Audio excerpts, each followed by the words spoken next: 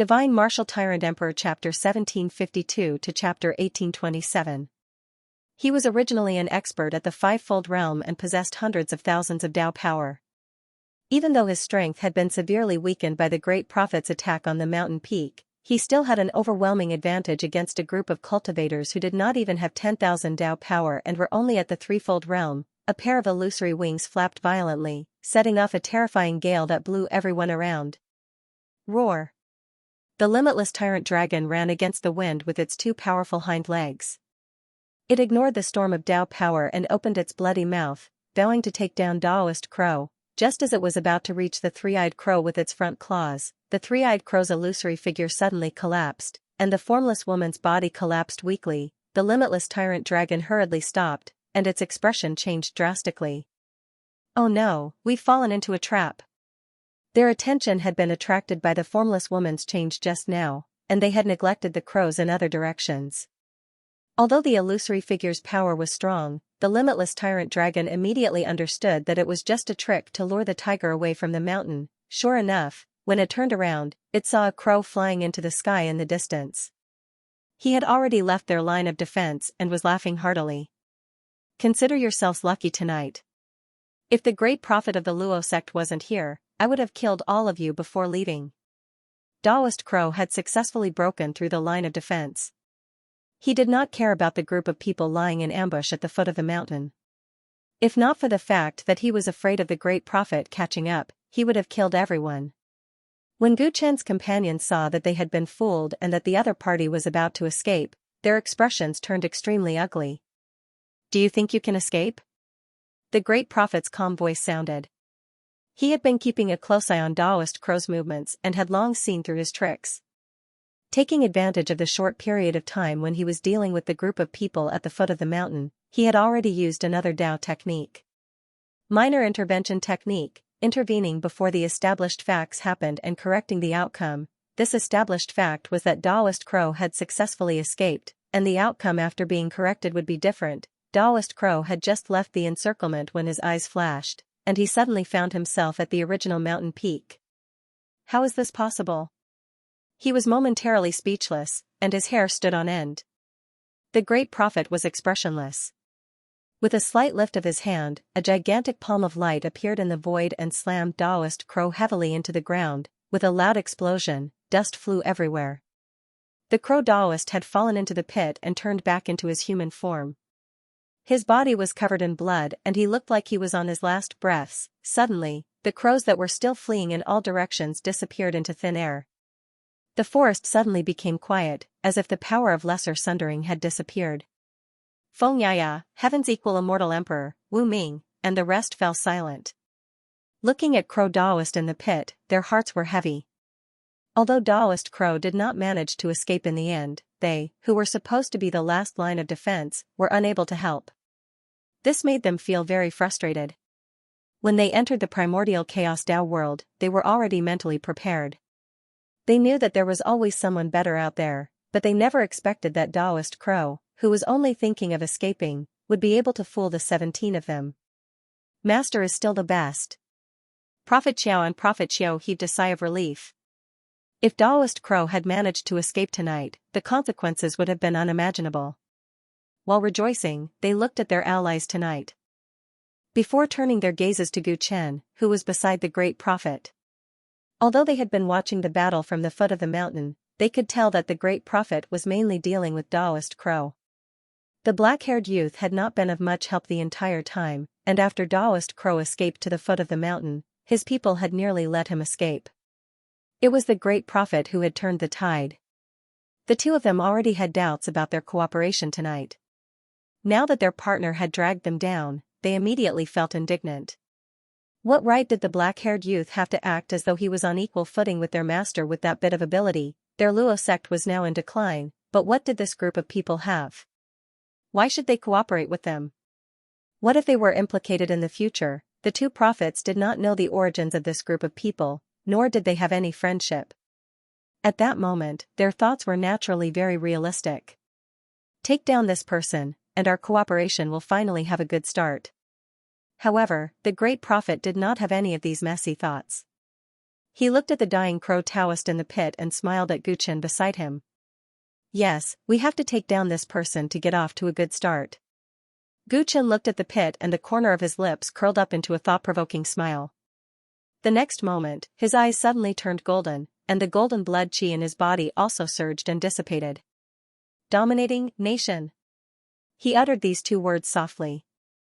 Within a radius of thousands of feet around him, dazzling golden buildings rose. The ground was also dyed in a dazzling golden color. A domineering nation appeared before everyone's eyes. It was an unforgettable sight. Within this domineering nation, screams came from many corners. Wisps of black smoke dissipated in the corners, and the screams clearly belonged to Taoist Crow. As for the Crow Taoist, who was on his last breath in the pit, his body also turned into billowing black smoke. The great prophet's expression changed when he saw this. There were actually other clones, and more than one at that. Even he had overlooked it. This Taoist crow was really a cunning rabbit with 3 burrows. Prophet Xiao and Prophet Xiao gasped and looked at Guchen in disbelief. Even their master had not noticed Taoist Crow's sinister backup plan, but this young man had? Could it be that he had greater foresight than their master? Also, what was going on in front of them? Previously, Taoist Crow could keep splitting no matter how they killed him, so why did he seem to have died? Being in this golden nation, the 2 prophets felt their hearts sink as if they were walking on thin ice. They could not help but have the urge to worship him. All the doubts and dissatisfaction they had previously disappeared at this moment. They were shocked and bewildered. Who exactly was this godlike man? Compared to the shock of the 2 prophets, Guchen's companions were much calmer. They had long gotten used to their leader's strength. Even in the Dao realm, where experts were everywhere, even if he had all sorts of innate disadvantages, he would not fall behind others. Now, it seemed like they were the ones who fell behind others. Many of his companions felt their hearts sink when they thought of the scene where they had fought with Taoist Crow previously. If one day they could no longer be their leader's right-hand man, or even become a burden to him, what should they do? Everyone had mixed feelings in their hearts. Guchen's cold gaze fell on a corner of the hegemonic state. Come out. You only have this body left, and you can no longer split. The reason why you're not dead yet is because I deliberately kept you alive. His voice was so calm that it made people's hair stand on end. It also destroyed the last bit of hope someone hiding in the dark. End of this chapter. A hunchbacked old man in black clothes stumbled out from a corner of the hegemonic state. His face was as pale as silk. He was the Crow Taoist, who was at the end of his rope. His heart was completely cold, and he looked at Guchen as if he had seen a ghost. Although the Crow Taoist was not a top-notch expert, he had made a name for himself in the dark world with his minor-splitting spell. There were many people who could defeat him, but in all these years, there were very few who could capture him. He had once escaped from the pursuit of an ancient and powerful family. That was how he had obtained that person's recognition and joined the Qianquan group. For a long time, he could maintain his calm no matter how strong the enemy was, because he knew that it was very difficult for anyone to kill him. He never thought that his life would be in danger during the mission at the Luo Gate. Even though the great prophet had come looking for him, he still felt that he could handle it with ease. However, one would always run into ghosts if they walked too much at night. Today, he finally encountered an unpredictable variable. A dazzling golden building suddenly appeared in this deep mountain forest, like the dazzling sunlight piercing through the layers of darkness. All of his crow clones had nowhere to hide. It would have been fine if it had only chased him out of the darkness, but this golden kingdom released a domineering pressure that he could not resist at all.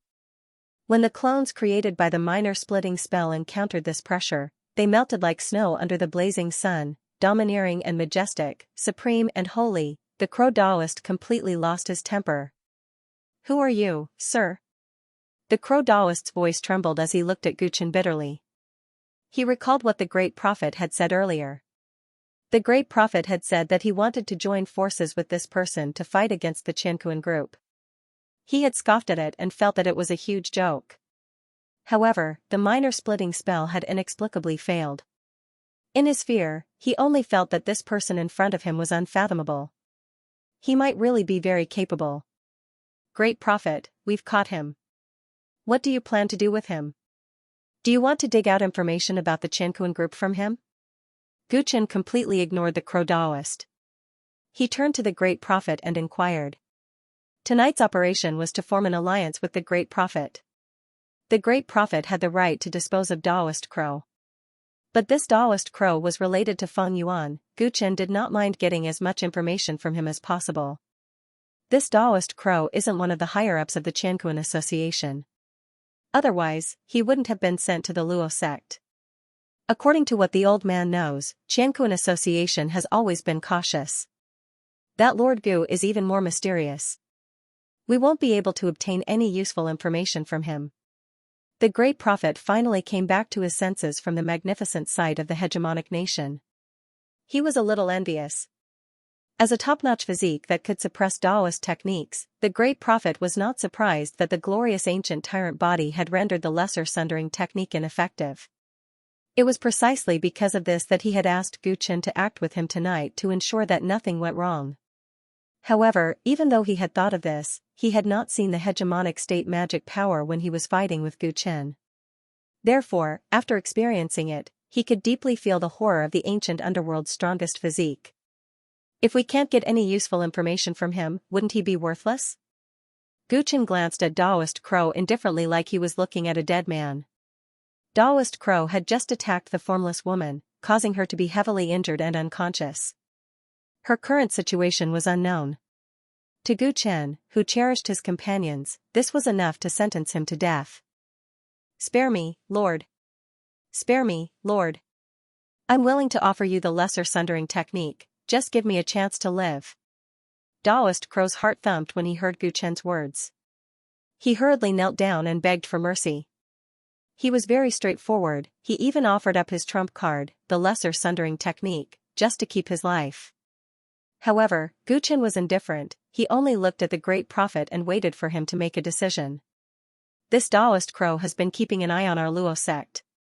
Only by capturing him can we carry out the following plan smoothly, so it won't be a waste of our efforts. Also, the old man has some questions for him. The great prophet replied to Gu Chen. Prophet Xiao and Prophet Xiao were confused. Plan, what was the next plan, what did the great prophet intend to do? All right then, I'll leave him to you. Gu Chen nodded and then strode toward the unconscious formless woman. At this time, his companions had gathered around the formless woman, worrying about her physical condition. Xianxia was treating her injuries. Uncle Gu, seeing Gu Chen walk over, Feng Yaya, who was helping to support the formless woman, appeared to be in low spirits. She even lowered her head. She had also been injured by Taoist Crow. Although her injuries were not as serious as the formless woman's, they were not light. However, compared to the injuries on her body, she felt even worse.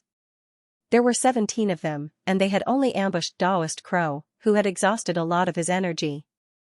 Yet, they had lost to such an extent. She felt that she had become a burden, and this situation might continue in the future. Hence, she felt very sad and ashamed to face Gu Chen. Gu Chen did not know what Feng Yaya was thinking. He strode to the formless woman's side, squatted down, and personally examined her. Her body had been controlled by Taoist Crow's strange Taoist technique. The situation could be serious or minor. If things went wrong, the formless woman would die. Fortunately, after examining her, Gu Chen found that although the formless woman's internal injuries were serious, it was because she could not bear the overly vigorous Taoist power when Taoist Crow possessed her, causing her organs and meridians to be injured. It was not a more fatal move. He communicated with Xianxia. Xianxia also held the same view. He had already fed her healing elixirs, so her life would not be in danger. The formless woman has a special splitting physique. Under normal circumstances, she will recover very quickly. But this time is different. Her physique has lost its effect. I'm afraid she will have to recuperate for a long time. Xianxia sighed. The previous incident had cast a shadow on him. Do you mean that the splitting ability of the minor splitting technique restrains the formless woman's physique? Gu Chen asked thoughtfully. To be precise, it's a restriction imposed by a superior on a subordinate, Xianxia answered truthfully. Upon hearing this, many of his companions felt their hearts sink. The formless woman's physique was very special. She had outstanding talent and could be ranked among the top of the group. However, in the face of the minor splitting technique, she had been completely crushed. 81 Major Technique. 3,000 Minor Techniques. The world's top Taoist technique was actually so terrifying. It could not be mentioned in the same breath as the chaotic sea. Everyone's hearts were shrouded in a shadow. Tonight's failure made it difficult for any of them to let go. After the formless woman took the elixir, her injuries gradually improved. During this period, the great prophet interrogated Taoist Crow and then killed him. After killing him, he brought the two prophets to Gu Qin. End of this chapter. Great Prophet Xiao and Great Prophet Xiao looked perplexed. This was because their master had just told them what to do next. They already knew the contents of the ancestral master's prophecy. They knew that during the next full moon, the Luo sect would be annihilated. In order for the Luo sect to be passed down, their master finally had to use the backup plan. Friend Gu, the old man has already obtained the information he wanted from the Crow Taoist. This is for you. The great prophet came before Gu Chen and handed him a jade slip. What's this? Gu Chen asked casually. Minor splitting art. The great prophet smiled. Oh? The Crow Taoist actually carried such a precious Tao technique with him, Gu Chen said in surprise. The Crow Taoist clearly couldn't have written down the contents of the minor splitting art before his death in such a short time. Therefore, he must have prepared this jade slip long ago. For such a precious Tao technique, in order to prevent it from falling into the hands of others, the Crow Taoist would usually not carry it around with him. The cultivation method of the minor splitting art has already been handed over by the Crow Taoist to the Qianquan group. Therefore, this Tao technique is no longer unique to him. The one that the old man found on him happens to be the backup that he left behind when he handed it over to the Qianquan group. The great prophet explained. Gu Chen was enlightened and took the jade slip without standing on ceremony. The minor splitting art might be of great significance to the formless woman. Gu Chen realized this, so he naturally wouldn't reject it. The old man previously said that the Crow Taoist didn't have any important information about the Qianquan group on him, yet he went to interrogate him. Doesn't Friend Gu want to know what the old man asked? Seeing that Gu Chen didn't want to ask more, the great prophet took the initiative to bring it up. I believe in you, great prophet, Gu Chen replied calmly. Actually, it's nothing much. The old man asked how many times the Crow Taoist had contacted the Qianquan group recently and when was the last time he contacted them. The great prophet said with a smile. I see. Gu Chen nodded and inadvertently glanced at the dragonfly monster that happened to be approaching. The dragonfly monster nodded at him vaguely, and Gu Chen immediately understood that the great prophet wasn't lying. Although he had decided to ally with Great Prophet, Taoist Crow was still Feng Yuan's subordinate. Gu Chen felt that he needed to know what Great Prophet had asked him. He acted like he didn't care because he wanted to give the Great Prophet more trust, but it was also because of the dragonfly monster.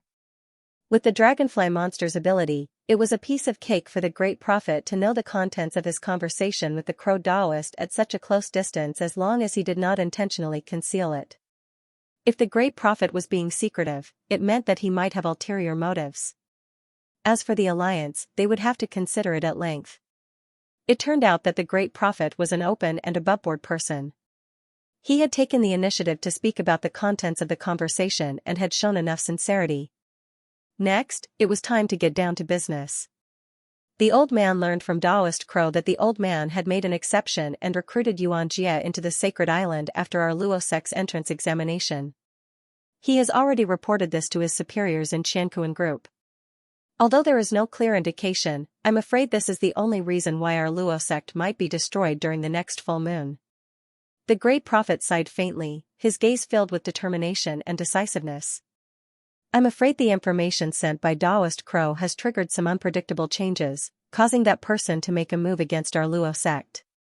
Now that things have come to this, our Luo sect has no way out. The old man has decided to give up on our ancestral land and leave Pei country. With his trustworthy disciples, going into seclusion here. I wonder if the old man's decision will satisfy Friend Gu. Luo sect will go into seclusion here? Gu Chen raised his eyebrows and pondered seriously.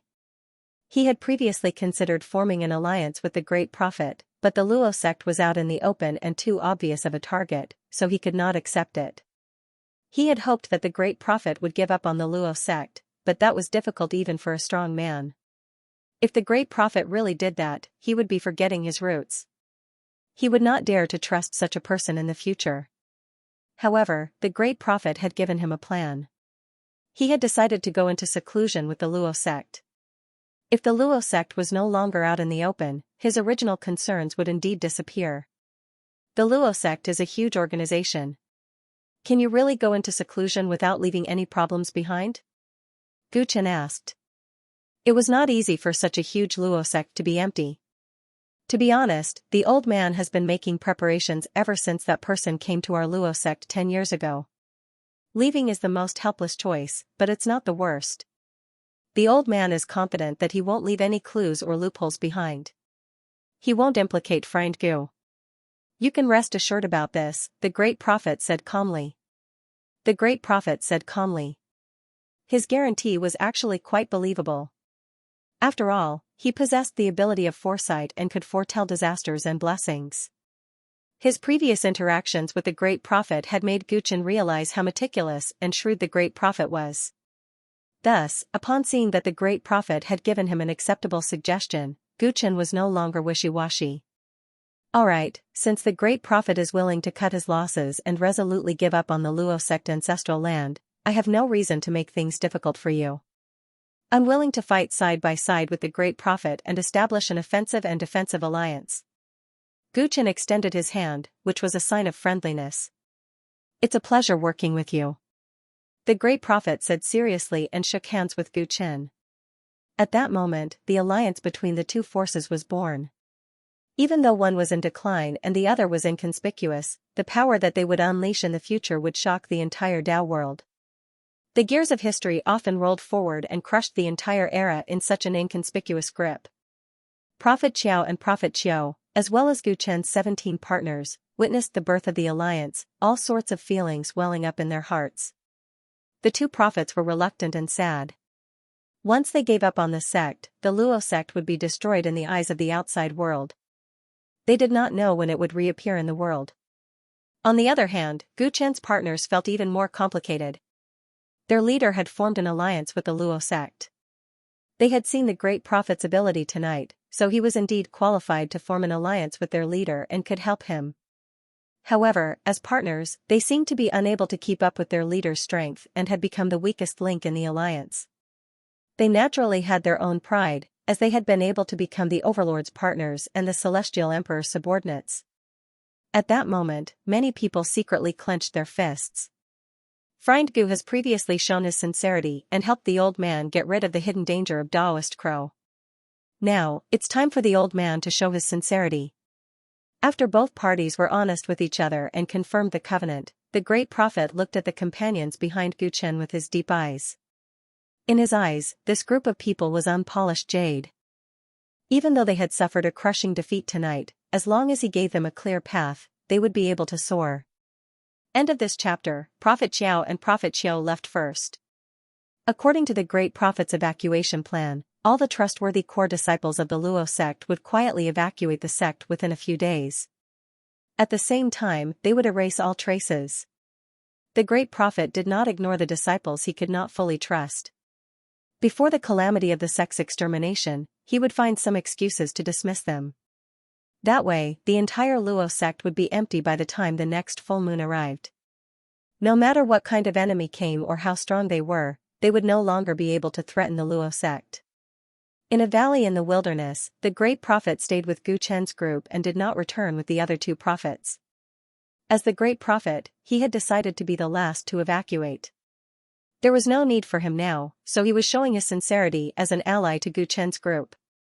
Minor divination elephant technique. The great prophet's body was surrounded by multicolored light, and a writing brush appeared in his right hand out of thin air. His face was expressionless as he emitted a vast and mysterious aura. Gu Chen's companions looked at him curiously, but Gu Chen saw something that the others could not. A strange god fiend appeared behind the great prophet. Its smoke-like body was closely attached to the great prophet, and its huge right hand was also in the shape of a pen, faintly overlapping with the great prophet's right hand. What's going on with this god fiend? Asked Gu Chen. He had seen a similar god fiend when the great prophet and prophet Dong had executed the minor divination spirit art. He had even seen it when Taoist Crow had escaped, but he had not had time to think about it. The god fiend before him was 70% to 80% similar to the god fiend that had appeared when the minor divination spirit art had been executed. However, it gave off a ferocious feeling with a sacred and ethereal aura, which was really strange. This thing is called the Tao spirit. It will only appear when a major Tao technique or the 3,000 small Tao techniques are executed. It is said to be the embodiment of the primordial chaos law. Its existence is the most obvious difference between the major Tao techniques and ordinary Tao techniques. However, under normal circumstances, only the caster can see its existence. People like Friend Gu, who are exceptionally talented and can see it, are extremely rare in the entire Tao world, explained the Great Prophet. The Great Prophet explained. Only then did Guchen realize that he was the only one who had seen the Tao spirit. Oh? In that case, the Great Prophet has a third minor Tao technique. A strange light flashed in Guchen's eyes as he recalled that the Great Prophet had mentioned the 4 words minor divination art. The minor spirit word art and the minor intervention art were already extraordinary, so it was unknown what was so special about the minor divination art. The Great Prophet was indeed hiding his true strength. If it wasn't for the fact that they had formed an alliance, he probably wouldn't have so easily revealed his secrets. Just like the minor spirit word art and the minor interference art, the minor divination art is also one of the minor Taoist arts derived from the great divination art. At the same time, it is also the most precious Tao technique in the old man's hands. Not many people in this world know that the old man knows this technique. Otherwise, no matter if it is a great family or a great sect, there would be experts rushing to his door. The Great Prophet showed a rare arrogance on his face. This technique is so valuable? What's so special about it? Everyone's interest was piqued. My Luo sect is proficient in divination and other life path deduction techniques. This minor divination art can peek into the future and even change the future. It is an extremely powerful method for life path deduction. The Great Prophet's words caused Guchen's group to be moved. Peek into the future and even change the future, no wonder the Great Prophet said this technique was extremely valuable. If there was a Tao technique that could accurately predict the future, which person in power in this world wouldn't be interested? Of course, it is too exaggerated to say that it can change the future. That is something only the great divination art can do. Although the minor divination art can peek into the future and choose the best choices for people, it can only be done in the form of a divination poem. The Great Prophet added on to explain. Divination poem? Everyone felt this was new, they vaguely understood what the Great Prophet meant by sincerity. Everyone, after tonight's matter of capturing Taoist Crow, I'm sure everyone knows how big the gap between us and Feng Yuan and Xianxia group is, right? The Great Prophet's eyes were deep and filled with wisdom as he said earnestly. Nameless, immortal emperor equal heaven, Feng Yaya, and the rest fell silent. Tonight's matter dealt them a huge blow. They realized how powerful the primordial chaos Tao world's cultivation world was, and how insignificant they were. If we want to face Xianxia group head-on now, it will be like throwing an egg at a rock, it is extremely unwise. What we need to do now is to increase our strength.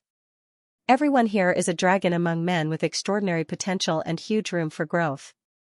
Thus, the old man would like to point out the path for everyone. This minor divination art is able to see the various futures of all of you, and filter out the best path. This path is not foolproof, but if everyone can successfully take it, the benefits will be the greatest. The Great Prophet did not hide anything, he sincerely explained the abilities of the minor divination art and waited for everyone to make their choice. The strategy he had set for the alliance was to temporarily conceal their strength and accumulate strength. When everyone grew stronger in the future, they would make trouble for Xianxia group. This was the best choice he could make after assessing the situation. He believed that after what had happened tonight, Guchen and company would not reject it. Everyone's future can't be the same. If we accept the path pointed out by the prophecy, does it mean that we have to split up? Everyone seriously considered the Great Prophet's suggestion. Feng Yaya bit her lip and asked, most of her gaze wandering around Guchen. Everyone's fate is different, just like how there won't be 2 leaves with the same pattern in the world. There will always be some difference, the great prophet answered truthfully. Great prophet, please cast the spell. Immortal Emperor Equal Heaven spoke up seriously while Xianxia was still hesitating. Nameless, Dharma King Qingtsong, Gu Huang, and the rest nodded. They were not like Xianxia, who had a girl's mind. They were more rational than emotional and only wanted to become stronger. Previously, they had acutely sensed the danger and realized that they might be a burden to Gu Chen in the future. The pride in their hearts naturally did not allow them to do so. Now that there was a shortcut to becoming stronger, they naturally had to fight for it. Seeing that no one objected, the great prophet looked at Gu Chen and asked for his opinion. Gu Chen was the leader of this organization. If he had other considerations and did not agree, the great prophet would not have spent so much effort on this matter. Thank you, great prophet. Gu Chen understood what everyone was thinking and also knew that the great prophet's view of the big picture was right. He did not think too much and made a request. Seeing that everyone agreed, the great prophet no longer hesitated. His aura fluctuated and the Tao spirit behind him became even taller and more imposing. The Tao spirit's hand intertwined with his, holding the brush in their hands together. They hung in midair, the tip of the brush glowing with colorful light. Everyone, please step forward one by one. The old man said that he would change to the next one, the great prophet said. At this moment, his expression was sacred and solemn, appearing even more unfathomable. Hearing this, Immortal Emperor Equal Heaven was the first to step forward. His body was as straight as a pine tree. The great prophet's eyes glowed brightly. He grabbed at the void above heaven's equal with his left hand and wrote in the air with his right hand. Gu Chen's eyes turned golden. He realized that during the casting process, a wisp of heaven's equal's fate was guided by the Tao spirit's left hand. It did not stay on the great prophet but transferred directly to the spirit pen. The spirit pen received the fate as if it had ink. It moved along with the great prophet's wrist. Soon, a piece of light paper appeared in the void. 4 lines of words flowed on the paper, and Taoist rhymes filled the air. Before they could see the contents of the poem, the great prophet waved his hand, and the light paper flew to Heaven's Equal, who caught it. Heaven's Equal held the light paper, and it quickly dissipated. The contents of the poem were imprinted in his mind. He closed his eyes for a moment, lost in thought. After a while, he opened his eyes and said, "No problem." This sentence was to reassure everyone. Although the great prophet had no reason to harm them, they still had to be on their guard. He believed that the great prophet could understand this. Wu Ming was the second to go up after hearing Heaven's Equal.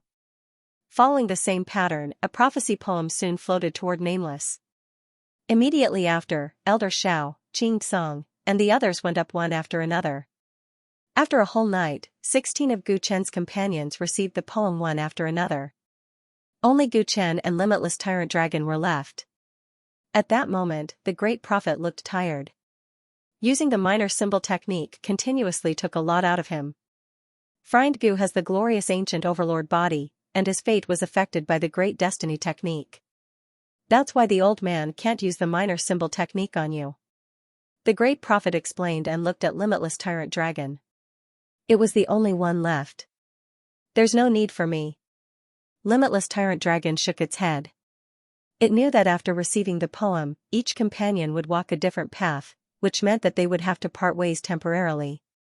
With the hope of the tyrants and the dinosaur tribe on its shoulders, its duty was to protect Gu Chen, the glorious ancient overlord body. Therefore, it did not plan to leave him. Moreover, it had waited for 1,000,000 years on Hell Planet. It did not want to experience a similar situation again. The Tao world was abnormally dangerous, so it had to protect Gu Chen at all times. That's good too. The Tyrant Dragon tribe and the tyrants have always been on the same side. Their fates have long been tied together. The great prophet nodded and did not insist. The atmosphere was a little quiet.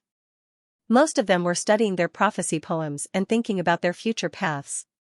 The prophecy poem would not directly point out the correct path. Instead, it would hint at it in the form of a poem, so everyone had to understand it themselves. He didn't know what kind of scenery this road would bring. Although the end of the road was bright, there would definitely be many dangers along the way. No one could truly predict the future. In the end, one had to rely on oneself to grasp the future. All the great prophet could offer was an opportunity. Gu Qin knew that his companions were facing an extremely important choice in their lives. He did not disturb them, and quietly left with the great prophet who looked exhausted. The two of them arrived at the top of a cliff.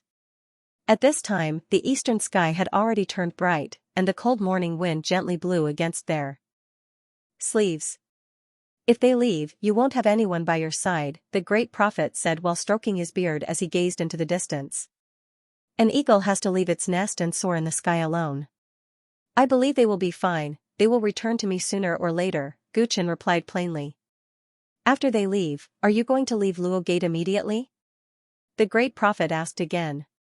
"What about you?"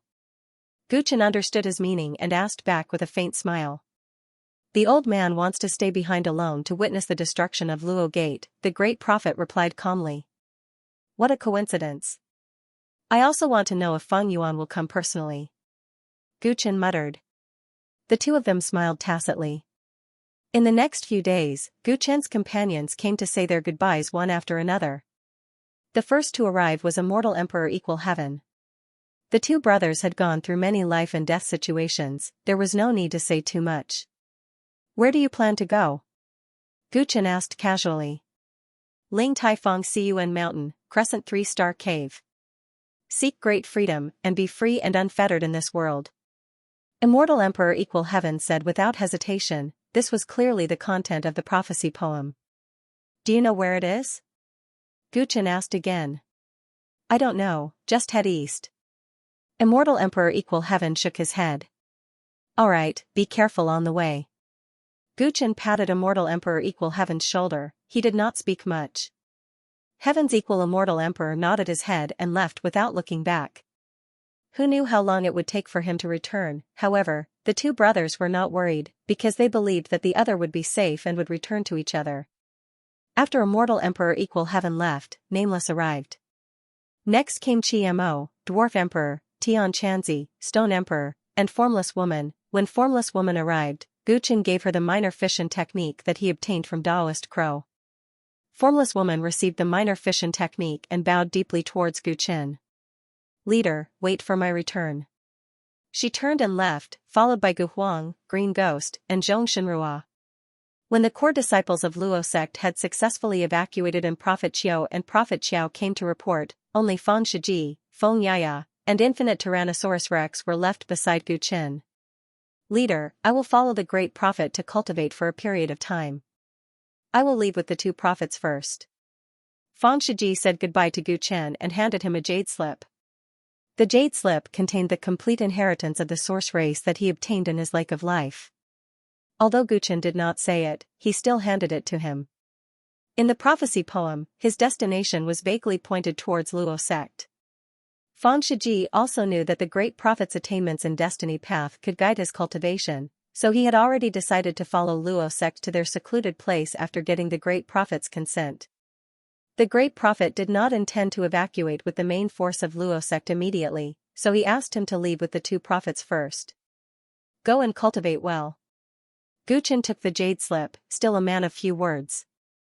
"Leader, although I obtained the complete inheritance of the source art, I don't know why the great destiny art is not like this. I will study it hard and hope that one day, I will be able to help you solve your problems." Fan Shiji was afraid that Gu Qin would overthink after reading the jade slip, so he explained this to him before leaving. "I understand. Go on." Knowing that the great prophecy art had declined in the Luo sect, Gu Qin was mentally prepared for this and was not surprised. Fan Shiji left with the two prophets. Only Feng Yaya was left. A day later, she finally said goodbye to Gu Qin. "Uncle Gu, you have to be well when I'm not around." "I will come back as soon as possible." Feng Yaya's beautiful eyes hid a deep reluctance to part, but she was even more determined. She really wanted to stay behind like Infinite Tyrannosaurus Rex, but she knew that she would not be of much help. She wanted to become stronger. Only by becoming stronger could she be of help to Gu Qin.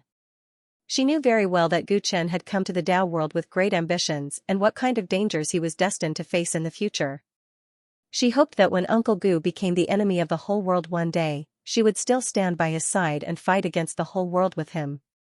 Take care. Guchen sensed a trace of affection, but he still silently sent Feng Yaya off. Feng Yaya walked into the mountain forest. After taking a few steps, she turned her head to look at Guchen, deeply imprinting his slender figure in her mind.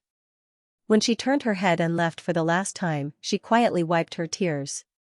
The sky was very blue, and the weather was very good. When they met again, would it still be like this? End of this chapter. His companions had all left, only Limitless Tyrant Dragon was left to accompany Guchen. Looking at Feng Yaya's receding figure, even Guchen, who had a heart of stone, felt a little lost and let out a soft sigh. All good things must come to an end. Today's parting was for a better reunion in the future. I hope my 16 companions have a bright future ahead of them. Soaring in the sky like eagles, Luo Sect's core disciples had all left, and those who were left behind had received the great prophet's order to disperse the entire sect 2 days ago. A few distrusted prophets had stayed behind, but when they found out that their fate lakes had disappeared and the sacred island had lost its divine power, their faces turned pale with fright. After cursing the great prophet, they led their disciples out of the mountain gate, leaving the ancestral land of the sect behind, and flew far away. Thus, only outer disciples who were not valued and some new disciples were left behind, unable to accept reality. They were disciples of a famous sect in Pei Nation, but they had become stray dogs overnight. How could they not feel dejected? However, under the great prophet's consideration for the future of the entire sect, these people were destined to be sacrificed.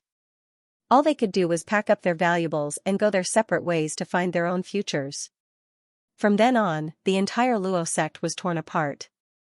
To outsiders, it was no different from being destroyed. The day of the full moon had finally arrived. The entire Luo sect was empty and silent in the night. Not a single light could be seen in the pavilions outside the sect. Tiger roars and ape cries could be heard from the forest, making the sacred land of Pei Nation look even more desolate. On a mountain top 250 kilometers away from Luo sect, Guchen was dressed in white, his black hair fluttering in the night wind. His starry eyes gazed at Luo sect from afar. Luo sect's founder had predicted that Luo sect would be annihilated tonight, so something was bound to happen, even if Luo sect had already made preparations beforehand. And there was no one else but Qianquan group that would attack Luo sect at this time. Heaven and Earth group was created by Fan Yuan, and Fan Yuan was eyeing the great prophecy technique, so there was no guarantee that he would not show up tonight. Even though he knew that Fan Yuan might appear and that the consequences would be unimaginable if the other party discovered that he had come to the Dao world, Guchen still dared to stay. He wanted to know what Fan Yuan had become after 100 years, and how big was the gap between them now. His behavior was very risky and impulsive. However, as the glorious ancient overlord body, if he did not even have the courage to meet the other party, he would not be able to talk about the great cause of conquering the world. Guchen was not the only one who stayed. Behind him, the great prophet walked over slowly.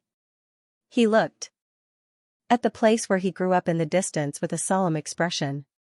Even though he had made the decision to abandon the ancestral land of his sect, that place had given him everything. His youthful arrogance was imprinted there, and his beloved teacher was buried there.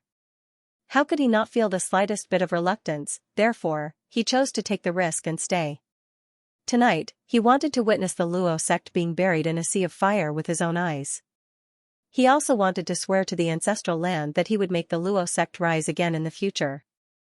They had different goals and different states of mind, but they had similar pride.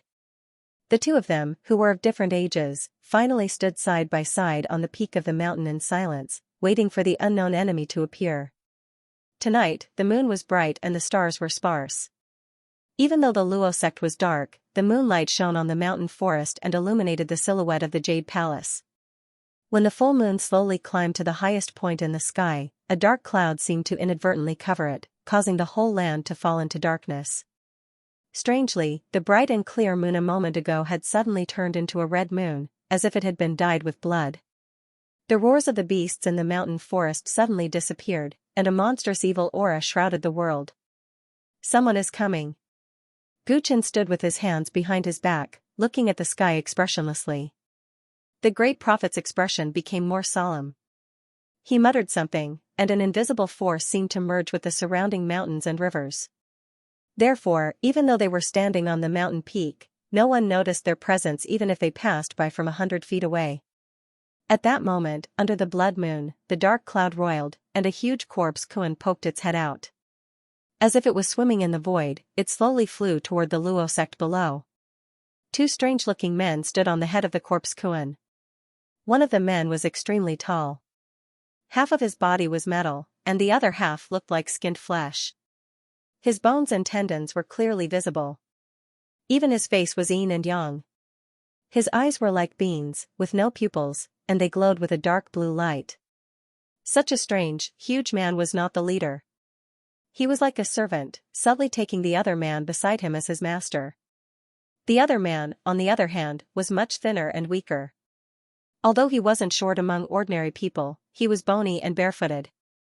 He had a head of gray, curly hair, and his face could not be seen clearly. Only a pair of gray eyes could be seen. That was because a frightening hand was stuck to his face, covering his mouth and nose, covering most of his face. The hand looked like the hand of a dead man. It was completely bloodless and looked extremely stiff. It was tightly stuck to the man's face, and it was a spine-chilling sight. Even though I was already mentally prepared for the sudden loss of contact with Crow Taoist, that old man from the Luo sect sure ran away fast. The gray-haired man stared at the lifeless Luo sect below, his eyes cold. The leader is as sharp as ever. The moment he heard that the old man from the Luo sect was acting strangely, he immediately sent us over to capture him alive. Unfortunately, we were still one step too late. If the Luo sect disciples we met on the way were right, that old man had already fled a few days ago. It's too late to track him down. The gray-haired man was in a very bad mood. That old man had foresight. Since he was already prepared, he must have cut off all traces of his escape. He was destined to make a wasted trip. The leader was determined to obtain the great prophecy technique. Now that he had lost the chance to obtain it, he did not know if the leader would fly into a rage and vent his anger on him. Since he was already here, he could not just leave without doing anything. The gray-haired man's face darkened as he said, "Ming Shou, tear down this Luo sect and dig 3 feet into the ground. See if you can find anything." "Yes, sir." The huge man with the yin and yang face said in a deep voice. He immediately jumped off the corpse Kuan and shot toward the Luo sect like a cannonball. Boom! The buildings outside the Luo men's gate collapsed at the first moment. The mountains collapsed and the earth cracked. The restriction formation that guarded the mountain gate was like a piece of paper. It seemed to have no effect on the giant man with the yin-yang face. Watch start Zui New Chapter Section Please arrive Tang Cook Company, mobile address. The huge man swung one of his metal arms. After wantonly destroying the outer gate, he leaped into the waterfall on the cliff and stepped into the inner gate of the Luo gate. After 2 hours, the giant walked out of the Luo gate. By then, the entire Luo gate had been engulfed in a sea of fire. The giant stretched out countless tentacles from the skinned half of his body and wrapped around the roots of the low-flying corpse Kuan. Then, he swung it back to its head. "How is it? Did you find anything?" The gray-haired man asked expressionlessly. He didn't have much expectation. "I found a few disciples of the Luo gate, but they are all insignificant people. I didn't get any useful information." The giant shook his head. The gray-haired man snorted coldly. "Forget it. Right now, we can only use manpower to find clues. Send a message to Beijing and ask them to help us find him. That old man probably won't leave any clues. The focus of the search is on Yuan Jia, who was summoned to the sacred island. The old man didn't escape earlier or later. He just had to run away after recruiting a disciple. There must be something behind this. We must investigate this thoroughly. Also, we can't let the other prophets go. Some of them have already secretly submitted to our Chankuan group and received benefits from us. But after the old man ran away, they also ran away. None of them had the courage to stay. They deserve to be killed." The gray-haired man explained in detail. His heart was boiling with murderous intent. The giant only nodded sullenly. The flaming sun crown prince seems to be in trouble in Beijing. He has asked for help from Master Sang many times, but Master Sang has always ignored him. Now that we need his help, I'm afraid he won't be able to do his best. The giant thought. What? Does he dare to not put in his best effort? Our leader takes this matter very seriously. He wouldn't dare to defy us even if he had 10 guts. The gray-haired man sneered. The fight for the throne in the Desheng dynasty is getting more and more intense. I'm afraid the flaming Sun Crown Prince has limited energy and will inevitably slack off. To be on the safe side, I suggest we use some of the nearby forces in Pei State. The rise and fall of the Luo Gate has a great impact on Pei State. They will definitely pay attention to this matter. Plus, they have a chance to get on our good side, so they will work even harder. The giant looked rough, but his mind was not simple. What can a bunch of useless people do? The gray-haired man thought otherwise, but he still said, that's fine. It would be a waste not to use free manpower. Perhaps there will be unexpected gains. As the two of them spoke, the huge corpse Kuan turned around and left the ruined Luo Gate. It swam between the mountains and rivers, flying into the distance. When he passed by a mountain, the gray-haired man's eyelids suddenly twitched. He felt uneasy and swung his hand downwards. Boom, a mountain peak was reduced to ashes under the palm, but it did not raise any dust. Instead, it strangely melted in the gray gas. Lord Sang, what's wrong? The huge man with the yin-yang face looked at the gray-haired man and asked in confusion. I'm fine. The gray-haired man stared at the disappearing mountain below him. He only saw a few wild beasts at the edge of the mountain being corroded by the gray gas and turned into a bloody pulp. He did not see any other abnormalities, so he shook his head in confusion. Perhaps he was just being paranoid. For a moment, he felt like he was being targeted by a ferocious beast, so he made a move to test the waters. Let's go. There's not much time left before the big plan of the leader. We still have an unfinished mission, so we don't have time to stay here for long. The gray-haired man casually kicked the corpse Kuan beneath him. The corpse Kuan immediately flew up into the sky, gathered countless dark clouds around its body, and disappeared into the horizon. After the man left, two people quietly appeared on the top of another mountain behind the disappearing mountain peak. I didn't expect to meet him here. Guchen stood with his hands clasped behind his back, looking calm and composed as he murmured softly. Friend Gu, you almost exposed us just now. The great prophet looked at Guchen speechlessly. The two of them had originally hidden themselves flawlessly, but Guchen had suddenly released a wisp of killing intent at the gray-haired man, which had alerted him. In the great prophet's opinion, this behavior was too rash, not only because the two of them were not weak, but also because once they made a move, Fang Yuan would likely know that Guchen had come to the Dao world. If that happened, the advantage of their secret alliance would be greatly reduced. Sorry, I met someone I know, but he has changed a lot, so I wanted to test him, Guchen explained with a smile. You don't need to test him. Just ask the old man. The old man has never slacked in gathering information about the Heaven and Earth Association all these years, the great prophet said helplessly. Oh? You know who those two people are, great prophet? Guchen asked, pretending to be surprised. Yes, the gray-haired young man is one of the 10 general stars of the Heaven and Earth Association. His name is Morning Yin, and he has been doing very well in the dark world all these years. As for the other monster, I only know that he's called Ming Shou. It's very strange that I can't find any clues about his origins at all. Even when I used the minor divination art to divine, it was a mess. The great prophet told him the truth. Upon seeing that the gray-haired man was still using his original name, Guchen had a pensive look in his eyes. Morning Yen was an outstanding genius who had been selected to enter the Dao world from the Chaos Sea. He had once fought with Heaven's equal immortal emperor for the first place on the Chaos Myriad Spirit list. In terms of talent, his ranking was higher than Feng Yaya's. Although Morning Yen had entered the Dao world with Feng Yuan, his benefactor, Dao Lord Heaven I, had died in Feng Yuan's hands. Guchen had not expected that he would be loyal to Feng Yuan and even become one of the so-called general stars of the Heaven and Earth Association.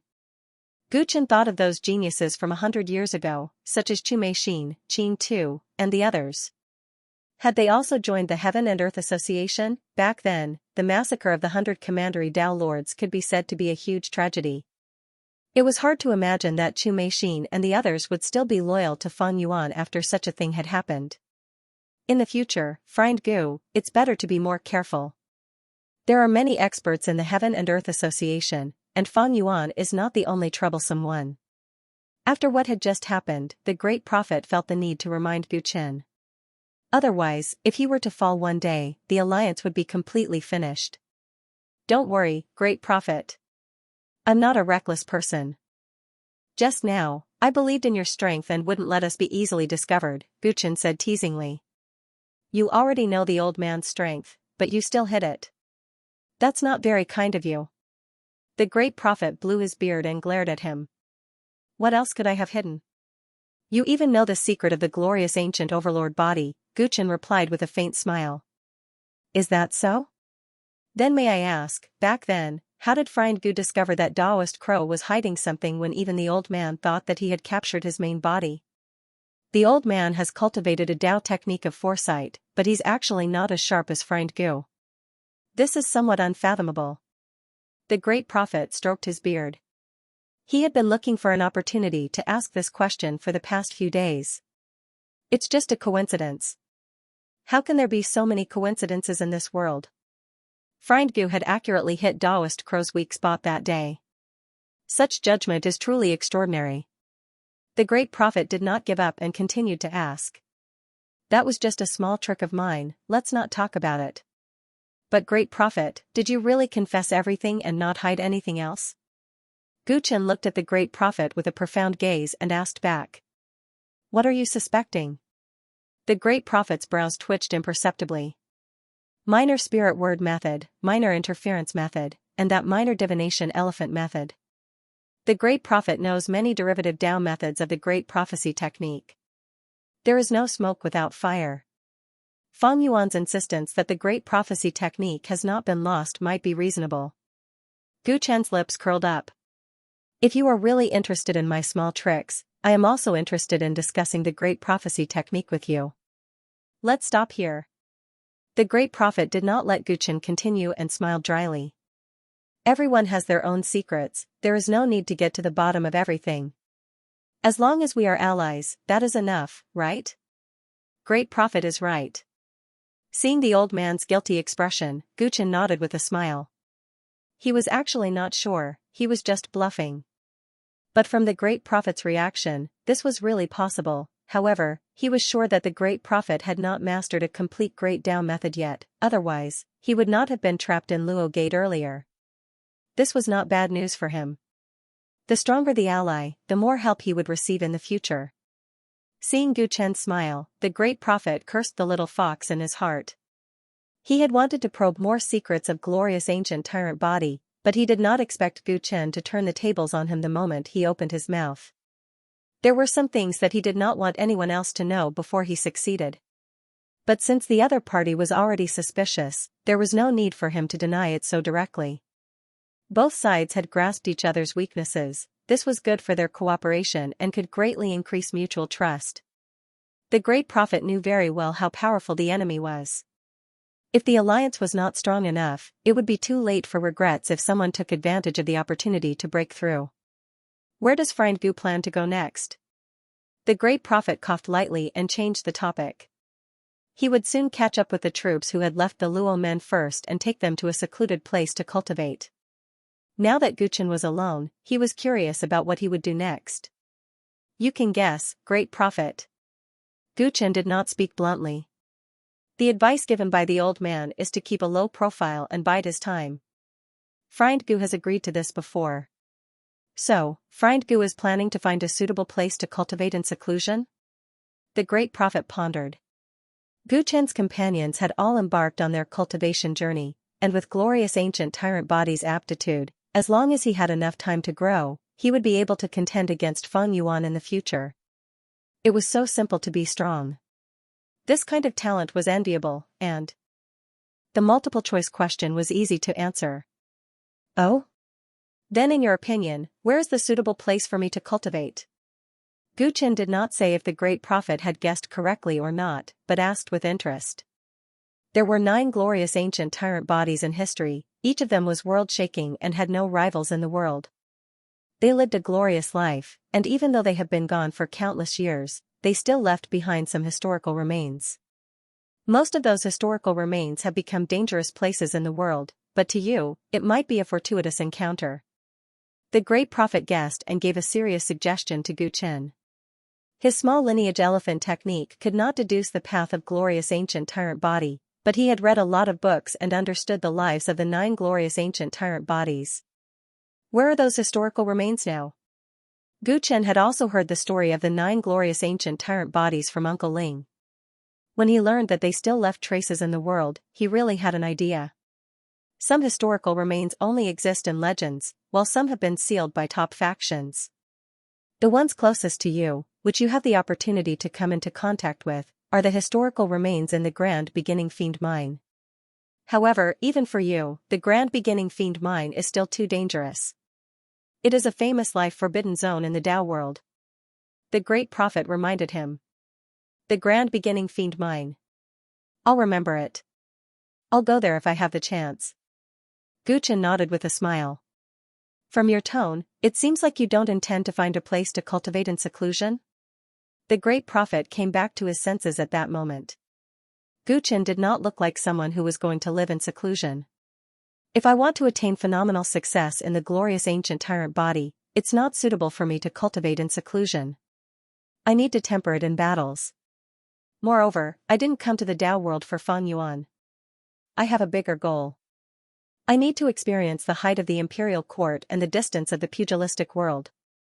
Gu Chen's deep eyes looked into the distance, a hint of ambition hidden in them. The great prophet, who understood what he meant, took a deep breath. If you appear in front of others, the chances of being discovered by Feng Yuan will increase exponentially. Isn't that more interesting? Why do you think I stayed here tonight? Isn't it to get closer to him? The corners of Gu Chen's mouth curled up. Under the moonlight, the great prophet could vaguely see excitement on his face. Suddenly, he realized that this bold person could not be stopped. He did not intend to hide his strength and bide his time.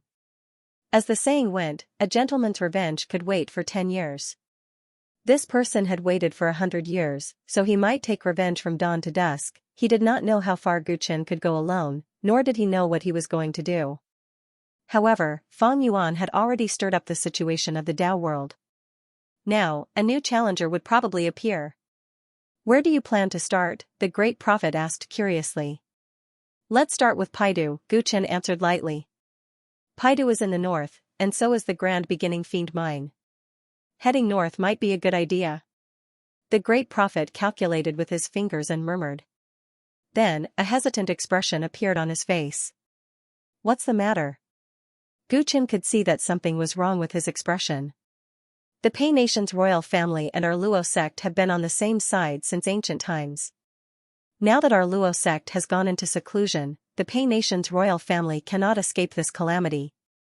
The great prophet sighed. Gu Chen understood.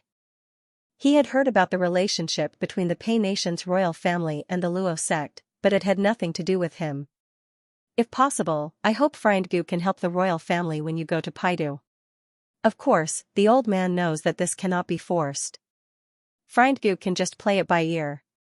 This matter will not let Friend Gu's efforts go to waste.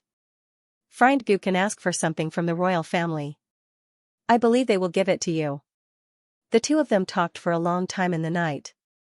When they were done with the necessary matters, the great prophet left after leaving behind the method of contact.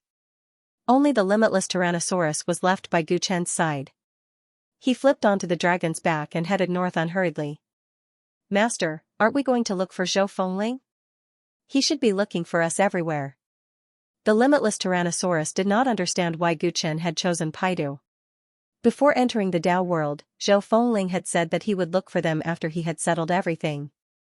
Uncle Ling is in the Zhou clan, so there are some things that he cannot decide. It's meaningless for us to seek refuge with him now. Let's make a name for ourselves first. Only then will we be able to ride the waves when the plan is truly carried out. Gu Chen's gaze was profound. The limitless Tyrannosaurus did not seem to understand. The journey to Paidu was long and arduous.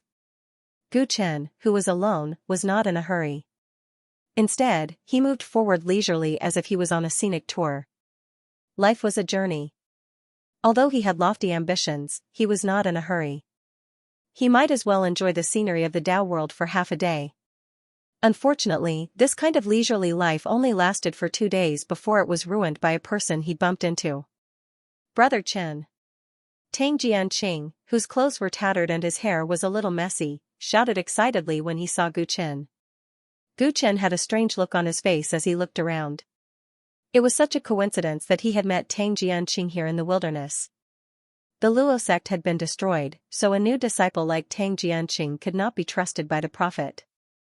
Naturally, he would not be taken away and could only choose his own path of survival. The Tang family's young master must have been returning home to Paidu, so he was on the same path as Gu Chen. Tang Jianqing must have left the Luo sect a few days earlier than Gu Chen. However, he did not even have a mount, so it was not strange that the leisurely Gu Chen had caught up with him.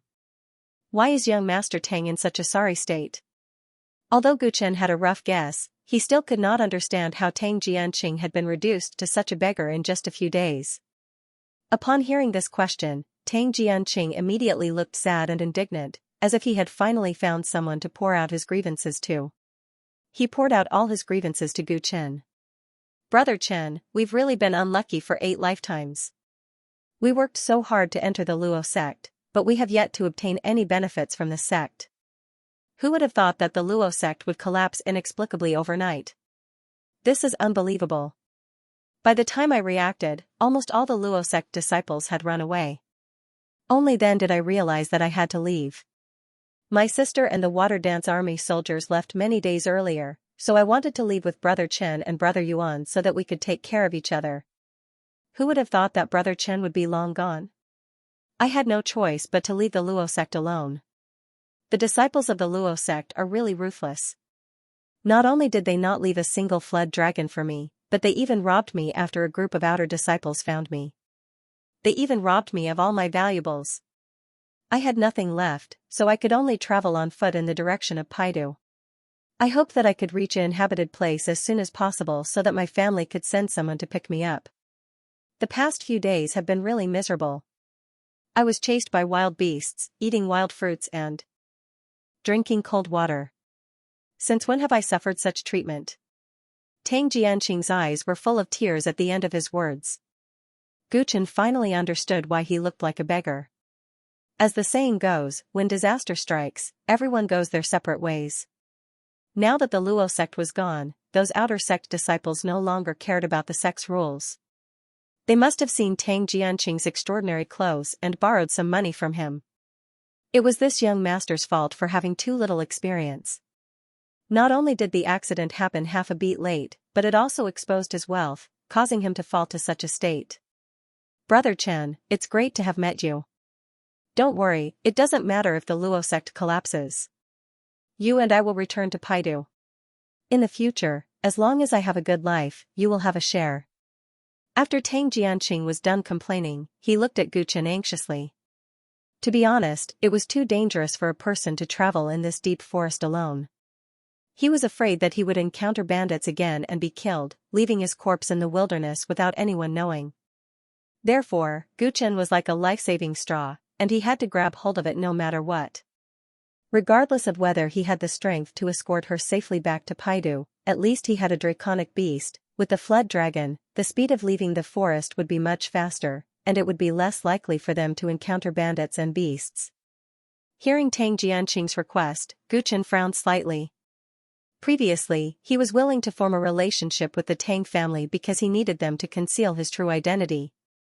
However, now that the Luo sect was gone, there was no need to do so. Tang Jianqing was no longer of any use to him. Gu Chen dared not compliment the temperament of this young master of the Tang family, nor was he interested in whether he lived or died. Young Master Tang, to be honest, I'm already disheartened after going through so much trouble to enter the Luo sect, and I have no intention of relying on other forces. Young Master Tang, good luck to you. Gu Chen sighed. After that, he let Infinite Tyrannosaurus Rex continue to move forward. Seeing that Gu Chen was going to abandon him, Tang Jianqing panicked and ran after him. Don't, Brother Chen. Even if you don't want to be the Tang family's draconic beast anymore, you can send me off. I promise I'll give you a satisfactory reward. Tang Jianqing panicked, worried that he had offended Gu Chen too much in the past, and that was why the latter was treating him coldly now. However, he was a little confused. Didn't they clear up the misunderstanding when they entered the inner sect? Why did his attitude change now? Guchen ignored Tang Jianqing, and the infinite Tyrannosaurus Rex walked at a steady pace. Tang Jianqing ran as fast as he could and followed behind. With the infinite Tyrannosaurus Rex's speed, even if it deliberately slowed down, Tang Jianqing was soon left behind. Master, aren't you also planning to go to Paidu? The Tang family seems to have some power in Paidu. Maybe they can come in handy. Seeing that Tang Jianqing was almost out of sight, the infinite Tyrannosaurus Rex said. He didn't know what Guchen planned to do in Paidu, but instead of starting from scratch there, he might as well use his relationship with the Tang family. The Tang family might be useful, but I'm not interested in serving this young master, Tang Jianqing. Guchen answered calmly. The infinite Tyrannosaurus Rex understood what he meant and said no more. Next, Guchen continued moving forward. There wasn't much difference from before. He walked and stopped along the way, as if he was on a sightseeing tour. Tang Jianqing desperately followed behind. Although he couldn't catch up with the Tyrannosaurus Rex in terms of speed, because Guchen had been resting for a long time, they met several times. Every time they met, Tang Jianqing begged bitterly, but Guchen ignored him. Helpless, Tang Jianqing's temper changed a lot, and he no longer looked like the young master from before.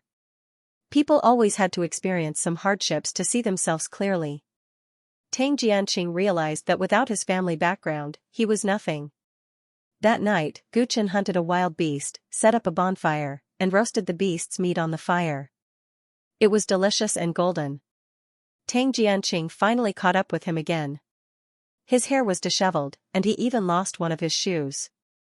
His bare feet were covered in blood and mud, and he didn't know what he had encountered. Smelling the delicious smell of the roasted meat, Tang Jianqing couldn't help but swallow his saliva. But seeing that Guchen didn't let him get close, he obediently sat in the distance. Along the way, he had figured out Guchen's character. The more annoyed he was, the more he wouldn't agree. This guy didn't care what kind of background he had. Halfway through the roasting of the beast's meat, the firewood was running out. Guchen frowned slightly. Seeing this, Tang Jianqing knew that his chance had come. He hurriedly ran into the jungle and quickly came back with a pile of firewood. He took the initiative to help Guchen start a fire. Sogu website, he busied himself and groveled. After the fire was lit, he saw that Guchen didn't say anything, so he retreated dejectedly and curled up in his little dark corner. Stay, this is for you. Guchen said indifferently and handed a piece of beast meat to Tang Jianqing. This was obviously the buttocks of a wild beast. Guchen had reserved the delicious thigh meat for himself and the Tyrannosaurus Rex, but Tang Jianqing was still ecstatic. He quickly took the beast meat and wolfed it down. After finishing the meat, Tang Jianqing wiped his mouth and asked Guchen excitedly, "Brother Chen, does this mean that you've accepted me?" He was still a little uneasy, worried that Guchen was just being kind. "I'm going to Paidu too. You can follow me, but don't give me any trouble," Guchen replied expressionlessly. Of course, of course." Tang Jianqing nodded quickly. "Rest after eating. We'll leave tomorrow morning." After Guchen finished speaking, he sat cross-legged and began to cultivate. Tang Jianqing hadn't been sleeping well at night because he was worried about encountering danger. Now that he had Guchen's protection and finally had a full stomach, he fell asleep immediately. In the middle of the night, there was a sudden rustling in the forest in the distance. "There's fire. Someone's in front." A voice was heard, causing the unbounded Tyrannosaurus Rex, lying on the ground, to open its eyes abruptly. Guchen continued to cultivate calmly, while Tang Jianqing was in a deep sleep and didn't realize that danger was approaching. Soon, a group of people came out of the forest, all riding drakes. Guchen recognized the leader. Chen Yi? The newcomer was dressed in white and had a black cape. He was handsome and elegant. It was Xianxia, and beside him was the dwarf elder he had seen before. Guchen slowly woke up from his meditation, opened his eyes, and looked at Xianxia and the others. The Luo sect was gone, and Dong Xianji was the first to disappear. Naturally, Xianxia had to leave the Luo sect. They were both young masters of Paidu, but the gap between Xianxia and Tang Jianqing's abilities was obvious at a glance. It could be said that Tang Jianqing had suffered a lot these days, but Xiao Haiyang's clothes were neat and tidy, no different from the first time they met. "Chenyi, I never expected to meet you here." Xiao Haiyang looked at the conspicuous cross-shaped tattoo on Gu Chen's forehead. His eyes were sinister as he gnashed his teeth. Don't be fooled by his elegant demeanor. These days, he really felt like a stray dog. In order to enter the Luo sect, in order to have a chance to establish a relationship with that bigwig surnamed Gu, he had spent countless winters and summers studying hard all these years. Who would have thought that Dong Xianji would suddenly disappear just as he thought that he had a bright future after entering the Luo sect and giving the precious Tier 4 agility pill to Dong Xianji? Not long after Dong Xianji disappeared, something even more unexpected happened. The Luo sect was destroyed. In just one night, all of his grand ambitions vanished. All of his past efforts seemed to have become a joke. That was how he left the Luo sect. Because he couldn't accept the truth, he wandered around the Luo sect for many days. As a result, he fell behind Gu Chen on the way back to Paidu. The grievance in his heart was unimaginable. Not only did he lose his time and future, but the Xiao family's efforts on Dong Xianji all these years were in vain. How could he feel good about this? Under these circumstances, he met Chenyi, who suppressed him in the entrance exam, caused him to lose the first place, and even humiliated Tang Jianqing by kneeling to him. How could he not be angry? What happened? The commotion caused by the arrival of the group of people caused Tang Jianqing, who was sleeping soundly, to yawn. He turned over and woke up. Only then did Xiao Haiyang notice the stinky beggar on the ground. When he saw his face clearly, he was wild with joy. Tang Jianqing, this damned fellow who humiliated him and made him kneel, was also here. That was great. He knew very well that with Tang Jianqing's temperament, he would never miss the opportunity to humiliate him after returning to Paidu. He would definitely spread the news of him kneeling. He had already lost his reputation as a disciple of the Luo sect. If he lost his dignity, how could he establish himself in Paidu in the future? In his opinion, tonight was a golden opportunity bestowed upon him by the heavens. Both of his enemies had been sent to him at the same time. Elder Wei. Xiao Haiyang glanced at the dwarf elder beside him. He didn't hide his murderous intent at all. The dwarf elder nodded. He could empathize with Xiao Haiyang's depression these days. His eyes immediately scanned the surroundings. Are there only the two of you? The dwarf elder asked eerily after scanning the surroundings and confirming that there was no one else around. The group of masters around Chenyi left a deep impression on him. Although he was a good-for-nothing, he didn't dare to attack them recklessly with those masters around. The others went out to look for food. They'll be back soon, Tang Jianqing said hurriedly. He was jolted awake from his sleep when he saw the group of people in front of him. Oh? Is that so? Xiao Haiyang glanced at the leftover animal bones on the ground. Tang Jianqing's lie was too clumsy. Looking at Tang Jianqing's expression, he could roughly guess what had happened to him these days. Tang Daolan of the Tang family and the soldiers of the Water Dance Army left soon after they entered the inner gate. They didn't expect such a sudden change in the Luo sect that caused Tang Jianqing to have to return home early. He was luckier than Tang Jianqing. Elder Wei stayed behind because he had some unfinished business with Dong Xianji. He avoided the fate of being robbed. In other words, Tang Jianqing didn't have any guards. Judging from Chenyi's appearance, his powerful subordinates weren't around either. Moreover, they were deep in the forest. If he killed them here, no one would know about it. Even if someone did, he could push the blame to the incident at the Luo sect. This was a heaven-sent opportunity. Xiao Haiyang's handsome face gradually turned ferocious. With a wave of his hand, the guards around him slowly spread out and surrounded the area. We're doomed. Tang Jianqing's face turned pale. He realized that there was no escape tonight. If they encountered ordinary savage beasts or bandits, it wouldn't be difficult for him and Chenyi to help each other. However, Xiao Haiyang was different. He had the dwarf elder by his side.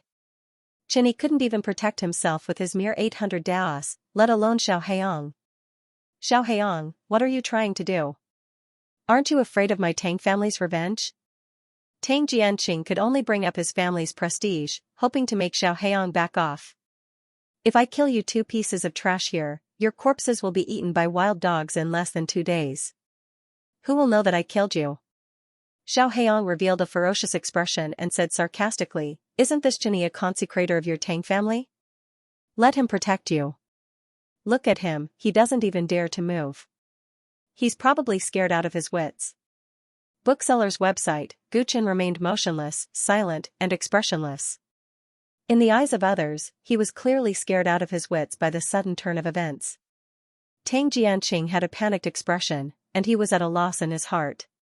He knew that Xiao Heiyang wasn't wrong. If he died in this wilderness, then he would die in vain, and the power and influence of his Tang clan would be utterly unable to help in the slightest. As for asking Gu Chen, the Tang family's high official, to save him, that was even more ridiculous. There were too many enemies. Even a horde of ants could kill an elephant, let alone Gu Chen, who was not an elephant. Tang Jianqing's hopes were dashed. He realized that he was doomed and his heart was filled with sorrow. He had been too unlucky recently. He had finally joined the Luo sect, but it had collapsed. He had finally met Chen Yi and obtained his approval, but Xiao Heiyang had jumped out. Thinking about what had happened these days, he could not help but wonder if he was the bane of his life. Otherwise, how could he be so unlucky? Young Master Tang, since we've known each other for a long time, I can consider letting you go if you kneel and kowtow to me to admit your mistake. Looking at Tang Jianqing's dejected face, Xiao Heiyang suddenly felt that it would be too easy to kill him. He wanted to humiliate him as much as he could before he died. Although Tang Jianqing wanted to live, he knew that Xiao Heiyang was only teasing him when he saw the ridicule in Xiao Heiyang's eyes and the guards around him. A warrior can be killed but not humiliated. Not everyone is as spineless as you, Xiao Heiyang, who kneels when you say so. Tang Jianqing sneered through gritted teeth.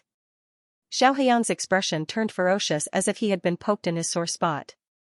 He turned to look at Gu Chen. Chen Yi, what about you? I'll give you a chance. Help me break this brat's legs and force him to kneel and kowtow to me. Then, I'll let you live. He did not directly ask Gu Chen to kneel. Instead, he asked him to force Tang Jianqing to do so. He wanted to see the two of them fight to the death to satisfy his desire for revenge. If Gu Chen did as he asked, he would not let him go. He would force him to kneel and kowtow to him. After he was done humiliating him, he would hack him to death. Gu Chen, who had been calm the whole time, finally raised his head and looked at Xiao Heiyang as if he was looking at an idiot. He was a mighty celestial arch in the Chaos Sea. He never expected that such a nobody would dare to block his path in the primordial Chaos Dao world. He naturally couldn't be bothered to pay attention to her, so he withdrew his gaze and spoke casually. Kill them all.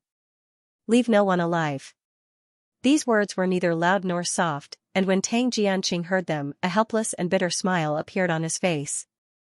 Brother Chen, are you asking me to take action? If I had that kind of ability, I would have made a move on him long ago. There were only two of them, so he subconsciously thought that Gu Chen was talking to him. He immediately felt a little annoyed. For the past few days, this person had been putting on airs in front of him as if he was very capable. Since he had a favor to ask, he didn't bother with him. But now that things had come to this, why was he still pretending to be a big shot? His heart was filled with resentment, and just as he was about to complain a little more, a terrifying dragon roar suddenly shook the entire forest. Roar! The dragon roar exploded. The wyvern that Xiao Heiyang and the others were riding suddenly panicked. Their legs went limp and they fell to the ground, flipping them off their backs. Instantly, it was chaos. Tang Jianqing was stunned. He saw a huge black shadow pounce out from the side. In the blink of an eye, it charged into the enemy's camp and slaughtered crazily. In just a few moves, Xiao Heiyang's guards' flesh and blood splattered everywhere as they screamed. As for the wyverns, they foamed at the mouth and fainted. He took a closer look and realized that it was the flood dragon that Chen Yi usually rode on. The ordinary-looking wyvern was like an ancient fiend beast. It opened its bloody mouth and bit off a person's head with a bite. With a swipe of its claws, it shattered a person's chest. It was ferocious and unstoppable. The well-trained Xiao family guards tried to stop it, but their weapons only produced sparks when they slashed at its dragon scales. They could not break it at all. Instead, they were sliced in half at the waist by its powerful dragon tail. They could not withstand a single blow like paper. Evil creature. The dwarf old man reacted and roared. The 12,000 Taoist power in his body exploded. Like a ray of light in the dark, he charged at the limitless Tyrannosaurus in the blink of an eye. He tried to kill it instantly to prevent the guards from suffering heavy casualties. Xiao Heiyang was slightly relieved when he saw that Elder Wei had made his move. Elder Wei was a 4-meter state expert. He was the Xiao family's high official. The Xiao family had hired him with a lot of money. The wyvern was just a beast with some brute strength. When Elder Wei attacked, it was no different from a dead dog. Just as he was thinking about this, Old Wei was struck by the dragon's tail with a loud bang. He screamed miserably and was sent flying back at a speed even faster than when he left. He crashed through countless trees along the way and fell several thousand feet away. It was unknown whether he was dead or alive. He was as ferocious as a tiger, but in the end, he was just an idiot. The dwarf old man had appeared in an imposing manner, but he did not even last for a breath's time. Xiao Heiyang was stunned. Was this the high official that the Xiao family hired with a lot of money? Why couldn't he defeat the Tang family's high official's mount? Xiao Heiyang wondered if he had misjudged. While he was in a daze, the limitless Tyrannosaurus Rex continued its one-sided slaughter. It fulfilled the mission that Guchen assigned to it dutifully. It left no one alive. Oh my god, Tang Jianqing's eyes widened. He did not expect Guchen's wyvern to be so ferocious. It could even send the dwarf old man flying with a swing of its tail. This was not an ordinary wyvern. It was a specially trained fighting dragon. You're despicable. Chen Yi, fight me one-on-one if you have the guts. Why are you letting this beast attack you? Xiao Heiyang was terrified when he saw that his guards were being slaughtered. He knew that they could not hold on for much longer. He stammered to Gu Chen. He could not accept it and could not accept it. What kind of ability did this guy have? It was one thing for Yi Futian to suppress him in the Luo Gate assessment and have a group of powerful subordinates by his side, but why was he so helpless against a mere mount of his? Xiao Heiyang, what right do you have to fight with Brother Chen? You're about to die. Kneel down and apologize. Maybe Brother Chen will spare your life. Tang Jianqing swept away his previous dejection, and his expression was one of excitement as he spoke. Xiao Heiyang's face turned green when he heard his words. He was fuming with anger. Why, in terms of strategy and talent, he was better than Tang Jianqing. Why was he the one who lost? He was humiliated in the Luo Gate. Now that he had left the Luo Gate, he wanted to teach Tang Jianqing a lesson. He was supposed to win, but this happened. It's all your fault. It's all your fault. If it wasn't for you, what would Tang Jianqing have done? Xiao Heiyang charged at Guchen in anger.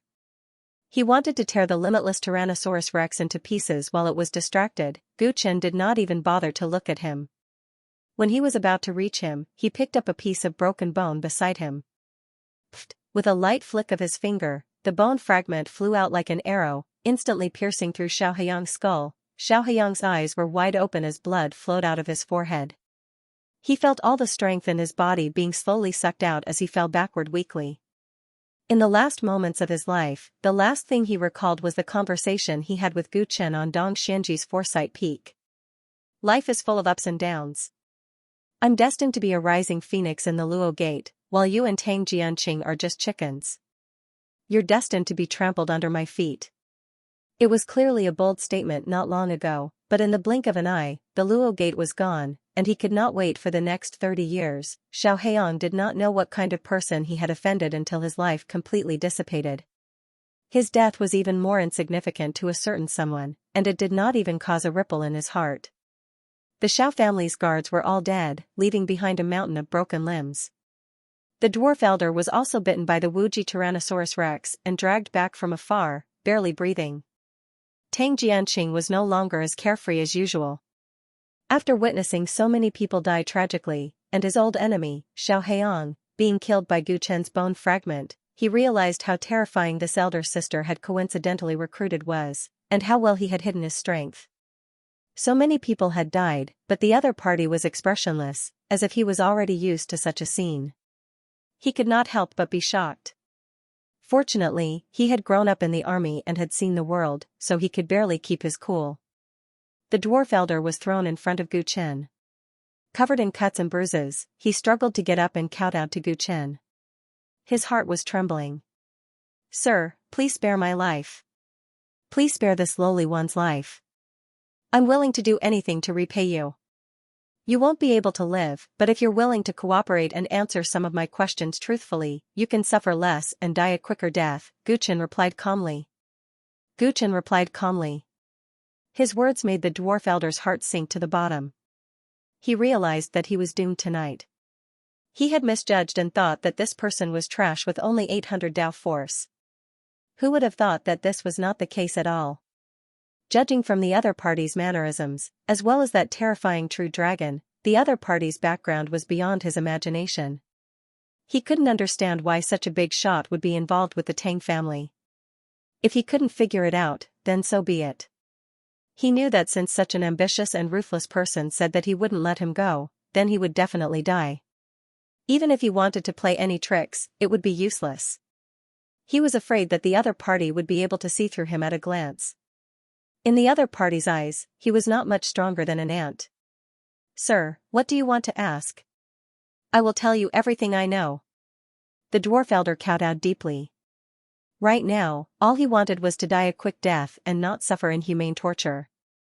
Tang Jianqing looked at the lowly dwarf elder. At this moment, he didn't feel that he had no backbone at all.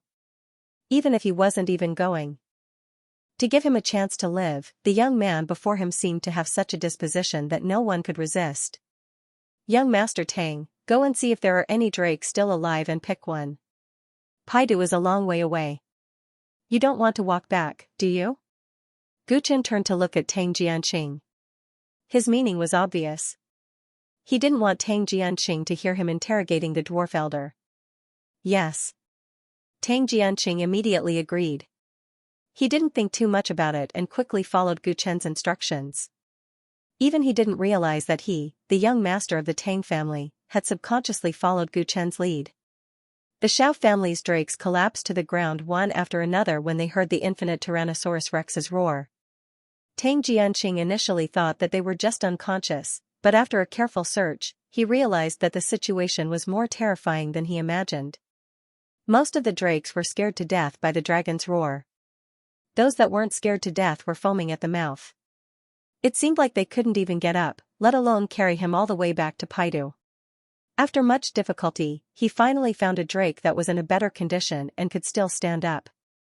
He heaved a huge sigh of relief. He finally didn't have to travel barefoot anymore. He searched the corpses of Xiao Heong and the others carefully and found a lot of valuables. Xiao Heong wasn't robbed like him, so he had a lot of valuables on him. It was enough to cover his travel expenses on the way back to Paidu. When he returned to Gu Chen's side, Gu Chen had already finished interrogating the dwarf elder. The old man had also died. "If young Master Tang doesn't want to get into trouble, it's best that you don't tell anyone about what happened tonight," Gu Chen reminded Tang Jianqing lightly. "I understand, Brother Chen." Tang Jianqing nodded his head repeatedly. The Xiao family was quite influential in Pei Nation. Now that their future master, Xiao Heong, was dead, and this matter had something to do with him, he would not be foolish enough to invite trouble upon himself. "All right, it's still early. You can sleep a little longer." Gu Chen didn't say anything else. He stopped here and went back to cultivating. Tang Jianqing was speechless. Something so serious had happened, and there were so many corpses around him. How could he sleep? He didn't dare to talk back to Gu Chen. Tang Jianqing felt a chill in his heart when he saw that Gu Chen had entered a meditative state again and really didn't care about the corpses on the ground. His father had once said that killing one was a crime, killing 10,000 made one a hero, and killing 9 million made one a hero among heroes. Judging by Brother Chen's appearance, he must have experienced mountains of corpses and seas of blood, right? Tang Jianqing's thoughts ran wild, and his emotions were very complicated. Just like that, he passed the night. The next day, Tang Jianqing rode the dispirited flood dragon with a pair of panda eyes and set off again behind Gu Chen. Gu Chen learned about some of the situation in Paidu from the dwarf elder. He was a lot more interested in this trip, so he didn't go sightseeing along the way and sped up a lot. The two of them went to Paidu without any trouble along the way. When they passed by a small town, Tang Jianqing sent a letter back home. At the same time, he borrowed a group of soldiers from the mayor of the town in the name of the Tang family to escort him and Guchen to Paidu. Guchen didn't have any objections to this. Paidu's public security wasn't good, so having a group of soldiers to clear the way could save a lot of trouble. Finally, after a long and arduous journey for many days, the vast moat of Paidu appeared in front of him. Tang Gaolan led a large group of water dance army soldiers and guarded the city gate with a few elders with high cultivation bases. When they saw Tang Jianqing's figure appear, they immediately went up to him.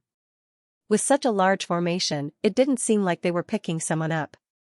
Instead, it seemed like they were guarding against something. As they approached the city gate, Wuji Tyrannosaurus gradually slowed down. Behind the city gate, it could feel countless chaotic auras, including some powerful existences. This was the capital of a country, so it was natural that it was a gathering place with many experts. It couldn't be underestimated. Tang Gaolan already knew about the shocking changes in the Luo Gate. When she saw that her brother had returned safely, she happily hugged Tang Jianqing, and the siblings chatted for a while. When she was done talking to her brother, she strode toward Gu Chen. "Thank you for taking care of Jianqing along the way, Brother Chen." Tang Gaolan cupped her hands and said gratefully from the bottom of her heart. Although Tang Jianqing didn't explain exactly what had happened on the way, her younger brother had been spoiled since he was a child. She could totally imagine how difficult it would have been for him without Gu Chen's help. "Miss Tang, you're too kind," Gu Chen replied with a smile. His gaze fell on the two old men beside Tang Gaolan and the army behind her. He was only receiving Tang Jianqing, but such a large force made him feel a little strange. "Brother Chen, this is my second uncle. The other one is Consecrator Gu." Tang Gaolan briefly introduced the two old men beside her. Gu Chen said courteously, "Nice to meet you." The two old men did not return the greeting. The second uncle of the Tang clan scrutinized Gu Chen's young face without saying a word. As for High Elder Gu, he simply snorted coldly. His attitude was obvious. Gu Chen noticed their attitude and frowned slightly. Putting aside the help he had given Tang Jianqing, he didn't know these two. As the saying went, one shouldn't hit a smiling person. Why did they treat him like this? "You're Chen Yi, right? The old man has heard about you. The old man has some things to tell you." Tang clan's second uncle suddenly spoke, but he was interrupted by Tang Gaolan before he could finish. "Second uncle, Brother Chen must be tired from the long journey. If there's anything, let's talk after you've settled down. That's the way to treat a guest." Tang clan's second uncle showed some displeasure when he heard this, but he didn't oppose it. "Do I need you to say that? That's how it should be. Young Master Chen, please." He turned around and left after saying this, not intending to chat with Gu Chen at all. As for High Official Gu, he didn't even bother to look at Gu Chen. "Miss Tang, what's going on with these two?" Gu Chen was confused and asked Tang Gaolan calmly. "This? Brother Chen, please forgive me. I will explain this matter to you later. For now, let's return to the mansion. I believe Brother Chen must be tired from the long journey." Tang Gaolan's face was full of embarrassment and awkwardness, and her words were unclear. "That's right, Brother Chen. Don't bother with those two old fellows. It's been a tough journey for you. Now that you've finally returned to Paidu, you must let me treat you well." Tang Jianqing didn't seem to have any respect for his second uncle. He was afraid that Gu Chen would get angry, so he said with a fawning expression. These words greatly eased the atmosphere. Gu Chen noticed the apologetic look in Tang Gaolan's eyes, so he didn't say anything more. He nodded and followed behind the two of them. Stepping into Paidu, Tang Gaolan couldn't help but talk to Gu Chen and Tang Jianqing all the way to the Tang Manor. After some communication, Tang Gaolan quickly discovered something strange. She realized that her brother's attitude toward Chen Yi had changed drastically compared to what she remembered. Previously, Tang Jianqing had been disrespectful to Chen Yi, and it wasn't as if he hadn't been sarcastic to his face before. He always put on the airs of a young master. However, when they met again this time, she realized that her brother's attitude toward Chen Yi was not only much more polite, but could even be described as respectful, yes, she had been observing her brother's behavior along the way and realized that he always treated Qianyi as his leader. His words and actions were extremely flattering, and he didn't have the slightest bit of arrogance like he used to have. This had greatly subverted her expectations. She could tell that although they had only been apart for a short period of time, her brother seemed to have matured a lot. She didn't know what had happened during this period of time. She wanted to ask in detail, but considering that they were on the streets and that there were too many people around, she forced herself to hold back. "Miss Tang, has something happened in Paida recently?" Gu Chen asked curiously. He saw that the streets on both sides were wide, but many of the stalls had been closed. There weren't many pedestrians on the road, and instead, he often saw patrolling soldiers. He could see some clues from the previous scene when he received Tang Jianqing. Now that the situation in Paida was like this, he had some guesses. However, he didn't know if the Tang family's second uncle and high official Gu's strange attitude had anything to do with this. Tang Gaolan, who was riding on the flood dragon, suddenly looked a little more solemn. She sighed. "Paidu has indeed been unstable recently. Speaking of which, it has something to do with Brother Chen. Who would have thought that the dignified holy land of Paidu, the Luo sect, would disappear overnight?" These words made Tang Jianqing, who had finally returned home and was feeling happy, suddenly look solemn. His tone was bitter. "What an unexpected disaster. My 10 years of hard work have been completely wasted. I don't know what exactly happened to the Luo sect." Until now, he still couldn't understand why such a situation had happened. A sect that had been perfectly fine had just disbanded without any warning beforehand. It would have been fine if it had been a small sect, but it just had to be the Luo sect. The Luo sect was the dignified holy land of Paidu. It had unparalleled influence on the royal family, and it was also a Taoist sect with a long history. Such a thing should not have happened. What's the big deal about your hard work going to waste? If this matter isn't resolved properly, the entire Paidu might be destroyed. Get ready. Father has a lot to ask you. He'll probably summon you as soon as you get back. Tang Gaolan sighed repeatedly and reminded Tang Jianqing. "There's no use asking me. I don't know anything." Tang Jianqing's head hurt at the thought of this. The change in the Luo sect happened too suddenly. No one expected it. The only people who might understand the situation now are you, who have personally experienced the change in the Luo sect. There are many forces trying to find out about this matter. Why do you think I brought so many people to pick you up? It's because I'm afraid that you'll be intercepted the moment you return. Father is afraid that you're young and ignorant and will say something you shouldn't and get yourself into trouble." Since they had talked about some things, Tang Gaolan might as well make it clear. "I don't know anything. What nonsense can I say?" "Father is overthinking things," Tang Jianqing grumbled pitifully. "Is this really that big of an impact?" Gu Chen asked. The great prophet had told him about the consequences of the Luo sect's disappearance, but it was a different thing to experience it for himself. "I'm afraid the impact of this matter is more serious than Brother Chen can imagine. Brother Chen has personally experienced the change in the Luo sect, so you need to be careful with your words and actions. However, Brother Chen doesn't need to worry too much. You don't know much, just like Jianqing. With the Tang family's protection, no one will make things difficult for you." Tang Gaolan lowered her voice and comforted Gu Chen. It was clear that Tang Jianqing's previous letter had already told him what he knew about the Luo sect. In Tang Jianqing's eyes, Gu Chen, who was also a new disciple, couldn't possibly know much about the change in the Luo sect. When he sent the letter back home, the Tang family, who lacked information, naturally believed him. They didn't think that Gu Chen knew anything about the change in the Luo sect. This matter was simply unbelievable. Who would have thought that a disciple who had just joined the Luo sect would have the ability to influence the great prophet's decision? Was this the reason why the two of them were hostile to me earlier? Asked Gu Chen as he glanced at second Uncle Tang and high official Gu who were walking in front of him. He had to figure out the reason for this strange hostility. Not really. Tang Gaolan, who had been speaking freely just a moment ago, started stuttering again.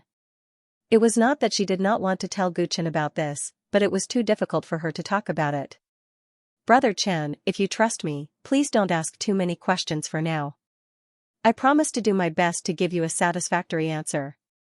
Tang Gaolan pondered for a moment before she spoke sincerely. Her words made Gu Chen even more confused.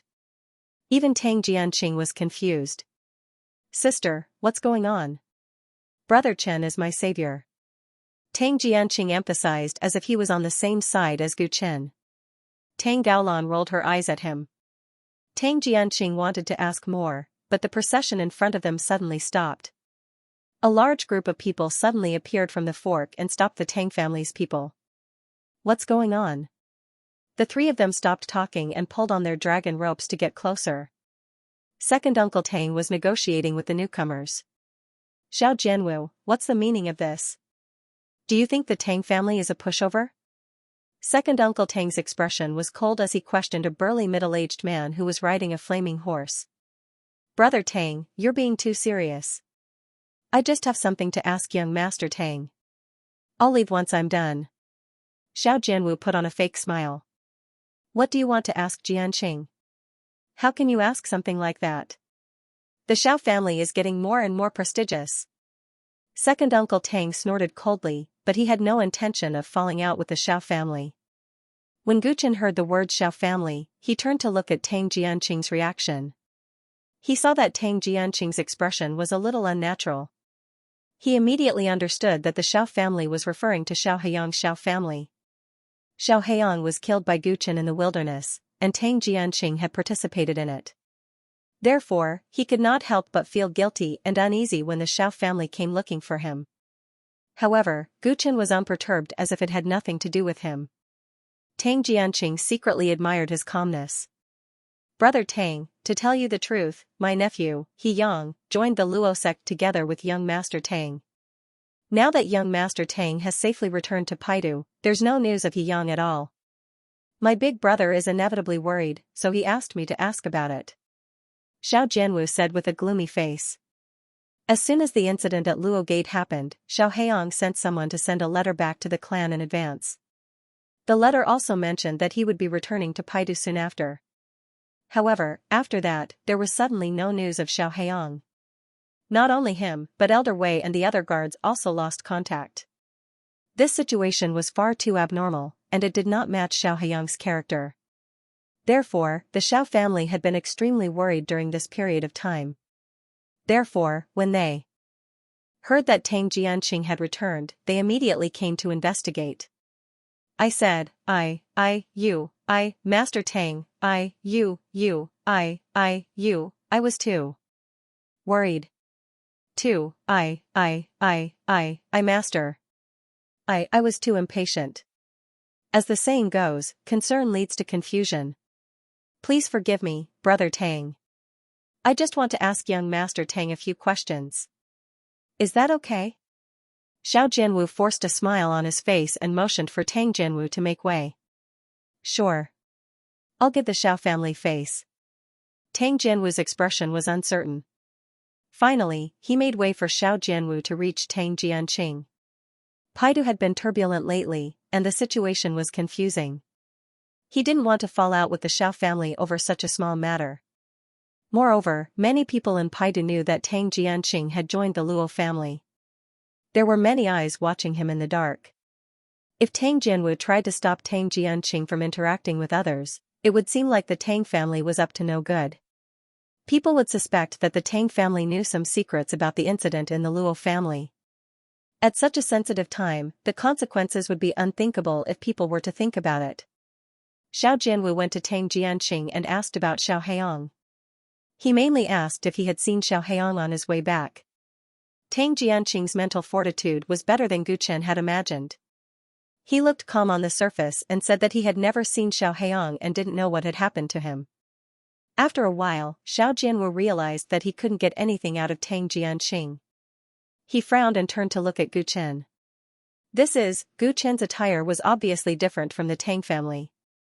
He looked travel-worn, so Tang Jianwu couldn't help but notice him. He's Jianqing's friend. He helped him a lot on his way back. Tang Gaolan quickly answered for Gu Chen. There was a deeper meaning in her words. She was telling the truth, but she ignored the fact that Gu Chen was also a disciple of the Luo family. Gu Chen didn't deny it. He could tell that Tang Gaolan meant well. The incident at the Luo family had caused a commotion in the Pei Nation. Now, all the forces in the Pei Nation wanted to find out about the Luo family. If people knew that he was once a disciple of the Luo family, trouble would inevitably come knocking on his door. Tang Jianqing had a strong background. Most people didn't dare to touch him, but Guchen was different. Oh? Is that so? Xiao Jianwu's eyes flickered as he stared at the young black-haired man in front of him. He took a few more glances at the strange cross-shaped tattoo on his forehead. He felt that it was familiar, but he couldn't remember where he had seen it. I've asked everything I need to ask. Can you make way now? Second Uncle Tang reminded him coldly. Xiao Jianwu came back to his senses and turned his horse around. Sorry for the interruption. Let's go. He led the Xiao family's men and left. The tense situation finally disappeared. Let's go back to the Tang mansion. Second Uncle Tang shouted. The group continued forward. Not long after, they arrived at the Tang mansion. As soon as they arrived, Tang Jianqing was asked to leave, while Guchen was received by Tang Gaolan. They stayed in a courtyard of the Tang mansion that was used to entertain guests. Although he was a guest, Guchen soon noticed that there were many soldiers of the water dance army acting as guards around his courtyard. Not only were they protecting his safety, but they were also secretly monitoring him. The arrangement made Guchen realize that the Tang family's attitude toward him was a little ambiguous. Interesting. What is the Tang family trying to do? Guchen shook his head. He didn't care much about the Tang family's thoughts. He came here mainly to find a place to stay. No matter what, living in the Tang mansion was more comfortable than living in the inn in Paidu. Moreover, Tang Jianqing was now obedient to everything he said. A lot of chores could be handed over to him to do, and information could be gathered by him. It was very convenient and beneficial to his own plan. As for safety, he didn't think that anyone in the Tang family could threaten him. After settling in the courtyard, Guchen didn't go to see the bustling Paidu for the time being. Instead, he spent a few days cultivating. After mastering the 11th heaven secret technique, Rising Tides, he began to comprehend the 12th heaven secret technique. He didn't stop cultivating because he had many things to do. On the way to Paidu, he had some epiphanies. At present, the cultivation of the 12th heaven secret technique had reached a critical juncture. He planned to use a few days to consolidate it. In the quiet room, Guchen sat cross-legged, his hands forming a seal, and the invisible ripples of heaven and earth constantly surged into his body. What was pouring into his body was the energy of the secret technique that outsiders could not see. This kind of secret technique energy existed in heaven and earth, but it was different from the primordial Yuan Qi. On the basis of having no attribute, it could evolve into any attribute, and was extremely inclusive and malleable. Although the nature of this energy was still unclear, it did not prevent Guchen from absorbing it day and night. After the great success of the secret technique, Guchen's absorption of the secret technique energy reached a limit, and he naturally stepped into the 12th layer of heaven. And the secret technique of the 12th layer was called the twisting fingers. After the secret technique energy was absorbed, it could be stored in Guchen's body, but according to the explanation in the domain scroll, this power was fat. Because of this fat, the energy that Guchen's body could store was limited, and because of this fat, there would be a lot of waste in the use of energy. The twisting finger secret technique was used to solve this problem. Through further purification and refining of the secret technique energy, the originally huge and scattered secret technique energy was refined into a small energy rope that could be wrapped around the fingertips, and the twisting finger secret technique could be considered to have reached the great success stage. And once the twisting finger secret technique was successfully cultivated, not only would the secret technique energy that Guchen's body could store greatly increase, but he would also be able to control the secret technique energy more easily.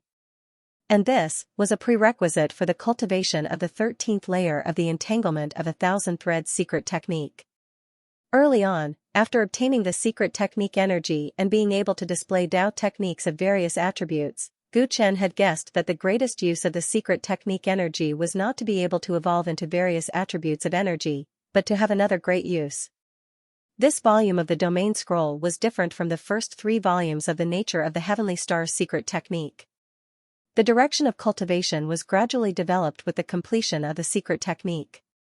Therefore, although Gu Chen had some guesses before, he did not dare to be sure. The introduction of the twisting fingers secret technique made Gu Chen firmly believe this, and he also had more expectations for the nature of the heavenly star's secret technique, this heaven-defying technique. When he cultivated the first 3 volumes, be it the celestial bodies of the sun and moon, gravity, or even black holes, they were all existences that existed in reality. He could even look into the future. And now, even the essence of this secret technique was unclear. It was even more unfathomable, and unfathomable meant that it had great potential. Suddenly, the hand seals formed by Gu Chen's hands changed. The cross-shaped rune between Gu Chen's eyebrows emitted a dense white light, fluctuating ceaselessly. Then, like pulling on a rubber band, Gu Chen's fingers slowly loosened, and he made a virtual hug. At this moment, if there were outsiders present, they might feel that Gu Chen's movements were a little strange, but they wouldn't be able to discover the mystery between his hands. However, with Gu Chen's naked eyes, he could clearly see that between his hands, a stream of secret skill energy was entangled and twisted together like a thick rope. Although the rope was not thin enough to wrap around his fingers, it undoubtedly showed that he had made a breakthrough in the cultivation of the 12th heaven secret skill. The days of hard cultivation after arriving at the Tang Manor were not in vain. A satisfied smile appeared at the corner of Gu Chen's mouth. With a shake of his left hand, an invisible energy rope gently whipped the void, and then merged into his body and disappeared. Not to mention the special ability of this energy rope, just the fact that it could store a lot of secret technique energy was enough for Gu Chen to use a few more powerful Taoist techniques. With a joyful mood, Gu Chen ended his cultivation, pushed open the door, and wandered around the courtyard. The Tang family was in charge of the powerful water dance army of Pei Nation, so the layout of the Tang Manor was naturally inclined to the military style. There were no exaggerated and luxurious buildings, and the overall style tended to be solemn. Even the flowers and plants planted in the courtyard tended to be simple and elegant. If there was anything unique, it would be that there were many small bridges and flowing rivers here. It was as if the entire Tang Manor was built on rivers and lakes. Gu Chen looked at a wall of Boston ivy in the garden, stood with his hands behind his back, and his mind was full of thoughts. Now that he had arrived at Paidu, it was about time for him to start his plan. 3 figures walked in from the gate of the courtyard. Gu Chen's thoughts were interrupted, and he looked at them. "Young Master Chen, have you had a good rest in the Tang Manor these 2 days?" The person who came was Tang Jianqing's second uncle, whom he had met once before. He had a smile on his face and spoke rather politely. Beside him were 2 people. One of them was consecrated Gu, and the other was a middle-aged woman whom he did not recognize. "This place is quite secluded." "I quite like it," Gu Chen replied with a smile, guessing the purpose of these 3 people's visit. 2 days ago, when he had just arrived at Paidu, this second uncle of the Tang family seemed to want to say something to him, but Tang Gaolan stopped him.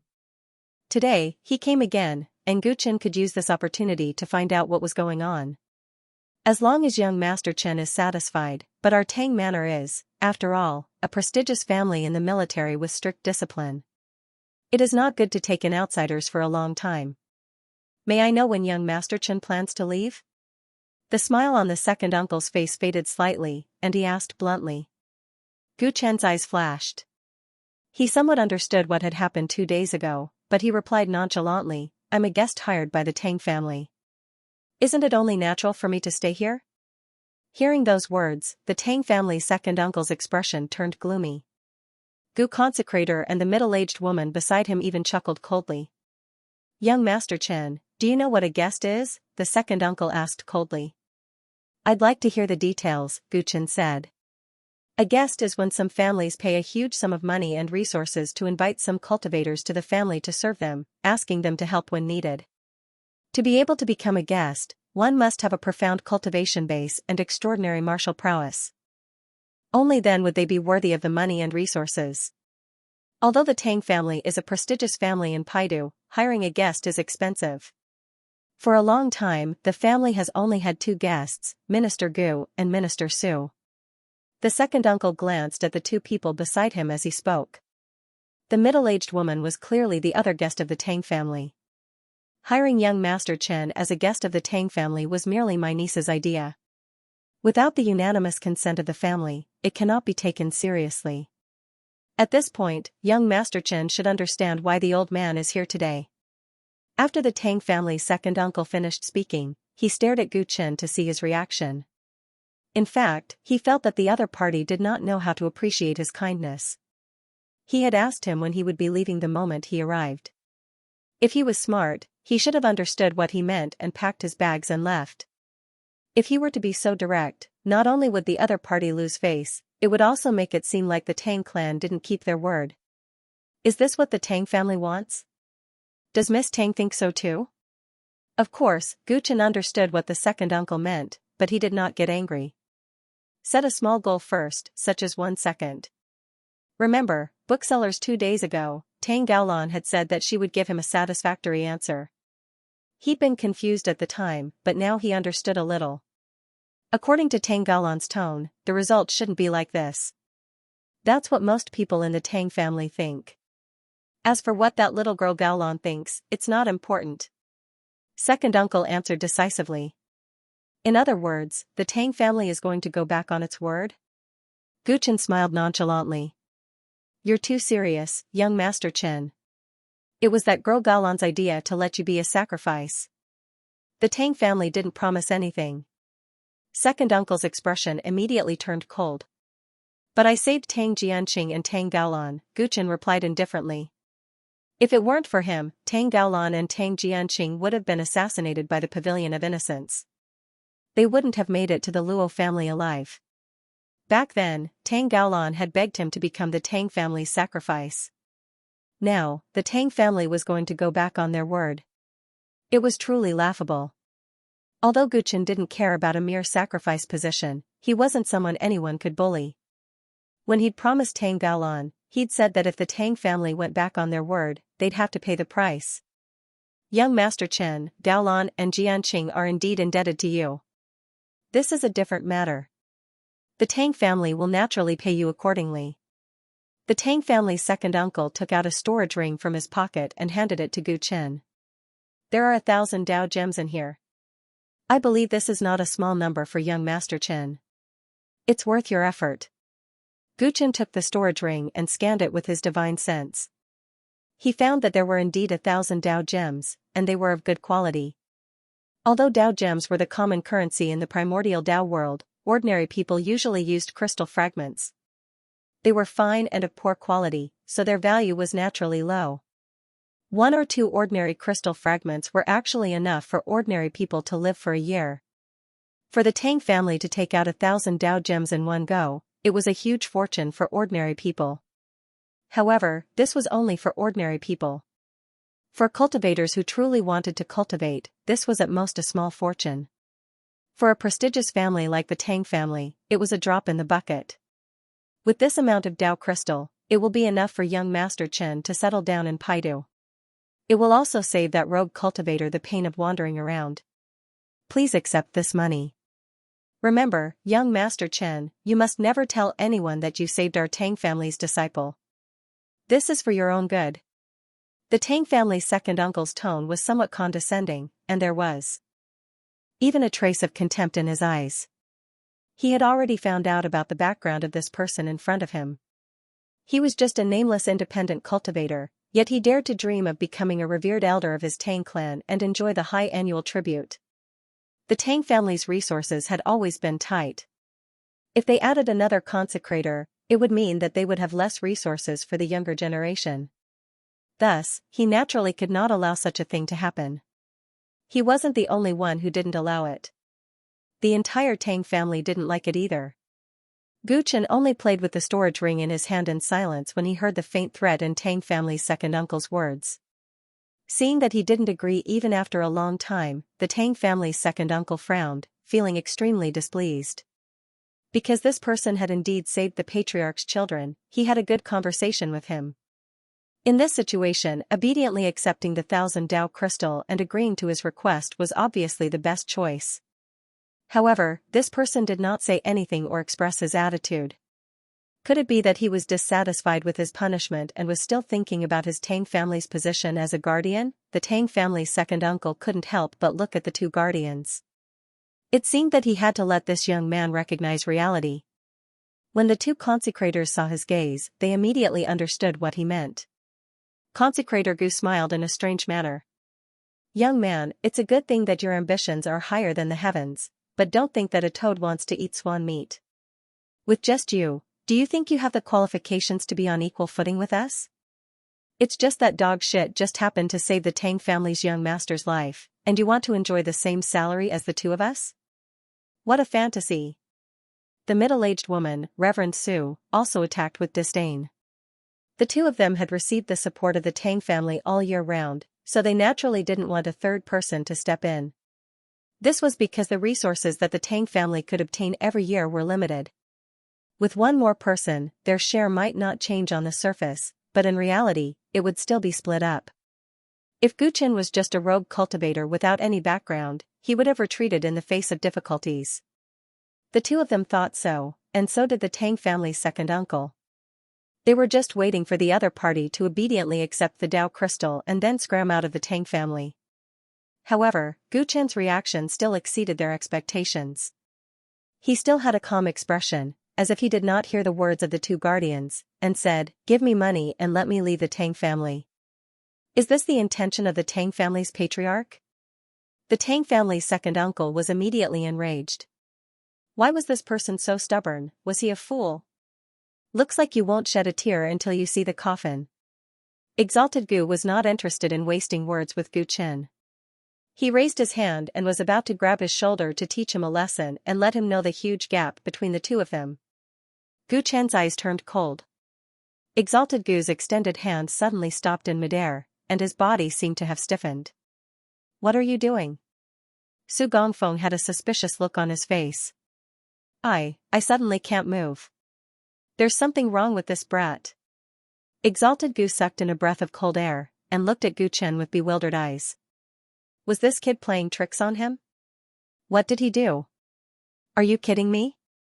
However, Su Gongfeng's face was filled with disbelief. The young man in front of her did not even move, and she did not feel any energy fluctuations from any Dao techniques. I really can't move. Exalted Gu felt his mouth go dry. He felt as if his entire body was tied up by something strange, making it difficult for him to move. Even if he released the Dao energy in his body, his strength would be like a stone sinking into the ocean, unable to be unleashed at all. Seeing that he did not seem to be joking, Su Gongfeng looked at Gu Chen warily, and subconsciously pulled away from him. Exalted Gu was about to attack Chen Yi, but suddenly seemed to be possessed. This was clearly not a coincidence. This was the person in front of her playing tricks. She was considered knowledgeable and had exceptional insight, but she had not discovered what tricks the other party had secretly played. This person was not that simple. Do you need me to say it a third time? Is this the Tang family head's intention? Gu Chen ignored the two exalted and only looked at second uncle of the Tang family. Second uncle of the Tang family was also frightened by this strange scene, but he refused to back down on the surface. He braced himself and said, "Is it important whether or not it is the family head's intention? If the family head has acknowledged you as an exalted, why hasn't he received you yet?" Gu Chen frowned. From the tone of second uncle of the Tang family, it seemed like he had made the decision on his own. Then go and call the Tang family head over. I will personally ask him if the Tang family intends to go back on their word. Gu Chen's gaze turned cold as he gave the order. The family head was very busy every day, and was not someone you could meet just because you wanted to. Second uncle of the Tang family was about to reply when a voice suddenly came from outside the yard. First set a small goal, such as 1 second. Remember, bookseller's residence, what's going on? A middle-aged man with a slender waist and long sideburns stepped into the courtyard. His timing was perfect. Master? The second uncle was taken aback. Gu Chen's gaze fell on the man's face. It seemed that this man was the Tang family's master, Tang Xianxia, the commander of the Pei State Aquatic Guards, and Tang Jianqing's father. Second brother, what's going on? Tang Xianxia came closer and glanced at the immobilized high official Gu with a frown. The second uncle was about to answer, but Gu Chen spoke first. I heard that the Tang family is not going to provide for me. Is that true, Master Tang? Tang Xuanzi was surprised to hear that. You must be Mr. Chen Yichen? How could that be? You are my son's savior. How can the Tang family go back on our word? He denied the matter right away. His explanation was completely different from the second uncle's. Master, the matter of Gu is of great importance. We can't just. The second uncle could not help but interrupt. Tang Xuanzi waved his hand and cut him off. Gao Lan has already told me. Since she has promised and Mr. Chen has saved my son's life twice, the Tang family will naturally keep our word. From today onwards, Mr. Chen is our Tang family's Gu and will enjoy the same treatment as the other two. Pass on my words to the entire family. From now on, no one is to neglect Mr. Chen. Tang Xuanzi was swift and decisive. He settled the matter in a few sentences and did not allow the second uncle to waste any more time. The second uncle's eyes widened in confusion, but he did not dare to contradict the master, so he could only agree. The corners of Gu Chen's mouth curled into a playful smile as he looked at the grateful Tang Xuanzi. The originally tense atmosphere quietly dissipated. What's wrong with Gu? After settling the matter, Tang Xuanzi seemed to notice the dumbfounded Gu and looked puzzled. Gu Chen smiled. With just a thought, Gu Chen suddenly regained his mobility. As soon as he regained his freedom, Gu Gongfeng instinctively took a few steps away from Gu Chen. His eyes were filled with fear and his face was flushed. With the strange situation just now, if there was no one else around, he suspected that he would have been killed by the other party. I've been busy for the past 2 days, so I didn't have the time to meet you until today. Please forgive me, Mr. Chen. Tang Xuanzi explained to Gu Chen politely, without the slightest arrogance of someone in a high position. Patriarch Tang, you're being too courteous. Didn't you send these 3 people to pay a visit to me? Gu Chen replied indifferently, and he seemed to be implying something. If my second brother had said something inappropriate just now, I apologize to Mr. Chen on his behalf. Tang Xuanzi said with a serious expression. He actually bowed deeply to Gu Chen as he spoke. This scene didn't just cause the Tang clan's second uncle to reveal an astonished expression and hesitate to speak, it even caused the 2 revered elders to be extremely surprised. Although they had a high status in the Tang clan as revered elders, they never dared to disrespect the Tang clan's patriarch. Most of the time, they were his subordinates. As the commander of the Pei Nation's military, Tang Xuanzi possessed great power. It was not something that independent cultivators like them could compare to. Although Tang Xuanzi was usually courteous to the wise, it was extremely rare for him to put on such a humble attitude after just getting to know someone. The 2 revered elders were shaken. Could it be that this young man's background was far more complicated than they had imagined? Tang Xuanzi spoke humbly, but Gu Chen remained indifferent and put on a fake smile. You may rise, Patriarch Tang. His attitude was like an elder talking to a junior. It was rather arrogant, and it angered the Tang clan's second uncle. Thank you for your magnanimity, Mr. Chen. Tang Xuanzi wasn't angry at all. He accepted the gift politely and said, I prepared wine and specially come to invite Mr. Chen to a banquet. I wonder if Mr. Chen would do me the honor? He was implying that he had personally come to invite Gu Chen to a banquet. He could have just sent a servant to inform Gu Chen. The 2 revered elders would have agreed without a second thought if they were in Gu Chen's shoes. However, Gu Chen only wore a mocking expression. I don't have time today. Let's skip the wine. He didn't give the Tang clan's second uncle any face at all. The Tang clan's second uncle was furious and couldn't help but speak, Don't be too arrogant, kid. The 2 revered elders were also shocked. Isn't this kid being too disrespectful to the Water Dance Army's commander? However, they weren't fools. They vaguely guessed something from the arrogant and submissive attitudes of the 2 men, so they remained silent. I'm arrogant? Is this how you treat your guests, Patriarch Tang? Gu Chen glanced coldly at the Tang clan's second uncle. His words were laced with killing intent, as if he was deliberately looking for trouble. Tang Xuanzi's expression tightened. He turned to his second brother and shouted, Stand down. Don't be rude. The Tang clan's second uncle's face was full of disbelief. Although his younger brother was the patriarch, when had he ever treated him with such an attitude? It was clearly the brat who was acting arrogantly, but he was actually blaming himself. What was going on? The Tang clan's second uncle's face darkened. He snorted coldly and turned to leave.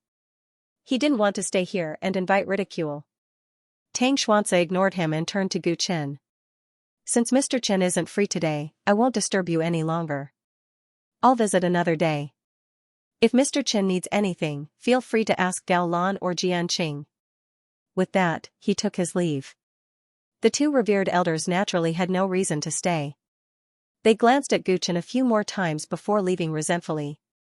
They had originally come to accompany the Tang clan's second uncle to chase them away, but they didn't expect the situation to take such a drastic turn. They were speechless and even a little sullen. When everyone had left, the unbounded tyrant dragon, who had been lying in the courtyard lazily and basking in the sun, revealed a puzzled expression. What's going on with the Tang clan? The first one was arrogant and despotic, but the second one was humble, and he's even the patriarch. The first one was just used to test my strength.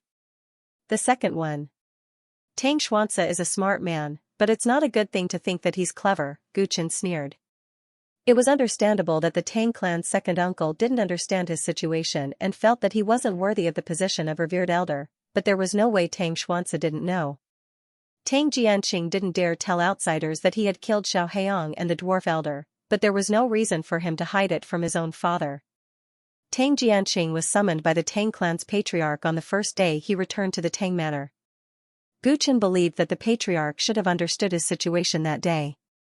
Since the patriarch knew his strength, there was no reason for him to be reluctant to give up the position of revered elder. However, Tang Xianxia didn't come to discuss the matter. Gu Chen had been puzzled about this for a long time. Now that the Tang clan's second uncle had come looking for trouble like a hothead, and Tang Xianxia's timely arrival, he immediately understood the patriarch's intentions. End of this chapter. Even though Tang Xianxia had heard of his strength, he was still suspicious and had some concerns, so he wanted to see it for himself. However, it was not appropriate for him to say it out loud, so he arranged for the Tang family's second uncle, who did not know the inside story, to come and cause trouble, while he had been secretly observing. He had actually grasped the scale very well. When he saw that Gu Xuanxia had been frozen by him, he immediately came out to prevent the two sides from becoming hostile. In his words, everything was just a misunderstanding, and he was so polite. If it were anyone else, they would probably accept his sincerity and even have a good impression of him. However, Gu Chen was not a fool. He could see through this at a glance. No wonder I haven't seen Tang Jianqing in the past 2 days. It seems that Tang Xianxia doesn't want his son to be too involved with you before he acknowledges you as his master. After Gu Chen's analysis, the infinite tyrant dragon understood and made more connections. The matter at the Luo Gate is too strange. Even though the relevant insiders are gone, there are still some clues left behind. Tang Jianqing might not understand, but Tang Xianxia is in a high position in the country, so it's impossible for him not to notice. My identity as an itinerant cultivator and Yuan Jie's disappearance are hard to avoid. He must be suspicious. It's just that he thinks he's smart by using this method to test me. I've always taken promises very seriously. If he was even a little disrespectful just now, the Tang family would be finished. Although Gu Chen's tone was casual, the infinite tyrant dragon understood the seriousness of the matter. As the Chaos Heavenly the Arch, he was a tyrant who never went back on his word. He would never allow others to go back on their word. Back then, Tang Gaolan begged him to become the Tang family's consecrator. Even if he had no interest in the position, the Tang family would naturally have to pay the price if they turned against him after using him. As for how great the price was, he could refer to the fate of some of the Celestial Thearch's enemies in the past. Fortunately, although Tang Xianxia thought he was smart, he was someone who would admit defeat. He had retreated repeatedly when Gu Chen provoked him again and again, thus avoiding an unexpected disaster for the Tang family. Master deliberately left a loophole and came to the Tang family. Are you going to start with the Tang family? Since Gu Chen mentioned it himself, the infinite tyrant dragon asked curiously. It was not very clear about Gu Chen's next plan. Let's take one step at a time. How can there be so many strategies? Gu Chen smiled and did not explain further, making the infinite tyrant dragon itch. What happened when Master restrained that revered Gu? Unbounded Tyrannosaurus dragon changed its question when it saw that he wasn't going to answer. It had followed Guchen for 100 years and had seen him fight countless times, but it still did not understand him. There wasn't the slightest fluctuation of Tao technique energy, and it didn't seem like the overlord body divine art. Consecrator Gu was frozen in place, and it was extremely strange. That's a kind of application of the twisting finger's secret skill. I've already achieved the primary level in this secret skill. Guchen was delighted when he mentioned this. Just now, Guchen had come with ill intentions. On a whim, he had used a rope condensed from secret technique energy to tie him up. The secret technique energy could not be seen by anyone except him. Moreover, it had been purified and refined by him, so it would not emit any fluctuations. He had used the secret technique rope to tie up Guchen. Guchen did not feel anything, thinking that he could not move. Of course, this was not the only mystery. When he made his move, Guchen discovered a great use of the secret technique rope, which made him happy. The energy of the secret technique did not have any attribute and could be transformed into any type of energy. However, when it bound a person, when the enemy tried to use the Tao energy in their body to break free, the mysterious energy rope could actually turn the other party's Tao energy into non-attribute energy and dissipate between heaven and earth. Because of this ability, no matter how Guchen struggled or how much Tao energy burst out of his body, all his Tao energy could not be used at all. This secret technique rope was like an immortal binding rope. As long as one was restrained by it, there was no turning back. This secret technique is so mysterious. The 33 levels of Heaven's secret technique is really amazing. Wuji Tyrannosaurus Rex sighed. This is an ability I just discovered. The strength of the enemy I can bind should be related to the strength of the secret technique energy. It does not work on everyone. Guchen estimated. After practicing the secret technique, the amount of secret technique energy he could store in his body had greatly increased. After transforming it into attribute energy, it was equivalent to 6,000 Tao energy. 1 to 100 Tao energy was the one-fold Tao realm. 1 to 1,000 Tao energy was the two-fold Tao realm. 6,000 Tao energy was the threefold Tao realm. Considering that the attribute energy converted from secret technique energy was extremely pure, 6,000 Tao energy was comparable to a fourfold Tao realm expert with 10,000 Tao energy. As for the secret technique rope, judging from how it had easily restrained the fourfold Guchen, even a fourfold Tao realm expert would not be able to save himself if he was accidentally tied up by it. This meant that even if Guchen did not use his mighty body and did not reveal any martial arts strength, he would be able to compete with most cultivators in the Pei Nation with his secret technique alone. This strength was still far inferior to the glorious ancient overlord body, but it greatly facilitated Guchen's actions. This was because it was not convenient for him to reveal the power of the mighty body in front of others. Its potential was also huge. Guchen estimated that if he continued to cultivate it, the 33 levels of Heaven's secret technique might be able to compete with the glorious ancient overlord body. What is the origin of this celestial phenomenon art? Wuji Tyrannosaurus Rex realized the potential of the secret technique and was even more emotional. The glorious ancient overlord body was known as the strongest physique in the ancient netherworld, and the potential of the celestial phenomenon art did not seem to be inferior to it. We have already arrived in the Tao world.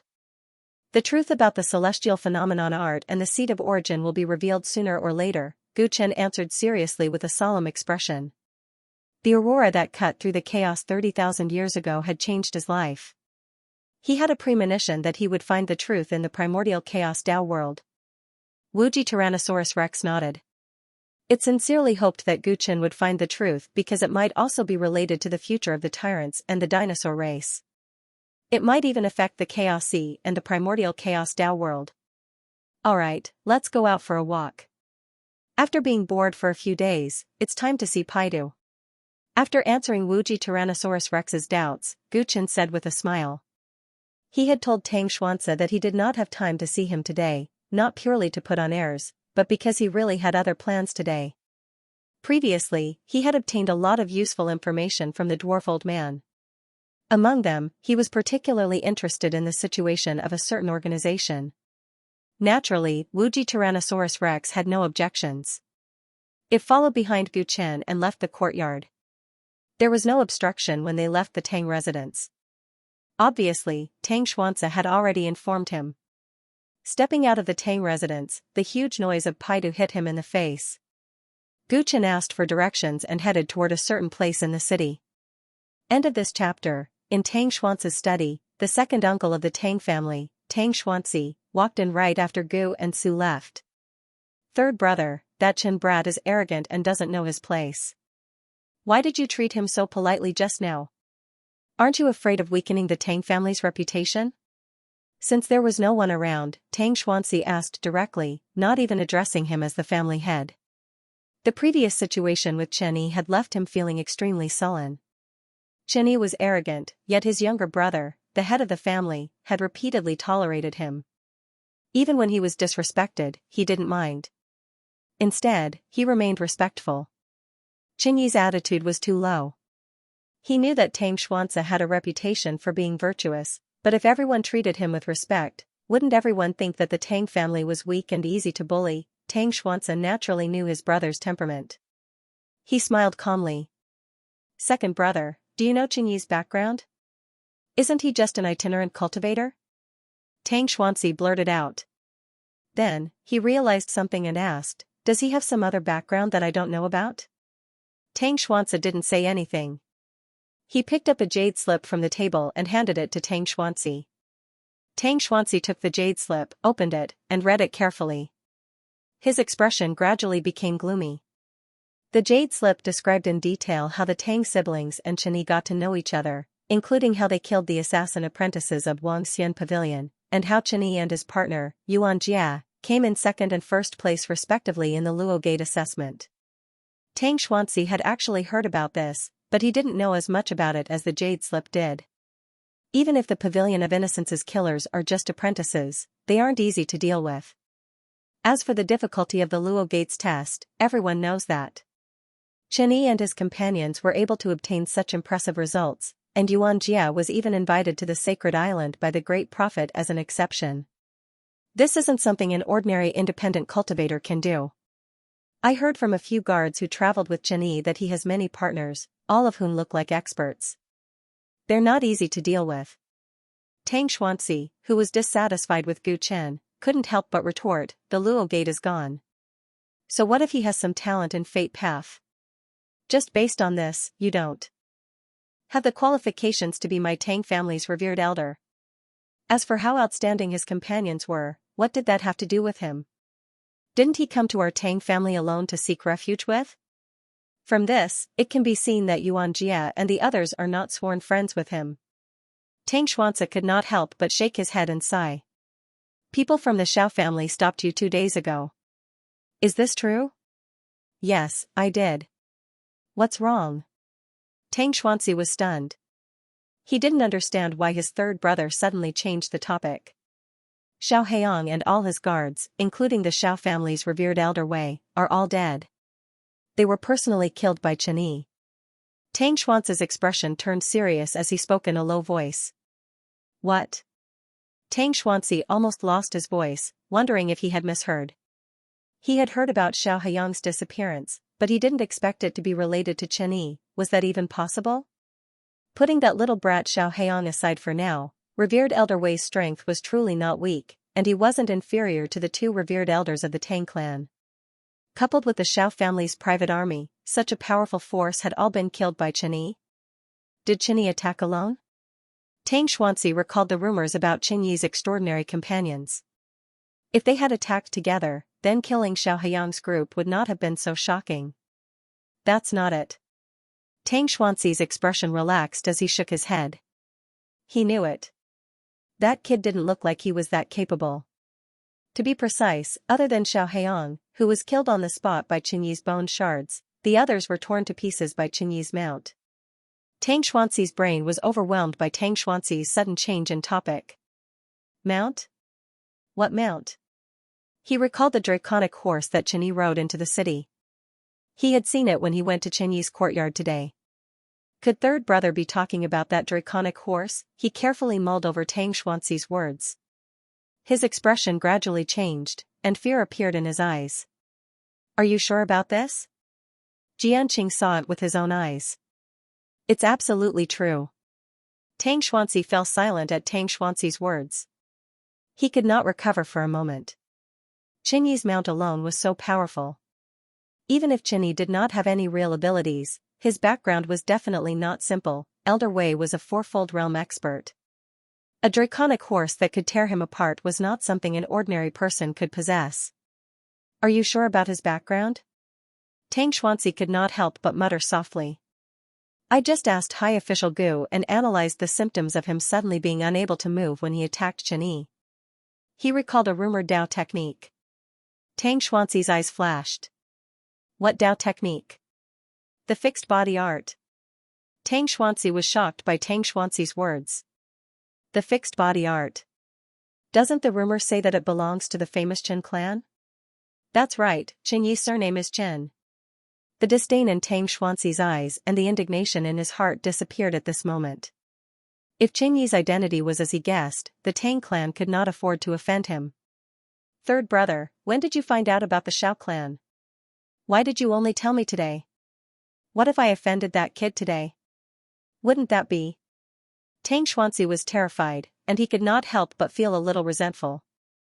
He could tell that Tang Xuanxi had not expressed his stance on the matter of Qinyi becoming a high official for the past 2 days because he knew Tang Xuanxi's temperament and wanted to use him to test Qinyi. In the end, Tang Xuanxi got what he wanted. He had indeed figured out Qinyi's background. It was no wonder he was so polite earlier and did not get angry even though he had been rejected. He was the only one who had been kept in the dark and had a trip to the gates of hell. I'm sorry, second brother. This matter is too important. If I cannot confirm the other party's identity, I cannot take appropriate action. Even now, we cannot be sure that he is from the Chen clan. The real trouble with him is not this. Not only am I the Tang clan leader, but I also hold a high position in the Pei nation. I have to think for King Pei, so I can only trouble second brother. Tang Xuanxi said apologetically. These heartfelt words made Tang Xuanxi even more confused. What does this have to do with King Pei? Not long after Qinyi's companion, Yuan Jia, was summoned to the Holy Island by the great prophet of the Luo sect, the Luo sect suddenly disappeared. Are these two matters related? Now that we know that Qinyi might be from the Chen clan, we can make a further guess. Is the disappearance of the Luo sect related to the Chen clan? Tang Xuanxi's expression was solemn, and Tang Xuanxi's scalp went cold. End of this chapter. If all of this was connected, then the secret involved was unimaginably huge, and it was something that could shake the foundation of the country. And the Tang family had been dragged into the whirlpool from the moment they formed a relationship with Qinyi. Third brother, what should we do now? Tang Xuanxi was anxious. This matter was of great importance, and he did not know how to deal with it. Since we're already involved, we can't avoid it. I'm on King Pei's salary, so I'll do my best for King Pei. Tang Xuanxi's righteous words had already indicated the Tang family's future. Tang Xuanxi was silent. He prayed in his heart that the Tang family would still exist after this storm. In an antique pawnshop in Peidu, Guchen walked in while Wuji Tyrannosaurus Rex stayed outside. What would you like to pawn, sir? The shopkeeper behind the counter asked with a smile when he saw a customer. I want to pawn this. Guchen casually slapped a token on the table. The veined patterns on the token were quite special. When the shopkeeper saw the token, the smile on his face disappeared and turned cold. Where did you get this from, sir? Are you sure you want to pawn it? He asked coldly. Where it came from has nothing to do with you. If you pawn it, I wonder if I can redeem it in the future. Guchen said with a faint smile. I'm afraid you'll have to redeem it with your life. Do you still want to pawn it after what I said? The shopkeeper narrowed his eyes, and his words were filled with killing intent. However, Guchen did not seem to notice and replied with a smile. Clang. I've been poor recently. I wonder how many Daoist crystals I can get by pawning this thing. The shopkeeper looked at Guchen deeply and said that he would wait for a while. Then, he left the counter and went up to the second floor of the pawnshop. After a while, he came down and said coldly to Guchen. Sir, please. Guchen nodded and followed him up to the second floor unhurriedly.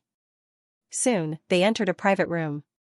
At this time, there was already a person sitting in the private room. This person was dressed in green and had a black cape. He wore a bamboo hat and a veil, so it was hard to tell whether he was a man or a woman. "Your Excellency, please take a seat," the man said. Even his voice was neutral. So Guchen sat across from him and began to scrutinize the assassin from the Pavilion of Innocence in a composed manner. On his way to the Luo men, he had saved Tang Gaolan and her younger brother, breaking a trap set up by an assassin apprentice of the Prudential Pavilion. That killer apprentice was good at controlling insects. After Guchen captured him, he did not intend to kill him directly. He did not expect that the assassin from the Pavilion of Innocence would kill him and ruin his plan. That incident had left a deep impression on him. Later, when he saw Xiao Heiyang at the Luo men, the Tang siblings suspected that he was an assassin from Innocent Pavilion hired by the Xiao family. Guchen remembered all of this. When he killed Xiao Heiyang and left the dwarf elder alive, he forced him to tell him everything about the Pavilion of Innocence. Of course, the most important thing was how to get in touch with the Hall of Innocence. The pawnshop he was in right now was the stronghold of the Hall of Innocence in Paidu. It was also the largest stronghold in Paidu. Ordinary people had no way of knowing the stronghold of a mysterious killer organization like the Hall of Innocence, but this was not a problem for the Xiao family, whose power was deeply rooted in Paidu. The Xiao family had hired an assassin apprentice of the Pavilion of Innocence here to kill the Tang siblings, but Guchen had foiled their plan. Now, Guchen had come here with the token of the assassin apprentice, which was a little provocative. "I know you, that insect cultivator," the assassin from the Hall of Innocence said. His words stunned Guchen. "You were the one who attacked secretly that day?" Guchen quickly realized.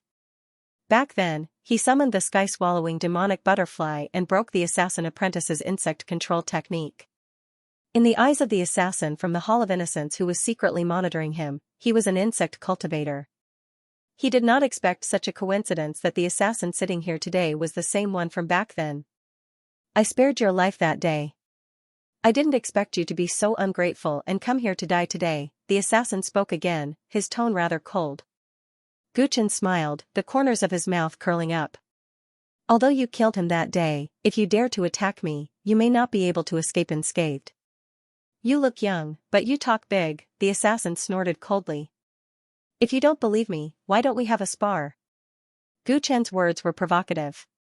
He wanted to test the general level of the assassins from the Hall of Innocence.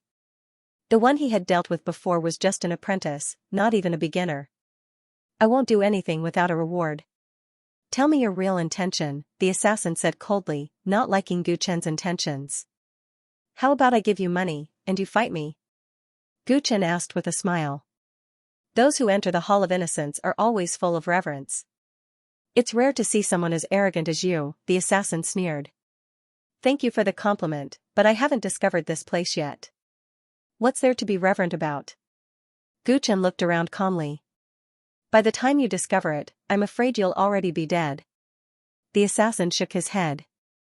It was unclear whether this person was too confident or too arrogant. "Now that you mention it, I'm even more eager to try out the traps and assassination techniques of the Hall of Innocence." Guchen was not going to let it go. The assassin's eyes, which were hidden behind the veil, turned cold.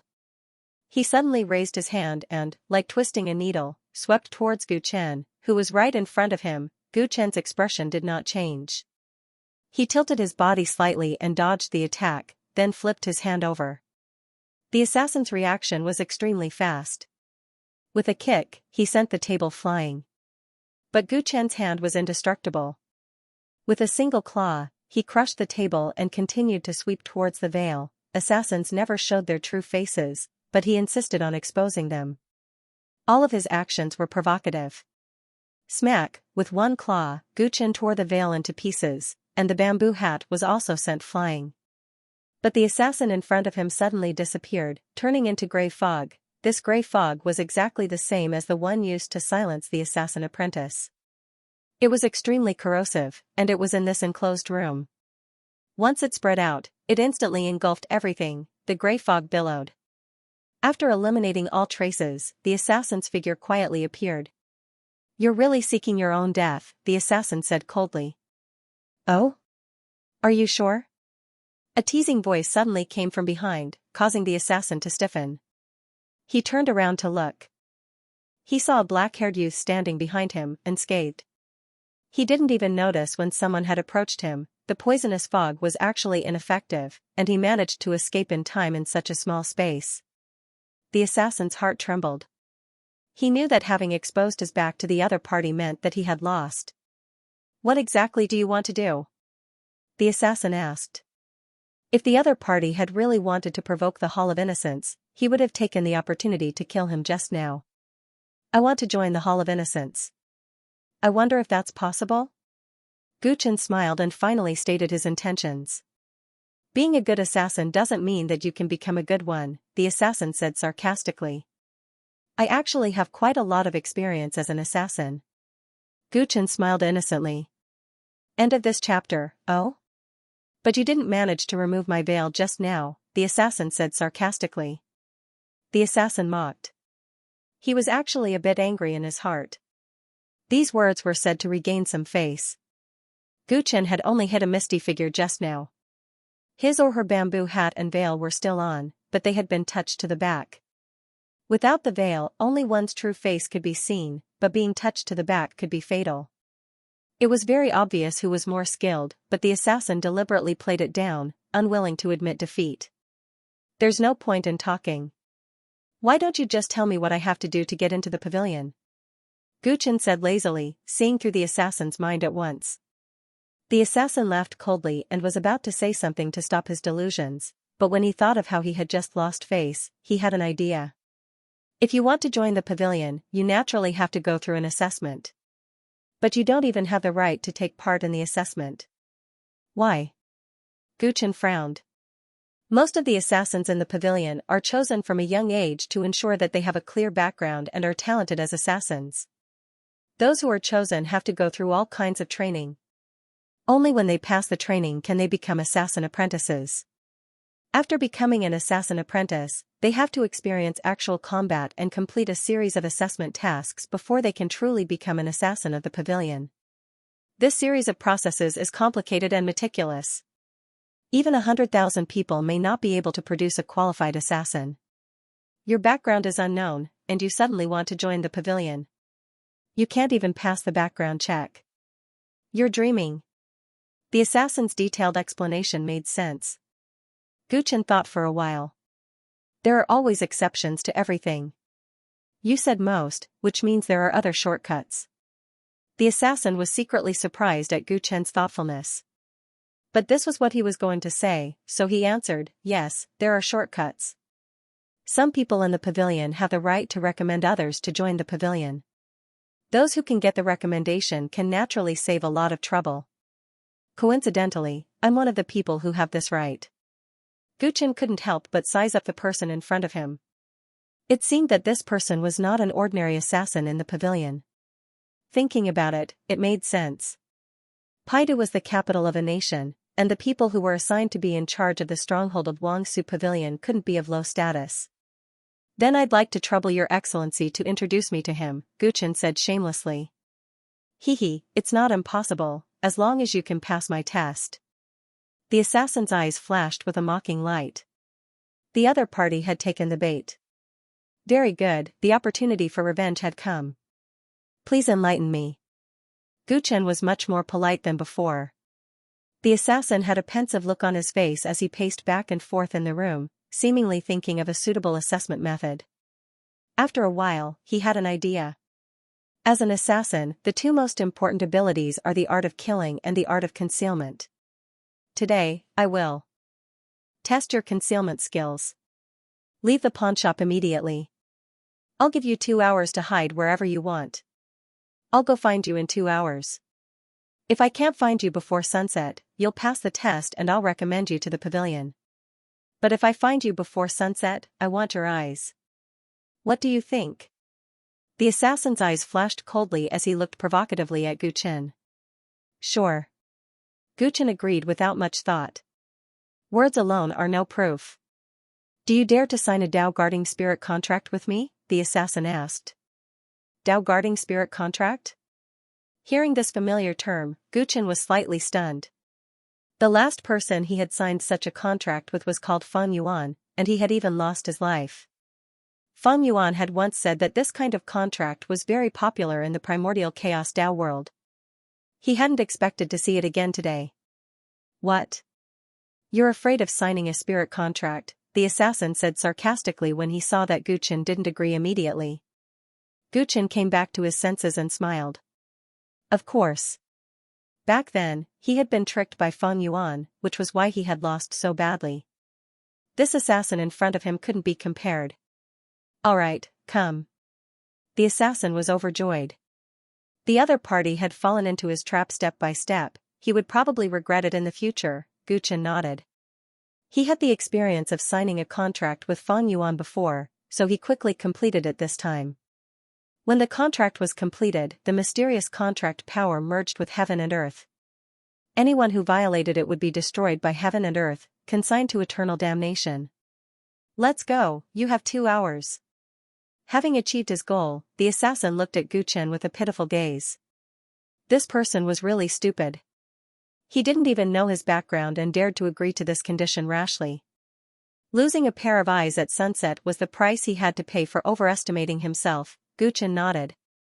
Before leaving, he suddenly approached the assassin and revealed a terrifying killing intent, threatening, "If I win, I hope you can keep your promise, otherwise you will bear the consequences."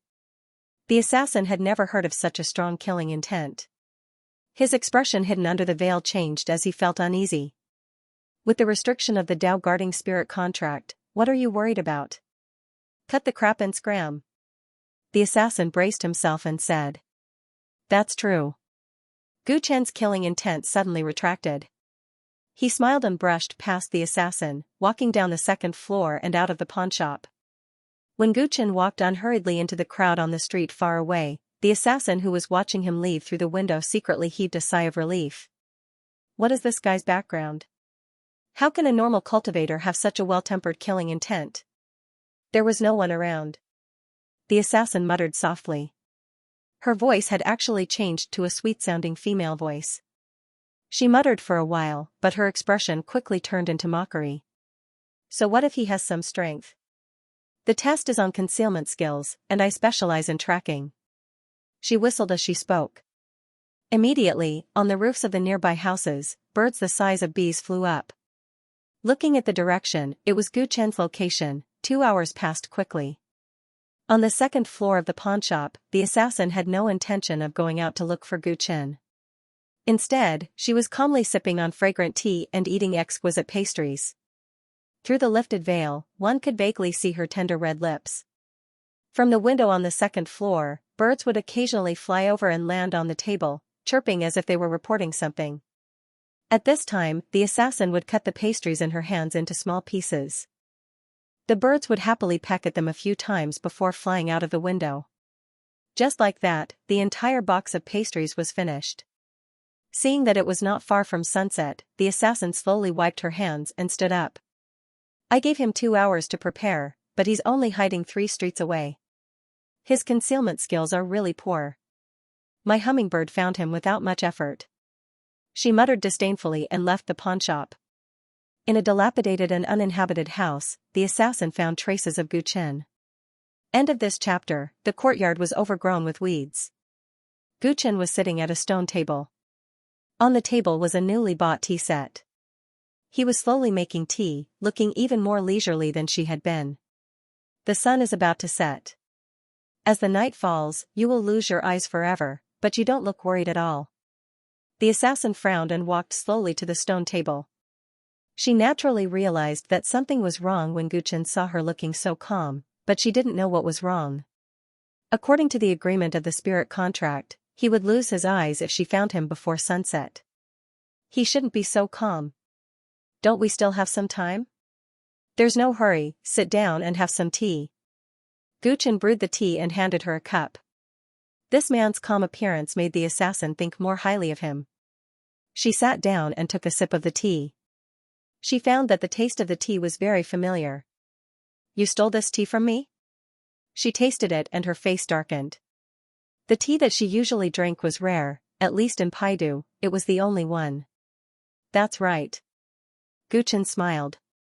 When did he steal it? The assassin's heart sank.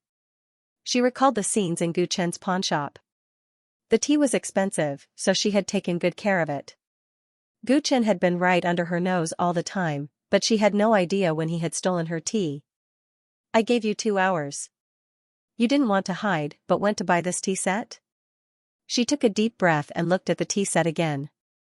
She remembered Hummingbird's report about Gu Chen's movements in the past 2 hours. Hummingbird's report was not detailed enough, but combined with the tea, she realized that Gu Chen had stolen the tea from her in the beginning. After stealing the tea, he deliberately went to buy the tea set and sat here waiting for her. Everything was premeditated. He seemed to treat the agreement between them as child's play. You do have some skills to steal my tea from under my nose, but have you forgotten what the agreement is? It's getting dark, and you're right in front of me. You've lost. Although he claimed that his opponent had lost, the assassin felt uneasy. In the distance, the sun was setting bit by bit, and the sunset glow dimmed. Night fell on the world, and the lights of tens of thousands of households in Paidu lit up. The sun had set. He had won. A pair of eyes, the assassin stared at Gu Chen, wanting to see what else he had to say and how he could maintain his composure. However, Gu Chen, who had always been in her sight, suddenly disappeared. It was as if he no longer existed as the light receded from the earth. How is this possible? Where did he go? The assassin stood up with a swoosh and looked left and right, his face full of bewilderment. The uneasiness in her heart was verified, but she couldn't see anything wrong with it. Her hummingbird was her spy. She had been monitoring Gu Chen ever since he left the pawnshop. When did he do something? She knew that there were many stealth techniques in this world, but her hummingbirds had been specially trained. Common tricks like swapping flowers for trees should not be able to hide from them. Shadows exist because of the light. As an assassin, you should be like a shadow. Gu Chen's voice suddenly rang in the assassin's ears. He had actually drilled out of the assassin's shadow. Bang! With a light stroke of his hand, the bamboo hat on the assassin's head was cut into 2. Her veil was also torn and fell down. A beauty that could eclipse the moon and put flowers to shame and captivate fish and beasts to shame was reflected in Gu Chen's eyes. Even her graceful figure was held hostage by Gu Chen. The assassin's face was full of shame and anger. Only then did she realize that the other party's real body had been hiding in her shadow.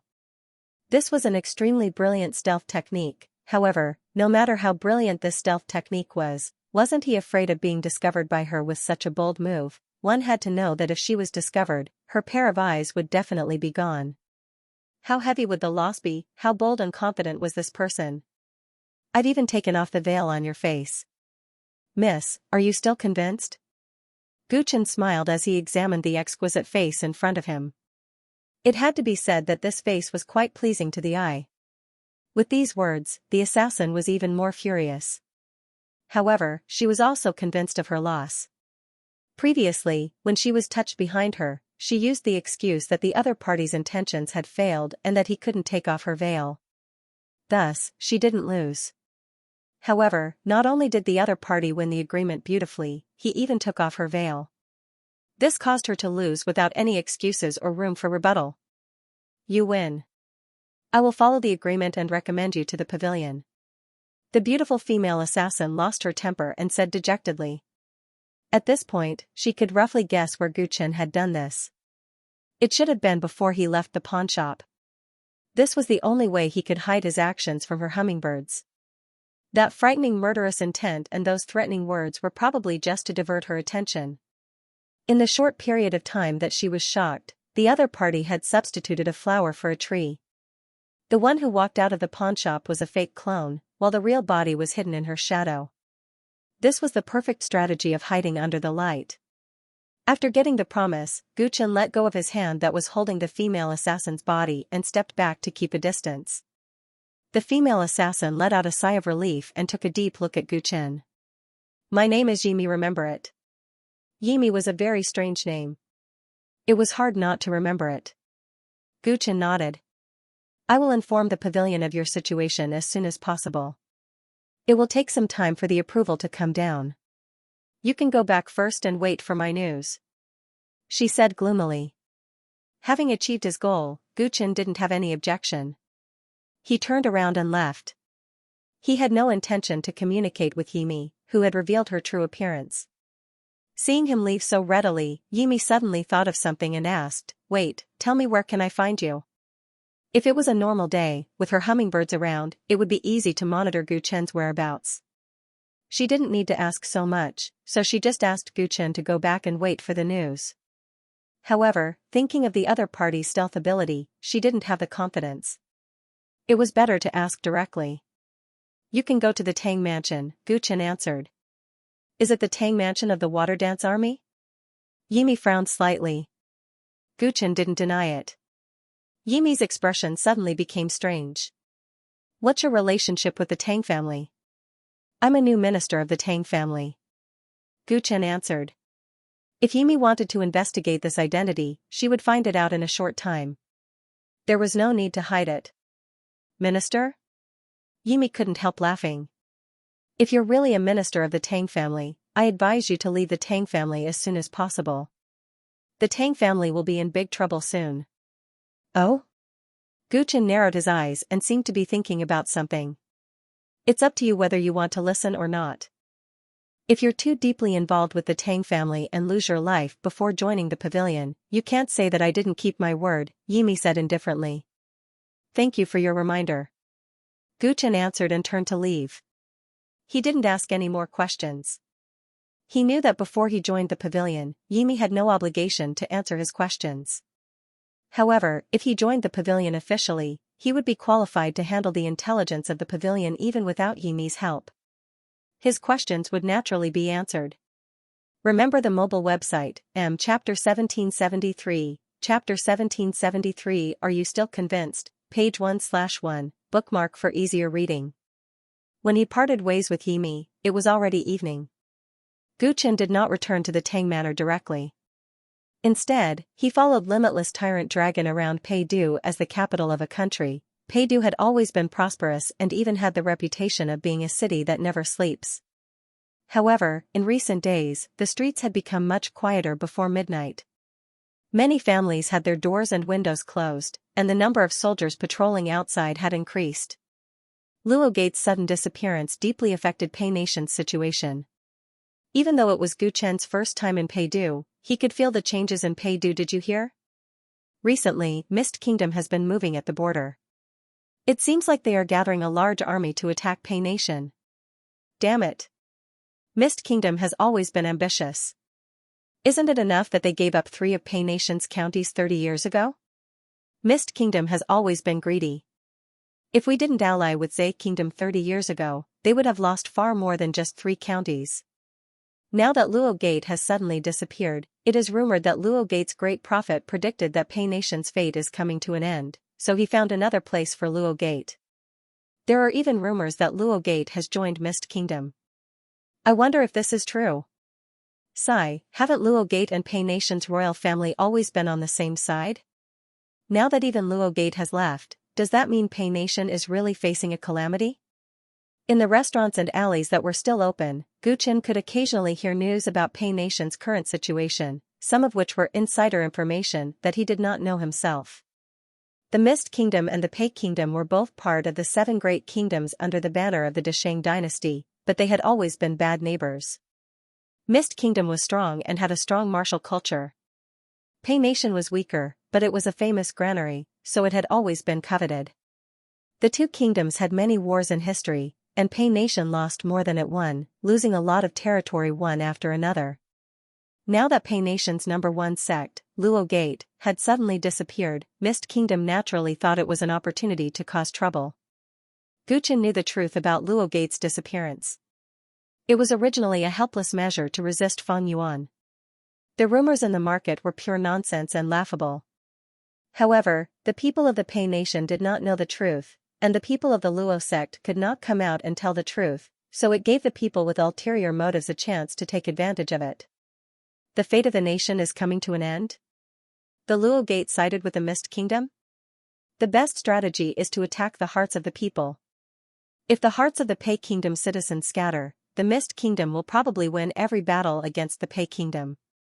If that happens, the Pei Kingdom's royalty will be finished. Gu Chen pondered. The great prophet had once asked him about the Pei Nation's royal family. He wasn't too interested in the life and death of the Pei Nation's royal family, but he was quite interested in the item that the great prophet had mentioned that the royal family possessed. This Mist Kingdom is truly audacious, daring to borrow power for everything. If the Luo Gate has really sided with the Mist Kingdom, then the Mist Kingdom will be destroyed overnight. The unbounded Tyrannosaurus Rex had also heard the rumors and guessed the possible originator of the rumors, but it snorted in disdain. Gu Chen understood its meaning. With Fang Yuan's current power and influence, if Qiankuan Group really believed the rumors and thought that the missing Luo Gate had sided with the Mist Kingdom, then the wrath of Qiankuan Group would not be something a small kingdom could withstand. However, the matter of Fang Yuan coveting the Luo Gate Great Prophecy technique was very secretive. The Mist Kingdom might not know about it, and they might not know that they had caused great trouble. Master wants to use the disappearance of the Luo Gate to get close to Qiankuan Group, but the appearance of the Mist Kingdom might affect the plan, right? The unbounded Tyrannosaurus Rex probed Gu Chen. There are over 100 dynasties in the primordial Dao world, and the sects and aristocratic families are even more complicated. If a mere Mist Kingdom can affect the plan, then how can we face the wind and waves and fight against that Fang Yuan? Gu Chen glanced at the unbounded Tyrannosaurus Rex and continued walking forward with his hands behind his back. The unbounded Tyrannosaurus Rex understood his meaning. It bared its sharp teeth and quickly followed. By the time Gu Chen returned to the Tang Manor, it was already late at night. Just as he arrived at the courtyard he lived in, a person suddenly emerged from the grass beside him. "Brother Chen, you're finally back. I've been waiting for you for a long time." It was Tang Jianqing, whom he had not seen for several days. He held a jade box in his hand and walked forward with bright eyes. "Young Master Tang, why are you squatting here?" Gu Chen asked calmly. "I was ordered by my father to give you a gift, Brother Chen. Who would have thought that you would only return at this hour?" Tang Jianqing smiled bitterly, feeling somewhat uneasy. After Gu Chen settled down in the Tang Manor, he had actually wanted to find him the next day to familiarize him with Pei Du. However, for some reason, his father had ordered him not to approach Gu Chen for the time being, so he could only maintain his distance. Until today, when his father suddenly summoned him and inexplicably asked him to give him a gift, he was finally able to see Gu Chen again. He did not know if Gu Chen would be dissatisfied with his absence for a few days, so he was especially perturbed. He had seen Xiao Haiyang's death with his own eyes. He wanted to rope Gu Chen in, but he also respected him. "Oh? Why are you giving me a gift?" Gu Chen pretended not to know. "It's a greeting gift from the consecrator. My father said that when the 2 consecrators were hired, the Tang family gave them valuable gifts. As the 3rd consecrator of the Tang family, Brother Chen's gifts cannot be ignored," Tang Jianqing explained and respectfully handed over the jade box with both hands. "I'll accept the gift. I'm a little tired today, so I won't be receiving you, young Master Tang." Gu Chen accepted the jade box without hesitation and went straight into the small courtyard. He had no intention of chatting with Tang Jianqing. "Then I'll take my leave." Tang Jianqing was slightly embarrassed, but he was also relieved. He respectfully excused himself. These days, there were many complaints about the new consecrator in the manor. Although he knew that Gu Chen was strong, he did not have the right to speak. There were some things that his father did not allow him to tell others in detail. He waited until midnight today and was a little worried that Gu Chen had left without saying goodbye. Fortunately, he came back in the end. As for his father's attitude towards the new consecrator, he had already made it clear through the gift. No matter how stupid he was, he knew what it meant to him. The consecrator had a lot of influence on the family, and the 3rd consecrator of the Tang family was invited by him. He was also the most familiar with him, which meant that his position in the Tang family had risen. Tang Jianqing left at ease. After entering the small courtyard, Limitless Tyrannosaurus Dragon teased, "It seems like the Tang family's patriarch has finally acknowledged Master as a consecrator. I'm afraid it's more fear than approval." Gu Chen smiled and casually opened the jade box. At the top of the box was a crystal ticket. With this crystal ticket, one could receive a full amount of Dao crystal from any of the 9 great Dao quartz. The face value of this crystal ticket was 50,000, which meant that it could be exchanged for a whole 50,000 Dao crystal. Compared to the 1,000 Dao crystal that Tang Xuanxi had received during the day, it was many times more generous. Even for a prestigious family like the Tang family, 50,000 Dao crystal was definitely not a small amount. It was enough to affect the operation of the Tang family. However, the crystal ticket was secondary. Gu Chen picked up the crystal ticket and found that there was another item in the box. This item was shaped like a ginseng and had fibrous roots all over its body. The fibrous roots were like horned dragons, and the tip of the roots was overflowing with colorful light. One look and one could tell that it was a valuable spirit herb. Gu Chen picked up the dragon ginseng and sniffed it. He immediately felt the vital essence in his body show signs of activity. His heart stirred as he bit down on a piece of dragon ginseng. Immediately, his mouth and tongue salivated as the tyrant blood in his body surged and rumbled like thunder. This item is not bad. He nodded and swallowed the entire dragon ginseng in a few bites. His body instantly felt warm, and the vital essence in his body imperceptibly strengthened a little. Although 50,000 Dao crystals were good, because his divine Dao had been snatched, he could not absorb much of the origin power in the Dao crystals. On the contrary, this dragon ginseng spirit herb could nourish and strengthen the vital essence, which was beneficial to the improvement of his tyrant body.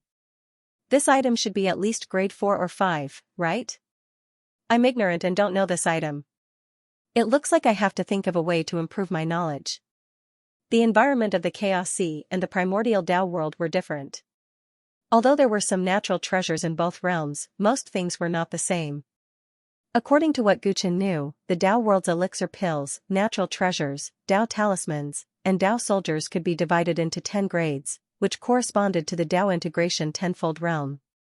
When he had been strolling in the city, he had come into contact with some spirit herbs in places like medicine shops. However, regardless of their quality or medicinal efficacy, they were obviously incomparable to the dragon ginseng that he had just consumed. Logically speaking, this kind of natural treasure had the best effect after being concocted into elixir pills. However, Gu Chen did not even know what this spirit herb was called. He only confirmed that it was harmless to him, so he ate it directly. This was a little awkward. Gu Chen realized that he needed to improve his knowledge of the Dao world. Otherwise, if he could not recognize any natural treasure that everyone knew in the future, people would inevitably suspect his identity. Once he thought of this, he immediately instructed the maidservant of the Tang residence, who was in charge of serving him, to search for as many ancient books and scrolls as possible. He did not have a specific target. He asked for the Dao world's history, geography, and customs. As a distinguished family, the Tang family naturally had a rich collection of books in their mansion. What Gu Chen wanted was not some cultivation method or secret book, but some miscellaneous books, so there was no reason for him to refuse. Soon, bundles of books were sent to his small courtyard one after another. In the following days, Gu Chen rarely ventured out. Every day, he would flip through various books, ponder over Genesis techniques, or train. His days were quite fulfilling. The atmosphere in Paidu grew tenser with each passing day. The effects of the Luo Gate's disappearance were gradually expanding, and the entire country was in turmoil. Even the common people in Paidu could sense the turbulent undercurrents, and they were in a constant state of anxiety. Gu Chen didn't leave the house, but he could feel the changes, because the number of guards in the Tang mansion had obviously increased. Tang Xianxia transferred a garrison from the Water Dance Army and stationed them in the residence. There were 3 layers of defense inside and 3 layers outside, as if they were guarding against something. The entire Tang family looked as if they were facing a great enemy. The only one who didn't seem to be much different from usual was Tang Jianqing. He would run over to Gu Chen's place from time to time, but most of the time, he was rejected outside the door. Occasionally, Gu Chen would see him and learn a little about the current situation in Paidu from him. The Mist Kingdom's army had officially arrived, and the borders of Paidu collapsed at the slightest touch. Paidu lost land repeatedly, and its people became destitute and homeless. Everywhere in Paidu, it was rumored that the king of Paidu was immoral and incompetent, which was why the Luo Gate had abandoned him. Rumors of the country's demise spread everywhere, causing the people's morale to plummet. Even in Paidu, a large number of assassins suddenly appeared. Several court officials were assassinated one after another, and it was rumored that it was the work of an enemy country. It was precisely because of this that the Tang mansion strengthened its security. In fact, it wasn't just the Tang mansion. More water dance army elites were stationed in the palace where the king of Paidu resided, and the defense was impenetrable. Hearing that a large number of assassins had suddenly appeared in Paidu, Guchen recalled Jimi's warning and couldn't help but guess whether the assassins were related to the Pavilion of Innocence. Another day, after sending Tang Jianqing away, a small hummingbird flew over to Guchen's courtyard. Guchen's eyes lit up. After so many days, it seemed that there was finally news from Yimi. The hummingbird landed on Guchen's palm, opened its mouth, and spat out a misty green bead. It didn't say anything else. What's this? Guchen looked puzzled as he picked up the bead and sensed it. He sensed a weak wave of mental energy spreading out from the bead, trying to enter his body and establish some kind of connection with him. After confirming that this mental energy wave couldn't threaten him, Guchen simply opened his mind and allowed the bead to establish a mental connection with him. Swish, the world around him spun, and Guchen found himself in a pavilion. From time to time, illusory figures in black robes, veils, and bamboo hats passed by. He looked down at himself and found that his body was also illusory, as if he was a projection. Divine travel bead. Guchen subconsciously muttered a few words, somewhat understanding what that bead was. He had been reading extensively these days and had gained an understanding of many strange things and monsters in the Tao world.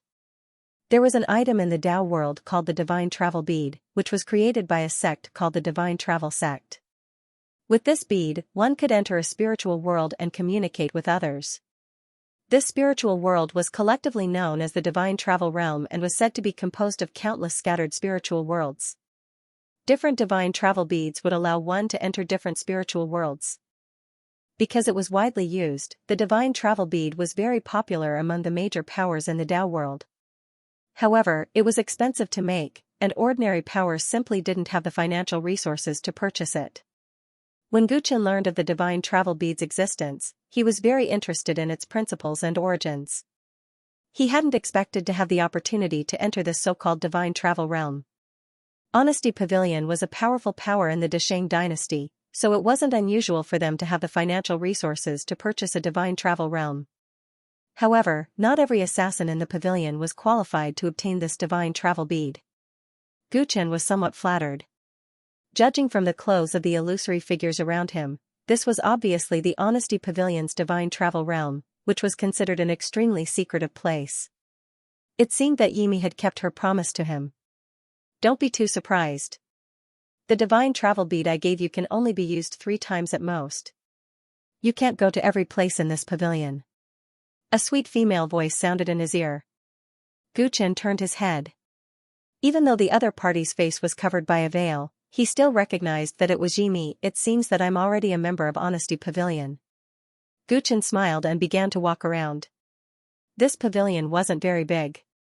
There were only 3 floors in total, and each floor was no more than a few hundred meters wide. After walking around for a while, he quickly discovered that he couldn't go up to the 3rd floor. It was as if there was an invisible mental barrier blocking him. As for the area outside the pavilion, there was nothing but a misty blue void. He tried to extend his consciousness outside, but his illusory soul body quickly became unstable. His consciousness began to float, and he almost left the Divine Travel Realm. Look at you. You're like a country bumpkin who hasn't seen the world. I have to remind you that your Divine Travel Bead can only be used 3 times. If your consciousness leaves, you'll have wasted one, Yimi said, exasperated. Can't you just give me an unlimited number of Divine Travel Beads? Guchen said with some dissatisfaction. Do you think Divine Travel Beads are cabbages? Yimi glared at him fiercely. Divine Travel Beads are expensive to manufacture, and only assassins at the nation war level can have unlimited Divine Travel Beads in our pavilion. You're just a newcomer, and you don't even know your background. You're already giving me face by being able to get one. That's quite a big deal for you. What's your position in Honesty Pavilion, Miss Shi? Of course, Guchen wasn't really dissatisfied. In fact, he was already quite satisfied to be able to see this Divine Ascension world. Since I've decided to let you join Honesty Pavilion, you'll find out sooner or later, so there's no harm in telling you. Listen up, the current Pavilion Master of Honesty Pavilion, Yi Wunyan, is my adoptive father. Yimi introduced herself. The daughter of Honesty Pavilion's pavilion master? Guchen understood. No wonder Yimi had the right to recommend others to join Honesty Pavilion. She had such a powerful background. Now you're scared, aren't you? Remember, you can't tell anyone about how rude you were to me before, or I won't let you off easily. Yimi suddenly warned him through clenched teeth. Originally, she had made a bet with Gu Chen because she wanted his eyes, but she didn't expect that he was hiding beside her and she didn't even notice him. Moreover, her veil was removed and she saw his true face. She even had physical contact with him. To her, it was a great humiliation. Given her personality, she should have killed him right away. However, she had been by her adoptive father's side since she was a child. She didn't have a good eye, but she could easily tell if a person had the potential to become an elite killer. She was convinced by Gu Chen's previous methods. If she could introduce such a powerful killer to Honesty Pavilion, it might help her compete with some people in the pavilion. I've already forgotten about what happened before. Gu Chen naturally understood Yimi's meaning and agreed with a smile. Seeing that his attitude was not bad, Yimi nodded and led him around the building. Your identity has already been reported. You're now an official killer of Honesty Pavilion. Being accepted as a member of Honesty Pavilion doesn't depend on whether you're dressed in black, but on whether you're qualified to come here. Although this Divine Ascension world is only the size of a single building, each floor is filled with a dense amount of information. Honesty Pavilion's killers are scattered all over the world, and all the important intelligence they collect will be sent here in time. Most of the intelligence is accessible to killers who are qualified to enter here. You should know that the intelligence here is enough to affect the rise and fall of an aristocratic family, as well as the rise and fall of a kingdom. It's priceless. Yimi pointed at a huge glowing platform at the center of the first floor and said proudly. Gu Chen stepped forward. As soon as his hand touched the round table, he immediately felt a dense stream of information surging into his mind. This round platform was the same as the people in the Divine Ascension world, all of them illusory and formed from the condensation of their spiritual will. The assassins who entered this place left their own spiritual imprints on this round table, and the imprints contained the information they had gathered from various places. Through this method, Innocent Pavilion sorted out and summarized large amounts of intelligence, thereby increasing the efficiency of the entire killer organization. Of course, it wasn't just the humble pavilion that did this. Many of the major factions in the primordial chaos Dao world had their own divine traversing realm to facilitate internal communication. After all, the more powerful a force was, the wider their territory would be, and the more they would need a place like the Divine Ascension world to save time traveling back and forth. Does the intelligence here involve the entire primordial Dao world? Gu Chen's hands were pressed against the round table, and the light in his eyes kept flowing. This was a normal phenomenon when reading information. Yimi held her breath when she heard this. She had been introducing the power of Innocent Pavilion to Gu Chen, but who would have thought that Gu Chen would start talking about such a wide range? It mainly involves the intelligence within the Desheng dynasty. After all, our main sphere of influence is the 7 countries within the Desheng dynasty. Of course, it's impossible for us not to know about some major events in the Dao world, she explained. Oh? I see. There seemed to be a hint of disappointment in Gu Chen's voice, which made Jimmy feel inexplicably angry. What's wrong with this guy? He should be grateful enough to join the Innocent Pavilion, but he's still acting like he doesn't like it. What's so special about the 3rd floor of the pavilion? Gu Chen asked casually as he tried to search for the information he wanted on the round table. He found that it was rather convenient to use this round table to search for information. All he had to do was think of a relevant term, and the round table would organize and summarize the corresponding information and transmit it to his mind. The intelligence there is usually very precious, and Innocent Pavilion paid a huge price to obtain it. Thus, only a few people have the authority to enter and browse it. Yimi obviously didn't want to talk about the 3rd floor, so she stopped talking. Gu Chen didn't ask further. Given the current situation, the intelligence in the 2 floors was enough for him to use. The reason why he wanted to join Innocent Pavilion was to have the ability to obtain intelligence so that he wouldn't be like a blind man. When he first came to the Dao world, he knew that if he wanted to establish a foothold here, compete with Feng Yuan, or even go further, and complete the almost impossible task in his heart, he first had to have his own eyes and ears. With his own eyes and ears, he could understand the various forces in the Dao world, understand the 9 Dao courts, and know how to deal with them. However, it wasn't easy to establish his own intelligence channel. He had no foundation in the Dao world, so it would take a long time to achieve this. Thus, he wanted to start with other forces, and an assassin organization like Innocent Pavilion was a very suitable starting point. Although Innocent Pavilion's sphere of influence was limited to the Desheng dynasty, and its foundation was still lacking, he wasn't in a hurry. He wanted to take things slow and steady. Paidu. This word flashed across Gu Chen's mind, and all kinds of recent intelligence about Paidu appeared in his mind. Some things were just for show to outsiders, and the things that countless people talked about might not be true. Innocent Pavilion's intelligence clearly showed this point.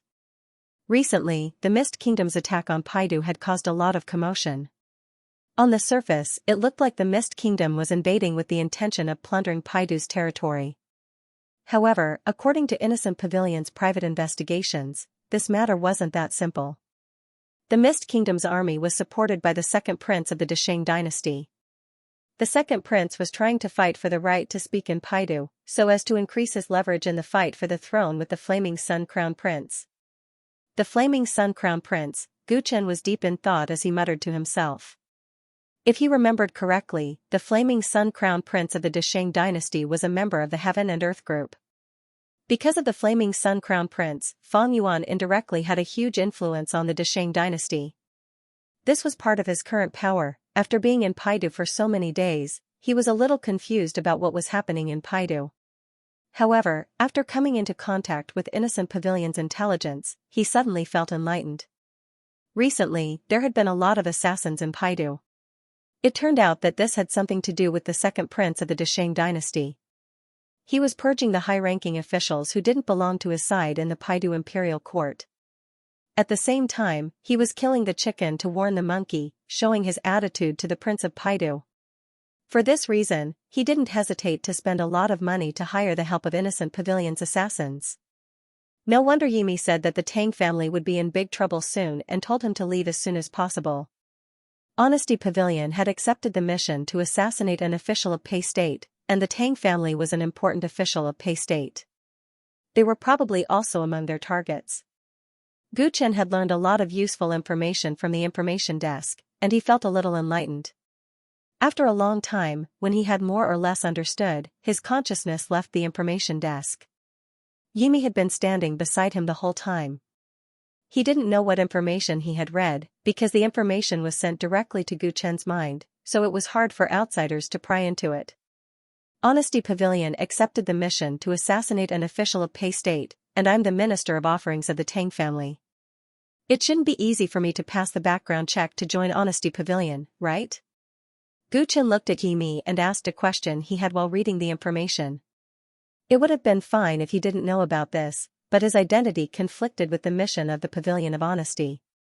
Under such circumstances, he was actually allowed to join the Pavilion of Honesty without making any guarantees.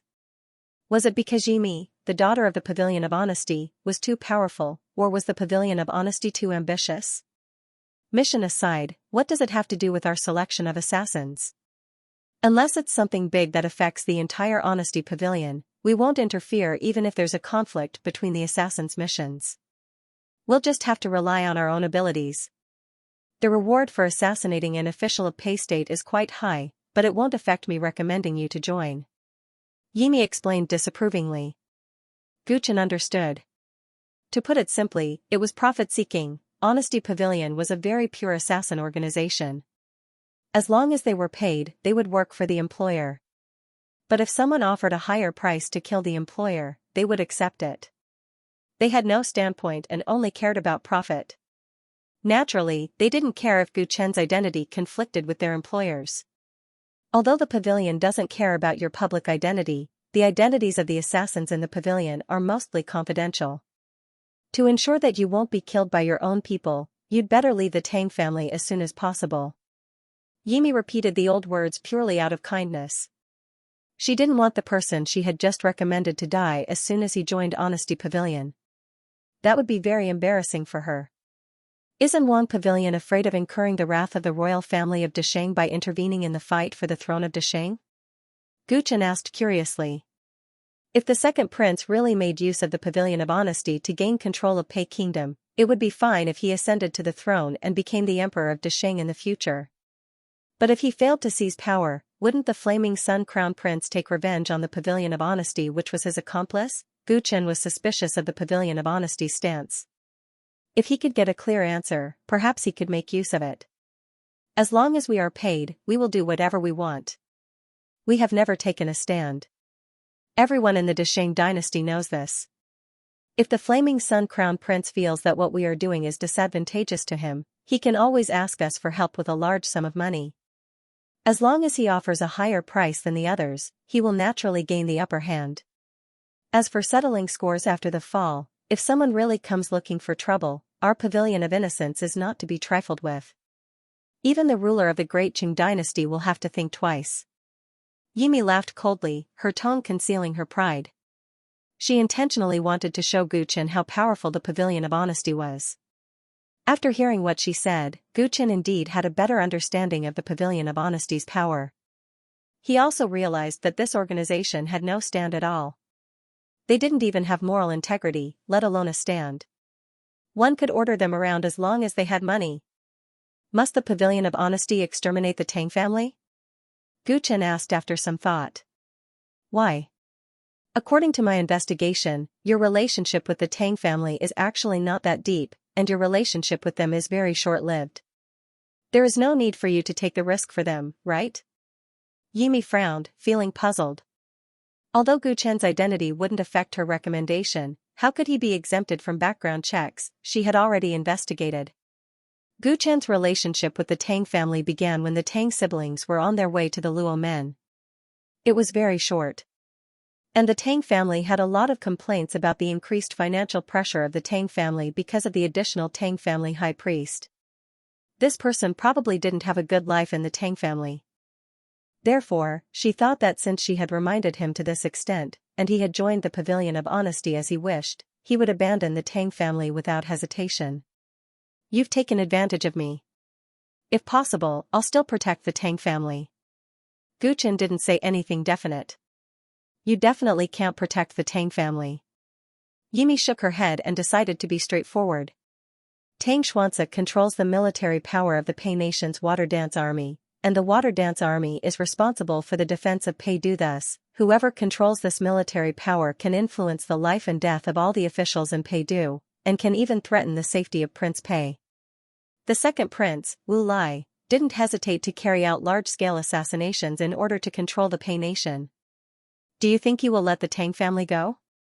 Therefore, when he hired us, he made it clear that Tang Xianxia must die no matter what. In fact, the killers of the Pavilion of Honesty have already tried many ways to assassinate Tang Xianxia, but they have all failed. However, since they have accepted the mission, and the second prince's reward is not low, the Pavilion of Honesty won't give up so easily. A famous killer has already accepted the mission. When speaking of that killer, Yimi's eyes lit up. She was full of confidence in him, as if as long as he accepted the mission, it was impossible for him to fail. With that killer around, even if you follow Tang Xianxia closely, you won't be able to protect him. Instead, you'll easily lose your life. I know you have some skills, but you're definitely not on the same level as that person. It's better for you to give up on the Tang family. Otherwise, that person won't know you're also from the Pavilion of Honesty, and if he kills you, no one will stand up for you. Yimi spoke with conviction, but Gu Chen just smiled and didn't argue. Alright, I've learned everything I need to know. You can leave the Divine Ascension world now. Yimi reminded Gu Chen. He had finished explaining everything that needed to be explained, and he had already visited everything he could in this tiny Divine Ascension world. The longer one stayed in the Divine Ascension world, the more the Divine Ascension orb would wear out. Gu Chen's Divine Ascension orb could only be used 2 or 3 times, and the longer he stayed, the less effective it would be. Yimi didn't want him to waste it. Gu Chen had no objections. Following Yimi's instructions, he meditated for a while and his consciousness quickly left the Divine Ascension world. When he opened his eyes again, there was no longer any Divine Ascension world. He was in his own courtyard, holding the Divine Ascension Orb in his hand. The Divine Ascension Orb's light was now slightly dimmer than before. Gu Qin slid his finger across the surface of the orb and used his divine sense to probe its interior. The Divine Ascension Orb now had an additional spiritual brand. With this spiritual brand, it would be easier for him to enter and exit the Divine Ascension World of Honesty Pavilion in the future. At the same time, because of this spiritual brand, the Divine Ascension Orb had an exclusionary nature. Even if others obtained this Divine Ascension Orb, they wouldn't be able to enter the Divine Ascension World, effectively preventing others from taking advantage of this loophole. Gu Qin secretly marveled at the magic of this thing, and then kept it close to his body. End of chapter. Paidu became more and more chaotic, and the Tang family's situation became more and more dangerous in the following days, just as Yimi had said. There were several poisoning incidents in the Tang manor, and one night, the manor was set ablaze, destroying many pavilions and buildings. There was a violent fight at the time of the incident, and many guards became corpses afterward. The entire Tang manor was shrouded in a heavy atmosphere. Without a doubt, it was the work of the Pavilion of Innocence's assassins. In order to successfully assassinate Tang Xianxia, they resorted to all sorts of methods. Fortunately, the Shuiwu army was very strict, and the entire Tang manor was even more cautious, so the assassins didn't succeed. However, they couldn't defend themselves forever. Many officials in Paidu suffered one after another, and some even had their entire families killed. How long could the Tang family hold out? After several waves of assassinations, not only did the Tang family suffer heavy casualties, but even Minister Gu's arm was cut off by the assassins. In such a dangerous situation, the Tang family was in desperate need of manpower. Gu Chen, the carefree third revered elder, was finally found by Tang Xianxia. Tang Xianxia wasn't the only one who came. Tang Gaolan and the Tang family's second uncle, Tang Xuanxi, also came. A group of people from the Tang family came to Gu Chen's small courtyard together. They were very sincere and polite. Tang Gaolan placed a peach blossom that seemed to have just been plucked, with dewdrops still on it, on the stone table in front of Gu Chen. "What's this?" Gu Chen glanced at it casually. "I found it in my father's study this morning. The person who left this peach blossom came and went without a trace. This method is very similar to the legendary Taoist householder peach blossom." Tang Gaolan's expression was solemn. She knew that Gu Chen probably didn't know who Taoist householder peach blossom was, so she explained. Taoist householder peach blossom is a state-level killer of the Pavilion of Innocence. He has the ability to take the head of a general from 1,000,000 troops. He's very famous in the dark world. Taoist householder peach blossom has a hobby. He likes to leave peach blossoms before killing people. Once he receives the peach blossoms, he'll definitely die within 3 days. Now that my father has received the peach blossoms, I'm afraid he'll face a great calamity within 3 days. That's why I've come to ask Brother Chen to help protect him. Tang Gaolan finished speaking, her eyes extremely sincere. "Please help us, Elder Chen." Tang Xuanxi, who had been acting all high and mighty before, lowered his stance when he saw Gu Chen. He even bowed to Gu Chen. Needless to say, Tang Xuanxia had sent someone to ask for Gu Chen's permission before coming to the small courtyard. After confirming that Gu Chen was willing to meet him, he brought a group of people with him. Gu Chen looked at the group of people from the Tang family with interest. Ever since he taught Tang Xuanxi a lesson when he brought 2 of his elders over to pick a fight with him, the Tang family's attitude towards him had become very interesting. Not only did he send a total of 50,000 Dao crystal and dragon ginseng, he also fulfilled all of his daily needs. Yet, after sacrificing so much, when the Tang family was repeatedly attacked, no one came to ask for his help. It was as if they were afraid of disturbing him. According to Tang Gaolan, Master Peach Blossom was the assassin that Yimi had mentioned. He was the assassin that Yimi couldn't afford to offend. The Tang family was worried that they would not be able to deal with the Peach Blossom householder, so they finally thought of asking him for help. However, their servile attitude was thought-provoking.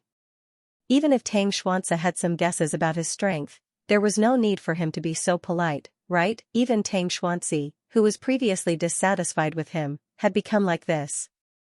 It did not seem to be an effect that he could achieve with a little show of his skills. Gu Chen was suspicious, but it was time to come into contact with the Pegua court, so he replied with a smile, "Since I have accepted the Tang family's offer, I will naturally do my best when you need me." "Everyone, you are too polite." Hearing his words, the Tang family members heaved a sigh of relief. Tang Xuanxia even looked happy. When Guchen saw this, he was even more confused. Why was this person suddenly so willing to accept his offer? "There will be a grand banquet in the palace today. I'll have to trouble you to accompany me to the palace," Tang Xuanxia said politely. Guchen nodded. Since he had promised to protect Tang Xuanxia, he had to follow him no matter where he went.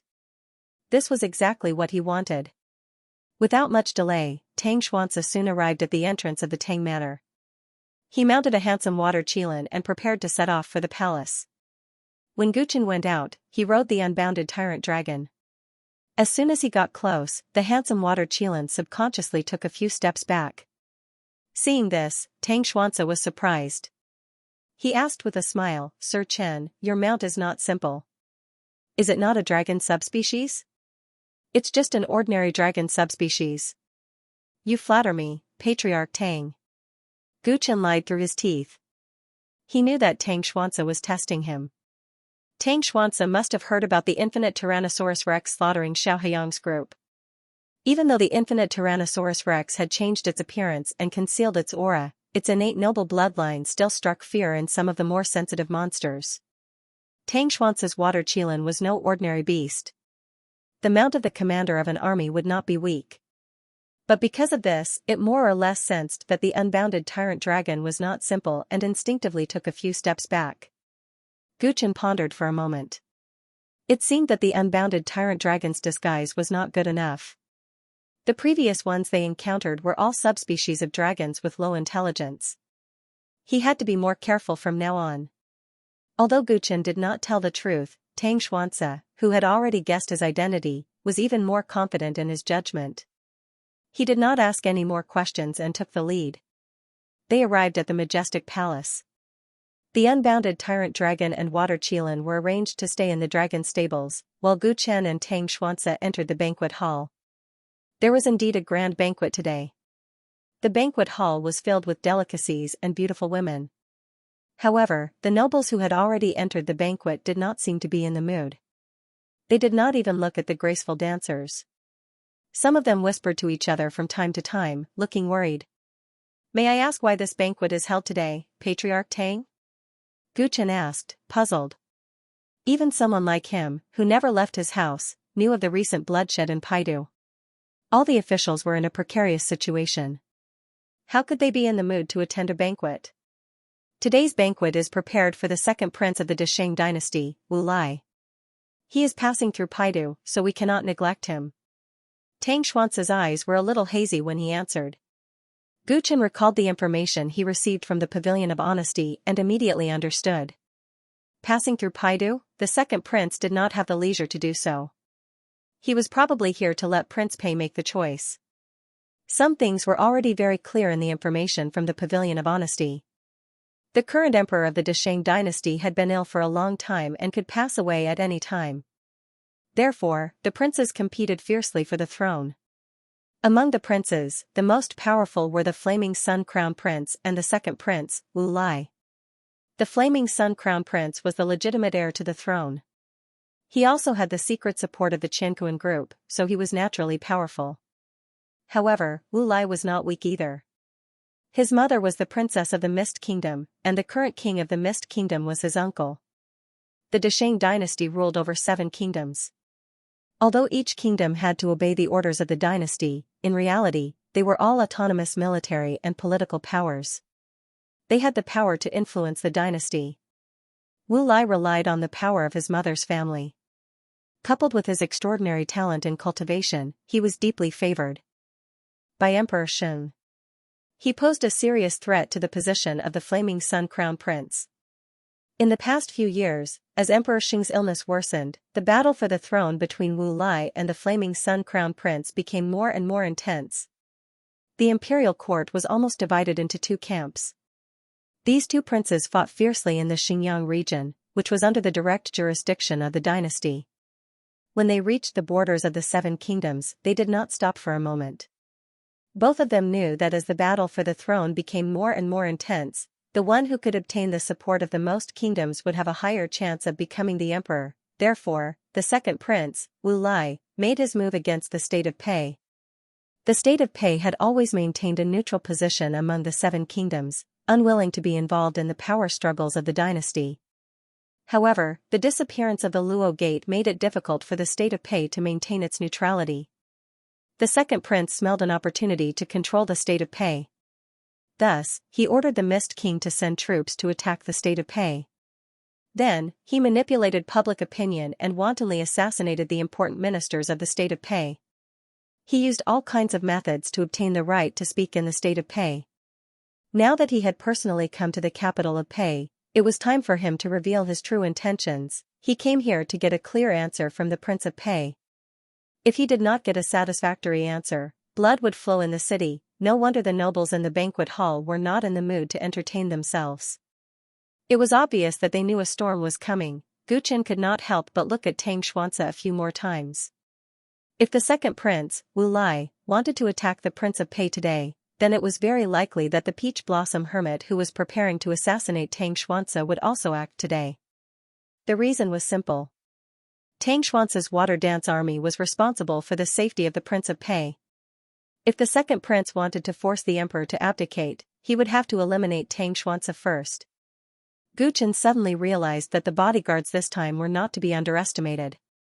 It was even more thought-provoking that Tang Xianxia had chosen to bring him along. "What are you thinking about, Sir Chen?" Tang Xianxia asked politely when he saw that Guchen seemed to be in a daze. "Nothing much. This banquet is quite interesting." Guchen chuckled and sat down with Tang Xianxia. Tang Xianxia was an important minister of the court. Normally, he would be sought after by hundreds of officials at any banquet. However, for some reason, there were very few people who came up to talk to him after he sat down. Some of the officials looked at him from afar and hesitated to speak. Their eyes were evasive as if they were guilty. Guchen felt that this scene was even more interesting. It seemed that there was going to be a good show today. Not long after, a group of people stepped into the banquet hall.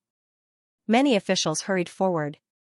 Their cordial attitude was much better than the way they treated Tang Xianxia. Guchen narrowed his eyes slightly.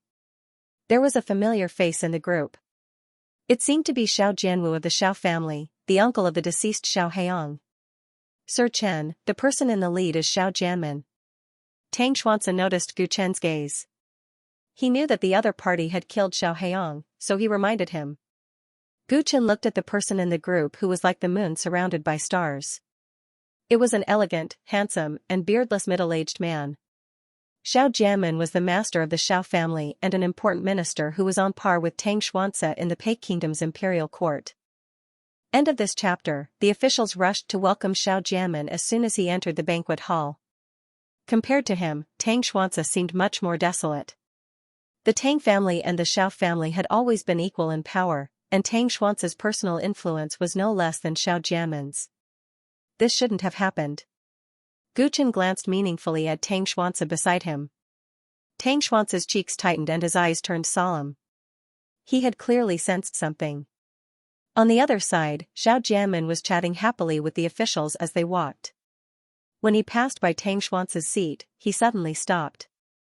Tang Xianxia looked up at him without any intention of rising. "Lord Tang, you and I have been officials in the same court for many years. Although we often disagree on politics, it's all for the good of Pei Nation. Today's banquet is of great importance. Lord Tang's water dance army must fulfill their duty as guards," Xiao Jianmin reminded him with seemingly good intentions. The eyes of the officials around him flickered.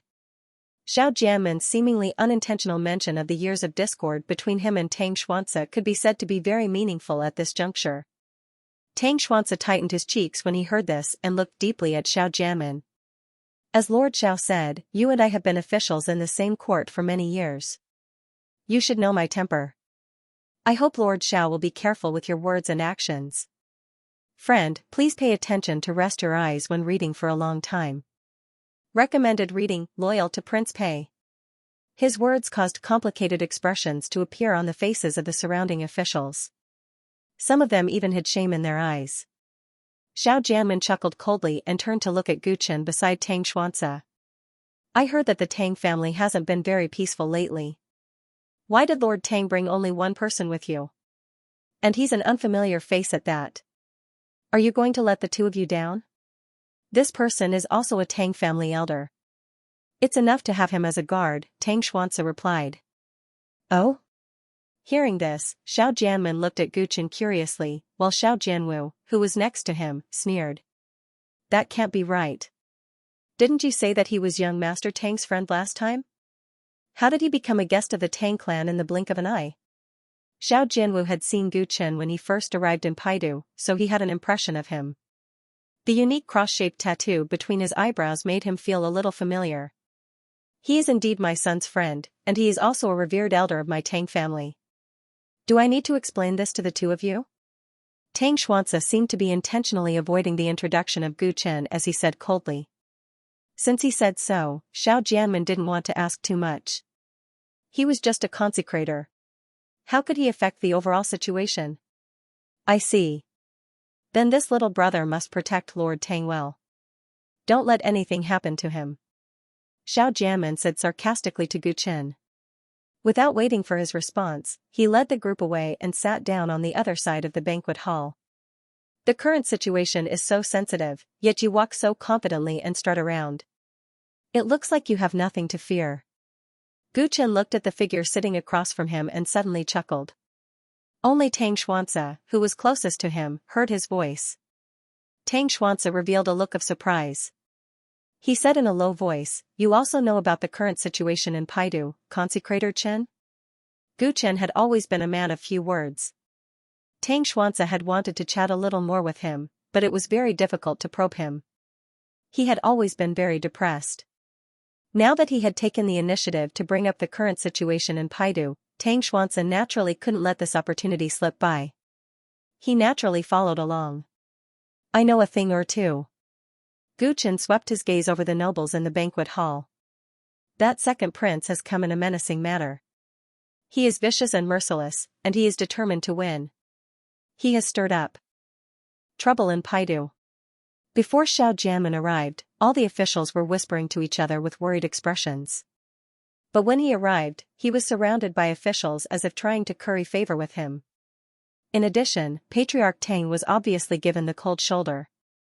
That Lord Xiao came to you to strut around. It's obvious that he has secretly sided with that second prince. Come to think of it, Patriarch Tang, there has been a lot of bloodshed in Paidu recently. Most of the officials in Prince Pei's faction have been killed. Those who remain are either traitors or fence-sitters. Now that Patriarch Tang is given the cold shoulder, it shows that you are loyal to Prince Pei.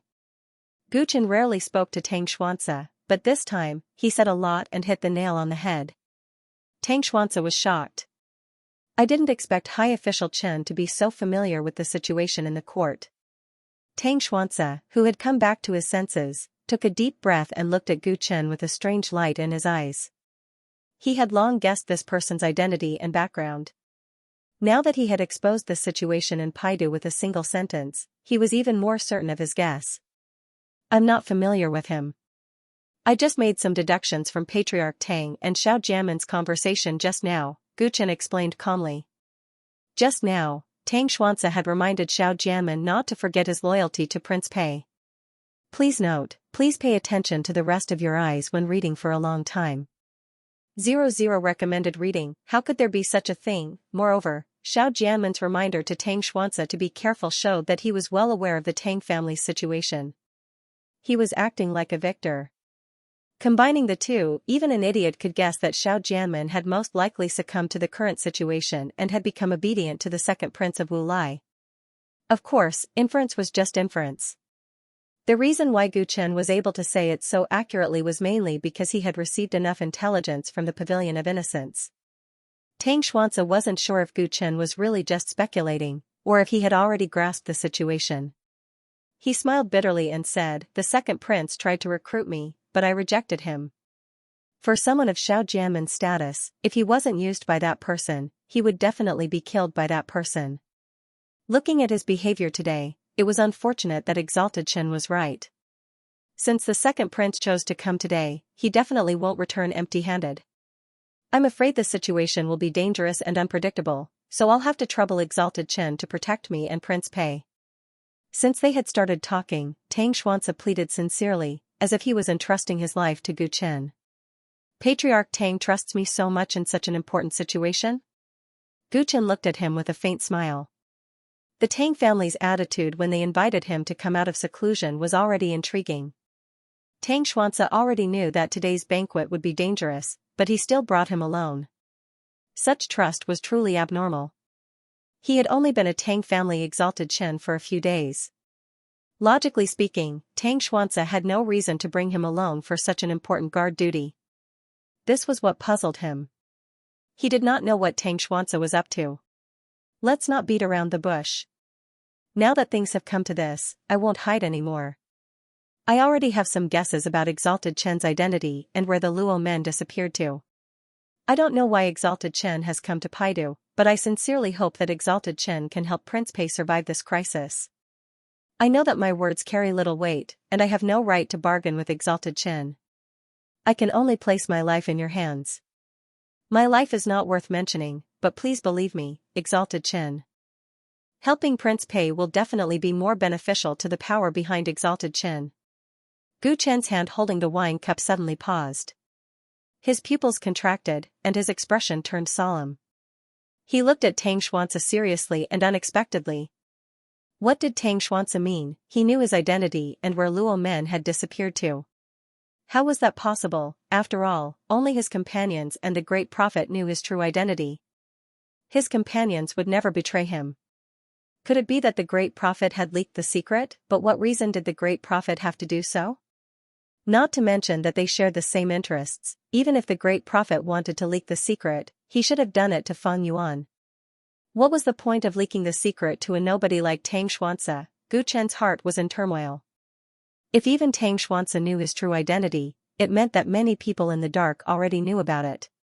He was in danger at all times. The return of the glorious ancient overlord body must not be known to outsiders. Once it was leaked, the 9 major Dao courts might come after him together. His long-term plans in the Dao world would be ruined. For a moment, Gu Chen wanted to kill Tang Xuanzi, but he did not know how much the latter knew or how serious the situation was. Does clan leader Tang know my identity? Gu Chen quickly calmed down and said in a slightly sinister tone. I've seen some clues when Consecrator Chen attacked Consecrator Gu. Officer Chen used the fixed body art that day. Am I right? Tang Xuanzi saw that something was wrong with Gu Chen's expression and felt uneasy. Fixed body art? Gu Chen, whose heart was in turmoil, was stunned.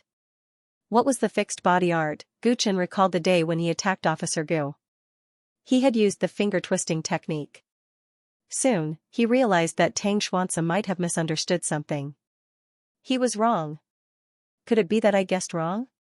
Officer Chen is not from the Chen clan? Tang Xuanzi asked hesitantly when he saw Gu Chen in a daze. He felt like he was talking nonsense. Officer Gu might not have been hit by the fixed body art that day, but Officer Chen's surname was Chen. How could he explain that? He did not think that the fixed body art and the surname Chen would appear at the same time. There was no such coincidence in the world.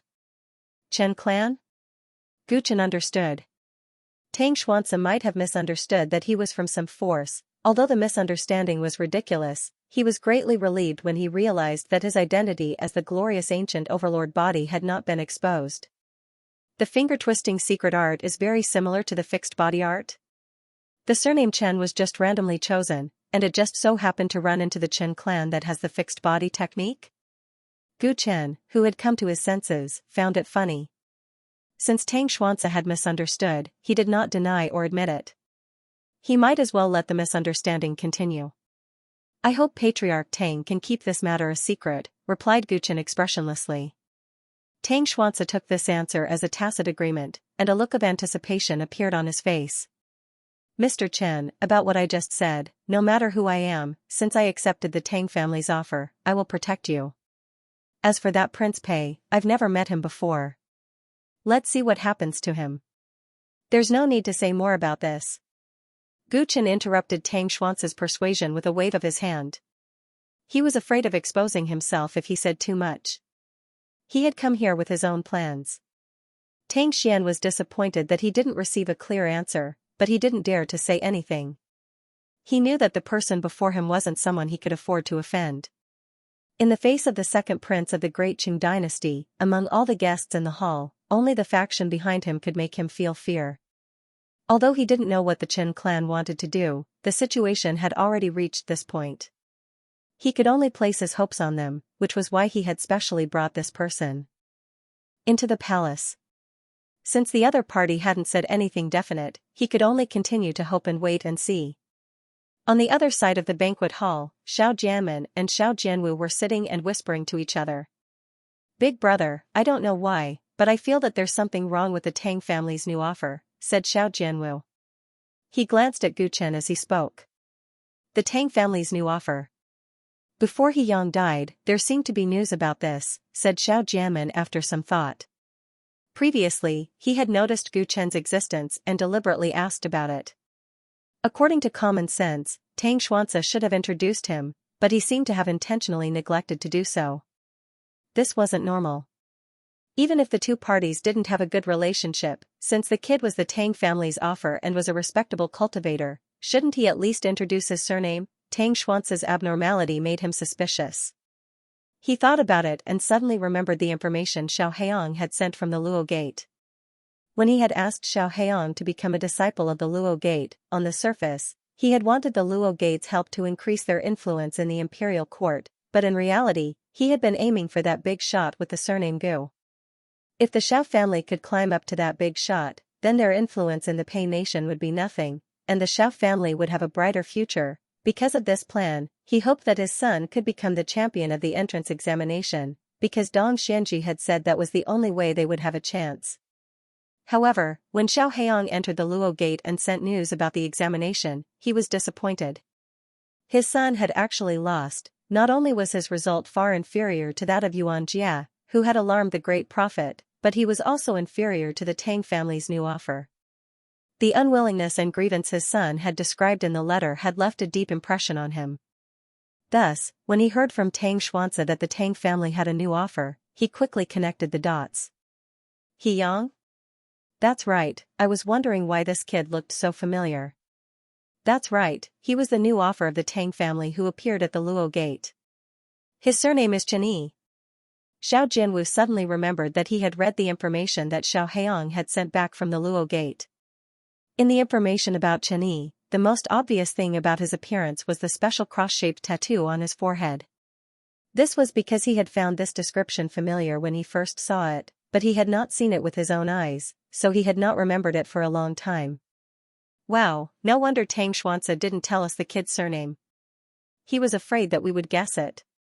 Big brother, this kid and Yuan Jia are companions, and before the Luo Gate disappeared, Yuan Jia entered Saint's Island. This person's identity is very sensitive. Also, He Yang has a grudge against this person. Could it be that he has been missing for so long because of this person? Xiao Jianwu quickly connected the dots, and his mind became restless. How could Xiao Jianmen not think of what he could think of? It was just that Xiao Jianmen was more shrewd and meticulous than him.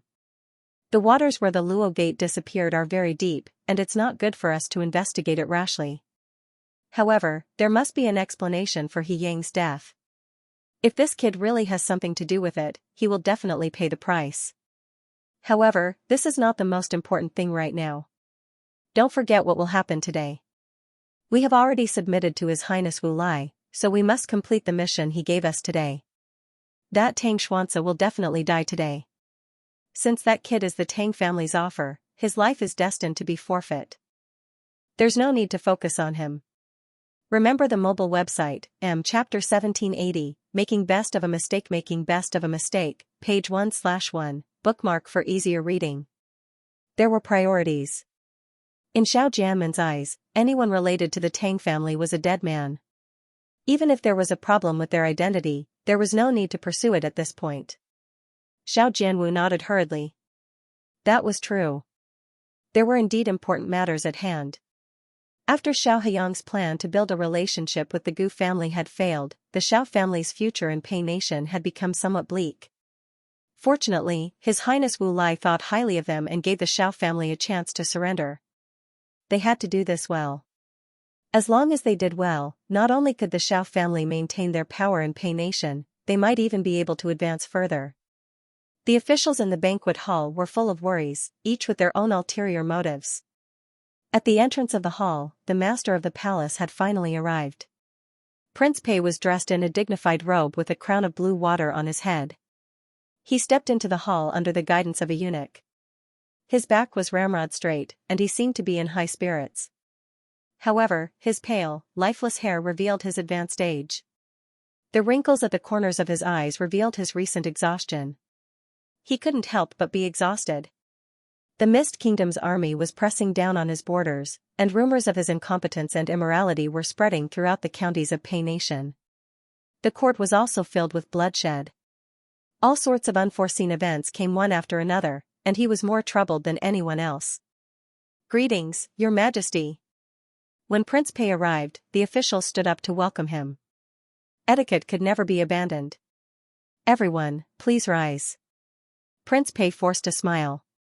He seemed to have sensed the unfavorable winds in the court. His gaze only softened a little when he saw Xianxia.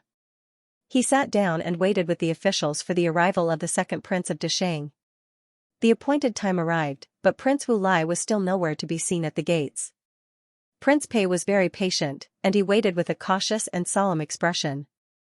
The officials were very quiet, and the atmosphere was strange and restrained. Gu Chen was drinking by himself leisurely and seemed out of place. Ahem. Suddenly, Xiao Jianmen's cough broke the silence. He stood up from his seat and cupped his hands at Prince Pei. "Your Majesty, I have something to report." "Please speak, my beloved subject." Prince Pei looked at him with a puzzled expression. Xiao Jianmen straightened his spine in front of all the civil and military officials and spoke in a clear voice. "Right now, the Mist Kingdom's army is pressing down on our borders, and the Luo Gate has disappeared for no reason. Our Pei Nation has reached a critical moment of life and death.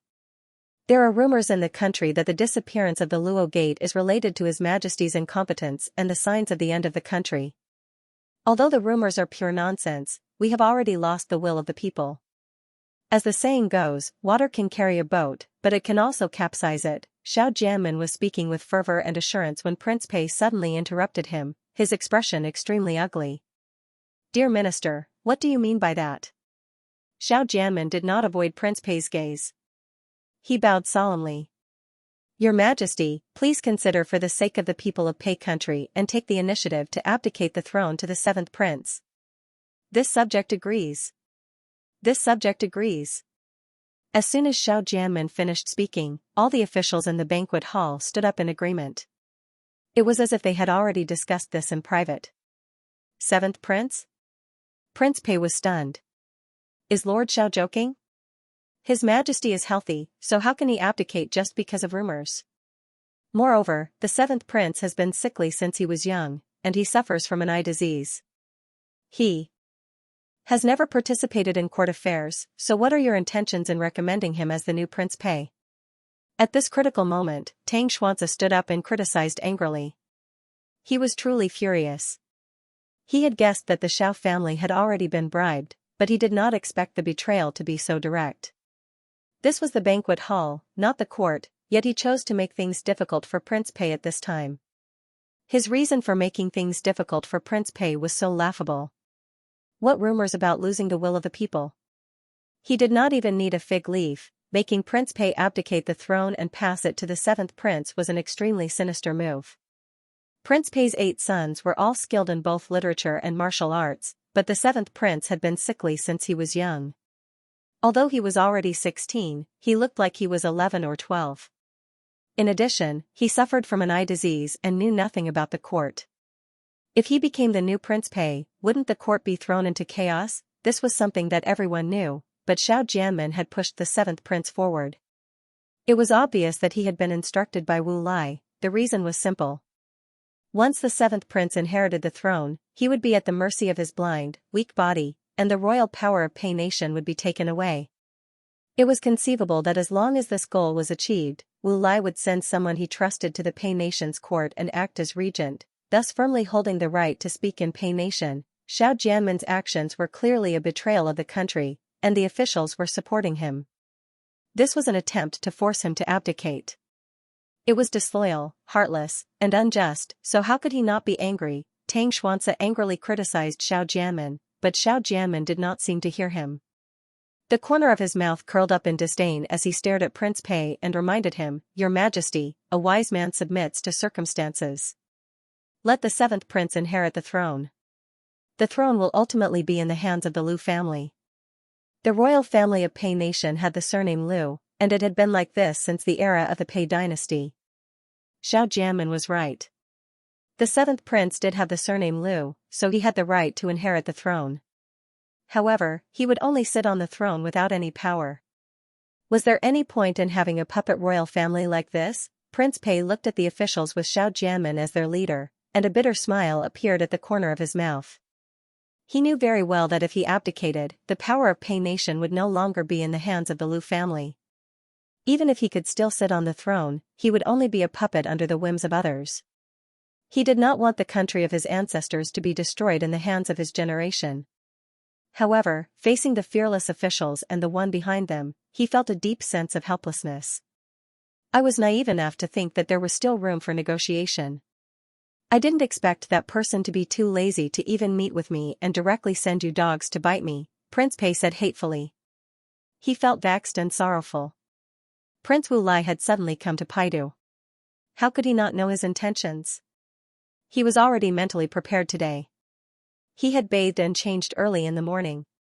He was serious about today's banquet because he still had the illusion that there was still room for negotiation between the two sides.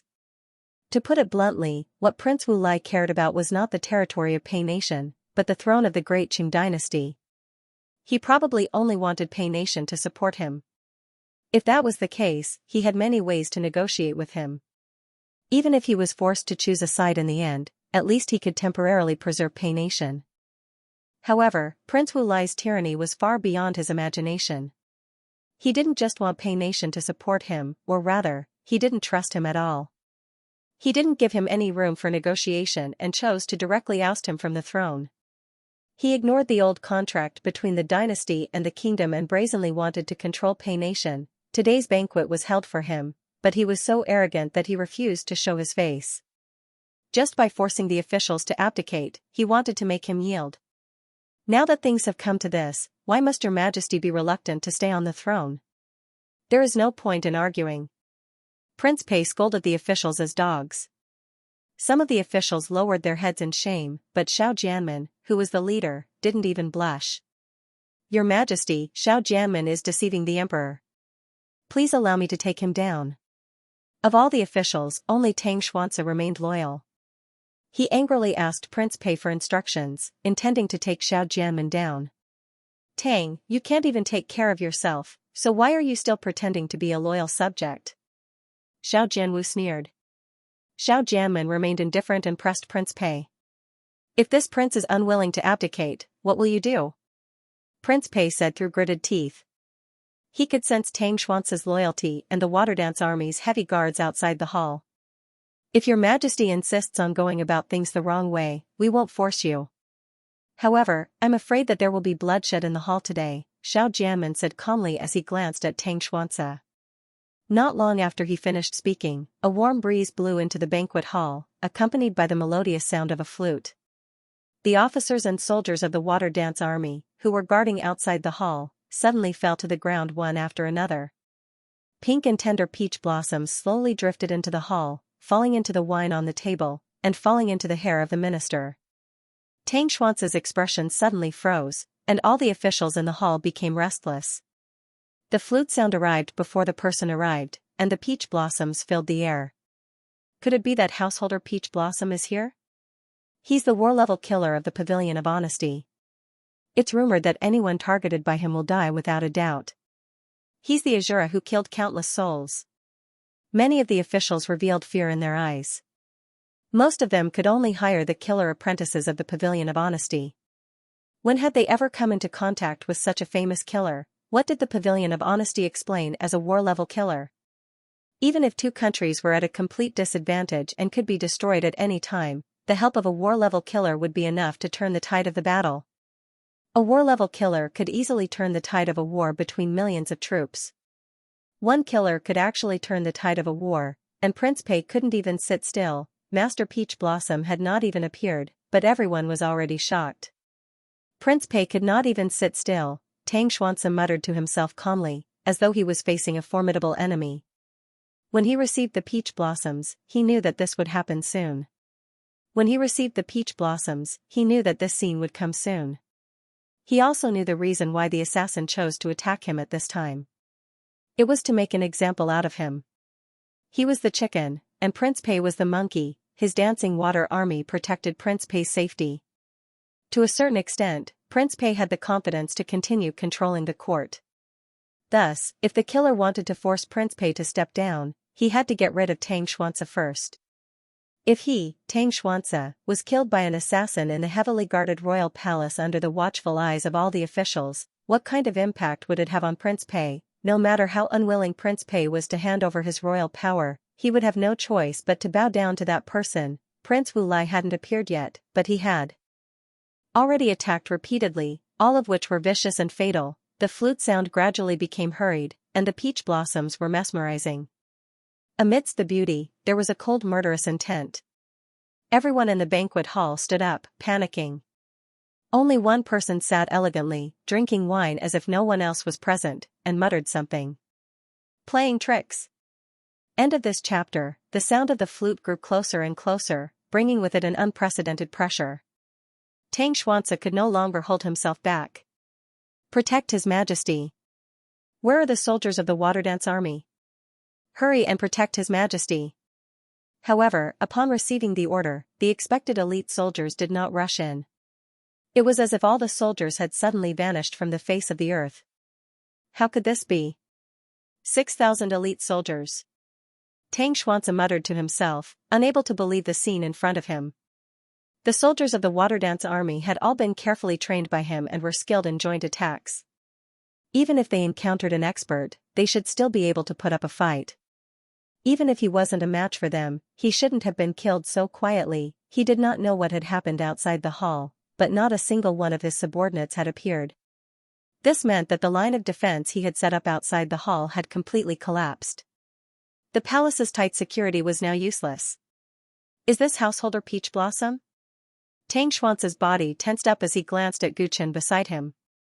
Right now, the only one who could help him and Prince Pei was this high official Chen. Tang Xianxia's mood improved a little when he saw Guchen's calm demeanor, but his face was still filled with worry.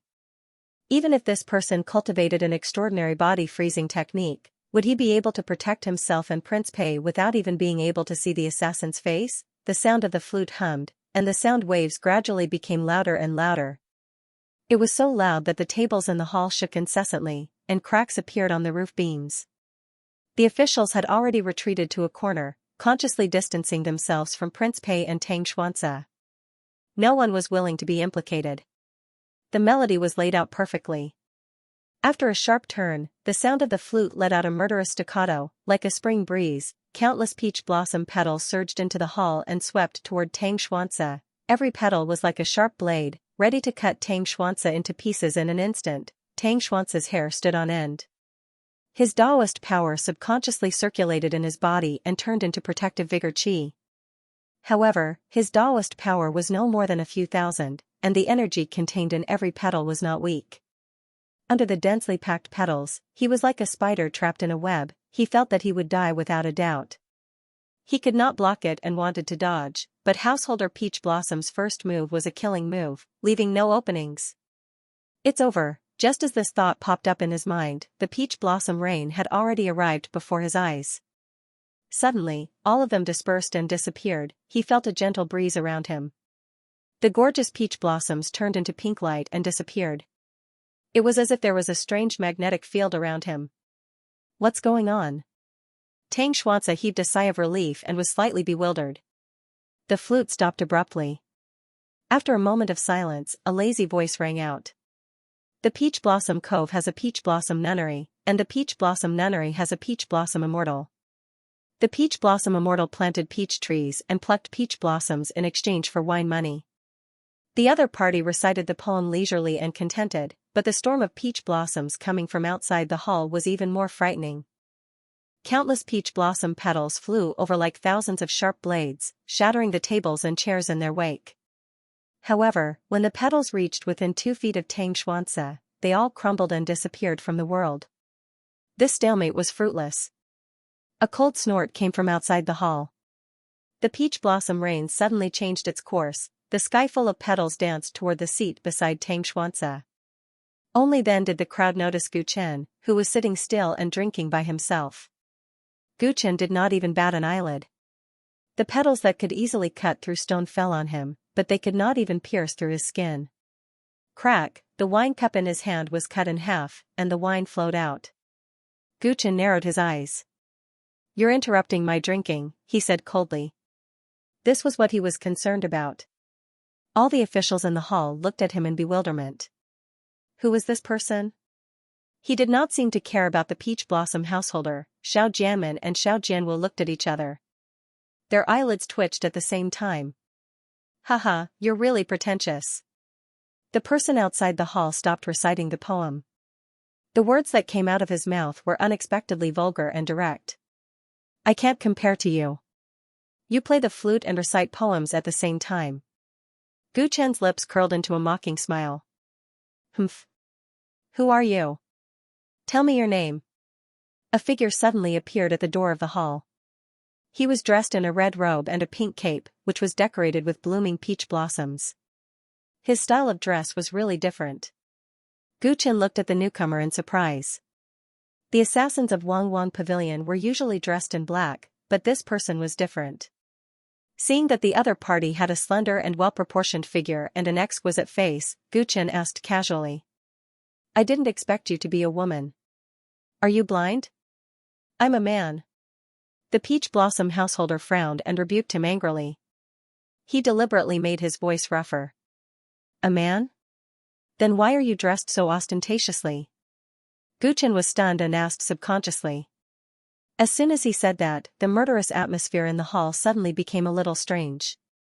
All the officials had strange expressions on their faces. They had heard of the reputation of the peach blossom householder many times, but today was the first time they had seen him. That red robe and pink cape was indeed an eyesore. It would be understandable if a woman dressed like that, but a man dressed like that. Wasn't that just showy? But no one dared to say anything to his face. After all, many people had heard that this peach blossom householder loved to look good and couldn't stand being criticized by others. But now that Gu Chen had made it clear, the officials were secretly shocked. Where did this fierce person come from? The officials all knew that the Tang family had 2 consecrators, and many of them had seen them before. But this person in front of them was so unfamiliar that they were confused. It was also at this time that many people began to seriously size up Gu Chen, who had been by Tang Xuance's side. "What did you say? You're courting death." One moment, he mistook himself for a woman, and the next moment, he called him showy. The peach blossom householder, who had thought that his entrance was very domineering, felt that he had lost all face at this moment. Clang, a peachwood sword flew out of his sleeve. Holding it in his hand, he suddenly charged at Gu Chen with an imposing manner. With this sword, the light in the entire hall suddenly dimmed. It was as fast as wind and lightning. It was truly not a simple sword to kill. Gu Chen sat where he was without moving, allowing the sword to approach him. Then, he calmly extended 2 fingers and gently clamped them together. Clatter. The peachwood sword that was stabbing toward him suddenly stopped. The peach blossom householder's beautiful eyes widened. He channeled his strength to charge at the sword, but he couldn't take another step forward. "Since you dare to attack me, you should be prepared to die." Gu Chen's eyes were cold, and he slowly raised his empty hand. The peach blossom householder instantly felt a strong sense of danger. Trembling in fear, he immediately let go of the peachwood sword and stepped back. "Your reaction is quite fast." Gu Chen smiled. The mysterious rope that he had just used to protect Tang Xuanze was pulled back under his control and landed in his hand. Swoosh. With a thought, the mysterious rope flew toward the other party like a spring. The mystic energy rope was invisible and formless. No one could see it as it flew through the air. As long as he was tied up, Guchen was confident that he could subdue the Peach Blossom householder in an instant. Although Householder Peach Blossom's power couldn't even break through his Tyrant body's defense, he couldn't use his Tyrant body divine ability in front of everyone. Therefore, it would be best if he could use the Twisting Finger secret technique to take him down. What a terrifying body cultivator. As Householder Peach Blossom retreated, he was bewildered. Previously, when the Peach Blossom Rain was unable to break the other party's physical body, he guessed that the other party was a body cultivator. He had used his full strength in that strike just now. Logically speaking, it should have been enough to kill an ordinary body cultivator. At the very least, it should have been enough to force the other party to take it seriously. However, the aggressive sword was caught by 2 fingers, and the other party was as still as a mountain, without any signs of activating the Tao energy in his body. At that moment, he immediately understood that the strength of his enemy's body had reached an extremely troublesome level. He immediately made a judgment that he had to increase the distance between them. Engaging in close combat with a body cultivator was definitely courting death. As an experienced assassin, he would not do such a stupid thing. As he retreated, he thought about how to deal with the enemy, but his eyelids suddenly twitched again. Swoosh! His body suddenly rolled to the side, as if he was avoiding something. After dodging, he looked at the place where he had sensed it, but there was nothing there. His eyes were filled with fear. Huh? He can actually dodge the sneak attack of the mysterious energy rope? Can this guy see it? Guchen was rather surprised that he did not succeed. He retracted his hand, and the mysterious energy rope flew back and shot out again. And NB, please note, please pay attention to the rest of your eyes when reading for a long time. 00 recommended reading. Master Peach Blossom noticed the movement of Guchen's wrist and immediately confirmed that it wasn't an illusion. Guchen had really used some kind of attack that he couldn't see. He nimbly leaped to the side, once again avoiding the attack. This time, Guchen looked at him more seriously. As expected, it wasn't a coincidence. How did this guy sense the existence of the mysterious energy rope? Guchen murmured. If the mystical rope caught the enemy off guard, even a 5-fold realm master would be done for. However, if it lost its concealment, its effect would be greatly reduced. After all, although the mystical technique energy that he could store was increasing every day, it was only 8,000 after being converted into Tao power. Guchen could tell that Householder Peach Blossom's strength was a genuine 5-fold realm expert.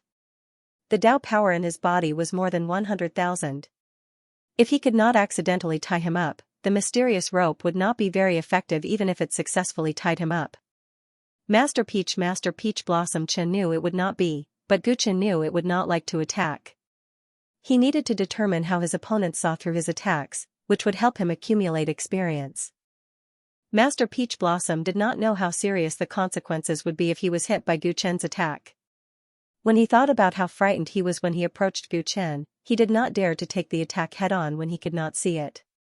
Thus, a very strange scene appeared in the banquet hall. The famous Peach Blossom layman jumped and rolled around as if he was trying to dodge something. However, nothing happened in front of him. It was as if he was playing a monkey. If not for the fact that Guchen had already stood up and was shaking his right wrist from time to time, allowing people to vaguely guess what he might have done, everyone would have suspected that this Peach Blossom householder was crazy. There was no dazzling Taoist light, nor was there any Taoist power stirring. The exchange of blows between the two was very strange. However, the officials present could clearly feel that the Peach Blossom householder was at a disadvantage. One was standing calmly, while the other was running and rolling all over the place without a care for his image. Even a fool could tell who was better, okay? What is the background of the Tang family's revered guest? How could he force householder Peach Blossom into such a sorry state? I was wondering why Tang Xianxia brought an unfamiliar face with him today. It turns out that he came prepared. The officials whispered among themselves, feeling uneasy. Today, they had joined forces to force King Pei. Firstly, they were afraid of Prince Wu Lai's methods. Secondly, they wanted to protect their own interests. They had thought that King Pei's abdication was already a foregone conclusion. They did not expect Tang Xianxia to be so protective of his master. Tang Xuanzia's loyalty served as a foil to their disloyalty. If they failed to force King Pei to abdicate today, they would be criticized by others. Thus, they could not wait for Xianxia to die in the hands of Peach Blossom Householder. Who would have thought that such a variable would occur? This fellow's strength has reached such a level. Xiao Jianmin was also very uneasy. His expression was exceptionally gloomy. He was worried that something unexpected would happen if this continued. As the leader of the officials who had forced King Pei to abdicate, he had already completely submitted to Prince Wu Lai. He had no way out compared to the others. With such strength, it's very likely that He Yang was killed by him. Xiao Jianwu said through gritted teeth. These words made Xiao Jianmin's heart overflow with killing intent. The matter was obvious. Xiao Heiyang had Elder Wei and a large group of guards by his side. It was impossible for a person with ordinary strength to kill them all. Not a single fish had escaped the net. The person who could completely silence them had to be an expert, at least at the level of the Luo sect's prophet. However, after the core members of the Luo sect disappeared, Xiao Heiyang had sent back a message saying that it was unlikely that the person who attacked him was the Luo sect's prophet or any other expert. If that was the case, who else could kill Xiao Heiyang in the Luo sect's territory? Note, please rest your eyes when reading for a long time. Recommended reading, /after all, Xiao Jianmin was his son. He understood Xiao Heiyang's temperament very well. Xiao Heiyang had become enemies with Chen Yi during the entrance examination. Now that the Luo sect was no longer restricted, if the two of them met, it was very likely that Xiao Heiyang would attack him. Thus, this matter was completely understandable.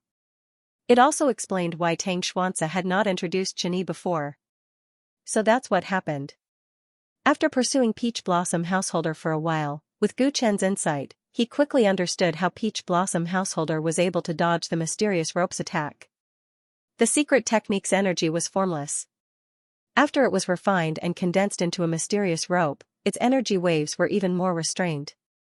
Thus, it was possible to launch a successful sneak attack without causing too much of a commotion, just like how he attacked High Official Gu. However, when it flew through the air, even if the energy was restrained, it would still cause some abnormalities in the airflow.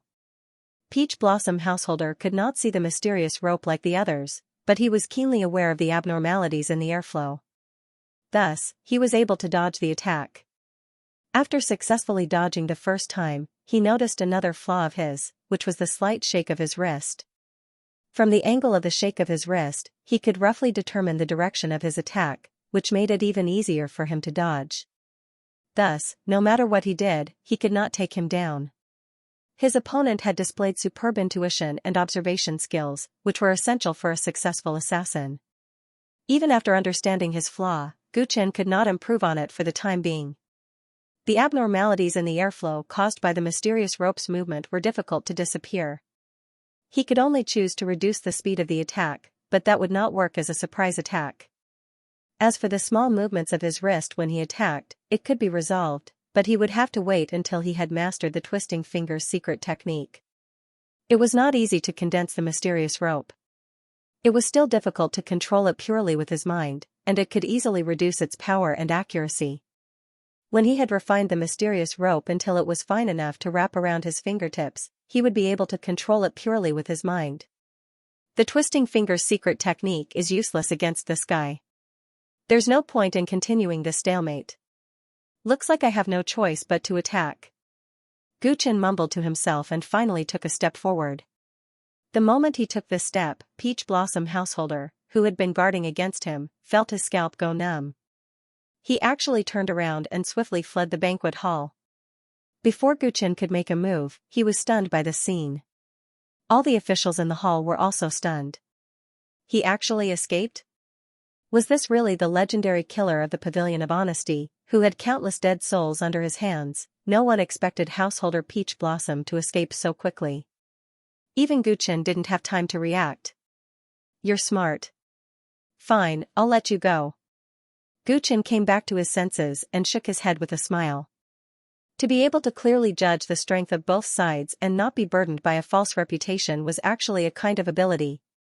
After fighting with this Householder Peach Blossom for a short while, his intuition and observation skills were very good, which made Gu Chen sigh in admiration. Now that Gu Chen had joined the Pavilion of Honesty, he might meet Householder Peach Blossom again in the future. There was no need to make trouble for him. Moreover, the killers of the Pavilion of Honesty were only paid to do their jobs. There was no great enmity between them, so he couldn't be bothered to pursue them. With householder Peach Blossom's escape, the banquet hall, which was supposed to be a bloodbath, became a farce. The scene of hundreds of officials forcing the emperor to abdicate suddenly seemed so ridiculous. Tang Xuanzi looked excited, secretly glad that he had successfully invited Minister Chen. Otherwise, the crisis just now wouldn't have been resolved so easily. Sitting on the throne, Prince Pei also heaved a sigh of relief. If Tang Xuanzi had been killed in front of him, then his prestige as the ruler of the country would have been completely gone. He would have had to abdicate even if he didn't want to. But now it was different. With this mysterious Minister Chen in charge, and the Dancing Water Army still in charge of the defense of the palace, this group of traitorous officials wouldn't be able to do much. Good. I didn't expect to see such a good show when I passed by Paidu. Suddenly, there was a round of applause outside the hall. Then, a group of demon birds in crimson armor flew into the hall like a whirlwind. In the blink of an eye, they lined up neatly on both sides. Guchen narrowed his eyes. Householder Peach Blossom had just left, and now someone had arrived. He had already guessed who they were. He looked carefully at these demon bird soldiers and found that they were three-legged golden crows with fierce auras. Their bodies were strong, and huge fire energy surged all over them. It's Crow General. Prince Wu Lai is here. The eyes of the uneasy officials in the hall brightened when they saw a group of Jinwu warriors. They seemed to have found a backbone in their hearts. Tang Xuanzi's pupils suddenly contracted, and the haze that had just disappeared reappeared on his face. Crow General, it was a unique military branch of the Great Qing dynasty. Every soldier was strictly selected from the three-legged golden crow race. The three-legged golden crow tribe was an extremely powerful bird tribe. Their tribesmen were born with strong physiques and were adept at fire elemental Dao techniques. On the battlefield, they could often fight 1 against 1,000. Their individual strength was tyrannical, and it was destined that their army would be unstoppable as well.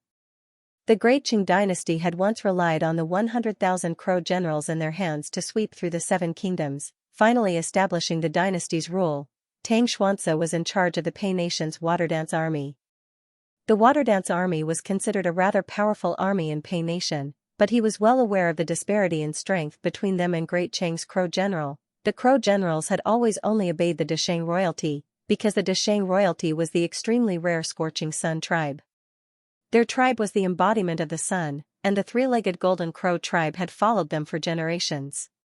The Crow Generals were fierce warriors on the battlefield, but they were also the personal guards of the Desheng royal family. Their appearance at this time meant that the second prince of Desheng had arrived. He had said that he would come today, but he had not shown himself. He had probably thought that he could resolve everything without showing himself. But because of tributary Chen, his plan had failed. He had to come personally. 2 rows of Crow Generals stood on either side of the hall. A tall, burly young man from a foreign tribe, dressed in a black and gold-embroidered robe, strode into the hall. His skin was dark and deep, and there was an innate mark of a sun between his eyebrows. His eyes were constantly emitting light, but they had no pupils. This lowly one, Xiao Jianmen, greets the second prince of Desheng. Before anyone could react, Xiao Jianmen knelt down to pay his respects to Prince Wu Lai. He had not actually seen Prince Wu Lai before. The one who had been responsible for recruiting him had been his subordinate. However, it was said that the second prince of Desheng was born different from the other princes. He had the body of a sunspot, and his black skin was unique and easy to recognize. Xiao Jianmen knelt down to pay his respects, and the officials came back to their senses. Annoyed that they had missed a chance to show off, they hurriedly knelt down as well. Their king was right behind them, but they could not wait to show their loyalty to their new master. This scene made the aged Prince Pei feel sad. "Welcome, second prince. Old man, please forgive me for not going out to meet you." Knowing that he had come with ill intentions, Prince Pei still stood up and greeted him politely, but he did not pay his respects. According to the etiquette of the dynasty, the prince was equal to the kings of the 7 kingdoms, so there was no need for him to pay his respects. "Please forgive me for coming a little late, Prince Pei," Prince Wu Lai said with a smile. Prince Wu Lai laughed. Although he looked rough, he was actually more polite than he had imagined. However, this was only a superficial courtesy. Those who knew about his secret methods all knew that this prince was decisive and ruthless. I just saw with my own eyes the peach blossom householder of Honesty Pavilion flee. It was an eye-opener. May I know your name, fellow Daoist? After chatting casually with Prince Pei, Prince Wu Lai immediately looked at Gu Chen and spoke in a seemingly friendly manner. His words sounded polite, but anyone with a discerning eye could see that he was trying to settle scores. Everyone knew that the killers of Honesty Pavilion were hired by the second prince. Now that the Tang family's consecrator had ruined the second prince's plans and forced him to show up in person, how could he have a good time? Xiao Jianmen and Xiao Jianwu laughed coldly without saying a word. So what if he scared off the peach blossom householder? Prince Wu Lai was not someone the mere peach blossom householder could compare to. No matter how powerful the peach blossom householder was, he was just a killer who could not see the light of day. Prince Wu Lai, on the other hand, was extremely powerful. Disregarding everything else, just the Crow General Guards by his side could tell that each and every one of them had extraordinary skills. Moreover, it was said that Prince Wu Lai was also very talented and was a true master of cultivation. Otherwise, he would not have been favored by Emperor Sheng and threatened the position of the Flaming Sun Crown Prince. With the arrival of such a big shot, Gu Chen's previous tricks seemed to be useless. It was like hitting a rock with an egg. My surname is Chen, and my given name is Yi. Gu Chen looked at Wu Lai in front of him with interest and answered his question. When he had browsed through the information in the Divine Wander realm of Honesty Pavilion, he had naturally read up on the Scorching Sun clan. To be able to rule a huge dynasty and have a powerful bird clan like the three-legged Golden Crow clan as their follower, the Scorching Sun clan was naturally not simple. It could be considered one of the strongest clans in the Dao world and even had a seat in the heavenly Pu Dao court. This was the first time that Gu Chen had met someone from the Scorching Sun clan. He could sense an extremely majestic fire energy in Wu Lai's body, which was far more powerful than that of the Crow General beside him. This person's existence was like a sun. Even though he deliberately hid his sharpness, one could still feel the arrogance of a volcano that could melt everything when it erupted. End of this chapter. So it's fellow Daoist Chen. Nice to meet you. With a smile on his face, Wu Lai looked Gu Chen up and down with a scrutinizing gaze. His innate and powerful aura caused the officials in the hall to hold their breaths. The more refined and courteous he was, the more oppressive he was, making people worry about what would happen next. Gu Chen could see that the other was using his power to pressure him, or perhaps to warn him, hinting that he would remember him. He pretended not to notice and continued to examine Wu Lai with a calm and playful gaze. To others, he seemed a bit rash. Second Prince, please take a seat. Prince Pei coughed and reminded Wu Lai to take a seat. Wu Lai's smile hit a dagger. He glanced at Gu Chen one last time and then sat down on the seat that had been prepared. Seeing him sit down obediently, Prince Pei and Tang Xianxia breathed a sigh of relief. They had been most worried that this person would immediately shed all pretense of cordiality. In that case, the situation today would be unsalvageable. Fortunately, this person was rather particular about the rules. Even if he had designs on the state of Pei, he did not make it too obvious. The imperial court and the Seven Kingdoms had maintained a balance for a long time. The imperial family could not easily interfere with the kingdom's internal affairs. Wu Lai seemed to be somewhat wary of this. As long as he did not completely shed all pretense of cordiality, there was still a chance. As Prince Pei pondered, he treated Wu Lai cordially on the surface, hoping to smoothly send off this god of plague and allow the state of Pei to tide over this crisis. Gu Chen also took his seat again. This Prince Wu Lai's plan had been disrupted by him, but he was still able to talk and laugh wittily in this hall, as if he was not anxious at all. This surprised Gu Chen a little. As he pondered what the others' intentions were, after 3 rounds of wine, Prince Pei suddenly began to cough violently. Cough. Cough. As Prince Pei spoke, he suddenly revealed a pained expression and coughed up blood, his face as pale as paper. You, he pointed at Prince Wu Lai, his eyes filled with fear. Then, he spat out a mouthful of blood and suddenly fell backwards. Your Majesty. The officials turned pale with fright when they saw this. Tang Xianxia charged forward like an arrow. Gu Chen, who was sitting in his original position, was also quite surprised. He narrowed his eyes and glanced at Wu Lai, who was sitting opposite him. He found that Wu Lai was calmly drinking his wine. It was obvious that he had expected all of this. "Your Majesty! Your Majesty!" Tang Xuance's eyes were red as he supported Prince Pei. He screamed hysterically. However, Prince Pei was clearly poisoned. His lips turned purple and blood flowed out of his 7 orifices. The poison was extremely violent. Once it flared up, it quickly invaded his internal organs and even his brain. Even his primordial spirit couldn't escape. Under the gazes of everyone present, King Pei's vitality gradually faded away, and he died with everlasting regret. Tang Xuanze almost went mad after witnessing the monarch's unnatural death with his own eyes. He secretly regretted his carelessness. He had thought that Prince Pei had survived today's calamity. Who would have thought that not only would Prince Wu Lai send assassins to assassinate him, he would also unscrupulously poison Prince Pei's food and wine. Prince Pei's food and wine had all been strictly inspected, and he had repeatedly warned his guards to be careful. Who would have thought that there would still be a mistake, to publicly poison Prince Pei during a banquet in the royal palace? It was clear to see how deep Prince Wu Lai's influence had infiltrated. "You bunch of traitors!" Filled with grief and indignation, Tang Xuanze stood up and drew his sword with a clang. He glared at Prince Wu Lai and the officials. Most of the officials present were bewildered. They hadn't expected that Prince Pei would be publicly poisoned. Since he couldn't take down Tang Xuanze and force Prince Pei to abdicate, he might as well murder Prince Pei. Prince Wu Lai had obviously made 2 preparations. He was going to take down Prince Pei no matter what. At this time, everyone was in danger. The officials were worried about their own futures and interests, so not many were grieving for Prince Pei. "Tang Xuanze, what do you mean by this? Who are you calling a traitor? His Majesty's sudden death is also difficult for us to accept. Put down your sword." Xiao Jianmen's eyes flashed as he stood up and shouted. Prince Wu Lai had already set up everything. He knew very well that now was the time for him to show off. "You all know very well what I mean."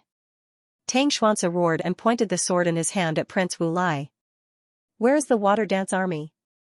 Soon, a large group of water dance army soldiers swarmed into the hall and surrounded everyone in the hall. The soldiers in charge of nearby defense had all been taken care of by householder Peach Blossom, but the water dance army had been carefully nurtured by him, so they were quickly replenished during the gap between the banquet. Seeing the large group of water dance army soldiers surrounding the hall, the officials who had a guilty conscience were momentarily uneasy. They were worried that Tang Xuanze would order them to be hacked to death in a fit of rage. Xiao Jianmen and Xiao Jianwu's eyelids twitched. If Tang Xuanze went crazy, things would not be easy to deal with. "What's going on? Are you treating this prince as if I don't exist?" At this time, Wu Lai, who had been calmly drinking wine in his seat, coldly glanced at Tang Xuanze. "Prince Pei has suddenly passed away. As a subject, instead of helping him with his funeral affairs, you're making a big fuss here. Are you trying to rebel? Or is it that Prince Pei's poisoning has something to do with you?" These words were malicious. He was actually planning to throw the blame for Prince Pei's death onto Tang Xuanze. Regicide and rebellion. If these 2 charges were established, then the Tang family would be beyond redemption. "That's right. Tang Xuanze, have you thought about the consequences? Are you trying to rebel? Outrageous. To think that His Majesty trusted the Tang family so much. Who would have thought that you, surnamed Tang, would actually do such a thing?" Tang Jianmen quickly understood and followed Wu Lai's words. The other officials also began to criticize Tang Xuanze. As the saying goes, a crowd's mouth can melt gold, and 3 people will become a tiger. The truth behind Prince Pei's death was only known to a group of people present. If most people pushed the crime of regicide and rebellion onto Tang Xuanze, he would have no way to defend himself. Gu Chen had personally witnessed the true meaning of shamelessness. This group of officials and Wu Lai were examples of shamelessness. "Don't try to frame me."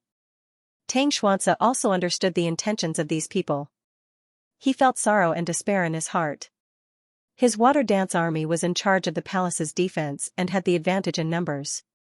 If he gave the order to kill this group of traitors, he should be able to successfully kill more than 70% of them. But so what if he killed them? Could Prince Pei be resurrected? Tang Xuanzi was well aware that killing them would not help the situation. They were just opportunists.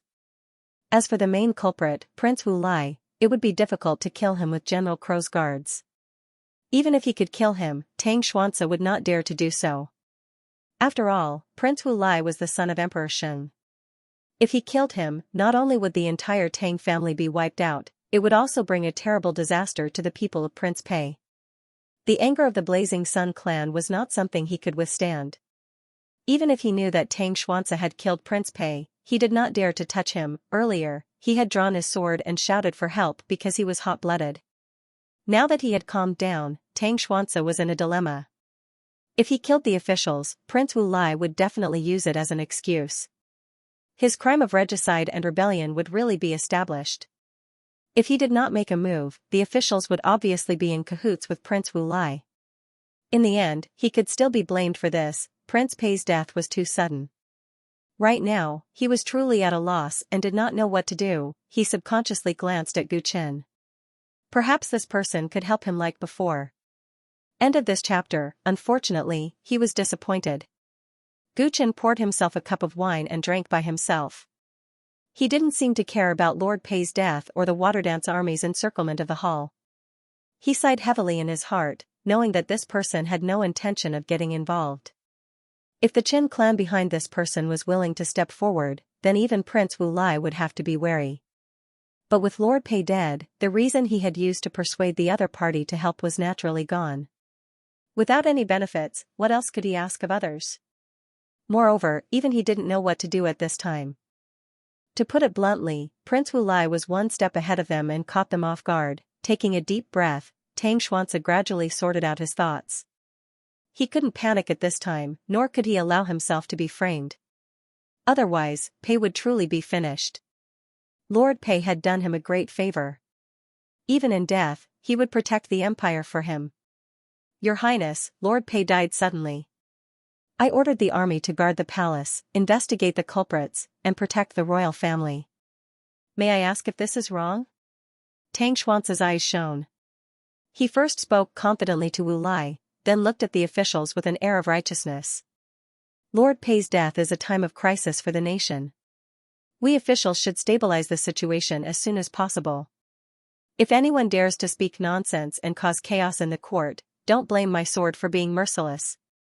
With one hand, he blocked Wu Lai's mouth with righteousness, and the other, he threatened the officials to stop them from slandering him. At this moment, Tang Xuanzi displayed his brilliant methods. His words were immediately effective. The officials all shut their mouths and did not say a word. Although Prince Wu Lai was present, Tang Xuanzi was the local tyrant. If he was forced into a corner, the Water Dance Army wouldn't be easy to deal with. Most of them would be finished today. Would Prince Wu Lai stand up for them? Perhaps he would help one or two important officials, but he didn't care about the lives of the majority. The officials' priority was themselves. Since Tang Xuanzi had said so, no one was willing to be the first to stand up. Zhao Jianmin didn't continue slandering him. If the officials didn't agree with him, then the effect would be minimal. Instead, he would be labeled as a disloyal and unjust person. Tang Xuanzi's quick calmness and response made Gu Qin look at him in a higher light. This person was loyal to Lord Pei and had a brain. He was indeed a talent. Official Tang's words are somewhat reasonable. But now that Lord Pei is dead, how will you stabilize the situation? Seeing that the officials were silent, Wu Lai furrowed his eyebrows and asked with a sneer. Naturally, I have to choose a new Lord Pei as soon as possible. Oh?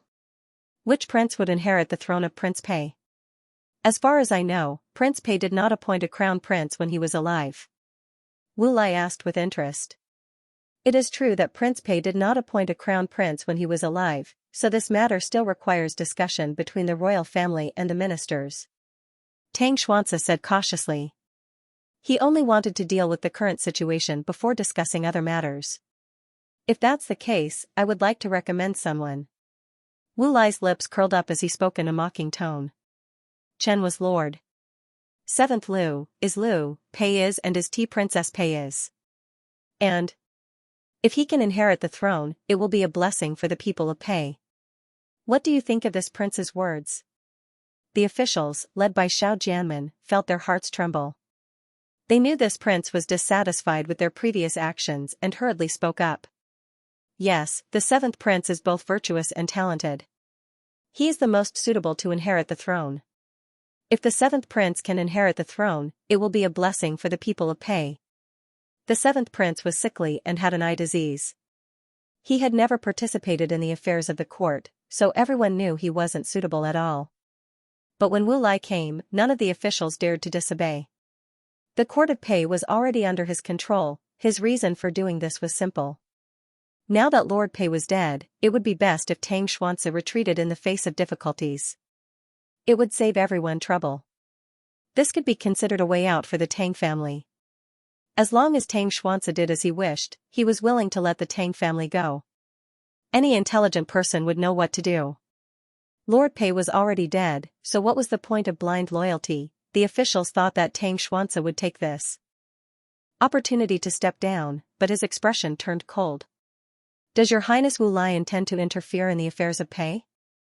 Have you forgotten the treaty between Great Qing and the Seven Kingdoms? The officials cursed him for his stupidity, and Wu Lai's expression turned unusually cold. On the other hand, Gu Chen's eyes showed some appreciation. This prince is merely suggesting. It's not to be taken seriously. Wu Lai smiled coldly. He glanced at Tang Xuanzi, then at Gu Chen, who was watching the show from his seat, before he turned and left with a flick of his sleeve. Since Lord Pei is dead, there's no point in me staying here. You can deal with the aftermath. Right, this prince will stay in Paidu for a while. I'll visit again when the new Lord Pei inherits the throne. Tang Xuanzi, you'd better choose a new Lord Pei as soon as possible. My time is limited, and so is my patience. As he spoke, he walked out of the hall, followed closely by a group of Crow generals. In the end, he didn't do anything in the palace, but the meaning of his words was clear. He was reminding the officials and also warning Tang Xuanzi that the new Lord Pei must satisfy him. Tang Xuanzi watched him leave with a heavy heart. He didn't know what the future of Pei would be like. The officials were also deep in thought, thinking more about their own futures. As they walked out of the banquet hall and were about to leave the palace, Prince Wu Lai caught a glimpse of householder Peach Blossom standing in the shadows. Didn't you run away? Why are you back? Prince Wu Lai mocked him, feeling disdainful inside. Rumor had it that this householder Peach Blossom was very powerful, but today he found out that he was just an idiot. Householder Peach Blossom could hear the mockery in his tone, but he didn't have the face to say anything since he'd messed up the mission. He took out a storage ring and threw it to the other. My pavilion can't complete your mission. Here's your reward. What? You can't kill Tang Xuanzi, but can the other assassins of pavilion do the same? Is that all the pavilion has? Prince Wu Lai mocked. Second prince, be polite. I indeed don't have the ability to deal with the Tang family's attendant, but it doesn't mean that the other assassins of pavilion can't. I'm returning your reward just to tell you that if you want to kill Tang Xuanzi and that attendant, this reward is far from enough, Householder Peach Blossom said coldly with an ugly expression. What do you mean? Wu Lai frowned. The higher the risk, the higher the reward. This is the rule of our modest pavilion. We didn't know that the Tang family had such an attendant, so the reward was low. If second prince really wants to kill Tang Xuanzi and that attendant, you can ask pavilion to do it again. Of course, the reward will be much higher than before, Householder Peach Blossom explained. Oh? How high would that be? Wu Lai's eyes flickered. I'm afraid the price is beyond your reach. Householder Peach Blossom's expression was complicated as he turned to leave. That Tang family's attendant is that powerful? Wu Lai was moved. He wanted to ask more, but Householder Peach Blossom had already left. Wu Lai, who remained where he was, pondered for a long time. Then, he turned to General Crow's guard and said, investigate for me, get to the bottom of it. You must find out the origin of that attendant from the Tang family. Don't let even his ancestors go. End of this chapter. The palace of Pei was shrouded in a sorrowful atmosphere. Lord Pei's sudden death was like a bolt out of the blue to the royal family. The royal family members held on to the coffin and wept bitterly. Tang Xuanzi was standing in the main hall. His face was tense, and his eyes were filled with guilt. He was responsible for Lord Pei's safety, but he had unfortunately died. He was too ashamed to face the Empress Dowager, the Queen, and the princes. The water dance army guarded the main hall and did not allow any outsiders to enter. Lord Pei had died, and Tang Xuanzi would not allow the other members of the royal family to be threatened.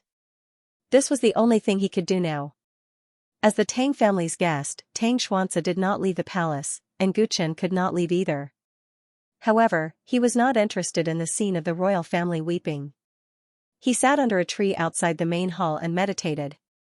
When he had finished crying and learned what had happened at the banquet, the Empress Dowager led the princes to Tang Xuanzi. "Your Excellency Tang, what should we do now? That second prince of Great Qing has gone too far. I'm afraid he won't rest until he achieves his goal." The Empress Dowager choked with sobs, her old face full of worry. Her son was gone, and she was worried about her grandchildren. If she didn't do as Prince Wulai said, then her grandchildren might die one by one. This was absolutely possible. If the other dared to poison Lord Pei to death, what else would he not dare to do? Now that things had developed to this point, a woman like her was filled with fear and did not know what to do. She could only ask Tang Xuanzi for help. At this critical juncture, only the commander of the water dance army remained loyal. He was the only one who could protect the royal family. "Empress Dowager, we must choose one of the princes to inherit the throne as soon as possible. Then, this subject will do his best to assist and stabilize the court as soon as possible," Tang Xuanzi said with a serious expression. "A country cannot be without a ruler for a day. This is true, but no matter which of my grandchildren succeeds the throne, it will be the same as pushing them into the tiger's den. How can this old one decide?" The Empress Dowager looked at the princes behind her, her face full of sorrow and reluctance. Tang Xuanzi sighed. The Empress Dowager usually liked peace and quiet and never interfered with court politics. It was truly difficult for her to make such a decision. He didn't rush them. He first looked at the princes, and his gaze landed on the eldest prince, Lu Gu. "I wonder what the princes think." Normally, he wouldn't even ask for the opinions of the princes, because it was impossible for any prince to not be interested in the throne. They would definitely fight for it with all their might. However, Pei country was already in a precarious situation. Prince Wulai had said that if any prince dared to break the taboo and inherit the throne, they would definitely die. As a result, not everyone would dare to fight for it. First, Prince Lu Gu was the oldest and had once participated in court affairs under Prince Pei's arrangements. Thus, he was the first candidate he considered. Unfortunately, first Prince Liu Bei acted as if he hadn't heard Tang Xuanzi's words. His entire being was immersed in grief, and he only knew how to weep and wail, as if he had lost his mind. "Lord Tang, I'm willing to inherit the throne." However, Prince Pei's second son, Liu Che, blurted out. His entire face was flushed red, and his eyes were filled with hatred. "I'm also willing. I'm also willing." Seeing that his second brother had spoken, the other princes also responded. Only seventh Prince Liu Yan, who looked the weakest among them, remained silent. His blind eyes seemed to be unable to see the situation. Seeing this, Tang Xuanzi felt gratified. Most of the princes were rather responsible. Even though they knew that the chances of inheriting the throne were slim, they were still willing to stand up for it. With the prince's fearlessness, he was even more determined to go through fire and water. "Empress Dowager, please come with me." Tang Xuanzi admitted that he didn't have the authority to choose the new Prince Pei, and this matter wasn't up to him. Thus, he invited the Empress Dowager to the side. Empress Dowager has seen the prince's attitudes. Which one does Empress Dowager favor to inherit the throne? Tang Xuanzi asked politely. Prince Pei had died suddenly. Without any last words, whichever prince the Empress Dowager favored would be more qualified to inherit the throne. Hearing Tang Xuanzi's words, the Empress Dowager revealed a self-mocking expression. "Lord Tang, please speak honestly. Do you think we can choose whoever we want to inherit the throne? Will the officials agree? Will that person from Great Qing agree?" Tang Xuanzi was silent for a moment before he finally replied, "Empress Dowager, where there's a will, there's a will. No matter what, we must resist. Otherwise, Prince Pei will truly be finished." "Resist? How can we resist?" If they dare to openly poison the great Prince Pei, what more my grandchildren? The so-called resistance must be built on the premise that there's hope. If there's no hope, I'd rather protect them for a while. The Empress Dowager's attitude was very negative, and Tang Xuance's heart sank. In reality, he could understand the Empress Dowager. Outside, the Mist Kingdom was invading. Inside, the officials were colluding with outsiders, and the pillar of support had collapsed. Anyone would feel that there was no hope for the Prince Pei royal family. Although it was pitiful to drag out an ignoble existence, at least they were still alive. If they continued to resist, only death awaited them. Empress Dowager, even if we follow Wu Lai's wishes and let the seventh prince inherit the throne, he won't be satisfied. Once the Lu clan's royal authority falls, his family will be destroyed sooner or later. Tang Xuance's words were a little harsh. He wasn't willing to accept this choice because it would mean that Prince Pei had died for nothing, and the Lu clan's empire would be completely ruined. He had been loyal to Prince Pei his entire life and didn't want to see such a situation. Lord Tang, I understand, but I'm not willing to be the eternal sinner of the Lu clan. As long as there's a chance, I'm willing to fight for it, but will there really be a chance? Lord Tang, please be honest with me. Can you stop Prince Wu Lai? The Empress Dowager's tears flowed down her face, unable to suppress her agitation. Tang Xuance lowered his head, his expression dim. If he could stop Prince Wu Lai, Prince Pei wouldn't have died so tragically. In terms of money, power, and influence, he couldn't compare to Prince Wu Lai at all. The two of them were people from completely different worlds. He only had a loyal heart, but what meaning did his oath of loyalty have to the current royal family? How could he convince them to continue resisting? Lord Tang, Prince Wu Lai's power is enough to topple the Seven Kingdoms, and he might even become the future emperor of the great Qing dynasty. He's not someone we can afford to offend. Perhaps my son was wrong from the start. If he had submitted to him earlier, he wouldn't have fallen to this state, the Empress Dowager continued. The Empress Dowager continued. Her words pierced Tang Xuance's heart, as if his previous insistence was all wrong. But was he really wrong? No, a gentleman would die for his bosom friend. Prince Pei had done him a favor, and he couldn't let him down. Empress Dowager, perhaps there's someone who can help Prince Pei get through this crisis. Tang Xuance gritted his teeth as if he was grasping at straws. Who has this ability? The pessimistic Empress Dowager asked. Chen Yi, the official in my household, may be able to help us. Tang Xuance answered without hesitation. Chen Yi? I've heard that he saved you from householder Peach Blossom, and he's very powerful. However, the affairs of the nation can't be easily affected by a single person's martial prowess. How can he compare to Wu Lai in terms of influence? The Empress Dowager shook her head, thinking that Tang Xuance was trying any doctor in a desperate situation. Empress Dowager, you may not know, but Chen Yi is a member of the Chen clan. Tang Xuance said through gritted teeth. Although he had promised Gu Chen to keep it a secret, he had no choice but to say it now. He couldn't let the Empress Dowager give up hope. As long as there was a sliver of hope for Prince Pei's survival, he wouldn't hesitate even if he had to bear the wrath of that person. Chen clan? Which Chen clan? The Empress Dowager was shocked. The mysterious hidden clan that's famous for the body-freezing technique. Tang Xuance's words were deafening, and the light of hope reignited in the Empress Dowager's eyes. Gu Chen, who was sitting cross-legged under a tree, sensed someone approaching.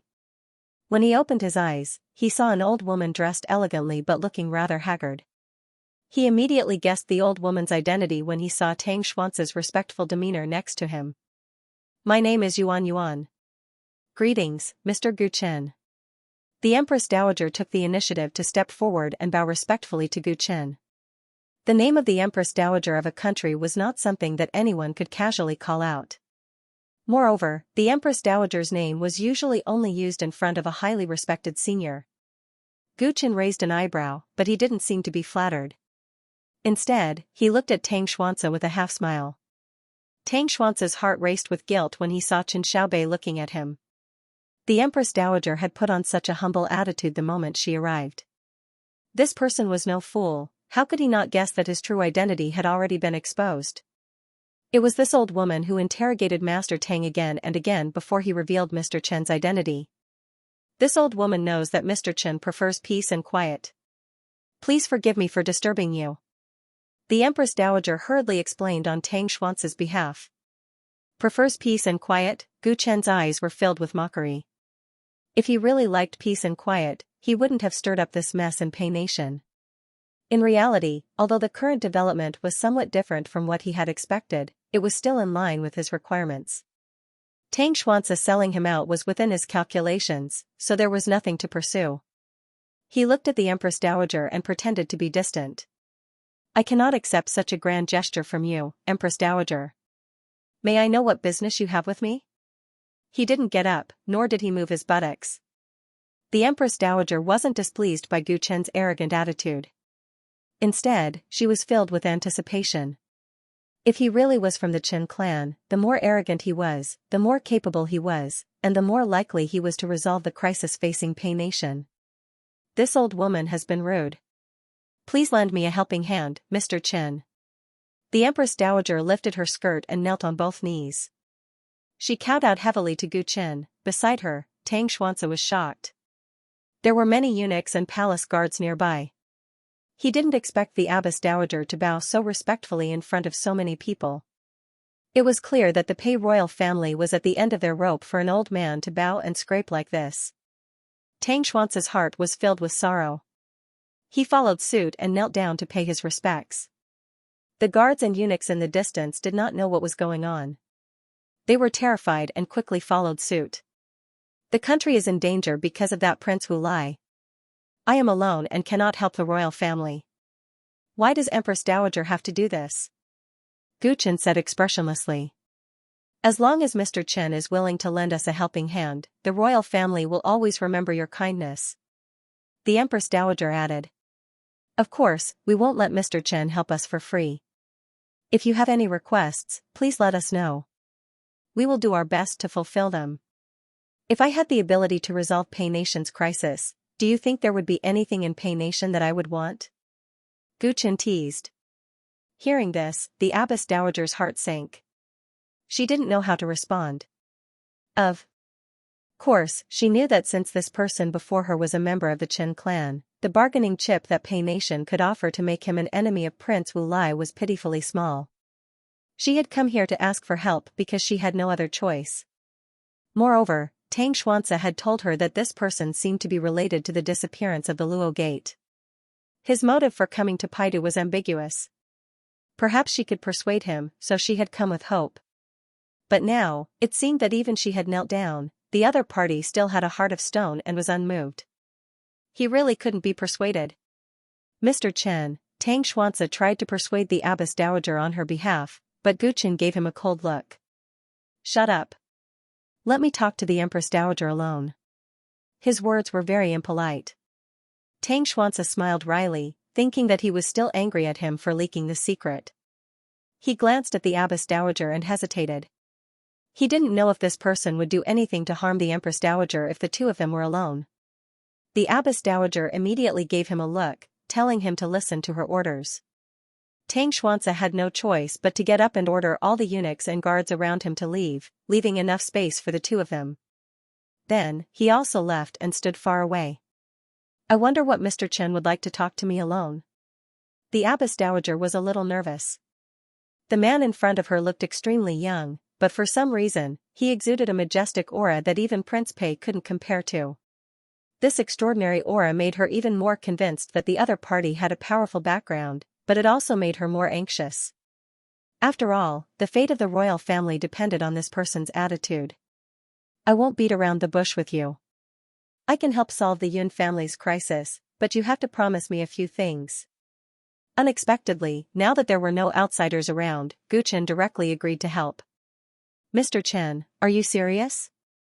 The Abbess Dowager was stunned for a moment, then she was wild with joy. She had thought that the matter was probably over. After coming to her senses, as if she was afraid that he would go back on his word, she hurriedly asked, What are your conditions, Mr. Chen? This time, Gu Chen was in no hurry to speak. He stood up, put his hands behind his back, and looked at the sky with a deep and distant gaze. In the Luo Gate, he had once had a long conversation with the Great Prophet. The Great Prophet's erudition and perspective had allowed Gu Chen to understand many things. Why did he come to the primordial chaos Tao world? It was so that the people of the chaotic myriad kingdoms would no longer suffer from the turmoil of the darkness. It was so that he could seek a balance between the expansion of the Tao world and the survival of the Chaos Sea. In order to achieve this goal, he had to make contact with the rulers of the primordial chaos Tao world, which was the supreme 9 major Tao courts. How could he make contact with them? Directly approach them to negotiate, ignoring the fact that Gu Chen's current strength was unable to contend with the 9 major Tao courts. Even if he really had that strength, how could they listen to him when it concerned the interests of the 9 major Tao courts? Therefore, the best way was to infiltrate. If he could enter the Tao court and carry out reforms from within, he might be able to achieve his goal. However, it was not that easy to enter the Tao court. If he wanted to influence the Tao court's decisions, he had to have a seat in the Tao court. How could he have a seat? Naturally, he had to have great power. Anyone who could have a seat in the Tao court was either a powerful ancient clan or the ruler of a huge empire. Only those who had a large influence could have the right to participate in the Tao court's decisions. If they did not have this, they would not have the right to enter the Tao court even if they were extremely powerful. After Gu Chen understood this, he started to plan everything in his heart. Peigua naturally entered his vision. After countless years of development, the seats of the 9 major Tao courts were almost fixed. It was difficult for them to change. Under such circumstances, if he wanted to fight for a seat in the Tao court, he had to enter a large force and become the leader of this large force. However, most of the people who could become the leaders of such forces were carefully trained since young. Their identities and backgrounds were clear. It was difficult for him, who had joined halfway, to fight for it. Or it could be said that he could not get support at all. This path was extremely difficult. Once he took it, there were many situations that he could not control. Therefore, he chose another path, support a force that he could control and let it fight for a seat in the Tao court. The seats in the Tao court had long been fixed. This seemed more difficult, but it had many benefits for Gu Chen. First of all, the forces that already had seats in the Tao court had a complicated internal structure. There were all kinds of interests restraining them, so it was difficult for them to do things according to their own ideas. On the other hand, supporting a relatively blank force would give him more control. It would be easier for him to promote his own ideas when he entered the Tao court in the future. Secondly, if he joined those large forces, he would have to act in a high-profile manner in order to climb up. It would be easy for him to expose his identity and attract the attention of people with ulterior motives. On the other hand, if he supported a new force, he could hide behind the scenes and control everything. Even if his plan failed one day, it would be much easier for him to escape. Due to these various considerations, he decided to enter the Jianghu and stir up the situation of the Tao world being divided. Peigua became his choice. The internal and external troubles that Peigua faced were suitable for him to intervene. This kingdom had once had a seat in the Tao court, so he believed in its potential. Therefore, there was no need for the Empress Dowager to beg him. He would not sit by and watch Peigua fall into the hands of Prince Wu Lai. Because Peigua was destined to become his force, Peigua would be a cornerstone for his game with the 9 great Tao courts. It was an experimental field. Since he had his eyes on it, he would not allow others to encroach on it. After arriving at Paidu, Gu Chen was still thinking about how he could reasonably take control of Paidu. He didn't expect Prince Wu Lai to make a move and Tang Xuanxia to misunderstand his true identity. Everything fell into place. He had wanted to start with Prince Pei, but the prince's death had caught him off guard. Fortunately, after some twists and turns, things had finally returned to the right track. Sensing the Empress Dowager's expectant gaze, Gu Chen slowly opened his mouth and stated his requirements. Firstly, the new Prince Pei must be chosen by me. Of course, I will only choose from among the 8 princes. Secondly, if the royal family successfully survives the crisis, the royal family will have to support me with the power of the kingdom. Thirdly, I heard that the royal family has the skull of the founding ancestor. It must be given to me. The first 2 conditions were easy to deal with. The Empress Dowager did not know which prince to choose to succeed the throne, and if Gu Chen could really save the royal family, it was only natural that they would worship him, and it would also help tie him down. However, when she heard the third condition, her expression changed, and she became somewhat flustered. How do you know that the skull of the founding ancestor is in the hands of the royal family? She cried out involuntarily. She somewhat understood why the other party wanted to talk to her alone. The contents of the conversation could not be leaked, this was an absolute secret. Even within the royal family, only a few people knew about it. She did not know how the other party had found out. There's no need for me to tell you how I know. I only have one question for you. Do you agree or not? Gu Chen replied calmly. The Empress Dowager's face was filled with hesitation, and her heart was in turmoil. Gu Chen did not rush her, and quietly waited for her decision. After a long time, the Empress Dowager finally spoke, a bitter smile on her lips. This item has been in the hands of the royal family for many years, but it has never been put to any use. Perhaps it is fated to have no fate with the Liu family. Fine, I'll give it to you. I hope it can be exchanged for the longevity of the Liu family. End of this chapter, but the premise is that you can really help the Yun family survive this crisis. When you can do that, I will give it to you, the Empress added. Senior Empress Nun added. She couldn't do whatever Gu Chen said. She had to wait for him to fulfill his promise. Of course. Gu Chen had no objections. The two had reached an agreement. The country is in danger. Please help us as soon as possible, Mr. Chen. The Empress urged him with anticipation. There's no hurry. It's not time for me to act yet. Gu Chen waved at Tang Xianxia, who was in the distance. Tang Xianxia immediately trotted over. He no longer had the demeanor of a commander of an army. After arriving, he exchanged glances with the Empress. She nodded slightly with joy on her face. He knew that the Empress Dowager had successfully convinced Minister Qin. Lord Tang, please send someone to secretly spread news about me.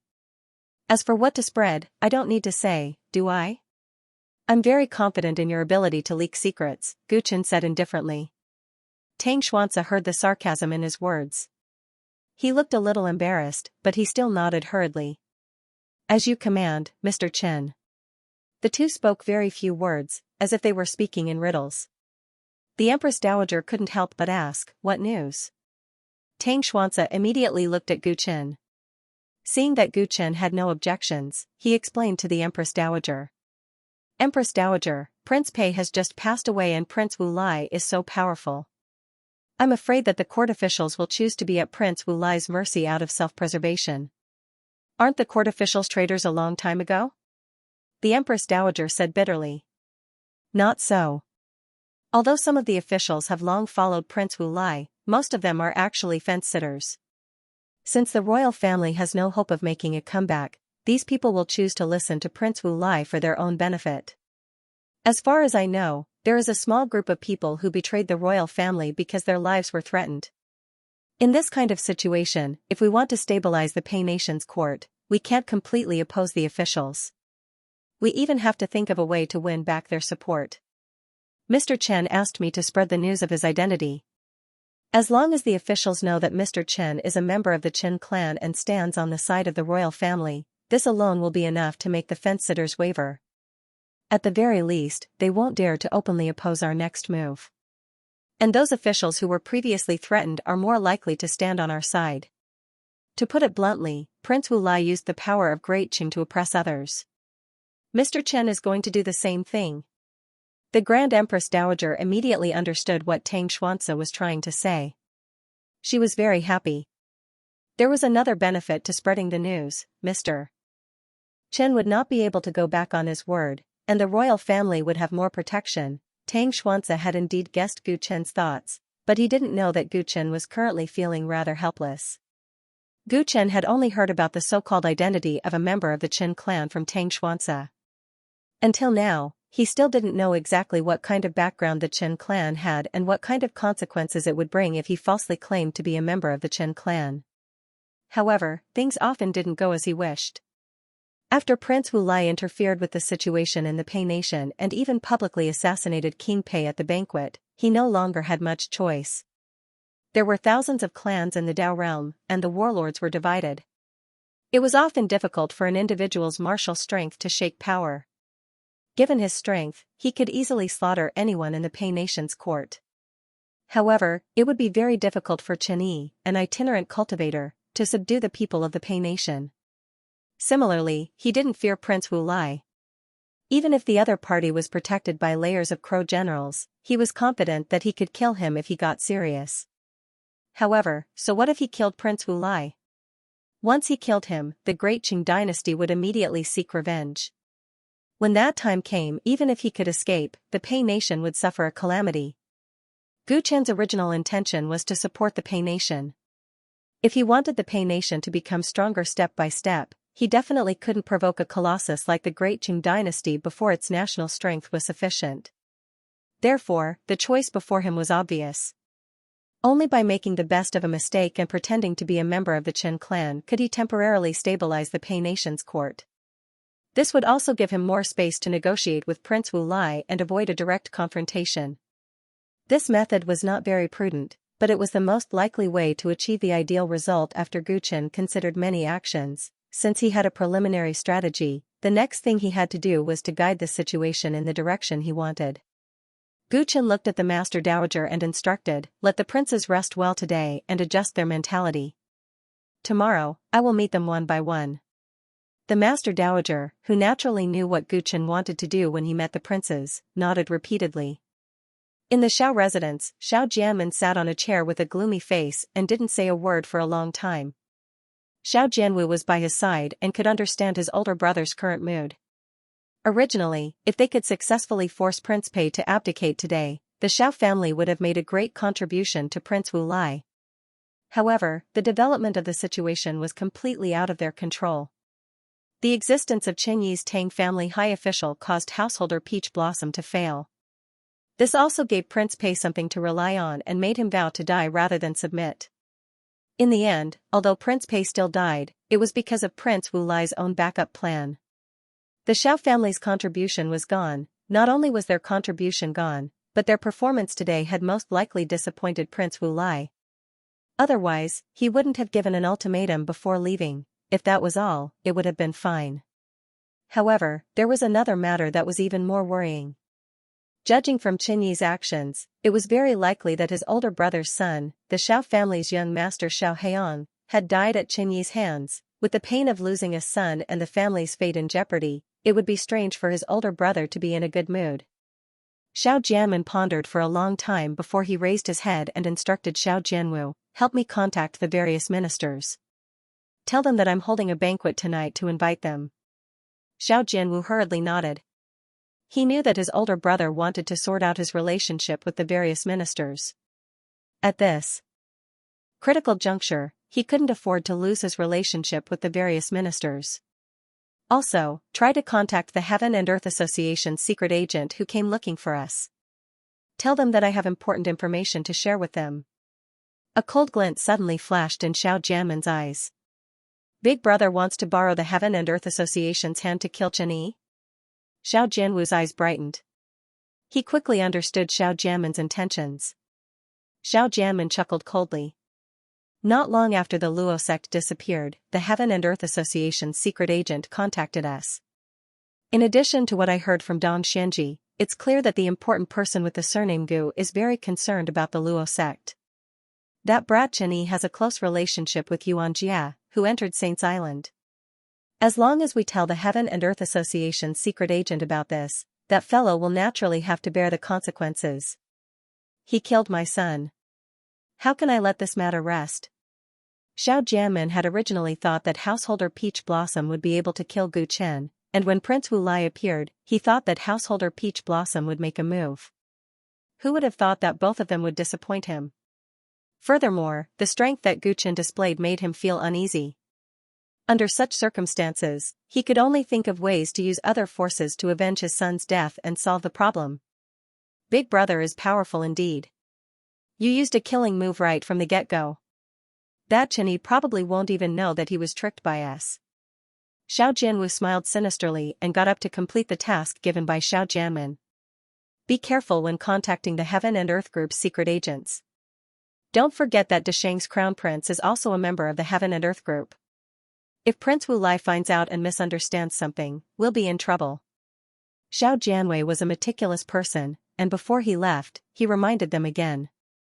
Don't worry, big brother. I know how serious this matter is. Xiao Jianwu bowed and left. In the palace, early in the morning, the 8 princes were gathered outside the royal study. Everyone already knew why they were gathered here, so they were all uneasy and didn't know what fate awaited them. "Prince, please come in." A eunuch opened the door to the royal study and asked Prince Liu Bei to enter. Prince Liu Bei's face was full of nervousness as he quickly entered. The eunuch didn't follow and closed the door, causing the other princes to not know what was going on inside. When Liu Bei entered the royal study, he saw a white-clothed, black-haired youth standing with his hands behind his back. He was examining a painting on the wall. In the painting, a flood rose to the sky and drowned many mountains. A handsome human emperor was standing beside the flood, examining the rivers and mountains with a pair of melancholy eyes. This painting was called the Pei Emperor Flood Control Painting. It was passed down from generation to generation in the Pei Kingdom. The human emperor in the painting was the Pei Kingdom, or rather, the founding emperor of the Pei dynasty. Liu Bei had seen this painting countless times since he was young and was used to it. He didn't know why the person in front of him was looking at it so seriously. "Junior Liu Bei greets Mr. Chen." Liu Bei bowed respectfully, feeling very nervous. Hearing the voice, Gu Chen retracted his gaze from the painting and turned around to coldly examine Prince Liu Bei. When his eyes met Gu Chen's, Liu Bei felt even more uneasy. He found that the aura that this person casually emitted was far stronger than his father. Gu Chen didn't say anything and just calmly examined him. This made Liu Bei feel helpless. He finally took a deep breath and was about to speak when Gu Chen spoke. "Okay, you can leave now." Liu Gu was stunned for a moment, then a bitter smile appeared on his face. He seemed to have realized something and bowed respectfully again, then turned around and left the imperial study. Looking at his back, Gu Chen shook his head. He was the emperor of the chaotic world, so he naturally had an extraordinary aura and dignity. Just now, he had revealed a bit of it to observe Liu Bei, but the result was that Liu Bei was panicking and afraid. How could such a person be worth his help? Thus, he didn't even bother to have a deep conversation and directly asked him to leave. Next, Gu Chen ordered casually. Second Prince Liu Che entered. Under Gu Chen's invisible aura, Liu Che's performance was much better than his elder brother's. Gu Chen was interested in talking to him. The topic of the conversation revolved around the current situation of the Pei Kingdom to observe Liu Che's ability to govern. Liu Che's answer was reasonable and well-grounded. He had a sense of propriety, and he had the demeanor of a noble. However, when the topic extended from the Pei Kingdom to a higher level, Liu Che's answers exposed his problems. When it came to Pei Kingdom, he could speak kindly, but when it came to things outside of Pei Kingdom, especially outside of the Desheng dynasty, he seemed a bit ignorant, and his words became hesitant. If he didn't understand, he just didn't understand. He could just say it directly. However, he braced himself and continued to say it. He clearly wanted to show his feelings in front of Gu Chen. With Gu Chen's sharp eyes, he quickly saw that Liu Che wasn't really knowledgeable, but had done his homework beforehand. However, time was limited after all. He had made sufficient preparations for the internal affairs of the country, but he didn't expect Gu Chen's question to extend to the entire world. At that moment, he was a little anxious. He wanted to show off too much, but instead, he exposed his ignorance. "All right, you can leave now." Gu Chen interrupted Liu Che's long and empty speech. Liu Che clenched his teeth, cupped his fists, and turned around to leave. "He's too materialistic and a little scheming. Unfortunately, he doesn't have any real knowledge," muttered Gu Chen. His words had already determined Liu Che's fate. Following that, the other princes also entered one after another and accepted Gu Chen's individual questioning and assessment. However, Gu Chen was not very satisfied with the performance of the princes after a morning's examination. King Pei's sons all gave him the feeling that they lived like princes. Their perspective was too simple, and they had some character flaws. They couldn't be qualified to be kings. Toward the end of the examination, he wondered if his demands were too high. But since he wanted to support the country, it was destined to have an extraordinary future. If the new king didn't have enough ability, he wouldn't be able to withstand the storms. When there was only one prince left to be examined, Gu Chen subconsciously sighed. If there was no one who satisfied him, he could only choose someone who barely passed. He didn't have much hope for this last prince, because it was the seventh prince that Wu Lai had named. Originally, the seventh prince should have been examined before the eighth prince, but Gu Chen had considered his situation and skipped it. None of the seven princes had satisfied him, so he might as well call him over and have a chat. Junior Lu Yan greets Sir Chen. The seventh prince entered the imperial study with the help of a eunuch and bowed to Gu Chen in a neither servile nor overbearing manner. Gu Chen raised his eyebrows. He discovered that although the seventh prince looked thin and weak, far younger than his actual age, he was very calm when facing Gu Chen. He didn't know if it was because he was blind, or because he knew that he wouldn't be chosen to become King Pei. Gu Chen signaled the eunuch to close the door and leave. He looked at the blind Lu Yan and deliberately didn't say anything. Lu Yan stood where he was. His expression calm. If Gu Chen didn't speak, he wouldn't speak either. He wasn't anxious at all. Gu Chen saw that he was interested and said with a smile, "Is it because one's eyes are blind and they can't see the situation clearly that one's state of mind is calmer?" Sir Chen must be joking. This junior is blind, but his heart isn't. Lu Yan shook his head. A strange light flashed in Gu Chen's eyes.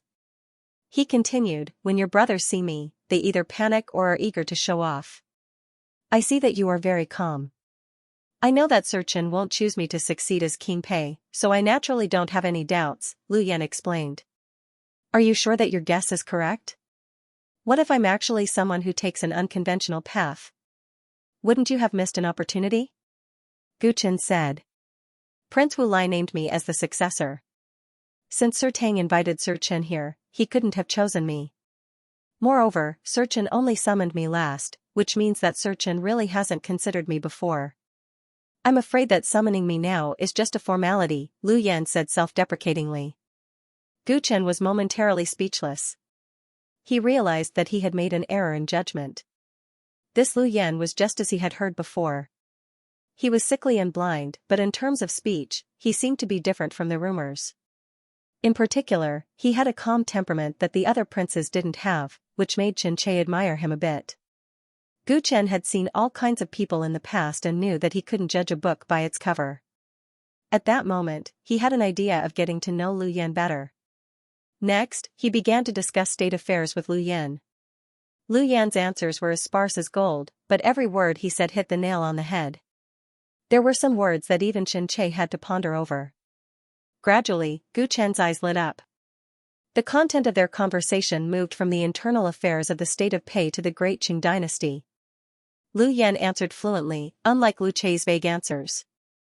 Instead, he was truly knowledgeable.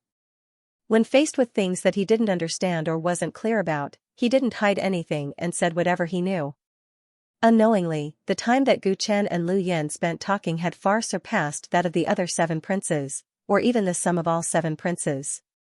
As Lu Yan and Gu Chen conversed, his handsome face gradually became serious. He discovered that this Sir Chen didn't seem to care about the current crisis of the state of Pei.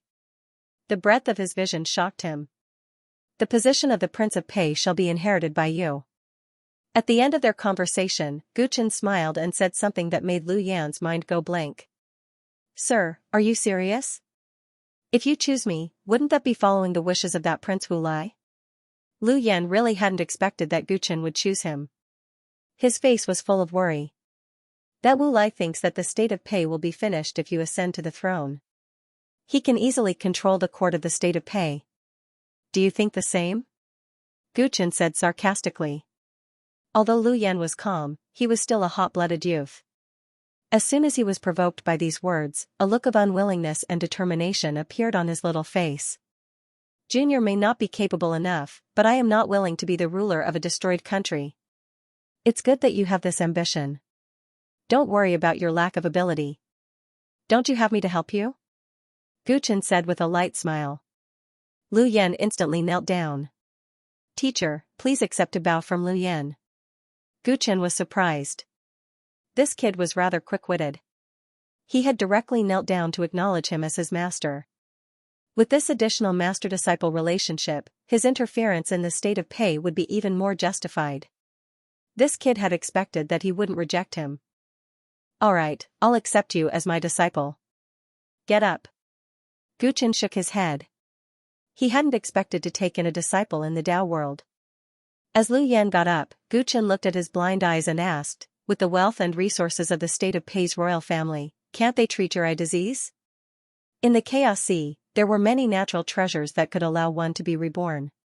Treating a mere eye disease was nothing difficult, much less the primordial Tao world, which was extremely rich in resources. Previously, he had found Lu Yan's physical condition somewhat odd. Now that he had taken him in as a disciple, he naturally had to show some concern. Father once searched for famous doctors for me. Unfortunately, my eye disease is innate and incurable.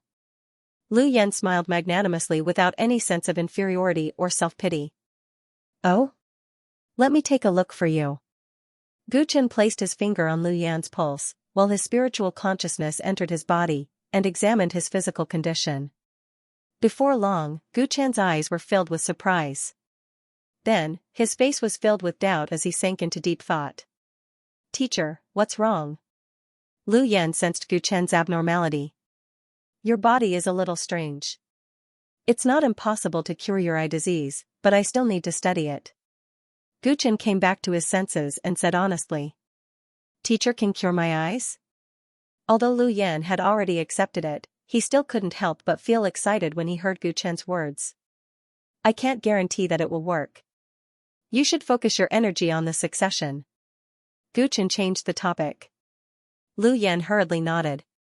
After confirming the candidate for the new king, Gu Chen quickly invited the Grand Empress and Tang Xuanxia to inform them of his decision.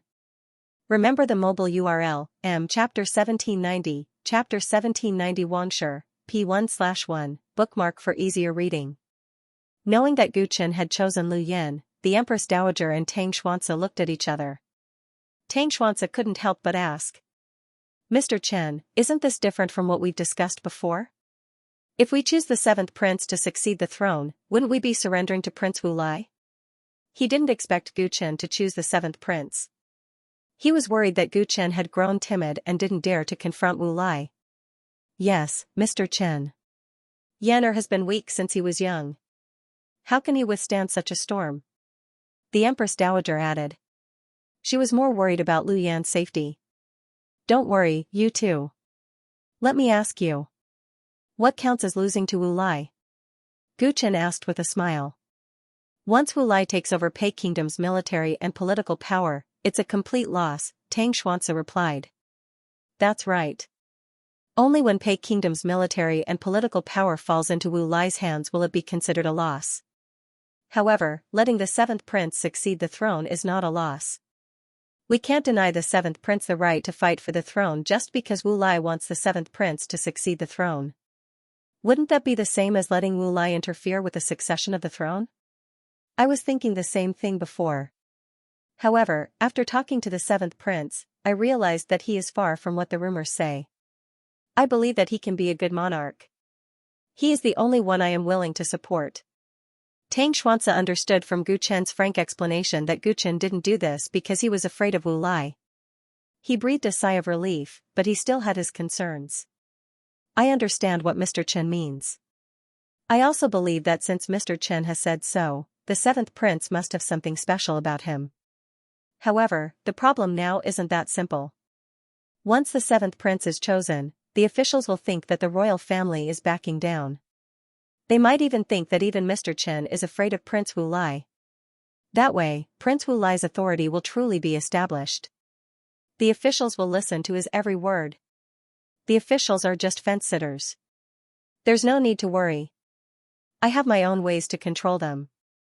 Now, help me send a visitation card. In 3 days, I will personally pay a visit to Prince Wu Lai. Gu Chen casually instructed. After choosing Lu Yan as the new king of Pei County, he also had a new plan in mind. Gu Chen's attitude was firm, and Tang Xuanxia felt a headache coming on. He wanted to ask Gu Chen about the specifics of his plan, but the latter was unwilling to talk about it. Feeling helpless, he could only do as he was told. Now that they had nowhere else to go, they could not give up on the Chen clan. After Tang Xuanxia left to attend to his affairs, Gu Chen looked at the Grand Empress Dowager and reminded her, I hope that the Grand Empress Dowager can explain to the princes clearly. I do not wish for the seventh prince's succession to the throne to have a situation where his enemies are pleased and his loved ones are distressed. I hope that all the princes can unanimously support the seventh prince. By the way, I forgot to mention something just now. The seventh prince has officially acknowledged me as his master. Some things had to be prepared in advance. Each prince had their own influence in the imperial court.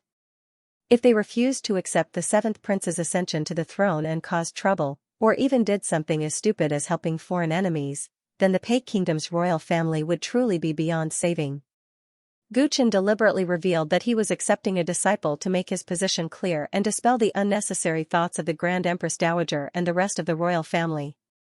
Although the Grand Empress Dowager did not care about court affairs, she could still understand the meaning behind Gu Chen's words and nodded seriously. Rest assured, Mr. Chen. I will definitely strictly control the princes. At this critical juncture, I will not allow anyone to be blinded by lard. I will leave Yan'er to you, Mr. Chen. I believe in you. The Grand Empress Dowager still had misgivings about Gu Chen's choice, but at this time, she had no choice but to follow this path to the end. The Grand Empress Dowager also left, and Gu Chen returned to his temporary residence in the imperial palace. Considering his identity and his current significance to the Pei Kingdom, the Grand Empress Dowager arranged for him to stay in the Luo Water Palace. This Luo Water Palace was not simple. It was the exclusive residence of the Luo clan in the Pei Kingdom's imperial palace, and it was usually not open to outsiders. Since ancient times, many prophets of the Luo clan had stayed in the Luo Water Palace, and some had even been the great prophet of the Luo clan. It was an extremely sacred and honorable place. From this, one could see the close relationship between the royal family of the Pei Kingdom and the Luo clan. Unfortunately, in the face of a great enemy, the Luo clan had chosen to go into seclusion, causing the royal family of the Pei Kingdom to face a great crisis. Gu Chen and the great prophet of the Luo clan were allies. Before coming to Paidu, the great prophet had also asked him to help the royal family of the Pei Kingdom. Now that he was staying in the Luo Water Palace, it was justifiable. However, outsiders did not know about his relationship with the Luo clan. The royal family of the Pei Kingdom was truly disappointed in the Luo clan, and they valued his identity and background, so they specially opened the Luo Water Palace for him to stay in. The Luo Water Palace occupied a large area.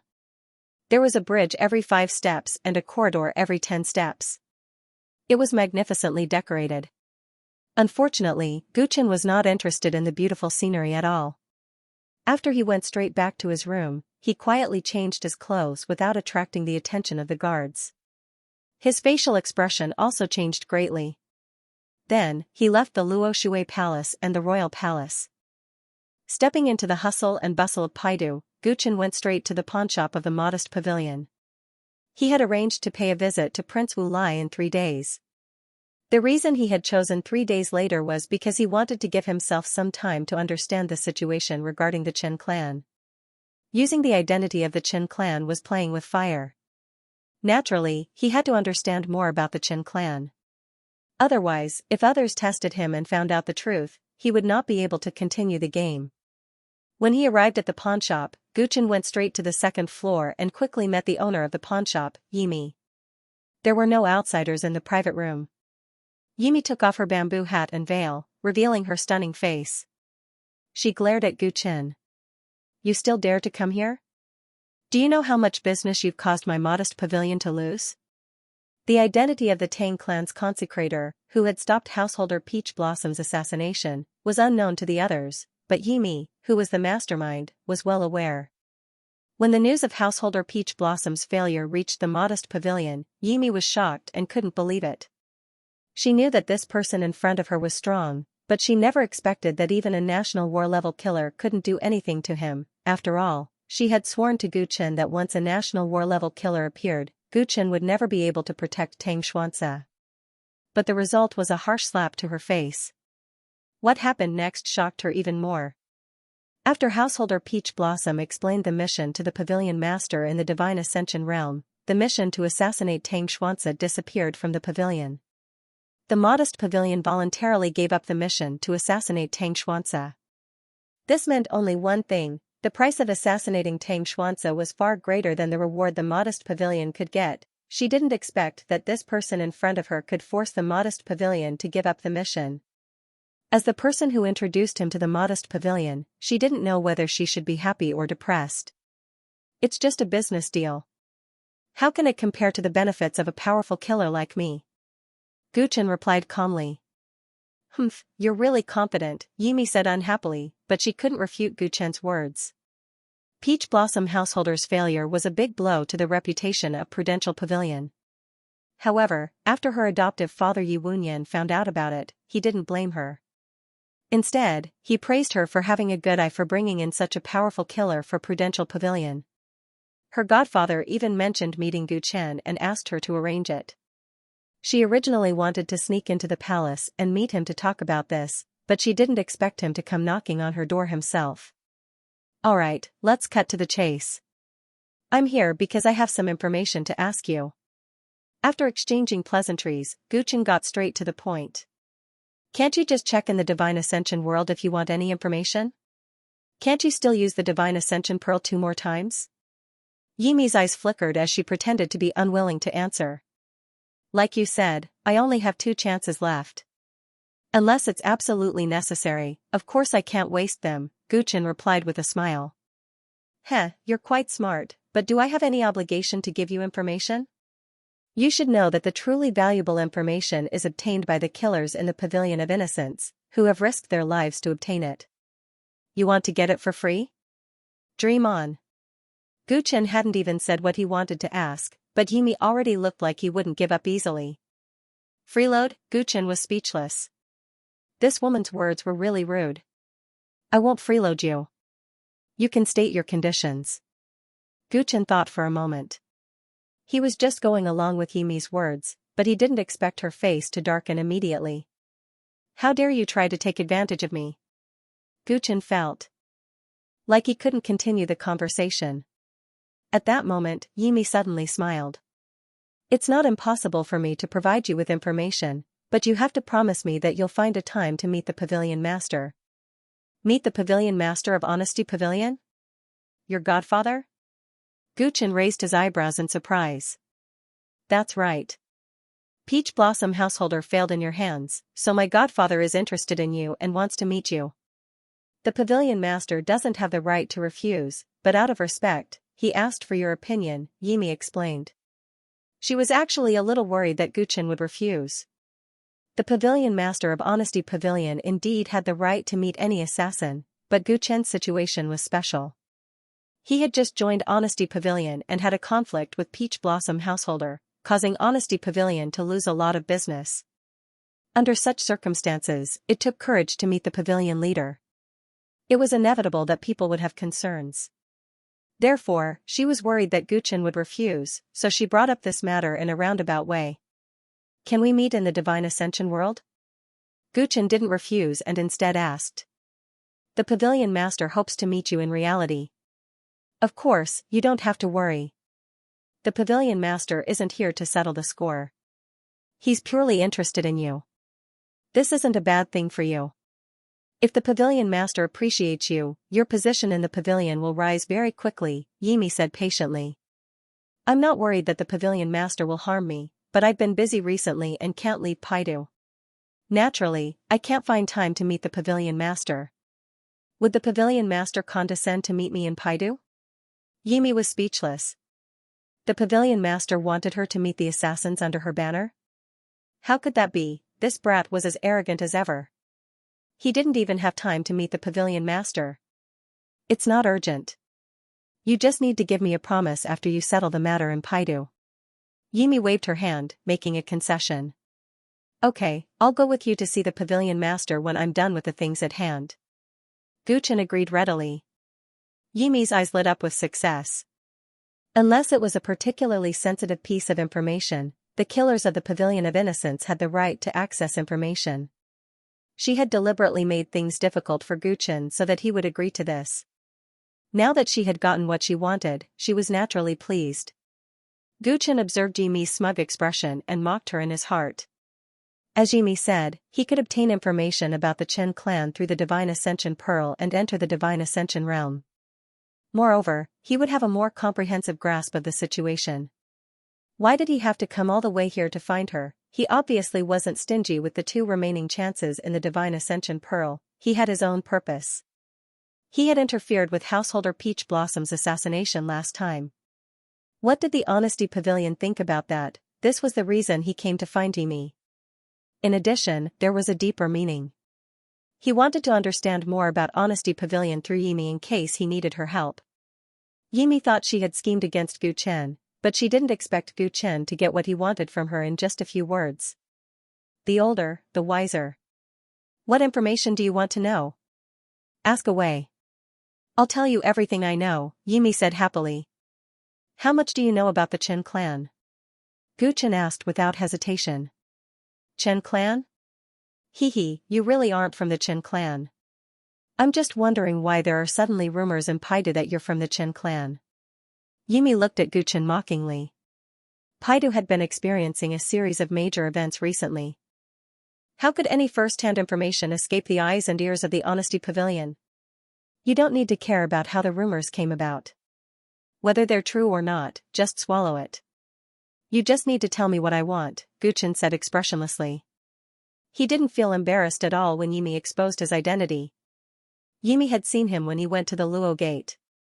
From his various appearances at that time, it wasn't hard to guess that he wasn't from the Chen clan, so there was no need to hide this from her. On the contrary, it was precisely because Yimi knew his background that she could stand in the Chen clan's shoes and tell herself how to disguise herself more realistically and how to avoid unnecessary risks. I'm not interested in who you want to disguise yourself as. Just don't play with fire. Honesty Pavilion won't help you then. It was very common for killers to disguise themselves in order to complete a mission, so Yimi wasn't surprised.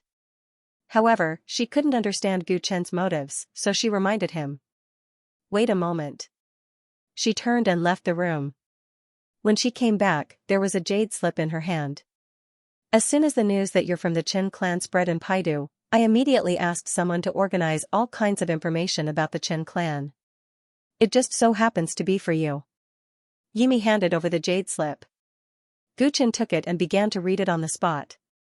The Honesty Pavilion was indeed a killer organization that was good at collecting information. There was a lot of information about the Chen clan in this jade slip, and Gu Chen read it with rapt attention. The Chen clan was descended from Saint Chen. They were famous for their 3 stabilizing, holy techniques. After Saint Chen's disappearance, the Chen clan declined and gradually hid from the world. Every once in a while, there would be rumors of Chen clan disciples entering the world to gain experience. The 3 stabilizing holy techniques of the Chen clan were the body-fixing technique, the space-fixing technique, and the mind-fixing technique. It was said that if all 3 techniques were mastered, they could suppress most of the 3,000 minor techniques and were known as the pinnacle of the sage's great path. Although the 3 stabilizing holy techniques were famous, following Saint Chen's disappearance, the Chen clan declined. Now, there were no longer any members of the Chen clan who could master the 3 stabilizing techniques. Even those who could master 2 were few. The prerequisite for Chen clan disciples entering the world to gain experience was to master the body-fixing technique. Because of this, the body-fixing technique was the most famous in the cultivation world. The so-called fixed body technique, as the name suggested, was to fix the body of others and make them unable to move. When this technique was used by the Chen clan cultivators, it was treacherous and difficult to guard against. If one was not careful, they would be tricked, and once they were tricked, it meant that they would be at the mercy of others. Therefore, it was fine if the Chen clan cultivators did not make a move. Once they made a move, cultivators of the same level would have almost no power to resist. Gu Chen carefully studied the records of the fixed body technique and found that the situation of being fixed by the fixed body technique was indeed very similar to being tied up by his mysterious rope. It was no wonder that Tang Xianxia would misunderstand. After carefully reading the information, Gu Chen felt a lot more at ease. By chance, he discovered that disguising himself as a disciple of the Chen clan was really a good choice. First of all, the Chen clan was secluded from the world, and the disciples of the Chen clan rarely went out to gain experience. Therefore, not many people could see through his identity. The existence of the fixed body technique could explain the uniqueness of his secret technique. Even after several layers of disguise, others would probably not be able to guess that he was a descendant of the Tyrants. After St. Chen, Gu Qin closed his eyes and thought about how far he could take advantage of the identity of the Qin clan's disciple. In the primordial Dao world, one's Dao power had reached 100 million, which meant that one's cultivation level was above the 8th-fold Dao integration realm. Cultivators of this level were already all-powerful big shots. Therefore, one could imagine how glorious the Qin clan was in the past. However, something had happened to St. Chen, and the Qin clan had declined as a result. Their current power and influence were probably not as good as before. Even so, a starving camel was still bigger than a horse. Even the Desheng dynasty was probably not willing to provoke the Qin clan easily. When he left the pawnshop, Gu Qin already knew what to do. When he returned to the palace, Tang Xuanxia sent news that Prince Wu Lai had accepted his visit card. This was not surprising to Gu Qin. After learning about the strength of the Qin clan, he knew that Prince Wu Lai would not dare to rashly make an enemy of him. He would definitely find a way to find out his background. As such, he naturally would not let go of such a good opportunity to visit and test the waters. The Grand Empress also came to look for Gu Qin. The other princes were all appeased, and under Gu Qin's instructions, the royal family did not spread the news that the new king had been chosen. In the Luo Shui Palace, the night was getting late. On the table in front of Gu Qin was a vast map. It was a map of the territory of the 7 countries of Deqing. He stared at the map in deep thought.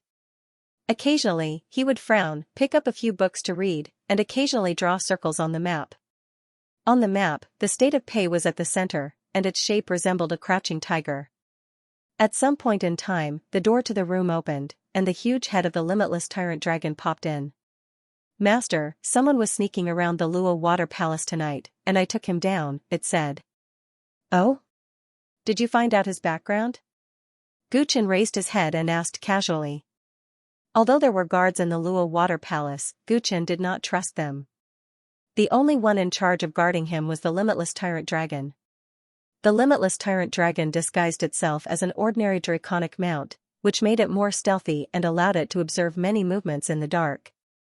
Ever since Gu Qin entered the palace, there were many people who wanted to know more about him, so he was not surprised that someone had sneaked into the Luo Water Palace. "I did." The other party said he was a spy from the Qianquan group. The limitless Tyrant dragon grinned. Gu Qin's eyes lit up when he heard this. "Are you sure?" "I've tortured him, so there's no mistake," the limitless Tyrant dragon answered confidently. The Tyrannosaurus Rex answered confidently. In fact, it had discovered more than one spy, but there was no need to report the others. It knew what Gu Qin was thinking. From the moment he entered Paidu, he was probably waiting for the people from the Qianquan group to come to him. In that case, let's meet them. Gu Qin put away the map on the table and smiled.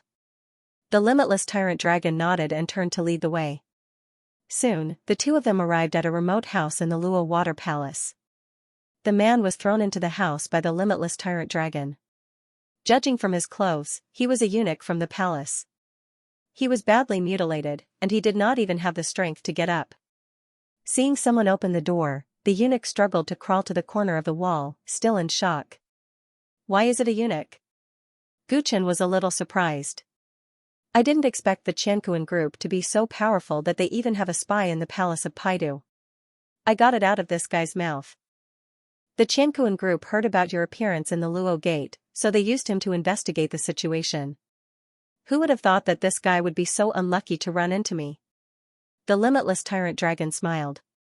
When the eunuch who had crawled to the corner heard this, a bitter smile appeared on his face. When he thought about how he was discovered, he felt that he was really stupid. The Luo Water Palace was usually only opened by the cultivators of the Luo Gate, so the security inside the palace was not very tight. He was considered a senior eunuch in the palace. He found an opportunity to switch shifts with the eunuch in charge of the Luo Water Palace's food and drink, and openly entered the palace, thinking that his plan was flawless. When he entered the palace, he noticed this drake, but he did not take it to heart. It was just a mount with low intelligence. Even if it sensed something, it could not complain. With this mentality, he boldly searched for clues under the eyes of this drake. When he came out of a room after searching, the drake grabbed him and pressed him to the ground. After that, he was tortured. He could not resist, so he confessed everything. Master, this guy is not a confidential member of the Qianquan group, so I did not get any important information from him. However, Master, you can guess who told the Qianquan group about you, the limitless Tyrant dragon said. If I'm not wrong, it was the Xiao family, right? Gu Chen replied calmly. That's right. It seems that everything is going according to Master's plan, the limitless Tyrant dragon praised sincerely. I deliberately kept this tattoo on my forehead and did not disguise myself. If the Xiao family still can't guess my identity, it will be too disappointing. Gu Chen touched the cross-shaped tattoo on his forehead. Ever since he left the Luo Gate, Chen Yi's appearance and the Tang family had been the bait he had left for the Qianquan group. He had come to Paidu mainly for his own plan, but he had never intended to let go of the Qianquan group and Fang Yuan. Fang Yuan had entered the primordial chaos Dao world 100 years earlier than him. Now, with the talent he had given him, he had gained a foothold in the Dao world and had a huge force that could not be underestimated. Bringing him down was not something that could be done overnight. Gu Chen was not stupid enough to directly expose himself to him. Therefore, the better way was to let the Qianquan group notice him while not attracting too much attention. He wanted to break through the surface by slowly infiltrating and catching Fang Yuan's weakness. On the night when the Luosek's mountain gate was destroyed, Morning Yan and another monster named Dark Hunter had mentioned that they wanted to mobilize the forces within the borders of the Pei Nation to investigate the Luo sect. This was overheard by Gu Chen and the Great Prophet who were hiding in the dark. The Xiao family was quite powerful in the Pei Nation. According to the Great Prophet's investigation, the Xiao family had tried to contact the Qianquan group through Dong Xianji and had the intention of surrendering. Combining these 2 points and the fact that they knew some information about Chen Yi, Gu Chen had thought that the people from the Qianquan group would find him earlier. End of this chapter. It wasn't too late to find him now. The fish had finally taken the bait, and it was just in time to carry out Gu Chen's plan. I have some questions to ask you. If you don't want to suffer any more, you'd better answer truthfully. Next, Gu Chen asked some questions about the Qianquan group. However, everything was as Wuji Tyrannosaurus Rex had said. The guy on the ground didn't know much. Although he was a secret agent of the Qianquan group, he had been bribed a long time ago.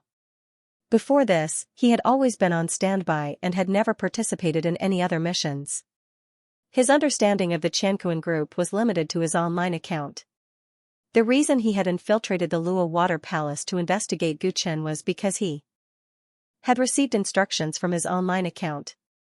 Unable to get any useful information, Gu Chen frowned slightly.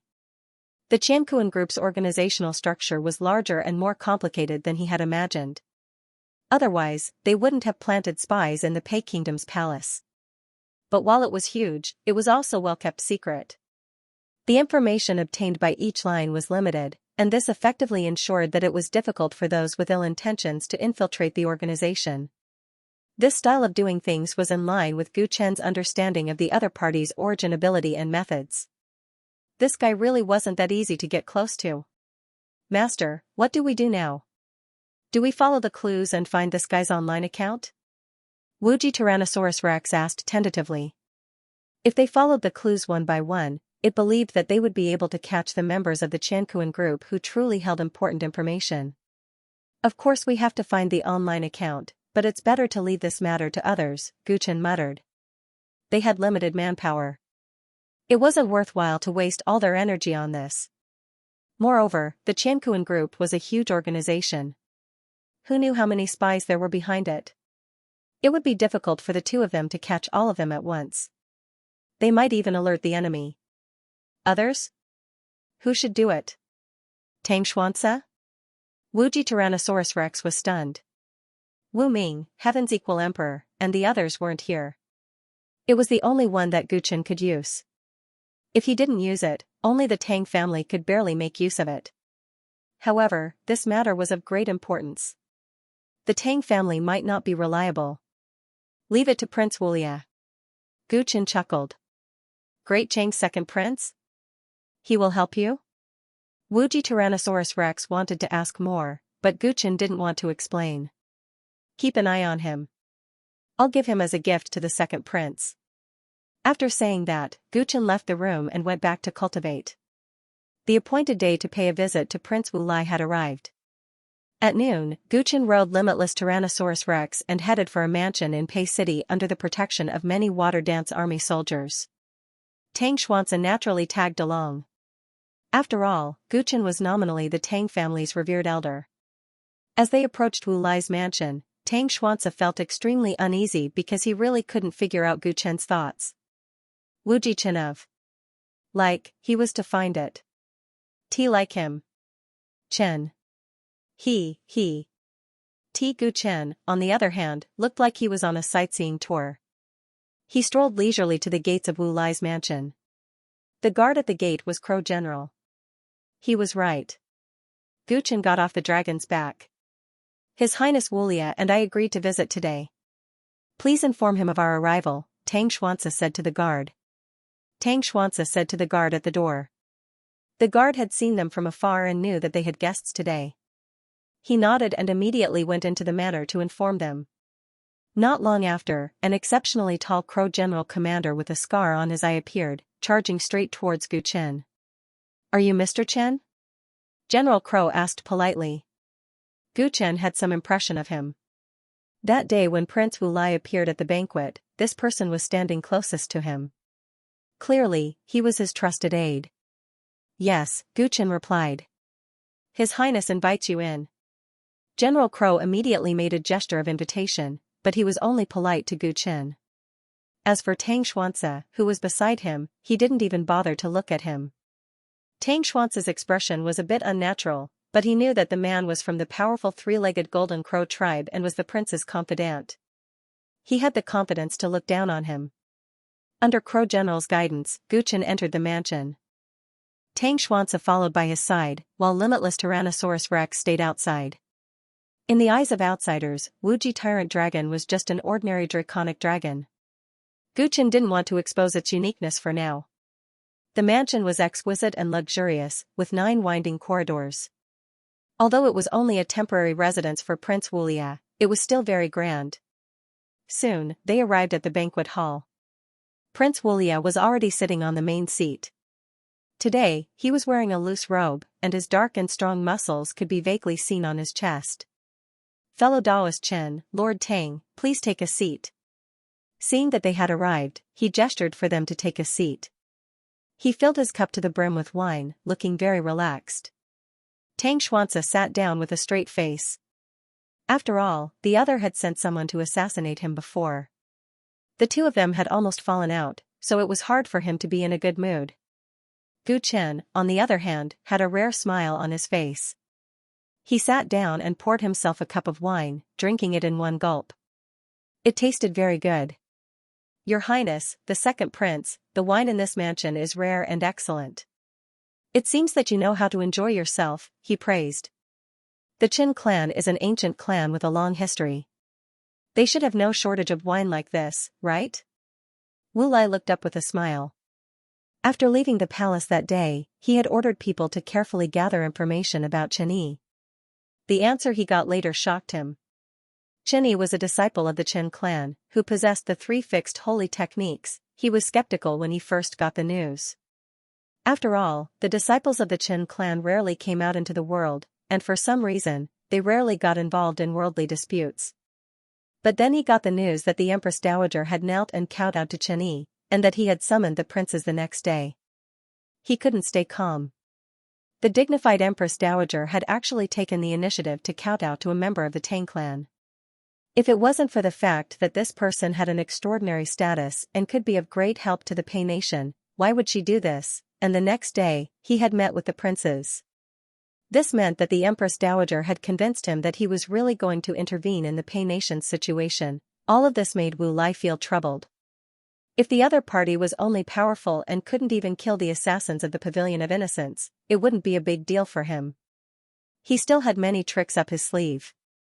But the powerful Qin clan stood behind him, so he couldn't use some of his tricks casually. If things went wrong, it might lead to a conflict between the Scorching Sun clan and the Qin clan. His interference in the Pei nation's politics to expand his own power was a sensitive act. If he made a big enemy like the Qin clan for the royal family, some people in the realm of Seizing Sun would definitely make a big deal out of this. By then, he would be in a terrible situation. If things went wrong, he might even lose the right to fight for the throne. Thus, he had been in a terrible mood these past few days. His original confidence was gone, and he didn't know what to do next. Coincidentally, at this time, the other party took the initiative to give him a visiting card. He wanted to test the other party's identity and figure out the other party's intentions, so he agreed and held this banquet today. End of this chapter. Wu Lai's words were filled with probing intent, but Guchen only smiled when he heard this. Today, let's not talk about our backgrounds. I came here with the intention of making friends with your Royal Highness, the second prince. Wu Lai cursed inwardly. If you didn't have the backing of the Qin clan, how could I possibly sit down and talk to you? Despite his thoughts, he still put on a friendly smile. If that's what you think, then I'd be happy to make friends with you. Since we're going to put aside our identities, please don't call me your Royal Highness anymore. Alright, then I'll call you Brother Wu Lai. Here's a toast to you. Guchen raised his cup and drained it in one gulp. His attitude was polite, but not lacking in elegance. Wu Lai's eyes flashed, and he returned the toast with a laugh. Brother Chen, you're too kind. The two of them soon seemed to be chatting happily. It was hard to imagine the confrontation at the banquet earlier. Tang Xianxia was secretly on guard. Before, he had only noticed Prince Wu Lai's overbearing and domineering nature. Only today did he realize that beneath his rough exterior, he was actually very shrewd. Come to think of it, if he only knew how to use his power to oppress others, he would have long been defeated in the struggle for the throne of Great Qing. How could he have achieved what he had today? Since we're friends, why don't we tell each other frankly to ease Brother Wu Lai's heart? Guchen went into the main topic as they chatted. Oh? What would you like to say, Brother Chen? Wu Lai smiled widely, as if he was all ears. I owed the Pei Nation's royal family a favor in my early years. Now that they've come to me, I can't refuse to help them. Therefore, I hope Brother Wu Lai can be magnanimous and let them go. Guchen made up a story. Wu Lai's expression immediately turned cold. It would be strange if he believed this. If the Pei Nation's royal family really did this guy a favor, why would he need to kneel and beg him? This was clearly just an excuse to meddle in the affairs of the Pei Nation. This guy really didn't have good intentions today. You must be joking, Brother Chen. The Lu family has high and mighty royal power in Pei Nation. How could I possibly threaten them? Wu Lai decided to play dumb since the other party was spouting nonsense. Let's not beat around the bush. I know what Brother Wu Lai is thinking, and I won't make things difficult for Brother Wu Lai. As long as Brother Wu Lai is willing to let the Lushur go, I will naturally show my sincerity.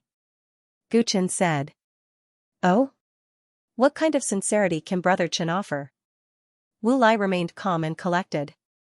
Since Brother Wu Lai thinks highly of the seventh prince inheriting the throne of Pei State, after discussing it with the Yun matriarch, we feel that the seventh prince is indeed a good candidate.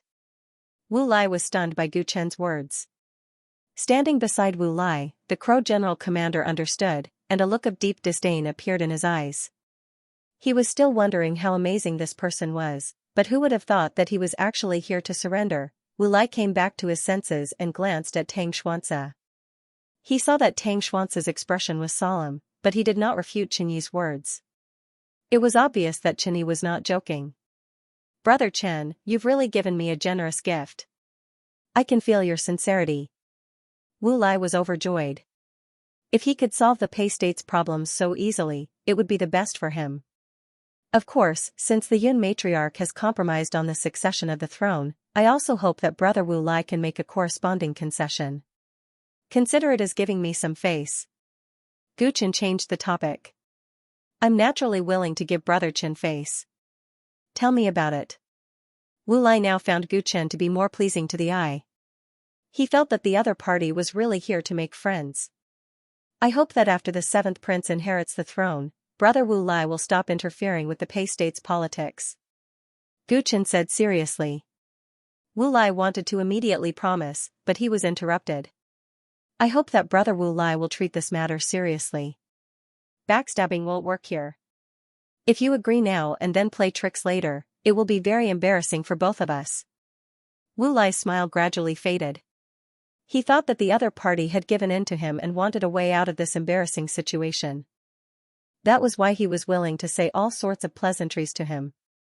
However, after thinking about his words carefully, he realized that the other party didn't want a way out of this embarrassing situation. Instead, he really wanted him to stop interfering with the Pei State's politics. Wu Lai couldn't smile anymore. "Brother Chen, are you messing with me?" Wu Lai's expression turned ugly, and his tone turned sinister. The reason he wanted the seventh prince to inherit the throne was because he felt that the seventh prince was the weakest and most easily bullied. His ascension to the throne would help him smoothly control the Pei State's politics. However, Gu Chen had requested that he not interfere with the Pei State's politics. If he agreed, then what was the point of having the seventh prince inherit the throne? Wouldn't all his efforts in the Pei State have been for nothing? They were all smart people and understood the stakes involved. Thus, he felt that the other party was just toying with him. "Brother Wu Lai misunderstands. I am very sincere in resolving this matter," Gu Chen said calmly. "Sincere my ass. Do you think I'm an idiot?" Wu Lai's eyes turned cold, and he gave Crow General Commander a look. Commander Crow General instantly understood, and he took a step forward and berated loudly. "How dare you trick my master? This is not a place where you can act presumptuously." He was about to attack after saying that, intending to test the other party's strength. However, he had only taken one step when he felt his body tighten. He was actually showing signs of being unable to move, his expression changed, and he tried to break free from this binding feeling. However, he felt that the power surging out of his body was like a clay ox entering a swamp. It was difficult for him to resist the mysterious power that had descended upon him. The fixed body art? He was bewildered and somewhat in disbelief. The other party was a member of the Chen clan, so he had naturally been on guard against the other's fixed body art. However, this fixed body art was even more strange than he had imagined. He had not seen any signs of the other party casting the art, so how had he fallen for it? Crow General Commander's heart sank. He had lost a lot of face this time. Wu Lai saw that Crow General Commander had not made a move for a long time, and his expression became even more unsightly. He had been taken down before he could even make a move? Was the Qin clan's fixed body art really that powerful? It was as if he had swallowed a fly. Wu Lai's heart was filled with rage, but he could not bend it. "Brother Wu Lai, why are you so impatient? I know that you don't really want to take over the country, but only hope to increase your bargaining chips in the fight for the throne. Since that is the case, I believe that an alliance between us is the best choice. Why must we fight and kill each other and shed all pretense of cordiality? I believe that Brother Wu Lai does not understand the logic of an alliance." Gu Chen spoke indifferently. The fixed body art made his words seem to carry a lot of weight. Wu Lai listened carefully. "Alliance? How can I believe that the Lu clan of the Pei Nation will sincerely form an alliance with me? Why should I choose to trust others when I have the power in my own hands? I don't want to give others the chance to stab me in the back," Wu Lai said with a gloomy expression. "Not with the Lu clan, but with me," Gu Chen said meaningfully. "You? How can I trust a guy who came out of nowhere without knowing the situation?" Wu Lai laughed in anger. He slammed the table and stood up. End of this chapter. The fight for the throne was no small matter. Gu Chen and Wu Lai did not have any friendship in the past. Now that he had interfered and ruined Wu Lai's plans, it was naturally impossible for him to gain Wu Lai's trust. Wu Lai's expression was cold. He had the urge to chop the person in front of him into pieces. "I know it is hard for Brother Wu Lai to trust me in such a short period of time. However, there is a saying that the enemy of my enemy is my friend. If Brother Wu Lai is not willing to cooperate with me, you will regret it in the future." Gu Chen held his wine cup and took a sip. He did not take Wu Lai's anger seriously. His calmness and the deep meaning behind his words caused Wu Lai to regain his composure. "The enemy of my enemy? What do you mean?" His eyes flickered as he sat back down. "May I ask who Brother Wu Lai's biggest enemy is?" Gu Chen did not answer. Who in the Desheng Empire doesn't know this? Of course it's the Flaming Sun Crown Prince. Wu Lai did not hide anything. There was no need to beat around the bush. "Then may I ask, in terms of talent and strategy, Brother Wu Lai is far better than the Flaming Sun Crown Prince. Why have you not replaced him?" Gu Chen asked again. The Flaming Sun Crown Prince was born earlier than me. His life is good. Wu Lai snorted coldly. His tone revealed his deep disdain towards the Flaming Sun Crown Prince. Is it just that his life is good? I'm afraid that the Flaming Sun Crown Prince has a strong backing. Because of this, Brother Wu Lai can't do anything to him. Gu Chen hinted. Wu Lai finally understood, and his face revealed a look of surprise. You mean the Heaven and Earth group? There were rumors in the Xinjiang region that the Flaming Sun Crown Prince had joined the Heaven and Earth group. Although the Flaming Sun Crown Prince had never officially admitted it, he knew that it was true. If you read for a long time, please pay attention to rest your eyes. Recommended reading, all these years, the Flaming Sun Crown Prince had borrowed some of the resources from the Qianquan group to defend against Yi Futian's aggressive attacks. Hence, Yi Futian was unable to take him down. He had long hated the Heaven and Earth group to the core. However, he was afraid of the background of the founder of the Heaven and Earth group and felt helpless. Now that Gu Chen's hint was in place, he naturally made the connection. That's right, Heaven and Earth group is my enemy, and your enemy is a member of Heaven and Earth group. Naturally, the two of us are friends. Gu Chen actually said that he wanted to become enemies with Qianquan group. Wu Lai looked at him with even more surprise. The Heaven and Earth Association wasn't an ordinary small organization. In the past 50 years, under that person's careful management, it had already become a great power. It was said that many important figures were members of the Heaven and Earth Association. Publicly declaring that he wanted to become enemies with the Qianquan Association wasn't something that could be casually joked about. He somewhat believed that the other party really had the intention to cooperate with him. However, putting aside whether he was sincere or not, did this guy know how powerful his enemy was? Saint Chen has already become history, and the saint is standing behind the Qianquan group. Brother Chen, I won't stop you if you want to court death, but don't think of dragging me down with you. Wu Lai sneered. The meaning behind his words was that even the entire Chen clan's power couldn't compare to the Heaven and Earth group. The idea of Gu Chen working together to resist them was completely a pipe dream. When Gu Chen heard this, he shook his head, put down his wine cup, and stood up. I originally thought that Brother Wu Lai was a courageous and scheming person. I didn't expect that you would actually be afraid of a mere Heaven and Earth group. It seems like there's nothing more to talk about between us, he mocked. After saying this, he signaled Tang Xianxia with his eyes and was actually about to leave. Wu Lai's expression was gloomy and uncertain when he heard these words. Flames of fury burned in his heart, but he had no words to refute. He was indeed afraid of the Heaven and Earth group. Otherwise, if they obstructed his path to the throne, he would have long since dealt with them. Unfortunately, Brother Wu Lai, because you are afraid of the Heaven and Earth group, you have no idea that they have already made preparations to eliminate you. Since you don't want to live anymore, why should others say anything? Gu Chen seemed to be mumbling to himself as he walked out of the hall with large strides. However, the words he said caused Wu Lai's heart to palpitate. Stop. What do you mean by that? What do you know? He called out to Gu Chen. If he didn't get to the bottom of this nonsense, he wouldn't be able to eat or sleep in peace. Gu Chen stopped in his tracks and turned around, the corners of his mouth curling up. Brother Wu Lai, do you think that the Flaming Sun Crown Prince and the Heaven and Earth group would be indifferent after the commotion you caused in Pei Nation? Wu Lai's eyes flashed as he thought of many possibilities. Tang Xianxia, who was beside him, was also shocked. How did this matter have anything to do with the Flaming Sun Crown Prince? Could it be that Mr. Chen knew something that he didn't? Brother Chen, please forgive my rudeness just now. Please take a seat, let's sit down and talk. Wu Lai's friendly smile reappeared on his face. His attitude was courteous, as if he was Chen Fan's grandson. Gu Chen smiled but didn't say anything. He didn't want to be unforgiving and sat down again. He hadn't achieved his goal yet. How could he just leave in a huff? Brother Chen, please tell me what you meant just now. Let me know. After comforting Gu Chen, Wu Lai said in a serious tone. Is Xiao Jianmen one of your men? Gu Chen asked without hesitation. The Xiao family has indeed pledged their allegiance to me. Why? Wu Lai didn't deny it.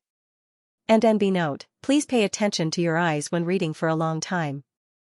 Recommended reading SP. Then you should know that the Xiao family has pledged their allegiance to the Flaming Sun Crown Prince. You think that you can smoothly take over Pei Nation without my interference? You don't know that there's a bigger trap waiting for you. Gu Chen said disdainfully. Wu Lai's pupils shrank and a murderous look appeared on his face. Do they have the guts to do that? Brother Wu Lai, you think too highly of yourself. I have evidence that they are secretly in contact with the Heaven and Earth Group. The Heaven and Earth Group has already made their move and is openly helping the Flaming Sun Crown Prince to fight for the throne. Brother Wu Lai, do you still think that you can live in peace if you don't provoke them? Gu Chen's tone was sarcastic. Wu Lai's face turned red and green. Because of the Heaven and Earth Group's influence, as long as they didn't openly interfere, he didn't plan to provoke them. However, now that they were determined to support the Flaming Sun Crown Prince to ascend the throne, he was afraid that the Flaming Sun Crown Prince would be harmed by them sooner or later. If things really developed to this stage, he wouldn't care how powerful the Heaven and Earth Group was. No matter what, he would have to fight them to the death. He was not willing to be the loser of the fight for the throne. He wouldn't want to be the laughingstock of others. If everything is as Brother Chen said, I am willing to cooperate with you. Wu Lai took a deep breath and looked at Gu Chen. He still didn't say anything. The other party might be provoking him on purpose. The fact that the Xiao family had pledged their allegiance to the Flaming Sun Crown Prince might not be true. He had to find out the truth first. If Brother Wu Lai doesn't believe me, you can send people to test the Xiao family or keep an eye on them. I believe there will be results. Gu Chen smiled. Brother Chen, didn't you say that you have evidence? Can't you just hand it over to me? Wu Lai frowned. I do have evidence. To be honest, I caught the spy of the Heaven and Earth Group and the Xiao family. This spy knows a lot of important information. Before I get Brother Wu Lai's clear intention to cooperate, do you think I will hand him over to you? Gu Chen said with a smile that wasn't a smile. What he said was very reasonable, causing Wu Lai to be speechless. The matter of cooperation is very important. I believe Brother Wu Lai won't be willing to make a decision hastily. Just go and verify it according to what I said. I will wait for Brother Wu Lai's news. Gu Chen had a confident look on his face. After he finished speaking, he stood up and bade farewell. After he left, Wu Lai slammed his palm on the table, leaving behind a severe burn mark. He said darkly, "What happened to you just now?" After Gu Chen left, Crow General, who had finally regained his mobility, looked guilty. I was too careless.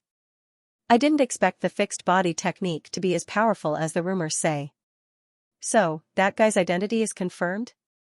Wu Lai muttered. He then asked, do you think his words can be trusted? Although his body had been fixed, his brain hadn't. Crow General understood what Wu Lai meant. After some serious thought, he replied, this is a serious matter. I'd rather believe it than not. That's good. I'll leave this matter to you. Keep an eye on the Xiao clan. Remember, you can't screw this up again, Wu Lai said calmly. General Crow hurriedly obeyed. The Xiao manor was brightly lit. Xiao Jianwu led a person in through the side door and into Xiao Jianmen's study. The person wore a hood and a mask. After seeing Xiao Jianmen, he took out a token and showed it to him. Xiao Jianmen immediately bowed when he saw the two words Qiankuan on the token. Envoy, why have you come to visit so late at night? He was respectful on the surface, but he wasn't too happy about this visit. The situation in Paidu had been very sensitive recently. Countless eyes were on the Xiao family. If people found out that he was secretly in contact with Qiankuan group, they would be in big trouble. Prince Wu Lai aside, he'd just found out that Chen Yi was a descendant of the Chen clan. He was already regretting his haste in attacking him. However, he'd already done it. He could only try his best to ensure that this matter didn't leak out. Who would have thought that right after he'd instructed Xiao Jianwu to keep his mouth shut, the Qiankuan group's envoy would come to him. The envoy insisted on seeing him, and he'd come so suddenly that he couldn't refuse. He could only ask Xiao Jianwu to bring him here secretly. Xiao family head, let's cut to the chase. We've come to you because we've lost contact with the person we sent to investigate Chen Yi's situation. We can only come to you first to learn more about the situation so that we can decide what to do next. The Qianquan group's envoy went straight to the point. His words made the Xiao brothers shudder. Lost contact? Could he have been caught by Chen Yi? Xiao Jianmin was restless. He was the source of the information. If the Qianquan group spy was really captured, then the Xiao family's ill intentions might be exposed. The other party was a member of the Qin clan of the ancient race. He was not someone he could afford to offend. Xiao Jianmin's intestines turned green with regret. He regretted that he had set the trap too early and did not wait until he had a better understanding of the other party's situation before taking action. But then again, according to He Yang's report from the Luo sect, Chen Yi was just a lone cultivator. How could he have imagined that he would suddenly become a disciple of the Qin clan? In his heart, Xiao Jianmin cursed the Qianquan group spies for being incompetent and implicating him. Yet, on the surface, they still had to pretend to be obedient. I don't know the exact situation, and it's not convenient for us to make contact with the Luo River Palace now. According to the information you provided and the fact that Chen Yi saved the royal family of Pei country, there's indeed something wrong with this person. It's very likely that he has an unclear relationship with the Luo sect. You mentioned the letters your son sent back from the Luo gate. I hope you can give me these letters so that I can further analyze the situation and confirm if there was anything overlooked. The Qianquan group spies spoke frankly with assurance. Xiao Jianwu could not help but ask. Lord Spies, if it's really confirmed that there's something wrong with Chen Yi, may I ask how the Qianquan group plans to deal with him? I heard that he's a member of the Qin clan. He's not to be trifled with. A member of the Qin clan? When the spies heard this, disdain immediately appeared in their eyes. Not to mention that he's just a disciple of the Qin clan who came to the outside world to gain experience. If we find out that the Qin clan colluded with the Luo sect, the entire Qin clan will be in trouble. You should know the power of the Qianquan group. The Xiao brothers heaved a sigh of relief when they heard the spy's solemn vow. Chen Yi and the others were not afraid. They were worried about the ancient race, the Qin clan. If Chen Yi died, the Qin clan would not dare to blame the Qianquan group, but would they not dare to cause trouble for the tiny Xiao family? However, it was different now. If the matter continued to drag on, even the Qin clan might suffer. When that time came, how would they have the time to cause trouble for the Xiao family? Lord Spies, it's impossible for a mere Chen Yi to make the entire Luo sect disappear. In my opinion, it's very likely that the Qin clan is behind this. Xiao Jianmin added fuel to the fire. He realized that he had to completely destroy Chen Yi and the Qin clan in order for the Xiao family to rest easy. We'll leave the specifics to the higher-ups to decide. Give me the letters first, said the spies. After getting the letters from Xiao Jianmin, he asked for more details. Once he had a clear idea of the situation, he left the Xiao manor quietly under Xiao Jianwu's guidance. In the dark night, someone personally witnessed Xiao Jianwu sending the spies away. However, he did not show himself.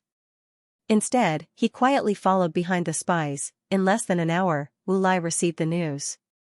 Your Highness, our men have already locked onto the spies' whereabouts. As long as your Highness gives the order, we can immediately take him down, said Commander Crow. There's no rush. If he's really from the Qianquan group, taking him down rashly might alert him. A fierce look flashed across Wu Lai's face as he stood up. Let's go. Let's make a trip to the Xiao family. Late at night, Xiao Jianmin suddenly received news that Prince Wu Lai had come to visit. He felt uneasy and wondered if the news had been leaked. After hastily changing his clothes, he immediately received the prince. Lord Xiao, how's the contact with the officials? Wu Lai stood in the main hall with his hands behind his back and asked in a neutral tone. Xiao Jianmin heaved a sigh of relief when he heard that Wu Lai had come for this matter.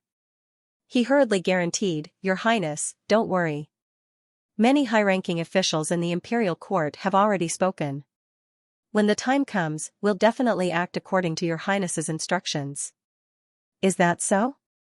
Previously, you didn't do your best at the banquet, and I was extremely disappointed. There won't be any problems this time, right? Wu Lai asked with narrowed eyes. I'll definitely do my best.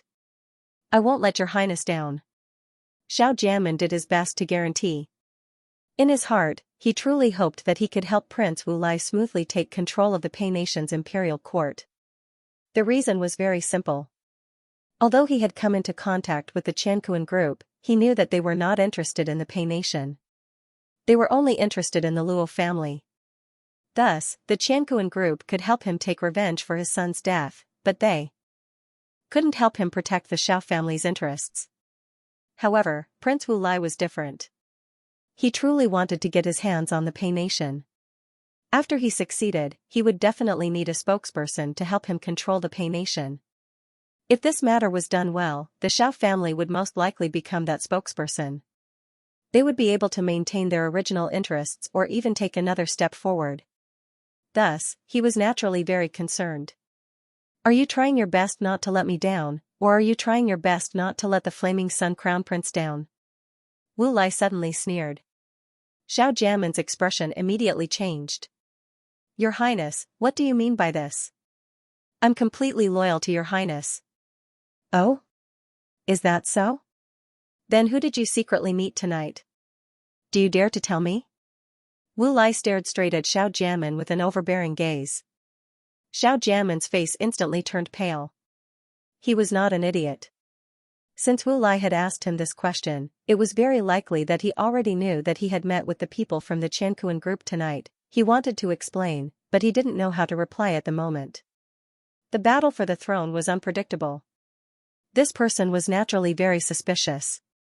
If he told the truth and said that he had used the people from the Qianquan group to kill Chen Yi, would he believe him? If he admitted that he had a secret relationship with the Qianquan group, he would not be able to clear his name no matter what. However, if he didn't explain, the problem would be even more serious. Who knew what this person would do next? Xiao Jianmen was at a loss. He stammered for a long time, unable to answer. This scene fell into Wu Lai's eyes. Without a doubt, he was confessing without being pressed.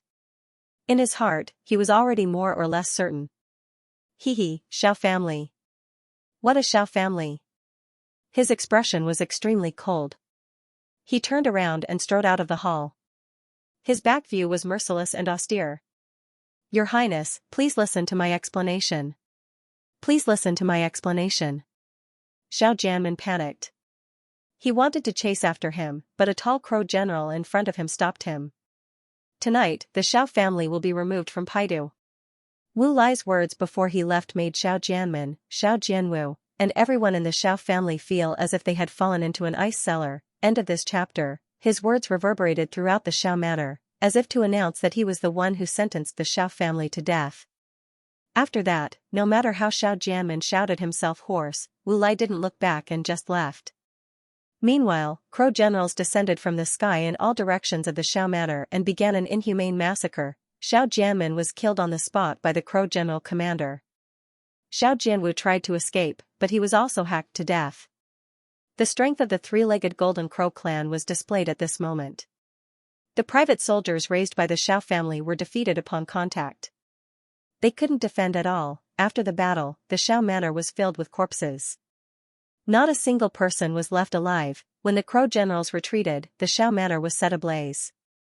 The once prosperous and powerful Xiao manor was burned to ashes. Paidu was woken up in the middle of the night. The fire was so big that it could be seen from afar. Inside the Luo water palace, Guchen stood with his hands behind his back by the railing. He looked calmly at the fire and thick smoke in the distance. It's in the direction of the Xiao manor. Master, it looks like Wu Lai has already made his move against the Xiao family. Limitless Tyrannosaurus Rex, who was lying on the side, lifted its huge head and glanced into the distance. The Xiao family was caught faster than I expected. Wu Lai's actions were also faster and more decisive than I expected, Guchen said with a smile. After the Qianquan group spy was captured by Limitless Tyrannosaurus Rex, he knew that Qianquan group wouldn't let the matter rest. However, from the captured spy, they knew that Qianquan group's manpower in Paidu was limited. After the first spy met with an accident, they didn't dare to approach him rashly. Therefore, they could only look for the Xiao family again. Guchen was sure that the Xiao family and Qianquan group's connection couldn't be broken. Because of this, he asked Wu Lai to keep an eye on the Xiao family, hoping that he would discover the secret collusion between the Xiao family and Qianquan group. The Xiao family was also in a hurry to die. They didn't expect that Wu Lai would catch them so quickly and lead to the destruction of their entire family. I don't understand. Since Master has already captured the spy and plans to hand him over to Wu Lai, why don't you just hand him over directly? Why do you want him to keep an eye on the Xiao family? What if Qianquan Association's connection with the Xiao family is extremely secretive, and Wu Lai doesn't discover it? Wouldn't Master's plan fail?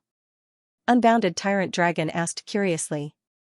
I lied to that dark blaze and the Qianquan Association is already acting against him. If I directly hand the spy over to him, he will know that the spy came because of my identity and will definitely see through my scheme. It's so easy to understand, you shouldn't not understand. Gu Chen replied casually. I have indeed thought of that, but the spy's life is in our hands. We can just make him lie and cooperate with us. As long as his acting is realistic enough, he might be able to increase Prince Wu Lai's sense of danger. Wouldn't that save time and effort compared to going around in circles? Limitless Tyrant Dragon mused. Gu Chen shook his head. That Wu Lai was born into the royal family, and he's caught up in the whirlpool of power struggles. If we send him directly to him, he might not believe everything the spy says. On the contrary, if he finds out that the Xiao family is indeed up to no good, he will believe it without a doubt and fall into my trap. Trap? Limitless Tyrant Dragon's face was filled with doubt. He didn't really understand. Gu Chen looked at the fire in the distance and said calmly, when I met him, I purposely told him that the Xiao family was colluding with the Flaming Sun Crown Prince, but I didn't explain everything clearly. This has already put him in an extremely uneasy state. He has been plotting against Pei country for a long time. This is one of the most important foundations for him to seize the throne. He can't afford to lose it. But suddenly, he found out that the Xiao family that he subdued has sided with the Flaming Sun Crown Prince. What do you think he will think? He doesn't know how much the Flaming Sun Crown Prince has infiltrated Pei country's politics. The Xiao family is also an important chess piece for him to control the officials of Pei country. Therefore, when he found out that there's something wrong with them, he will definitely take drastic measures to eliminate them. Only then can he scare the other officials who have sided with the Flaming Sun Crown Prince. Only then can he regain control of the declining situation that he imagined. Limitless Tyrant Dragon understood and sighed. No wonder the Xiao family's annihilation caused such a huge commotion.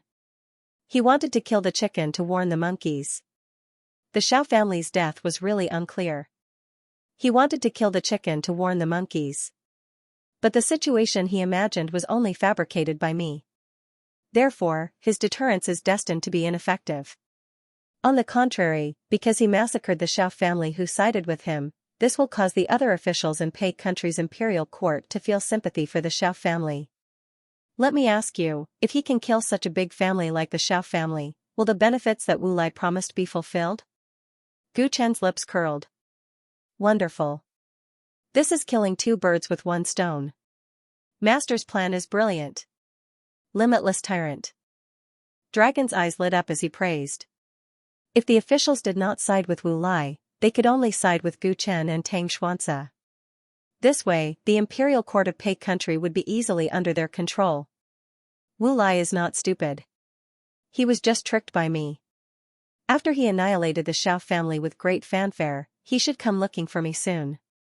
He should have made up his mind to join forces with me to resist Heaven and Earth Group. Anticipation appeared in Gu Chen's eyes. This was what he wanted to see happen the most. Heaven and Earth Group had many branches and leaves, and it would not be easy to peel off their skin. With Wu Lai's help, many problems would be solved much more easily. Once Wu Lai comes, according to what we agreed, Master will have to hand the spy over to him. Master also said that Wu Lai is not stupid. Once he interrogates the spy and combines other clues, I'm afraid he will realize that he fell into Master's trap. If he turns hostile because of this, what should we do? Limitless Tyrant Dragon racked its brains and thought of some hidden dangers. You're right, but you've underestimated one thing, Gu Chen said. What? Limitless Tyrant Dragon was stunned. The human heart. You underestimate the human heart. Wu Lai is too deeply involved in the struggle for the throne. There is no way he will give up. So what if he knows that I schemed against him? At that time I will have already taken control of the situation in Pei Nation, and he has already shed all pretense of cordiality with Heaven and Earth Group. If he wants to continue, he can only cooperate with me. As long as his obsession doesn't disappear, he can only fall into my net and be unable to extricate himself. Limitless Tyrant Dragon understood, and secretly sympathized with Wu Lai. Being targeted by this person, he was destined to be unable to turn things around. Speak of the devil. As the two were chatting, a eunuch in the palace hurriedly came to report that Prince Wu Lai had come to see them. Looks like he can't even wait for one more night, and is in a hurry to discuss countermeasures with me. Gu Chen teased, and let the eunuch bring him in. Leave for now, he said to Limitless Tyrant Dragon. Limitless Tyrant Dragon nodded. It knew that Gu Chen did not want it to attract attention for the time being, so it left. Not long after Limitless Tyrant Dragon left, Wu Lai arrived. End of this chapter. Brother Wu Lai, what brings you here in the middle of the night? Gu Chen received the guest with a smile. Cut the crap. That Xiao clan is indeed up to no good. I've already taken action to eradicate them.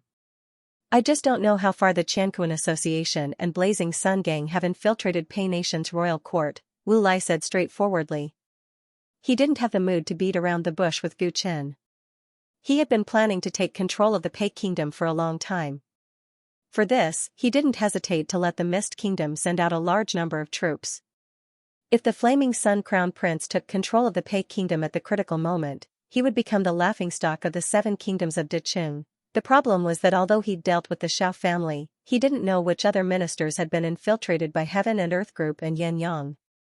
His thunderous actions against the Xiao family might have been able to scare off some fence-sitters, but he wouldn't be able to rest easy if he didn't completely deal with the hidden threat. In reality, he was overthinking things. The Heaven and Earth Association and the Flaming Sun Crown Prince had never laid a hand on the Pei Nation's imperial court. He had fallen into Gu Chen's trap.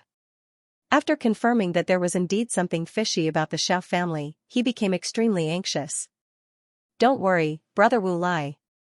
If we truly become allies, I'll help you take care of the hidden dangers in the Pei Nation's court, said Gu Chen. Wu Lai had been waiting for Gu Chen to say this. Now that the Xiao family had rebelled, he no longer had the confidence to control the Pei Kingdom's imperial court. The only other way he could think of was to borrow the strength of Gu Chen, the Pei Kingdom's royal family, and the Water Dance Army. He didn't want to give the Pei royal family any chance, but he was forced to do so by the current situation.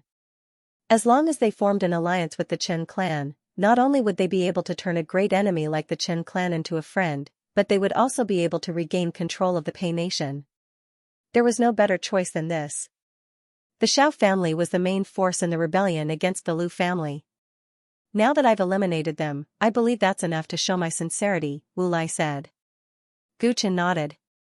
Since Brother Wu Lai destroyed the Xiao clan, you must have found clear evidence of them colluding with the Qianquan Association, right? My people discovered that a secret agent of Heaven and Earth Group had secretly left the Xiao family. Right now, that secret agent's whereabouts are already in my grasp, Wu Lai said truthfully. Oh? Brother Wu Lai, why didn't you just make a move? Gu Chen feigned surprise. You think I'm you? The internal structure of the Qianquan Association is vast and complicated. There's no meaning in capturing 1 or 2 spies.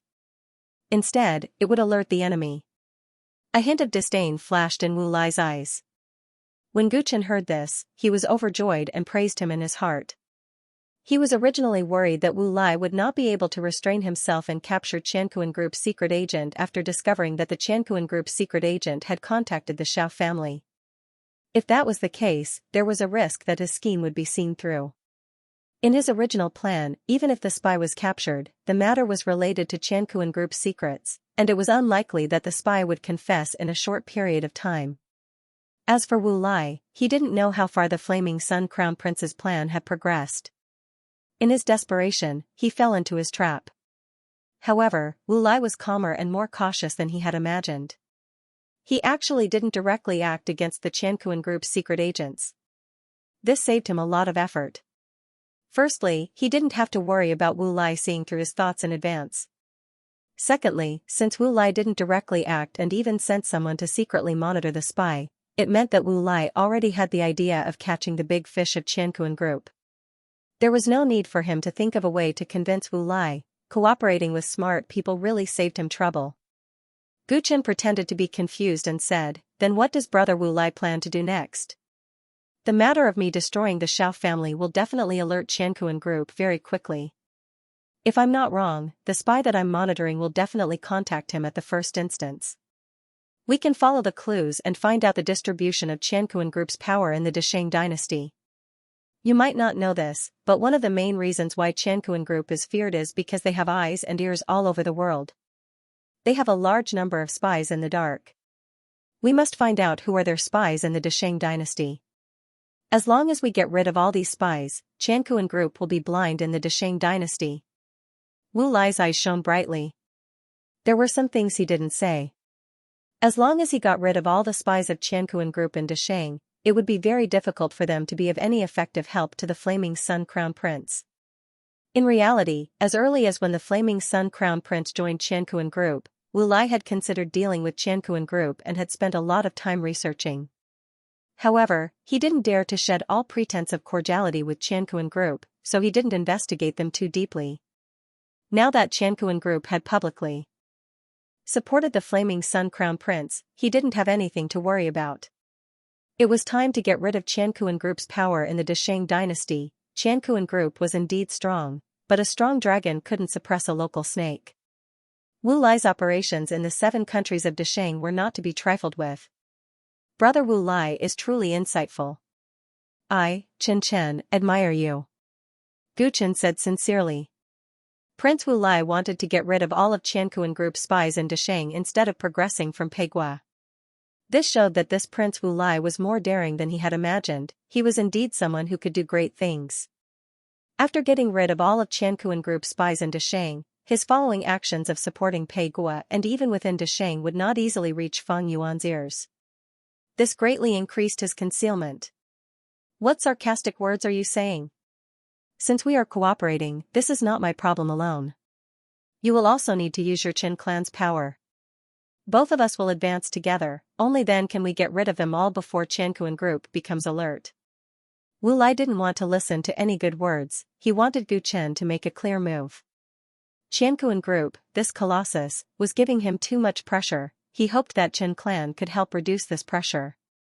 The so-called Qin clan disciple identity was fake. How could Gu Chen use Qin clan's power? Gu Chen couldn't do Wu Lai's suggestion and wouldn't do it, thus he smiled sheepishly. Brother Wu Lai, I'm afraid I can only rely on you for this. Why? Are you messing with me? Wu Lai's brows immediately rose. Of course not. It's just that you know my Qin clan situation. We have been living in seclusion for a long time. How much power can we mobilize in Desheng? How can we compare to Brother Wu Lai's management? Gu Chen explained. Qin clan's seclusion gave him the best excuse. Even if Qin clan is living in seclusion, it doesn't mean we don't have any power to mobilize in the mortal world. At the very least, you can send some experts to assist me in killing Qiankuan group spies, right? Wu Lai wouldn't let Gu Chen off so easily. He wouldn't be at ease if Qin clan didn't make a move. Even now, he didn't understand how Qin clan had formed enmity with Qiankuan group. He was worried that there was a trap. Seeing Wu Lai persisting, Gu Chen knew that he had to give a reasonable explanation and compensation. He pondered for a while, but still shook his head. Apologies Brother Wu Lai, because of some reasons, unless it is absolutely necessary, my Qin clan can't make a huge move.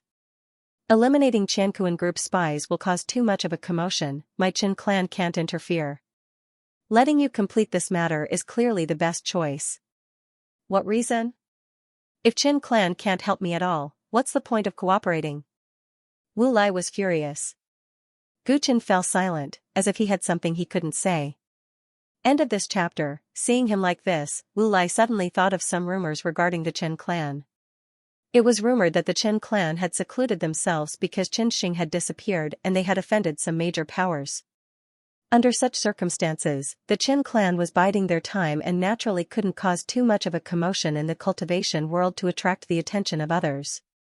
Thinking of this, Wu Lai calmed down slightly. He said gloomily, I can deal with the Qiankuan Association spies, but what can you do? You can't just shout once or twice to form an alliance, can you? Seeing that Wu Lai was no longer unwilling to let go of the matter of the Qin clan spies, Gu Chen heaved a sigh of relief. It seemed like his plan was correct. There had to be a reason behind the Qin clan's seclusion. Using this to his advantage would naturally save him a lot of trouble. Fortunately, Wu Lai was indeed an intelligent person.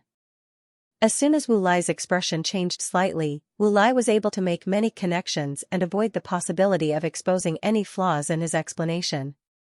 Gu Chen sighed inwardly. He really liked smart people too much.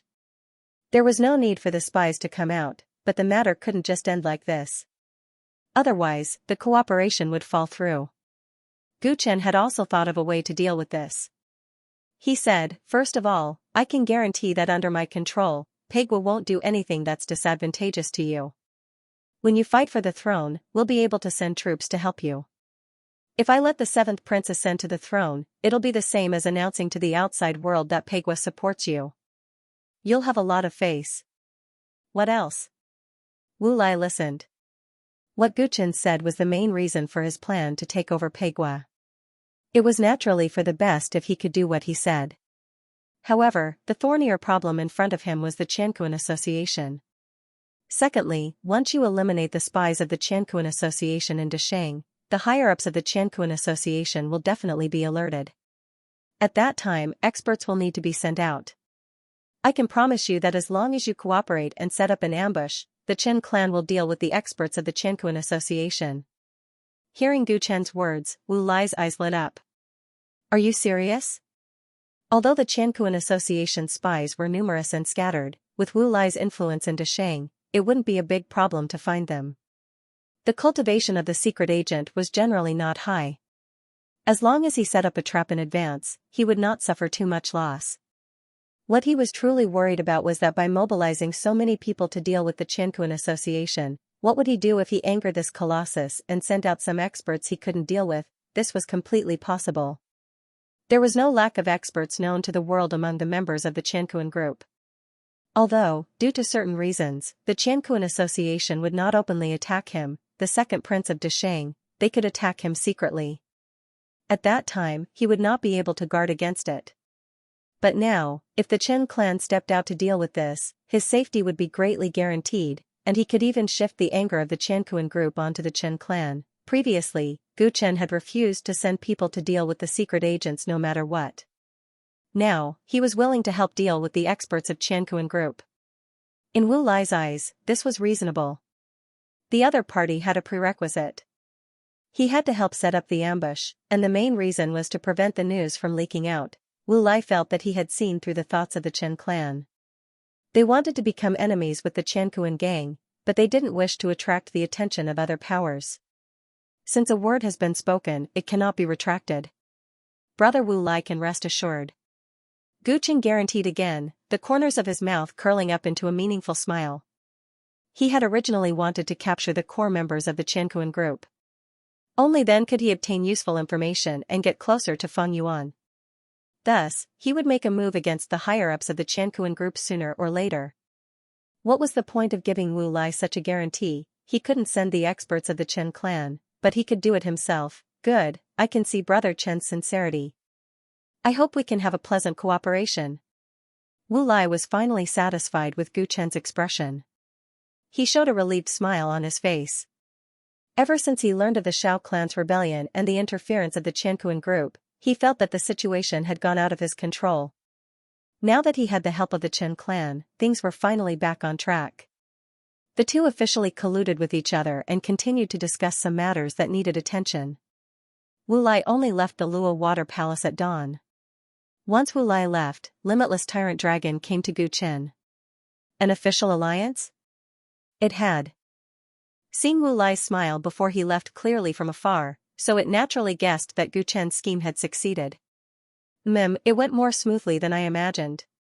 He is the first chess piece in this chess game. I wonder how Feng Yuan will respond after I make my move. Gu Chen's deep gaze looked towards the eastern sky that was turning bright.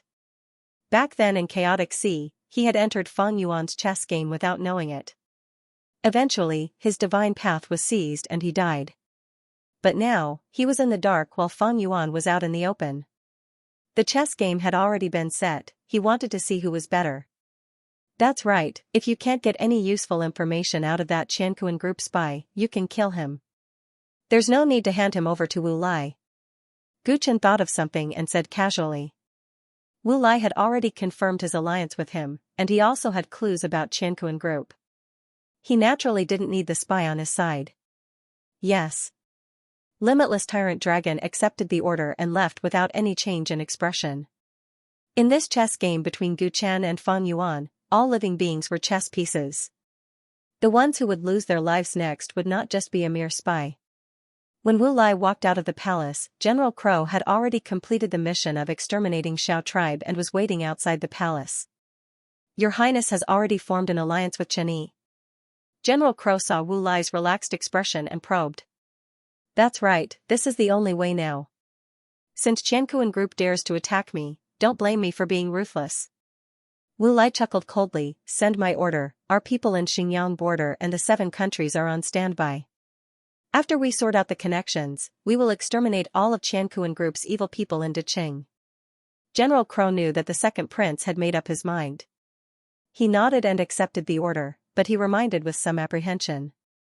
That Chen Yi said he has enmity with Qianquan group, but his motive is unknown. Your Highness has to be on guard. I understand this. Secretly send people to contact Pei country's second prince, Lu Che, and give him resources and manpower to support him. Wu Lai's gaze flickered as he said. On the surface, the 7th prince was his preferred candidate for Peking, but in reality, he was only a puppet monarch. Now that he had no choice but to hand this puppet over to Chen Yi, Peking's authority would also fall into the other party's hands. He could not be at ease. In order to restrain the other party, he naturally had to support someone else. He could not let Peking completely go out of control. Because they were already allies on the surface, he could not be too obvious and could only think of ways to support a prince. He had personally inspected the second prince, Lu Che, and he was a rather suitable candidate for Peking. In the past, he would not be suitable, but now he was very suitable. That 7th prince was an idiot, the officials would definitely have objections if he were to become Peking, and they would easily side with the second prince in private. This way, he would leave a nail in Pei country, no one was a fool. In the chess game of the world, you make use of me, I make use of you. In the end, who would have the last laugh would depend on who was more skilled. End of this chapter. The Xiao family had been destroyed in a single night, and by the hands of the Crow general no less. The officials of Pei City were in a state of panic. While most people were still unsure of what had happened, the Pei royal family announced that the 7th prince, Lu Yen, would inherit the throne. This undoubtedly meant that the royal family had surrendered to Prince Wu Lai, but what happened next puzzled the officials. Prince Wu Lai left and withdrew from Pei City, along with all of his troops. He did not place any of his own people in the Pei court, nor did he instruct the royal family to carry out any government orders. The Xiao family had been destroyed in a single night, which invisibly intimidated those who tried to rebel and solidified the royal family's ruling position. The officials could not understand the secret behind this, but they could see that the royal family had reached a fair agreement with Prince Wu Lai. Both sides had reached a compromise. All of this happened after the rumor that a descendant of the Qin clan had interfered with the situation in Pei City, causing many people's imaginations to run wild. With Wu Lai's departure, the Mist Kingdom's army also retreated from Pei City like a tide, and the borders of Pei City were stabilized once more. As soon as the new prince, Lu Yen, succeeded the throne, he announced the establishment of the Hanging Sword Division, with Xianxia as its commander.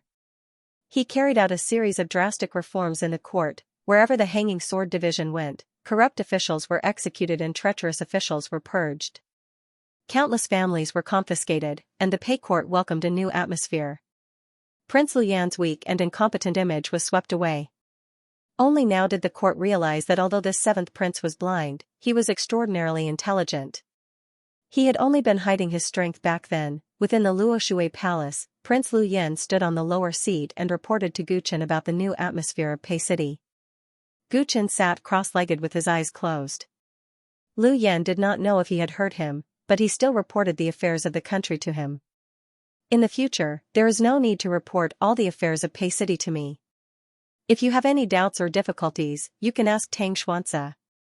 When Lu Yan was almost done, Gu Chen spoke calmly. He had no interest in the affairs of the country. This student understands. Lu Yan bowed obediently, but he felt somewhat helpless inside. Ever since he acknowledged this person as his teacher, his life could be said to have undergone earth-shattering changes. The Mist Kingdom had retreated, and Prince Wu Lai had also left. The Pei Kingdom had survived a crisis, and all of this was due to Gu Chen's efforts. From the perspective of the country's righteousness, he was very grateful to him. From a personal point of view, the reason why he was able to ascend to the throne and freely display his ambitions and talents was all because of the other party. A drop of water should be repaid with a spring of water, let alone such a great favor. Therefore, he had always wanted to repay Gu Chen. As soon as he succeeded the throne, the first thing he wanted to do was to announce to the world that he would officially acknowledge Gu Chen as the imperial teacher. However, Gu Chen refused and told him to keep a low profile on this matter. Not only did he not fight for the title, but this teacher also spent a lot of effort to help him stabilize the Pei Kingdom's imperial court. After that, he no longer interfered and returned complete authority to him. This action made some of his original concerns disappear, but it also gave him new worries. In this world, apart from kinship, the closeness between people was determined by benefits. Even though he was only 16 years old, he was born in the Wang family, so he understood this principle very well. Gu Chen spent a lot of effort to support him, but if he did not repay him in any way, then this kind of relationship was destined to not last long, even if they already had a master-disciple relationship. As if suddenly remembering something, Gu Chen opened his eyes and asked, "That's right, what are the movements of your elder brothers?" My elder brothers are somewhat dissatisfied with me succeeding the throne, Lu Yan said after a moment of hesitation. In reality, it was not just dissatisfaction. Ever since he had succeeded the throne, his elder brothers had either openly or secretly disobeyed his orders, especially his second brother, Lu Che, who had openly protected an official that the Hanging Sword Division wanted to punish. Even though they had a sense of propriety and did not dare to affect the overall situation, it was still somewhat troublesome for him. Gu Chen saw the hesitation in Lu Yan's eyes and could more or less guess what was going on. He calmly said, "As an emperor, you must distinguish between the big and the small. Do you understand what I mean?" Lu Yan's heart trembled. He knew that this was Gu Chen's advice, so he hurriedly said, "This student understands. As Prince Pei, this student must prioritize the country." Gu Chen nodded in response. As the Prince Pei that he had personally chosen, he naturally could not be someone who only cared about his brotherly ties and ignored the safety of the country. If the princes had any intentions of rebelling, Lu Yan would have to suppress them, cut off their wings, and even kill them if necessary. If he failed to do this and caused the country to once again descend into internal strife, then he would have failed his expectations. In truth, he could have helped Lu Yan resolve all these hidden dangers in one go, but he did not want to do so. He hoped that the person he had chosen would be a wise ruler. If he needed his help with even such a small matter, how could he govern the country in an orderly manner? Gu Chen had a long-term plan. He needed to spend most of his time on cultivation, so he did not have the mood to care about these trivial matters. "All right, if there's nothing else, you may leave," Gu Chen said, ordering him to leave. Lu Yan took his leave. Before he turned to leave, he hesitated for a moment and mustered up his courage to say, "Teacher, this student is indebted to you. How should this student repay you?" He wanted to maintain this relationship, but he could not figure out Gu Chen's thoughts. "Work hard to make the country prosper and the people live in peace. That is your repayment to me," Gu Chen said casually. "Is that all?" Lu Yan was stunned. "Not only that. Only when the country becomes strong will it be able to help me. That's all I have to say. You may leave." Gu Chen gave Lu Yan a deep look. He believed that the latter was a smart person and would definitely understand what he meant. "This student understands. This student will follow your teachings and govern the country well." Lu Yan seemed to have guessed something. With a solemn expression, he bowed again and turned to leave. His heart was much more relaxed. His teacher's ambition was not in the country, but somewhere further. He already knew what to do. Not long after Lu Yan left, the Grand Mistress's descendants arrived. After dismissing the people around her, the Grand Mistress solemnly took out a black iron treasure box from her storage ring. There was a hint of reluctance on her face. "According to my agreement with Mr. Chen, this item will be yours today. Finally, she took a deep breath and handed the treasure box over with both hands. Guchen took the treasure box. Although he did not open it immediately, he could guess what was inside.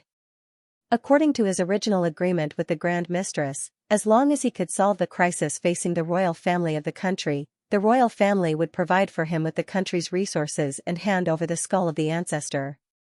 This agreement, especially regarding the existence of the ancestor's skull, was kept secret by both sides.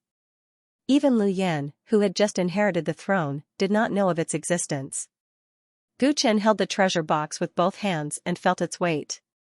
He recalled the words of the great prophet. End of this chapter. How did he know that the Pei Nation royal family had this item? Of course, the great prophet had told him. That night, when the great prophet had learned that he would come to Pei City, he had asked him to help the Pei Nation royal family. He had told him that the Pei Nation royal family had this item and had asked him to ask them for it when the time came. Naturally, the great prophet had also told him about the origin of this item. The primordial ancestor had once been recognized as one of the Tao ancestors in the Tao world and was above all the saints. What was a Tao ancestor? In the primordial Tao world, the Tao ancestor not only meant that he had a ninth-fold Tao integration realm cultivation level and could release more than 1 billion Tao powers with a raise of his hand, but more importantly, he had almost completely mastered a great Tao technique. The 81 great Tao techniques were the embodiment of the 9 major primordial Tao laws. A cultivator who could completely master a great Tao technique also meant that he had reached the peak of a certain Tao and could be called an ancestor. The primordial ancestor had cultivated the great essence energy technique of the 81 great Tao techniques and had reached the peak of the physical Tao. When he was alive, the origin school he had founded had flourished and attracted countless body-tempering cultivators. Even the declining tyrants had tried to come into contact with him. Later, a tall tree attracted the wind. No one knew why the primordial ancestor had offended Tao ancestor 10 directions and been besieged for 8 days and 8 nights. In the end, he had been defeated. Although he had been defeated, his supreme physical body had rendered the various Tao ancestors helpless. They had used all their means but still could not destroy his body and soul. In the end, the primordial ancestor could not bear the humiliation and had taken the initiative to self-destruct his body. That was how he had lost his life. He had used his life in exchange for the serious injuries of many Tao ancestors and the death of one Tao ancestor. Although the primordial ancestor had died, his body had not been completely destroyed in that self-destruction. His skull and limbs had disappeared. Rumor had it that the primordial ancestor had left his Tao legacy in his skull and limbs, hoping that whoever was fated to find it would inherit his Tao legacy and lead the origin school to avenge him. After that, the origin school had been quickly wiped out by the disciples and disciples of Tao ancestor 10 directions. The body-tempering Tao had declined since then, causing all the body-tempering cultivators in the world to be heartbroken. Although the origin school had ceased to exist, the intense competition for the primordial ancestor's bones had only just begun. After a series of bloody battles, the limbs of the ancestor were successively obtained by some powerful forces, but the whereabouts of the ancestor's skull were still unknown. Those great forces had painstakingly studied it for a long time, but they had not gained anything from the limbs of the ancestor. Apart from being indestructible, the bones left behind by the ancestor seemed to have no mystery. Even when the various Tao fathers asked for the bones to be examined, they did not discover any mysteries. In the end, they could only leave it be. Just like that, the limbs of the ancestor had been through ups and downs for generations. Some of them went missing, and some of them became part of the collections of great forces. Only the skull remained a mystery, and no one had ever seen it. A Tao ancestor had once speculated that the key to obtaining the orthodoxy of the progenitor was the skull. However, there was no news about the skull at all. These stories and rumors were all told to Guchen by the great prophet. Later on, Guchen clearly told him that the skull had been found by the great prophet of Luo sect and Emperor Pei of that era, and it had been in the hands of the Lu clan ever since. As time passed, the Pei dynasty became the Pei kingdom, and the Luo clan was also content with its corner. However, the secret of the ancestor's skull had always been deeply buried. It could be said that other than the Luo Gate great prophet and a few people in the Lu clan, this secret was only known to Guchen in the world. Mr. Chen, now that the ancestor skull is in your hands, can you tell me how you know about its existence? Seeing that Gu Chen was not in a hurry to open the treasure box to confirm, the Grand Empress was secretly impressed by his extraordinary willpower. One must know that it was a treasure left behind by a Dao ancestor. When she first came into contact with it, she was restless for many days. Luo Gate. Gu Chen only answered this one word and did not say anything else. The Grand Empress was overjoyed and thought to herself, as expected. In fact, after Gu Chen made the request last time, she had been thinking hard about it. How could she have leaked this secret? The final conclusion was that it had something to do with the Luo Gate. After all, the Luo Gate Great Prophet knew about this matter. The sudden disappearance of the Luo Gate almost made the Lu clan face the crisis of subjugation. Now that she was sure that Gu Chen was related to the Luo Gate, the Grand Empress could not help but want to ask what happened to the Luo Gate. You'd better not ask more about the Luo Gate. This is good for you and the Lu clan. You only need to know that for the sake of the Luo Gate, as long as the Lu clan does not make a mistake, I will take care of you. Gu Chen stopped the Grand Empress from asking more. I understand. Yan'er is young and ignorant. Please teach him more in the future, Mr. Chen. Although the Grand Empress was a little disappointed that she could not get the answer she wanted, she was more relieved. She was worried that Gu Chen was just another Prince Wulia, and he was also interested in the Lu clan's empire. However, now that she had confirmed that he was related to the Luo Gate, she naturally trusted him more based on the long-standing friendship between the Lu clan and the Luo Gate. More importantly, she had given away the skull of the founding ancestor, and the other party accepted it. From then on, the Lu clan had a handle on the Lu clan, and they would not easily harm the Lu clan. The Grand Empress had done everything she could for the Lu clan. Whether the Lu clan would be good or bad in the future would depend on the fate of her children and grandchildren. This thing has been in the hands of the Lu clan for a long time, and there has been no harvest. I hope Mr. Chen will be lucky and can see through the mystery. The Grand Empress congratulated him and then left with a sigh in her heart. If the Lu clan could see through the secret left by the founding ancestor, not to mention this crisis, the Pei dynasty would still rule the Seven Kingdoms. After seeing the Grand Empress off, Gu Chen opened the treasure box in his hand. In the treasure box was a skull of an alien race. Its outline was similar to that of a human, but it was slightly larger and had horns. It was said that the founding ancestor was born in the Yelong clan. This clan was originally unknown, but because of the birth of the founding ancestor, they once became a large clan. With the fall of the founding ancestor, they became a small clan. This skull matched the characteristics of the Yelong clan. In addition, the color of the bones was dark red. After a long time, there was not a single bone scar, so the possibility of it being fake was very low. Gu Chen took out the skull of the founding ancestor and carefully observed it for a while. He did not find anything special. This was to be expected. If the secret in the skull was so easy to find, the Lu clan would not have sat on a treasure mountain and sighed for countless years. Gu Chen pondered for a while. Then, he suddenly used his fingers as a knife and ruthlessly cut the skull, bang. In the dull sound, the founding ancestor's skull was not damaged at all. It was indeed as indestructible as the rumor said. Interesting. Gu Chen's curiosity was aroused. Next, he burned it with fire and flooded it with water, trying to dig out the secret in the skull. But no matter what he did, there was no change on the skull. It was as if even if the world was destroyed, there would not be a crack on the skull. Gu Chen was speechless. Suddenly angry, he threw the skull on the ground and stomped on it. Boom, the whole palace collapsed under the force of his stomp. End of this chapter. Dust flew everywhere, and a large pit appeared in the ruins. Gu Chen climbed out in a sorry state. The infinite Tyrannosaurus Rex rushed over immediately, and after confirming that there was no enemy invasion, its face was full of confusion. It's okay, something went wrong. Gu Chen said to the infinite Tyrannosaurus Rex while picking up the undamaged skull of the ancestor from the pit. He had just used his full strength to test the limits of the skull's hardness, and it was inevitable that he could not control it well. The entire palace was crushed by the aftermath of the stomp, but the skull was still intact, and Gu Chen was a little angry. There was a sudden commotion outside the Luo Water Palace, and a large number of palace guards rushed over, obviously shocked by the movement just now. Gu Chen frowned slightly, and threw the skull of the ancestor to the infinite Tyrannosaurus Rex to study. while he personally went out of the palace to appease them. His current identity was very sensitive. He was King Pei's master, and he could not afford to lose him. If he did not show up immediately after the palace was demolished, King Pei and Tang Xianxia would not be at ease. With the excuse that there was something wrong with the cultivation method, he finally sent away the group of people who were shocked by the movement. Guchen returned to the Luo Water Palace, and found that the infinite Tyrannosaurus Rex was lying on the ground, its fangs biting the skull of the ancestor, and its eyes were wide open.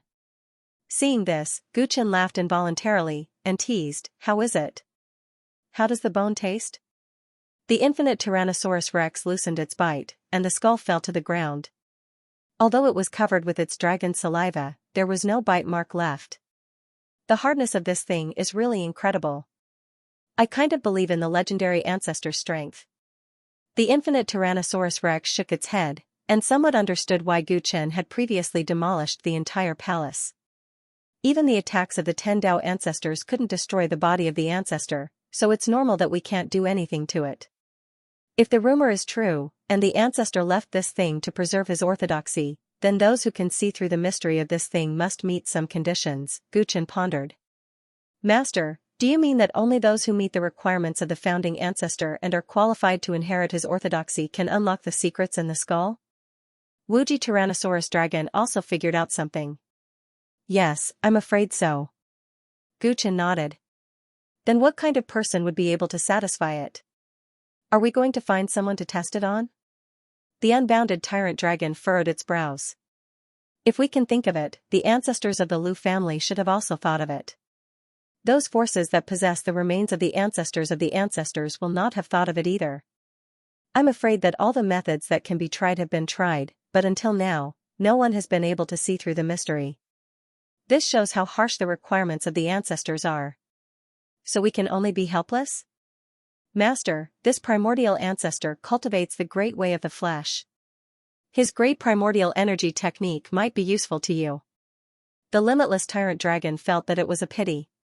After Guchen's divine Dao was stolen, the remaining martial Dao and tyrannical Dao of the 3 great orthodoxies were all based on the physical body. Although the glorious ancient overlord body was the strongest physique in the world and could not be compared to the primordial ancestor, Guchen's cultivation level had yet to reach phenomenal success, so he could still comprehend by analogy. The 8 great techniques originated from the primordial Dao law, and each Dao technique was unique. Anyone would be unwilling to return empty-handed after entering a treasure mountain. Forget it. The more powerful the Dao technique, the more it depends on fate. Those who are not fated can't force it. If one's obsession is too deep, it will only harm oneself and others. Guchen looked like he was not in the mood to continue studying. The unbounded Tyrant Dragon was about to persuade him to try more when he flipped his hand and a bright golden 4-legged square cauldron appeared in his hand. The dominating cauldron of origin rarely appeared in front of people ever since Guchen had stepped into the Dao world. No, ever since Guchen had awakened the glorious ancient overlord body, he had not seen the unbounded Tyrant Dragon for a long time. Although they had not seen each other for a long time, the unbounded Tyrant Dragon knew that as Guchen's Dao validation weapon, the dominating cauldron of origin had been nourished by the glorious ancient overlord body for 100 years. It had grown along with Guchen's growth. Furthermore, this item had an extraordinary origin and was a primordial chaos item. After entering the primordial chaos Dao world, it had probably transformed even more extraordinary. The unbounded Tyrant Dragon did not know why Guchen had summoned the dominating cauldron of origin. It was puzzled when it saw him pick up the primordial ancestor's skull from the ground and throw it into the dominating cauldron's mouth without hesitation. Rumble, countless wisps of chaos chi suddenly moved in the dominating cauldron. Lightning flashed and thunder roared, drowning the primordial ancestor's skull in the blink of an eye. It's indeed not simple. Even the dominating cauldron can't refine it easily. Guchen felt the skull bobbing up and down in the dominating cauldron as he marveled. Master, do you want to use the dominating cauldron to refine the primordial ancestor skull? The unbounded Tyrant Dragon reacted and asked. It felt that Guchen was being reckless. The dominating cauldron of origin was not a refining furnace. It was unknown what the primordial ancestor had left behind. If the skull was damaged, wouldn't the great essence energy art fly away? I can't be bothered to study it anymore. I'll let the dominating cauldron refine it. It would be best if it could refine something. If it fails, I'll just take it that I'm not fated with the primordial ancestors' inheritance, Guchen said casually. With that said, he put the dominating cauldron back into his body. He really did not think much of it. The primordial ancestors' inheritance might not be missed by others, but it was dispensable to him. Ignoring the fact that his glorious ancient overlord body was stronger than the primordial ancestors, his 33 levels of heaven mystic technique was far more promising than the primordial ancestors' inheritance. He had learned enough. Even if he obtained the primordial ancestors' orthodoxy, he might not cultivate it. Why would he be willing to waste more time on it? He had thrown the skull into the dominating cauldron on a whim. Rather than saying that he was hoping to refine something, it was better to say that he wanted to borrow the skull to see what the dominating cauldron was capable of. Even if the skull was destroyed in the end, he did not care. It was just an extra gain from subduing Pegua. Seeing Guchen's indifferent expression, the infinite Tyrannosaurus Rex secretly sympathized with the legendary primordial ancestor. The orthodoxy that he had painstakingly left behind was no different from scrap metal in the eyes of a certain person. Prince Wu Lai was on the move. An operation to kill the Heaven and Earth group spies in the Desheng dynasty had begun. Since he had no regrets, Wu Lai would not allow the people of the Heaven and Earth group to threaten his imperial hegemony. A series of methods could be said to be fast, accurate, and ruthless. He hit the snake where it hurt, completely exposing the roots of the Heaven and Earth group in the Desheng dynasty. Secret reports about the Heaven and Earth group would come from his side from time to time. Guchen would personally read every piece of information. Other than that, he did not do anything else. He just cultivated hard all day long. Prince Wu Lai had caused quite a commotion, but Guchen was unusually low-key. The various forces in the Desheng dynasty only knew that Pegua had surrendered to Prince Wu Lai, but they knew very little about this teacher of King Pei Luyen. Guchen did not go out at all. He was happy to live a peaceful life, but some people were unhappy. On a dark and windy night, Yimi snuck into the Lua Water Palace. When she saw Guchen, she took off her bamboo hat and veil, revealing her stunning face. Chen, the matter in Paidu has been settled. Have you forgotten what you promised me? After confirming each other's identities, Yimi said to Guchen with dissatisfaction. Previously, Guchen had promised that as soon as the matter in Paidu was settled, he would go with her to see the Pavilion Master of Honesty Pavilion. However, the new king of Pegua had been enthroned for many days, but he had not come. She could not hold back and had to go to him. End of this chapter. Of course I didn't forget. I was going to look for Mishi in a few days, but I didn't expect you to come here yourself. Guchen explained with a smile. His words melted Yimi's dissatisfaction. If that's the case, then come with me now. She immediately took over the conversation, not giving Guchen a chance to regret. So urgent? Guchen was surprised. Why? You don't want to? I've waited for many days. Don't tell me you still need time to prepare. Yimi glared at him. That's not it. It's just that I can't leave Paidu for too long. Where are we going to meet the Pavilion Master, and how long will it take to go back and forth? It wasn't that Guchen was unwilling.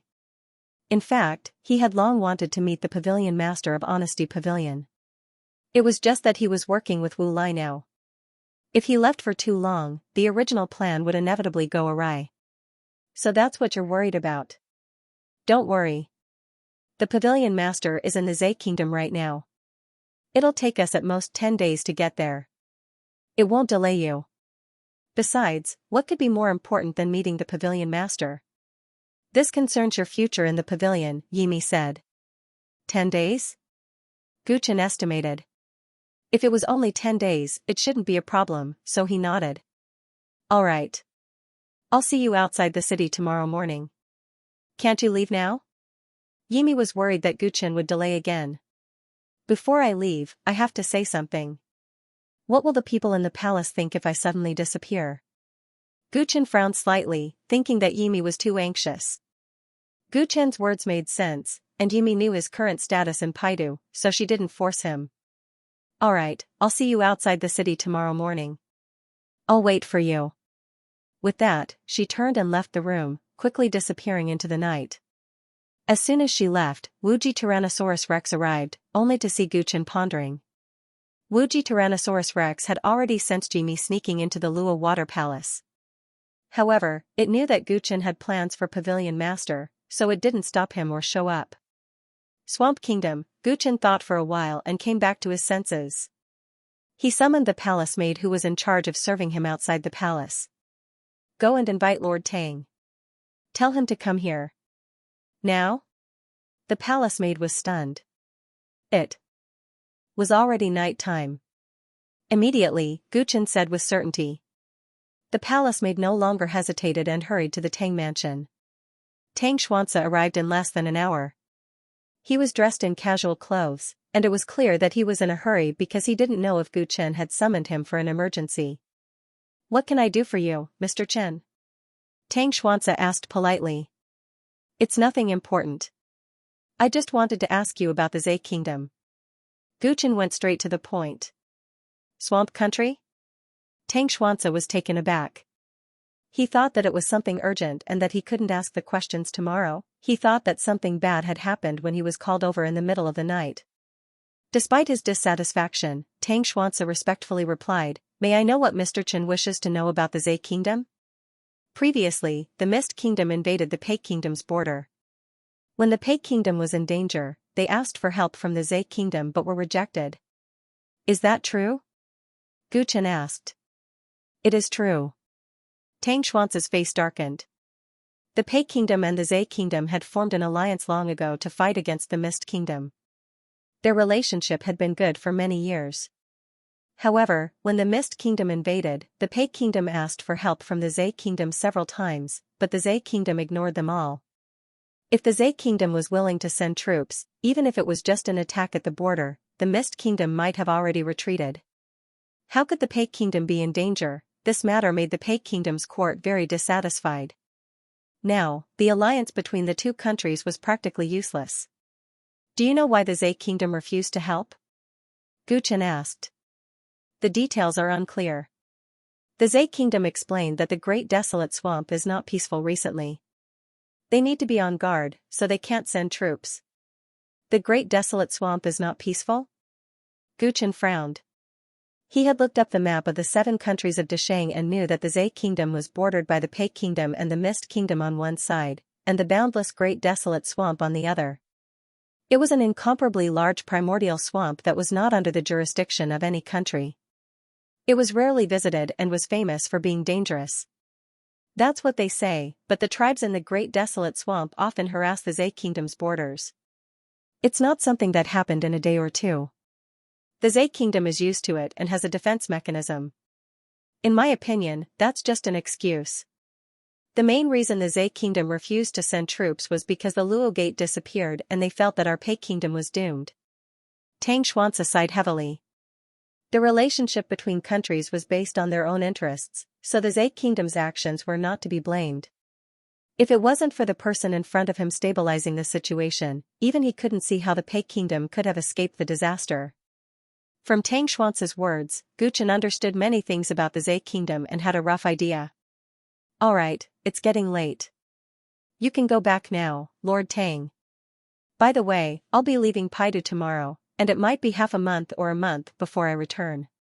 I'll have to trouble Lord Tang to inform the Pei King about this. Mr. Chen is leaving Paidu? Could it be that you're going to the Zai Kingdom? Tang Xuanzia was surprised. Thinking of Gu Chen's sudden interest in the Zai Kingdom and his many questions, he had a guess. Gu Chen smiled but didn't explain. I'll have to trouble Lord Tang to take care of Paidu. I wouldn't dare. I hope Mr. Chen will return as soon as possible.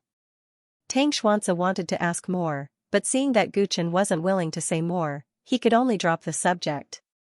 Tang Xuanzia left and watched the Wuji Tyrannosaurus Rex pass by.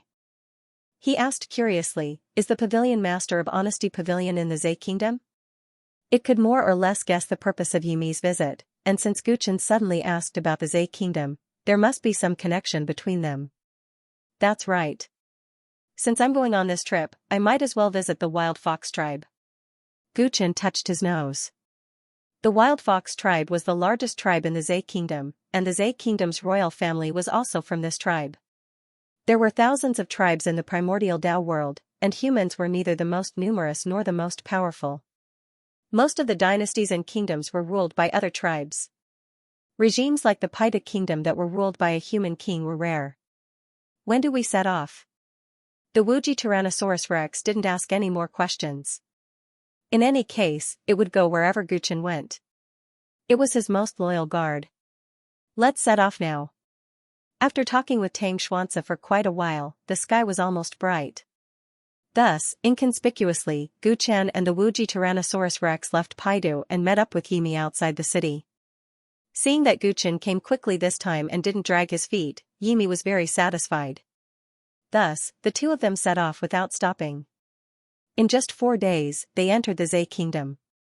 As they neared their destination, Yimi heaved a sigh of relief and finally stopped hurrying. Seeing how anxious she was, Guchen realized that what was coming wasn't as simple as meeting the Pavilion Master of Honesty Pavilion. End of chapter. Miss Yi, we're almost there. Isn't it time for you to talk business? Guchen asked leisurely, riding on Limitless Tyrannosaurus Rex. Yimi didn't intend to hide it from Guchen. She was just afraid that Guchen would be a busybody in a hurry.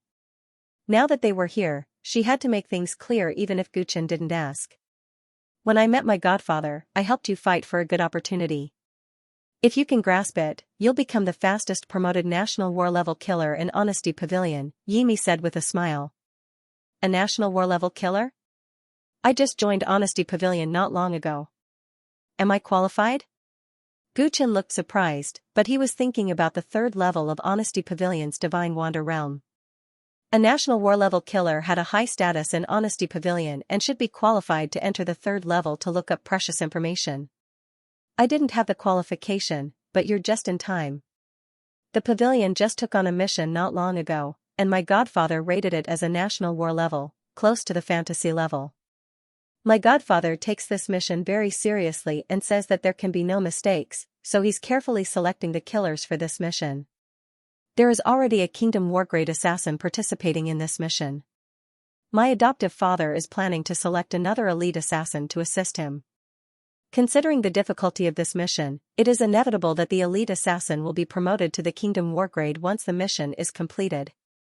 Yimi explained the ins and outs of the matter, and Guchen frowned. I'm not an elite killer. According to what you said, it shouldn't be my turn, right? Although he hadn't joined Honesty Pavilion for long, Guchen had a certain understanding of the levels of the assassins in Honesty Pavilion. Assassin Apprentice, Normal Level, Elite Level, National War Level, and Fantasy Level, he was recommended by Yimi. Although he skipped the Apprentice level, he was still just a normal level killer. To become an elite killer, one had to complete multiple missions and accumulate battle merits to advance. Although elite killers were far less rare than national war level killers, they were still 1 in 100 in Honesty Pavilion. The national war level mission was close to the fantasy level. Even if it wasn't a solo mission, it required the best among the elite killers. It shouldn't be his turn. That's why I said I helped you fight for an opportunity, Yimi explained. The gist of it was that the main purpose of the Pavilion Master's stay in the Zhe country was to select a suitable assassin to carry out the mission. He had said that he wanted to see Guchen before, and he was just in time. Yimi pushed the boat with the current and strongly recommended Guchen to participate in the selection. The Pavilion Master had a deep impression of Guchen's performance in Paidu, and since they were meeting at the same place, he agreed. There aren't many Kingdom War level missions. Sometimes, you might not even encounter one in a few decades. This mission is closer to the fantasy rank, so the probability of it appearing is even lower.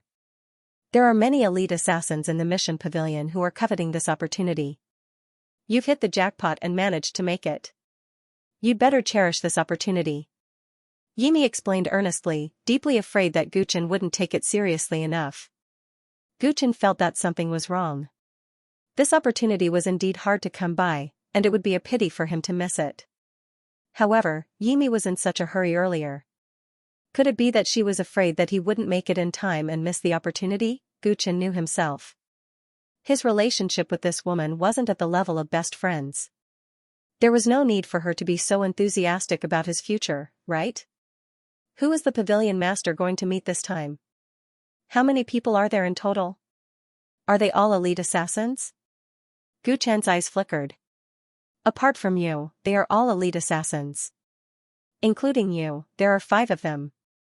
As for who they are, you wouldn't know them even if I told you, Yimi answered truthfully. Only 4? There are far more elite assassins in the pavilion, right? Didn't you say that this is a rare opportunity? Are the other elite assassins not interested?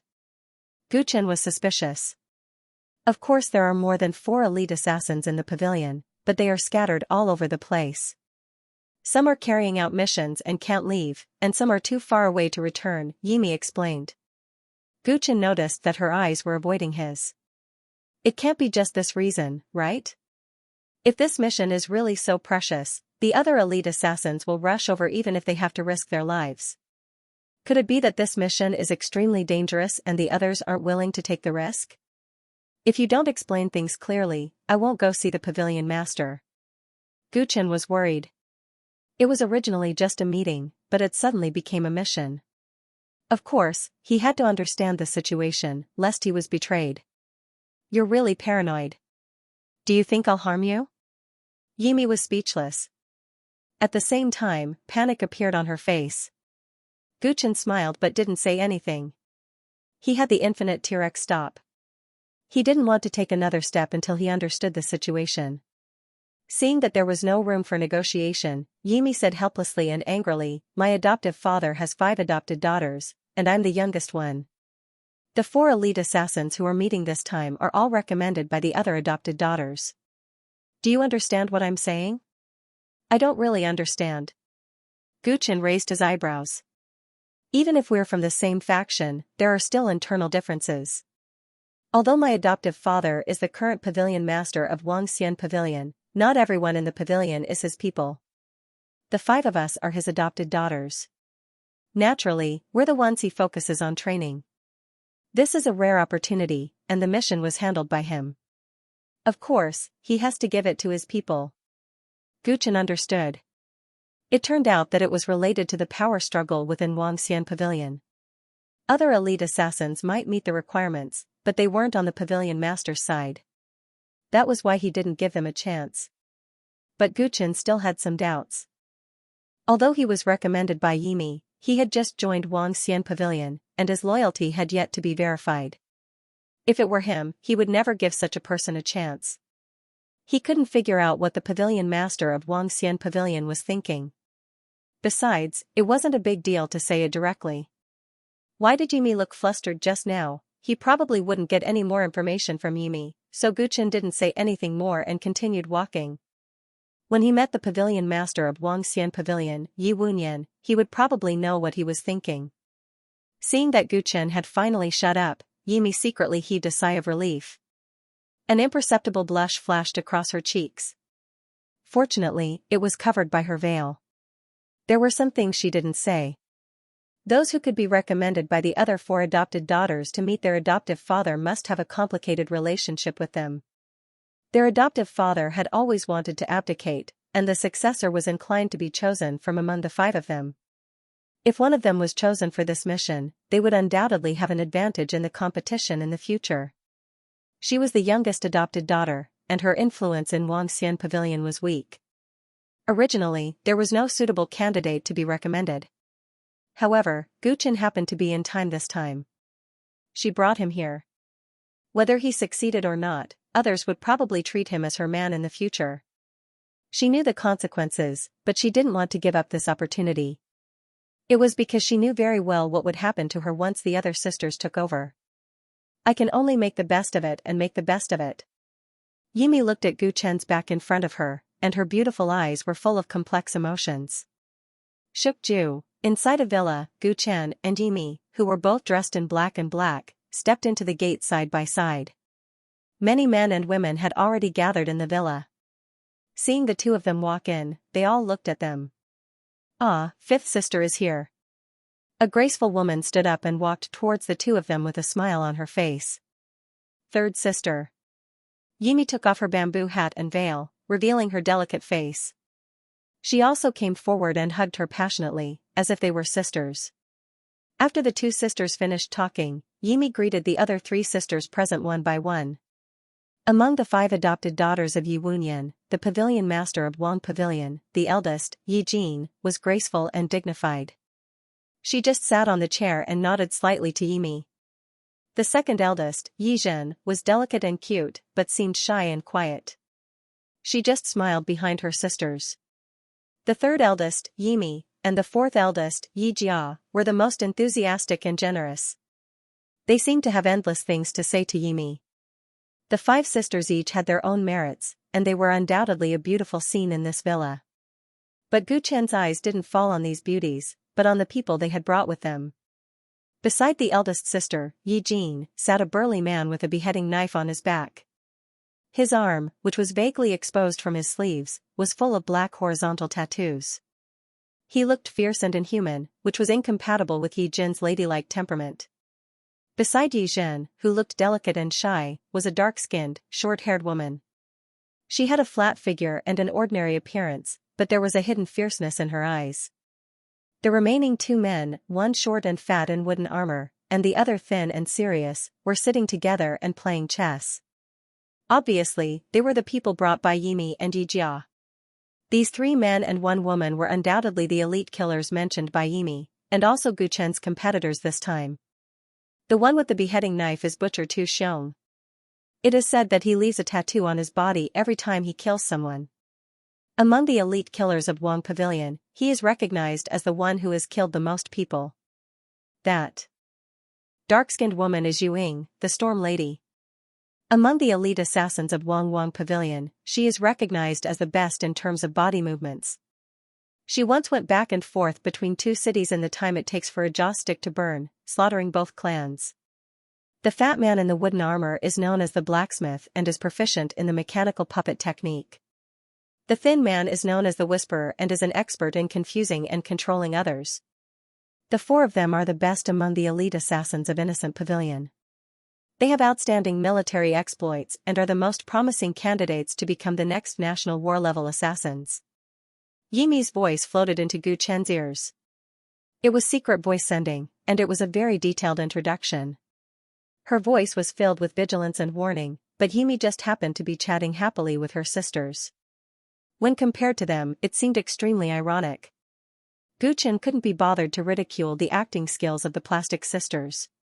He stood quietly at the side, showing no intention of introducing himself, nor was he interested in talking to anyone.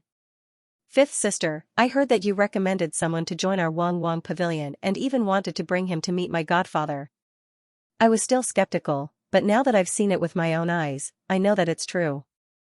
The sisters chatted for a while, and their gazes quickly fell on Gu Chen. Yimi's eyes twinkled as she sized Gu Chen up carefully. 5th sister has always had her eyes set on the top of her head. Someone who caught her eye must not be simple. May I know your name, fellow Daoist? Yi Jia asked. Chen Yi. Since the others had asked, Gu Chen answered casually. A single name, Yi? What a casual alias. Storm Lady Yu Ying, who was not far away, sneered in dissatisfaction. Assassins often needed aliases when they went out to carry out missions, and a name like Chen Yi's was a very careless one in their eyes. It's fine if you don't want to tell us your real name, but you're still being secretive here. Aren't you afraid of being laughed at? The executioner, Tu Xiong, continued in an unfriendly tone. Upon hearing that, Gu Chen fell silent for a while, then took off his bamboo hat. It was normal for assassins to hide their real faces and names. However, the people gathered here could be said to be the pavilion master's trusted aides, who were also the core members of Innocence Pavilion. It was indeed inappropriate not to show their real faces. Hidden under the bamboo hat was a rather young face with a cross-shaped tattoo on his forehead. He looked masculine and a little handsome. Of course, this wasn't Gu Chen's real face, but Chen Yi's. Ever since he started walking in the Dao world, Gu Chen had used the Overlord body's qi-locking divine power to lock the mysteries of his constitution. He had also changed his appearance slightly. Everyone who knew him in the Dao world had seen his current appearance, so it wasn't an exaggeration to say that it was his real face. Gu Chen's youth was beyond everyone's expectations. Yimi covered her mouth and chuckled. 5th sister, you're still too young. You only care about the quality of one's appearance. The other sisters all felt the same way. In fact, Gu Chen wasn't very handsome, but compared to the other men present, they were much less handsome. The comparison naturally hurt. Gu Chen frowned slightly, not quite understanding what this woman meant. What did his appearance have to do with whether Yimi chose him or not? Yimi's face was a little hot. Noticing Gu Chen's expression, she said softly, "Sisters, don't make fun of me. I recommended young Master Chen to join Innocence Pavilion for my foster father's sake. I don't want Innocence Pavilion to miss out on a talent with unlimited potential." She intentionally avoided some sensitive topics and successfully avoided them. The short and fat craftsman heard her and mocked, "A talent with unlimited potential? Forgive me for being blunt, but I really can't see what's so special about this gigolo." His words were very rude. Many people present immediately looked like they were watching a good show. Gu Chen glanced at the craftsman without getting angry. Instead, it was Yimi who couldn't help but reply. "Foster father can naturally see whether young Master Chen is capable or not. There's no need for you to worry." There was a trace of disgust in Yimi's eyes. The craftsman had been rebuked, and his expression became especially gloomy. "Oh? Little me, since you're so confident in this brat, I'd like to see what he's capable of." The craftsman stood up and placed his chess pieces on the ground. He looked coldly at Gu Chen. Gu Chen met his gaze calmly. For some reason, he actually saw a trace of almost imperceptible jealousy in the craftsman's eyes. Something's up, Gu Chen was deep in thought. He looked around and found that most people looked like they were watching a good show. Yimi, on the other hand, looked a little embarrassed after the craftsman stood up. "All right, craftsman. Don't bully the weak. If word gets out, you'll lose face," Brother Two said with a smile. It seemed like he was trying to mediate, but it sounded like he was mocking someone. "Humph, Brother Two, you're wrong." The craftsman looked around at the crowd and raised his voice a little. "The four of us here have all gone through countless massacres and made great contributions to Honesty Pavilion. That's why we're qualified to stand here. This gigolo has just joined Honesty Pavilion and has yet to make any contributions, yet he's qualified to be here. This means that he's definitely outstanding. At least in the eyes of the pavilion master, he's qualified to sit with us. Since he has the qualifications, why would challenging him be considered as me bullying the weak and the strong bullying the weak?" Sogu reading website, Tu Xiong stopped talking, and his expression turned cold. Storm and the Whisperer laughed coldly. Since the craftsman had pointed out some things, there was no need to continue pretending. A mission close to the dream level was extremely precious, and they had waited many years for this opportunity. Countless assassins in the pavilion dreamed of such an opportunity, and the competition was extremely fierce. It would not be an exaggeration to say that it was a battle of life and death. The four people present knew each other very well. Perhaps they were dissatisfied with their rankings in the pavilion, but they all recognized them in their hearts. However, the youth in front of them was different. He had just joined the Pavilion of Innocence, and there was no news of him accepting any missions. There were also no rumors of his strength, yet he had made an exception and joined their competition. Naturally, they were dissatisfied. They did not know that Gu Chen had defeated Master Peach Blossom and Paidu, so they were already prejudiced against him even before they met. Even if they were dissatisfied, they were all experienced people, and would not fall out with him without knowing his background. However, the craftsman had gone crazy for some reason, and had even expressed his dissatisfaction with the pavilion master. There was no need for them to continue pretending. Since no one has any objections, I won't hold back. The craftsman strode towards Gu Chen and grinned. "Little me, stand aside. Let me see what your man is capable of." "You have no right to call me that." The disgust on Yimi's face deepened. The fact that the craftsman had called Gu Chen her man made her blush even more. "Fatty, don't overdo it. If you hurt someone, how are you going to explain it to my godfather when he comes?" Yimi shouted, her pretty face clouded over. "I'm helping the pavilion master test his strength in advance. If he's a good for nothing, it will save the pavilion master's time, won't it?" The craftsman smiled, obviously not intending to stop. He crooked his finger at Gu Chen. "Brat, I'll give you a chance to make the first move." "Why should I make the first move?" Gu Chen only looked at the craftsman calmly. Storm was surprised to hear this, and looked at Guchen again. There was not the slightest hint of emotion in the other party's voice, and it did not seem like he was pretending to be calm. Instead, it gave off the feeling of calmness and composure of a person who had seen through thousands of ships. It was clearly the blacksmith who was showing off, but for some reason, she was worried about the blacksmith's safety at this moment. This was just intuition, the pure intuition of an assassin. The craftsman was taken aback by Gu Chen's nonchalant attitude, and he asked in a dark voice, "Brat, I've already said this. Don't you want to prove that you're qualified to sit with us? Prove myself? Prove my strength to you?" Gu Chen seemed to have heard the biggest joke in the world. He couldn't help but raise the corner of his mouth in disdain. This kind of disdain came from the inside out, and it was not a bluff at all. It made everyone present instinctively feel uncomfortable. This discomfort spread, making the craftsman even angrier. Just as he was about to make a move, a tightly shut door in the depths of the villa opened. Creak, as the door opened, two figures walked out one after the other. Everyone's expressions turned cold, and they hurriedly stepped forward to greet him. "Greetings, pavilion leader." The middle-aged man in the lead wore a mask on half of his face, and the other half was his real face. Judging from this half of his face, he must have been quite handsome when he was young. He wore a yellow robe, and his left sleeve was empty. He had actually lost an arm. This person was obviously the pavilion leader of Wanshe Pavilion, Yi Wunyan, because Gu Chen knew the person behind him. She was dressed in red and pink, and her appearance was more gentle and beautiful than most beauties. It was the Peach Blossom householder whom he had fought for a short time. The Peach Blossom householder followed behind Yi Wunyan. When he saw Gu Chen, his expression became somewhat unnatural. He recalled the scene of him fleeing in panic last time. If he hadn't run fast enough, he might have been pinned to the ground by this guy. "No need to stand on ceremony," Yi Wunyan said to the crowd expressionlessly. Then, he looked around and his eyes fell on Gu Chen. "This must be my young friend Chen, right?" A rare smile appeared on his face. "Greetings, pavilion leader, I'm Chen, Gu Chen said, neither servile nor overbearing. "Very good. I've been wanting to meet you for a long time, and now I finally get to meet you." Yi Wunyan ignored everyone else, and only talked to Gu Chen in a rather friendly manner. As Yi Wunyan's adopted daughter, Yi Jin and the others knew that he was indifferent and rarely got close to others. Seeing him like this, they were all very surprised.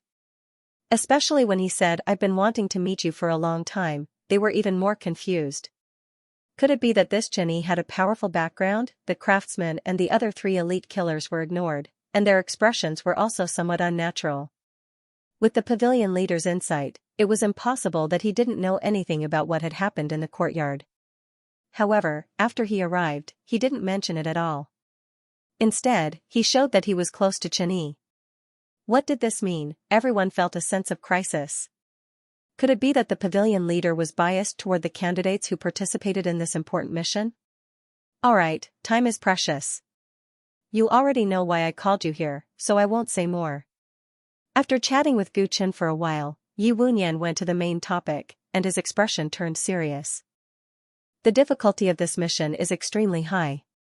As you can see, Householder Peach Blossom will be fully responsible for it. At this moment, Householder Peach Blossom, a Kingdom War level killer, appeared in the villa.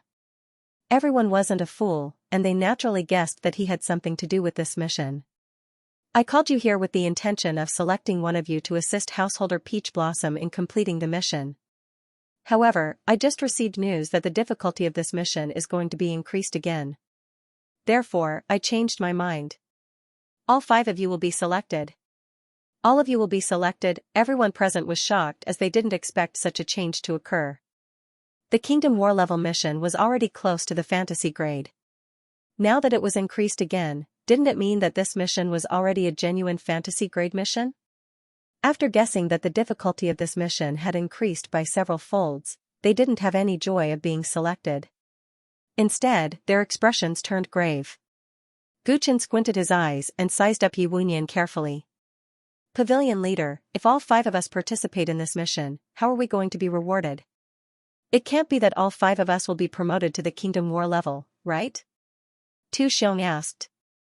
The Kingdom War level killers were the trump cards of Innocent Pavilion, and they had always been few in number.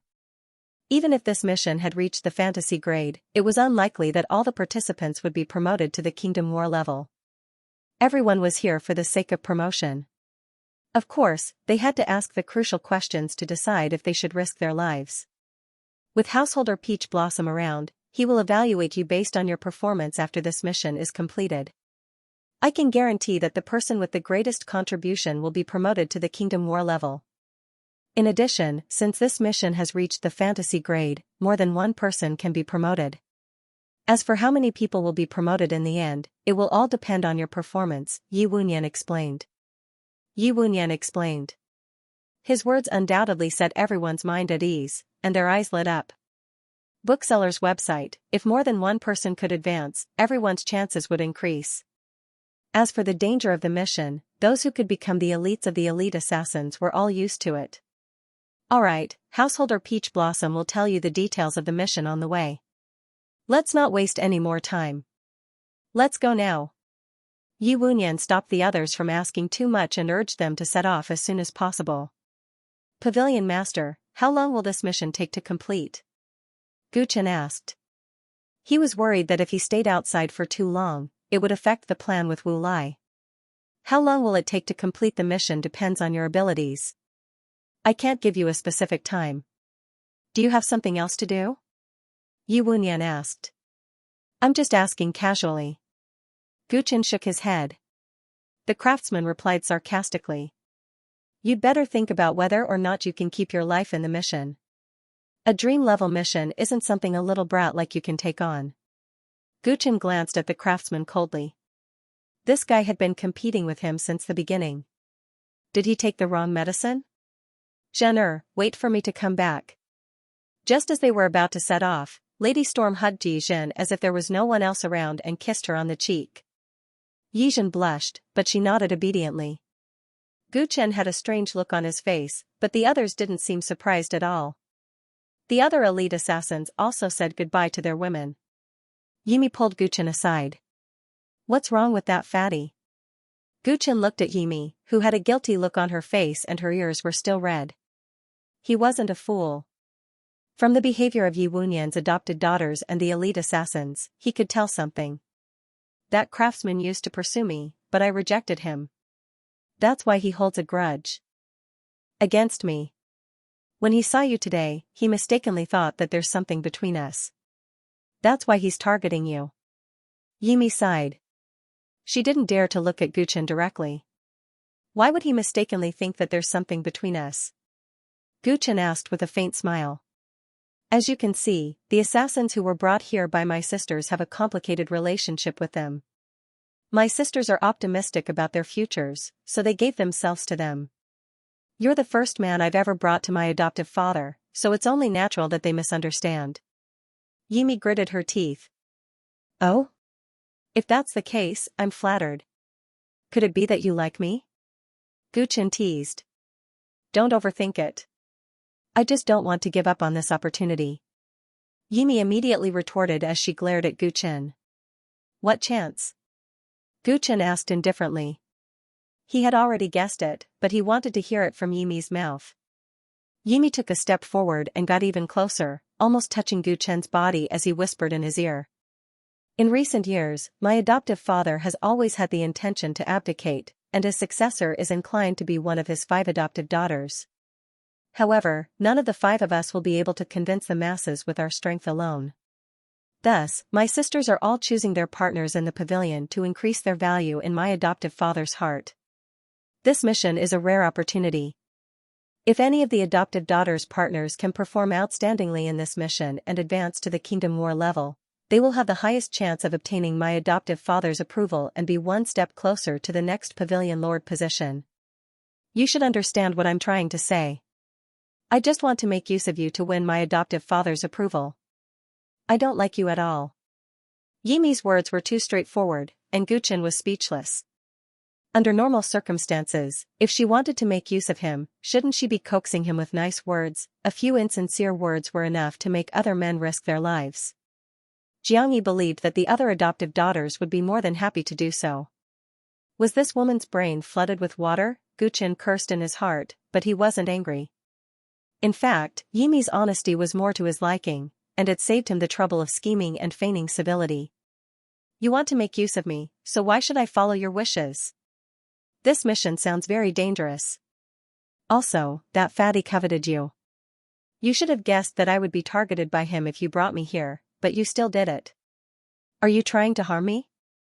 Yimi rolled her eyes. Ever since I met you, haven't you always acted like you were invincible? Why are you afraid of a mere craftsman now? Where's your original confidence? Guchen smiled and smelled the woman's fragrance. He suddenly wrapped his arm around Yimi's slender waist. Yimi was startled and wanted to push him away subconsciously, but Guchen's voice echoed in her ears. Since you want me to act as your partner, then I'll play the part. I'm not going to talk nonsense with you. We can make use of each other, but we have to make things clear. Yimi immediately calmed down. She might be a little flustered, but she still accepted the man's presumptuous hand on her waist.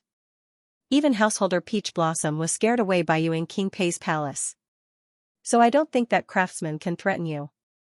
I'm not trying to harm you. Judging from what you did in Paidu, I know you're not a quiet person. Although I don't know what you're planning, helping me get a higher position in the pavilion is also good for you. Our cooperation is mutually beneficial. Except for my body, I can satisfy you in everything else. Didn't you spend so much effort to join Honesty Pavilion in the hope of such an opportunity? Yimi's answer was calm and pointed out the pros and cons. Except for the fact that she was a little shy when talking about her body, Yimi's words were almost perfect in Guchen's opinion. Admiration appeared in his eyes. Yimi had brought him here without explaining anything. She must have known that he couldn't refuse this opportunity. She was undoubtedly a smart person. It's a deal. Guchen let go of Yimi's waist and said with a smile. Yimi's tense body relaxed immediately. At the same time, she was a little excited. Previously, she had been hesitating about how to tell the truth to Guchen. Now that she had said everything, she was finally relieved. She thought that her courage and straightforwardness had led to the cooperation, but she didn't know that Guchen already had an idea. He had deliberately forced her to tell the truth just now so that he could understand her thoughts and ensure that there would be no problems with the cooperation in the future. This mission has reached the fantasy level, so it must be extremely difficult. You must be careful. Also, I know that you're skilled and bold, but you still have to be careful of craftsmen. After all, he's a famous killer for a long time. He might find an opportunity to harm you. After confessing everything, Yimi reminded him carefully, and her words came from the bottom of her heart. For some reason, she felt a little guilty at the thought of letting him pretend to be her partner and risk his life for her, but she didn't allow him to touch her. After all, her sisters had all experienced the same thing. She came from a killer organization and knew very well that if you wanted something, you had to pay the corresponding price. She had actually been prepared that Guchen would bargain with her, or even make rude requests. But she didn't expect him to maintain his gentlemanly demeanor. Sogu reading website, don't worry. Wait for my good news. The man in front of her was still smiling confidently. Without saying anything more, he left her and walked towards the crowd. The others had also bid farewell. Seeing Guchen walking towards him, the craftsman snorted coldly, and the haze in his eyes deepened. He saw the scene of Guchen and Yimi hugging each other intimately, and his heart was burning with jealousy. Yimi was the youngest of Yi Wunyan's 5 adopted daughters, but she was the prettiest one. When Yimi was only 15 years old, but she was already stunningly beautiful, he had already set his eyes on her. He had been trying to please her, hoping to be her guest. However, the little girl was not stupid. She was aware of his intention, and he could only give up after failing repeatedly. Although he had taken possession of Yimi later, and she was also Yi Wunyan's adopted daughter, he knew that these two women could not be compared. Yimi had many lovers before him. She had taken the initiative to throw herself into his arms only because she had taken a fancy to his ability. On the other hand, Yimi was different.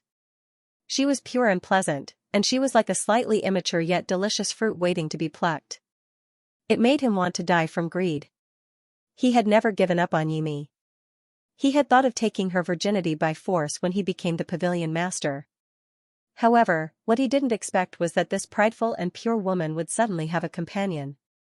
This partner was not someone he knew, but a nameless outsider. He suddenly felt angry, as if his prey had been snatched away. He had hoped that the other party had not succeeded yet, but seeing how intimate they were just now, it was obvious that they had already done it. He could not accept it. Overconfident boy, there are some blessings that you can't get. The corner of the craftsman's mouth raised ferociously, and he had already made up his mind. It was not convenient for him to take action now. After all, they were partners on the surface. However, since this mission had reached the dream level, the situation must be extremely complicated. He would have plenty of chances to kill the other party along the way. Let's go. Seeing that everyone was here, Taoist Master Peach Blossom glanced at Guchen again, and then left the villa first on a flaming lion. Guchen hopped onto the limitless Tyrannosaurus Rex's back and followed closely behind. The others also didn't want to fall behind. When the group of people vanished from her line of sight, Yi Wunyan gazed at the group of foster daughters and said, "All of you, come with me. I have another assignment for all of you." On the land of the Zhe Kingdom, the group of 6 from Honesty Pavilion were all in disguise, galloping through the wilderness on their mounts. As the journey grew longer, the flat and open terrain gradually disappeared. Dense forests, river networks, and wetlands were often encountered. Householder Peach Blossom, who was riding on a flame master, was at the very front.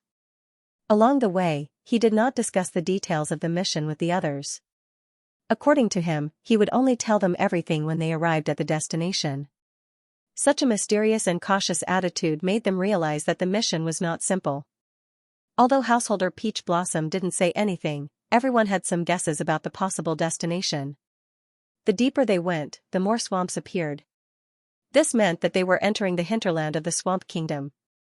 In the hinterland of the Marsh Country was the king city of the wild fox race. Beyond that was the famous desolate Great Marsh. If the destination was the king city of the wild fox race, then the target of this mission was probably a bigwig of the wild fox race. If their guess was right, then this mission was not as difficult as they had imagined. Although the wild fox race was stronger than the royal family of the Pei Kingdom without the Luo Gate, even the patriarch of the wild fox race would have to suffer a grievance under the joint assassination of a national war-level killer and 4 elite killers. What they were afraid of was that the king city of the wild fox race was not the destination. After a few days, they could no longer see the open plains. The group of people entered the endless forest and swamps. The road became muddy and difficult to walk on. Such a place should have been deserted, but the aura of the surrounding creatures suddenly increased. From time to time, gray or brown foxes could be seen shuttling through the forest. They walked on the muddy swamps as if they were walking on flat ground, and they could even drill into the depths of the swamps. The arrival of Gu Chen and the others did not frighten them. The foxes boldly passed by them, and some even stopped to take a few more glances. Gu Chen looked at a fox that stopped and found that its eyes were extremely spiritual, and there were Dao fluctuations in its body. These foxes were the members of the wild fox race. They had lived on this land since ancient times and were the masters of this land. So, of course, they were not afraid of outsiders. It was said that in this area known as the Great Qing Dynasty, many kingdoms and races had risen and fallen. Only the wild fox race had survived. The vast swamps gave the wild fox race a safe place to live. No matter how strong their enemies were, as long as they drilled into the depths of the swamps, it would be difficult for their enemies to exterminate them. The wild fox race had too much of an advantage in this area. No force dared to rashly offend them, or else they might not be able to return. They coexisted peacefully with the surrounding wild foxes. After walking for a while, Master Peach Blossom ordered them to rest. They had been rushing non-stop the whole way and had started to go deep into the swamps. They needed to stop and rest for a while. "We will reach the capital of the wild fox race in half a day, but we are resting now. The situation is not good. It seems that our destination may not be the capital," Lady Storm said seriously as she looked at Master Peach Blossom, who was washing his face by the lake. "If it is not the capital, then it can only be the Great Desolate Swamp. That place is very strange. Being strong doesn't mean you will be safe." Tu Xiong took off the beheading knife on his back and wiped it gently. The whisperer's voice was so low that it could not be heard. Everyone vaguely heard the words curse, and a look of fear appeared on their faces. What is he going to do? Lady Storm asked casually when she saw a figure following behind Master Peach Blossom. It was Xianxia. Along the way, the four of them could be considered old acquaintances, so they naturally communicated more. Xianxia, on the other hand, was a man of few words and had almost never communicated with them. Of course, even if he wanted to get close to them, none of them would be interested. He was an assassin who had not made any contributions in Honesty Pavilion, and was even taking on a mission for the first time. They did not expect him to be of any help. They only hoped that he would not be a burden. Is there a need to guess? Of course he is going to curry favor with Master Peach Blossom. If Master Peach Blossom is willing to take care of him, he will be safer in the depths of the swamp. The craftsman laughed coldly. Everyone thought that it was very possible, and a look of contempt flashed across their eyes. No one knew what the people behind him would say, but Guchen came up behind Master Peach Blossom. This man, who was even more beautiful than a woman, was very fond of cleanliness. As soon as he saw the lake water, he could not help but wash his face and hands. After such a long journey, I finally have the chance to talk to you alone. Last time, you left in a hurry from King Pei's palace. It was such a pity. Guchen's unhurried voice floated over from behind, causing Master Peach Blossom to shudder violently. Bookseller's website, Householder Peach Blossom's body stiffened. He turned his head around and smiled awkwardly. It's a small world. I didn't expect you to be a member of Honesty Pavilion. If I had known, I would have gone to Paidu to drink with you and get to know you better. He should have said this a few days ago when he reunited with Guchen, but Taoist layman Peach Blossom had been hiding from him, pretending not to know Guchen. It was not until he took the initiative to talk to him today that he had no choice but to bite the bullet and answer. There was only one reason for this: it was too embarrassing last time. At the banquet in Paidu Palace, Master Peach Blossom had appeared with great momentum, intending to intimidate everyone in Paidu. However, in the end, not only did he fail to kill Tang Xuanxia, but he also fled after exchanging a few blows with Guchen. He became the biggest joke in the world. This matter quickly spread within Honesty Pavilion, but because it was deliberately blocked, most people didn't know who had caused him trouble and caused him to be disgraced. For this high-level mission, Honesty Pavilion once again let Master Peach Blossom lead the team, and the person who had caused him trouble last time was in the team. If other team members knew about this, where would the dignity of a battle-level killer from another country go? Thus, he pretended not to know anything along the way and tried not to talk to Guchen, afraid that he would reveal his embarrassing deed. Fortunately, Guchen gave him face and was very cooperative along the way, pretending not to know him. Master Peach Blossom gradually calmed down. Unfortunately, Guchen didn't intend to keep pretending. He still came looking for him. He glanced at the four elite killers in the distance and confirmed that they couldn't hear their conversation. Master Peach Blossom didn't hide anything anymore. I didn't expect you to lead the team for this mission. It's really fate. Don't worry, I won't tell anyone about what happened in Paidu. I want to talk to you alone. Now that the mission is imminent, I don't want our previous conflict to cause any misunderstandings and affect the mission. Guchen smiled and explained the reason for his visit. His assurance made Master Peach Blossom let down his guard. I see. You worry too much, fellow Taoist Chin. We were on a mission in Paidu before, and there was no conflict between us. This time, you and I are working together to carry out the same mission. I believe that we are both professionals. Householder Peach Blossom emphasized. If fellow Taoist says so, then I'm relieved. However, in accordance with the principle of openness and sincerity, I have a question I'd like to ask fellow Taoist. Guchen changed the subject. Do you have any questions? I was chosen by the Pavilion Master to participate in this once-in-a-lifetime mission. Was it your idea? Guchen welcomed him with a smile, but Master Peach Blossom, who was listening, could not help but raise his eyebrows. Why would you think that? I just joined the Pavilion of Innocence not long ago. I haven't made any contributions, but I can participate in such a high-level mission. Isn't it strange? When I saw you, I wondered if you had recommended me to the Pavilion Master. Otherwise, how could I have such an honor? Considering that I made fellow Daoist lose face last time, fellow Daoist still disregarded our past enmity and recommended me to carry out the dream-level mission.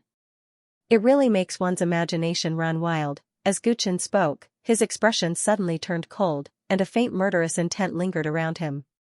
Only Master Peach Blossom could sense this murderous intent. His expression changed immediately, and he hurriedly explained, "Fellow Daoist Chen, please don't misunderstand. I definitely didn't recommend you to the Pavilion Master. At first, I didn't even know that you were one of us." The meaning of Gu Chen's words was clear. He suspected that Master Peach Blossom was up to no good on purpose and wanted him to join this mission so that he could scheme against him. If he admitted to such a thing, it would be strange if Master Peach Blossom didn't attack him immediately. Although their last fight was short, Master Peach Blossom knew very well that he was definitely no match for this person in front of him. He did not want to be pressed to the ground by him. Once he was beaten to the ground, it would be a small matter if he was physically injured, but losing face was a big matter. If he could deal with Master Peach Blossom peacefully, he would not provoke him, even if he appeared to be a little cowardly. Oh? If that's the case, why did the Pavilion Master choose me? Gu Chen looked unconvinced and even clenched his fists in protest. Aren't you Miss Yi's partner? Miss Yi is the Pavilion Master's adopted daughter, so it's normal that he thinks highly of you. Master Peach Blossom blurted out and stepped back, for fear that Gu Chen would really attack him. Is that so? Gu Chen's eyes flickered. Yimi had explained the reason to him, but he still didn't believe it. He always felt that Yi Wunyan might have an ulterior motive.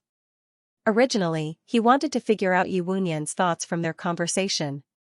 However, their conversation was too short, so he could only start from Master Peach Blossom. Now that Master Peach Blossom said the same thing as Yimi, Gu Chen couldn't help but wonder if he was overthinking. Seeing that Master Peach Blossom was afraid and was ready to escape at any time, Gu Chen knew that he wouldn't get any more information from him, so he smiled. Sorry to disturb you, fellow Daoist. Take the time to rest. After saying that, he turned around and left. Master Peach Blossom was relieved. Then, a thoughtful expression appeared on his face. No one knew what he was thinking. Did I see it wrong? Master Peach Blossom took a few steps back.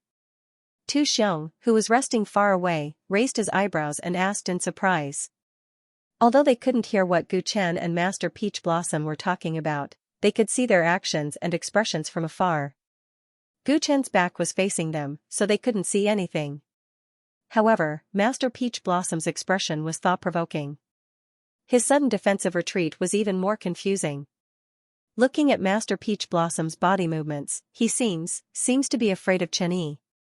Lady Storm's expression turned solemn. This was something they didn't expect at all. Interesting. The Whisperer let out a strange, deep laugh. Are you saying that Master Peach Blossom is afraid of Chen Yi? Don't you think this is ridiculous? The craftsman raised his eyebrows and felt very displeased. He had seen the conversation between the two of them. Master Peach Blossom's actions were indeed strange, but he wouldn't believe that he was afraid of Chen Yi. After all, Master Peach Blossom was a nation war-level assassin. He was their current target. Why would he be afraid of someone who wasn't even an elite assassin? It is ridiculous, but how do you explain what happened just now? Maybe it was just a coincidence. Look, that guy is coming. While the four of them were talking, Gu Chen had already walked over. Storm asked with a smile. Lady Storm smiled and asked, what was Daoist Chen talking about with Master Peach Blossom? Gu Chen was surprised. No one had taken the initiative to talk to him along the way.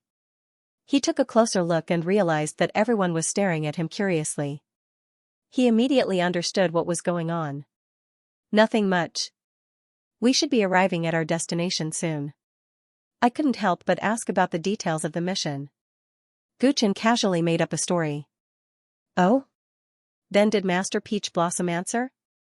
Lady Storm looked doubtful. If it was just asking about the mission, why would Master Peach Blossom have such a reaction? Besides, along the way, they had made indirect inquiries about householder Peach Blossom, but he had always kept his mouth shut.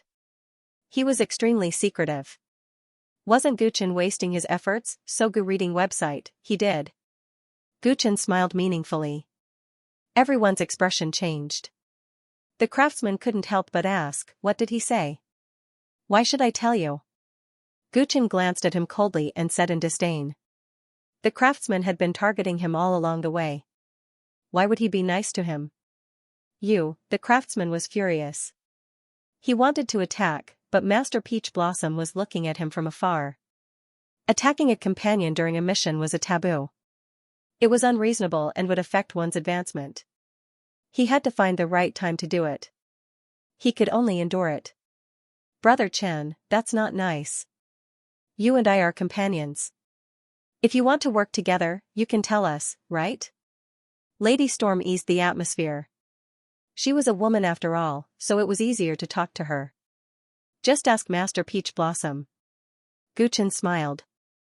Master Peach Blossom didn't tell him anything about the mission. What could he say? "He won't say." Lady Storm said helplessly. This was really interesting.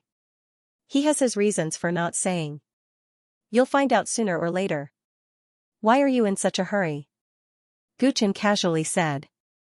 Then, he found a place to sit cross-legged and cultivate. He no longer paid attention to the crowd. Everyone looked at each other. Because of Guchen's words, they all had strange thoughts. Master Peach Blossom told Guchen about the mission in advance but didn't tell them. What did this mean? They weren't easily fooled. However, Master Peach Blossom's previous reaction was too strange. It increased the credibility of Guchen's words. Guchen was cultivating with his eyes closed, but he could also feel the strange atmosphere in the scene. He smiled inwardly. He said it on purpose to make everyone suspect that Master Peach Blossom was in cahoots with him. As long as this thought was planted in their minds, they would subconsciously reject Master Peach Blossom. That way, Master Peach Blossom could only lean towards him. Guchen casually set up a trap for Master Peach Blossom. Unfortunately, he was completely ignorant. After enough rest, everyone continued on their journey. In less than half a day, they passed by the Wild Fox Kingdom. As the capital of the Zhe Kingdom, Wild Fox King City did not have tall and wide city walls like Paidu, nor did it have magnificent buildings. The entire royal city was situated in the middle of a swamp and was surrounded by forests. The city was built using local materials, and there were unique wooden houses everywhere. There were no city walls around King City. Instead, there was a kind of miasma unique to this swamp. A large patch of purplish-gray miasma surrounded King City. Only the Wild Fox clansmen were naturally immune to the poison of the miasma and could freely enter and exit King City. If people from other clans wanted to enter and leave King City safely, they had to obtain the approval of the guards and consume a special anti-poison pill. Naturally, the miasma could only stop ordinary creatures and cultivators. True experts would not fear it at all.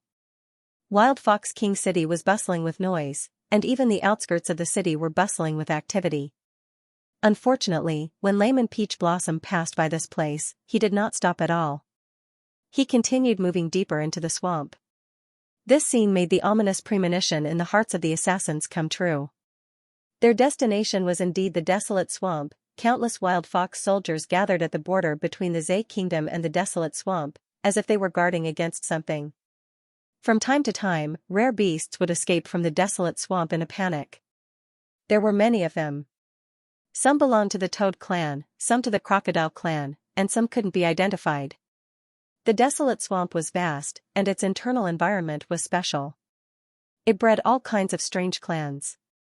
Even the most knowledgeable person in the world couldn't completely identify them.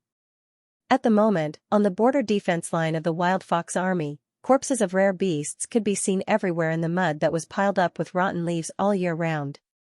The corpses were piled up like a mountain, emitting a terrible stench.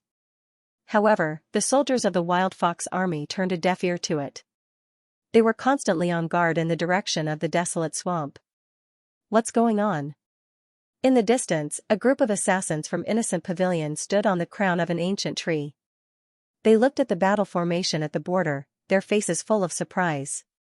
Guchen recalled the excuse that Zhe Kingdom gave when Pei Kingdom asked for help from Zhe Kingdom. Looking at the situation, Zhe Kingdom's words weren't baseless. The desolate swamp was indeed not peaceful recently. In the past few months, there have been many waves of beasts escaping from the desolate swamp, attacking the border of Zay Kingdom. This caused the Wild Fox clan to be on guard, Taoist Master Peach Blossom said, looking in the direction of the desolate swamp. Escaping? Those clans have been staying well in the swamp. Why are they suddenly escaping in such a large scale? What's the reason? Could it be that the rumors are true, and the curse really exists? Tu Xiong said, his face full of fear. Curse? Legend has it that there's a mysterious and unknown curse in the desolate swamp. Anyone who enters will be cursed and disappear mysteriously. When they reappear, they'll turn into corpses outside the swamp and die a miserable death. The rumor of the curse only targets outsiders.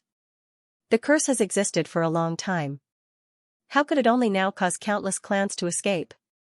Taoist Master Peach Blossom shook his head, denying Tu Xiong's guess. If it's not a curse, why would those beasts be filled with fear in their eyes? Why would they throw their lives away and run into the muzzles of the Wild Fox army? Everyone asked suspiciously, staring at Taoist Master Peach Blossom. They realized that their mission might be related to this. The truth is that a golden godly crocodile appeared in the desolate swamp. It slaughtered crazily in the swamp, forcing the other clans to flee. Taoist Master Peach Blossom said, sighing. Everyone's eyelids twitched. The environment of the desolate swamp was dangerous, and the clans that were born were not weak. How powerful was the bloodline of the golden godly crocodile that could make so many clans flee in fear? How terrifying was its strength? Our mission wouldn't be to assassinate that golden godly crocodile, would it? The craftsman asked tentatively. Taoist Master Peach Blossom's tone made it hard for them not to think too much. That's right. That's our mission. Taoist Master Peach Blossom did not deny it. Everyone's heart sank. Entering the desolate swamp, where danger lurked everywhere, and facing the possible curse was one thing, but they also had to assassinate an unprecedentedly powerful golden godly crocodile. No wonder this mission was rated as a dream. Who's the employer? What's the price? Isn't this sending us to our deaths? Lady Storm could not help but ask. She did not understand why Honesty Pavilion would accept such a mission. No matter how dangerous the golden godly crocodile was, it was only limited to the desolate swamp. They just had to avoid it. There was no need to provoke it. Was the employer crazy? Although Honesty Pavilion had accepted all kinds of missions, they had always evaluated the risks. For a mission like this, unless the reward was heaven-defying, they would not accept it at all. Moreover, even if they accepted it, they should have sent a large number of killers to deal with the various dangers in the swamp. Why did they only send the 6 of them? Bookseller's website, you all know the rules. We are only responsible for carrying out the mission. As for who the employer is, it is not something we need to ask. As for the price, to have the pavilion master promise that more than one of you will be promoted to the Kingdom War grade, it is naturally a generous reward. In fact, this reward is not as simple as money. Master Peach Blossom replied to Lady Storm's question with a flash of cold lightning in his eyes. If you feel that this mission is courting death before you even carry out the mission, you can choose to withdraw. Of course, according to the rules, I will clean up anyone who backs out. His tone was filled with threat, which was completely different from his cowardice when he was facing Gu Chen. After all, he was a Kingdom War grade assassin and the leader of the team. He would definitely not be careless during crucial moments. Lady Storm's breath stopped. She was just grumbling earlier as she knew that there was no turning back. Who would have thought that Master Peach Blossom would be so unyielding? Seeing that Lady Storm didn't say anything and the others didn't have any objections, Master Peach Blossom continued, "Don't worry. This mission might be dangerous, but we have a chance of success. According to a reliable source, that golden divine crocodile is currently injured. As long as we are careful and meticulous, it won't be difficult to assassinate it." This was indeed good news, and everyone's expression eased up. Alright, let's go. Master Peach Blossom didn't say anything else, and the group quickly crossed the border of the Marsh Kingdom. There might be the Wild Fox race's army stationed at the border, but the ancient desolate swamp was vast and had a complicated terrain. Therefore, it wasn't difficult to bypass the army and enter. In fact, the Wild Fox race's army was focused on guarding against the beast wave from the ancient desolate swamp. It was difficult to exit the swamp, but it was easy to enter. The wild fox race couldn't be bothered with people who were courting death. Once they entered the ancient desolate swamp, the group immediately felt the difference from the outside world. The outside world might be filled with swamps, but it wasn't as primitive and mysterious as the ancient desolate swamp. There were towering ancient trees everywhere. These ancient trees were dull and seemed to have withered over the years, leaving behind only a tough outer shell. Even so, the swamp wasn't lifeless. There were colorful vines crawling all over the surface of the ancient trees. These vines grew out of the black water and mud. They were colorful, and many of them were clearly poisonous. Because of the free and unbridled growth over the years, not only did the vines greatly obstruct one's vision in the swamp, it also made it extremely difficult to pass through here. If they wanted to advance, they had to forcefully open a path. However, once the vines were destroyed, they would immediately emit corrosive poisonous gas from their roots. It was strange and dangerous. The ancient tree was also the habitat of many poisonous insects and ferocious beasts. Once the commotion was too big, it would attract the attention of many of them. Bang! Tu Xiong swung his beheading blade and chopped an ancient tree in front of him in half. As soon as the ancient tree fell, a dense tide of man-eating ants immediately crawled out from inside, sweeping across the water surface like a dark cloud, pouncing towards him. He raised his eyebrows and opened his mouth to spit out a green flame. Everywhere the ant tide went, crackling sounds could be heard. They were all roasted into ashes, and there was a faint fragrance of meat. Setting a fire and causing such a huge ruckus, "Are you trying to cause trouble for us?" the craftsman said in dissatisfaction.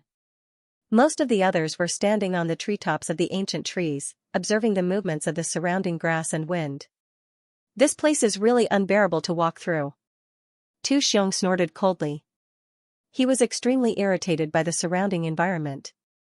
Although the outside world was also a swamp, it had long been developed by the Wild Fox clan. Given everyone's movement techniques, it was not difficult to walk through it. However, the vegetation in the desolate ancient swamp was too dense. Once they entered, it was like falling into a huge net. Furthermore, it was hot and humid, and they had to be wary of all sorts of dangers. It was really frustrating. Even Guchen felt that the environment here was really difficult. He could not help but miss the feeling of being able to fly. If he could fly directly above the swamp. His efficiency would definitely increase greatly. Unfortunately, the heaven-earth suppression of the primordial Tao world was too powerful. Only a few powerful cultivators could fly. Even races that could naturally soar were rare in the Tao world. The abnormally firm spacetime made it difficult for birds and the like to fly freely as long as their bodies were too huge. One of the main reasons why the 100,000 crow generals of the Great Qing dynasty had been able to sweep through the 7 nations was that the three-legged Golden Crow clan, which formed the Crow Generals, was one of the few races that could fly. With the 100,000 crow generals having air superiority, it was extremely easy for them to attack cities and plunder lands. "This swamp is almost boundless. It's too difficult for the 6 of us to find that golden divine crocodile," Tu Xiong grumbled again. "It's not difficult. Wherever those demon beasts fled, it means that the golden divine crocodile is in the opposite direction," Lady Storm muttered. "Even so, the range is still very large. Under such circumstances..." The craftsman paused and looked at the Whisperer, who was not far away. The others also looked at him, clearly knowing his abilities very well. The Whisperer nodded and tapped his toes on the treetops a few times, skimming toward a destroyed area in the swamp. A large number of demon beasts fleeing would definitely destroy the area along the way and leave obvious traces. If it weren't for the fact that the path opened by the demon beasts would occasionally be met with beast tides, causing them to attack indiscriminately in fear, the group would have been able to save a lot of time by following the path opened by them. The Whisperer locked onto a fleeing blood mink and caught it in a few moves. The Whisperer grabbed its tail and whispered softly in its ear. The blood mink had a look of struggle on its face, but it quickly became absent-minded. It landed on the swamp and dashed in a certain direction. "It's done. It knows the location of that golden divine crocodile. Just follow it," the Whisperer said as he returned to the group. Householder Peach Blossom nodded and waved his hand. The group activated their movement techniques and chased after the blood mink in front of them. As the swamp was not suitable for riding, everyone kept their mounts. Gu Chen also placed the infinite Tyrannosaurus Rex in his internal space. The group moved forward with their movement techniques, so it was easy to see who was stronger. The fastest among them were Householder Peach Blossom and Lady Storm. Householder Peach Blossom was faster because his Taoist power was denser than the others, while Lady Storm was good at movement techniques. The edges of the wooden armor on the hands and feet of the craftsman would spew out flames from time to time.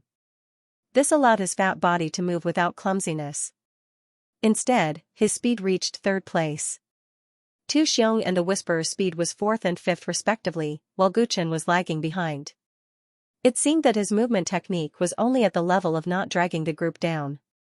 To the group, this was only natural. The craftsman would occasionally turn around and look at Gu Chen with disdain. The killing intent in the depths of his eyes became even more intense. As they chased after the blood mink, they went deeper and deeper into the desolate swamp. Gu Chen, who was lagging behind, suddenly sensed something. He raised his eyebrows and looked toward a corner of the forest. There was nothing there, and the people in front of him did not sense anything like he did. Gu Chen revealed a contemplative look. He did not take any action and continued to follow the people in front of him. After that, the feeling of being spied on appeared from time to time. Gu Chen was sure that he was being spied on and followed. However, every time he looked around, he could not find anyone. The ability of a stalker to move stealthily was very impressive. Everyone present was an experienced assassin, but it seemed like even the Peach Blossom householder did not notice him. It should be pointed out that when he fought against Gu Chen and Paidu, the Peach Blossom householder's keen senses were extraordinary. He could even avoid his secret rope. What was worse was that Gu Chen gradually realized that it was not just one person following them. Instead, it was like a hidden sentry, one after another. At first, he thought that it was only one person spying on them. However, after a certain distance, the feeling of being spied on would disappear, only to reappear after a while. And every time it reappeared, it gave him a different feeling. Yes, it was purely a feeling. Based on this feeling alone, Gu Chen was sure that it was not one person following them, but a group. Being followed by an expert who was proficient in stealth was scary enough, but being followed by a group was even more frightening. How powerful must the force be to send out so many experts who were proficient in this field? What was the other party's goal? Gu Chen's heart was filled with caution, but he did not show it on his face, afraid that he would alert the enemy. Along the way, whenever he passed by an area where his line of sight was blocked, sky-devouring demonic butterflies would silently slip out from his sleeves. He sent out sky-devouring demonic butterflies in an attempt to follow them in reverse and understand the situation in the dark. His movements throughout the entire process were very secretive. After sending out a sufficient number of demonic butterflies, he pretended to continue on his way, but his consciousness had already extended to the demonic butterflies, sharing their vision. The demonic butterflies danced lightly. The harsh environment of the barren ancient swamp did not affect them much. They turned left and right, following Gu Chen's will to track the stalker. There were many insects in the swamp to begin with, so the sky-devouring demonic butterflies were not eye-catching. An hour later, a demonic butterfly successfully sneaked to the side of the stalker. The identity of the creature in front of them was unknown.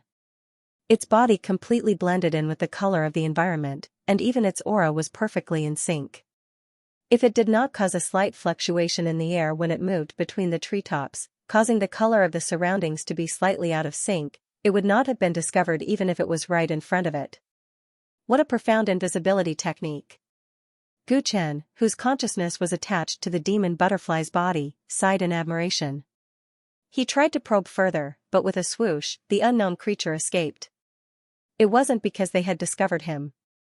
Instead, it seemed that they had reached the end of the tracking area and had given up on leaving.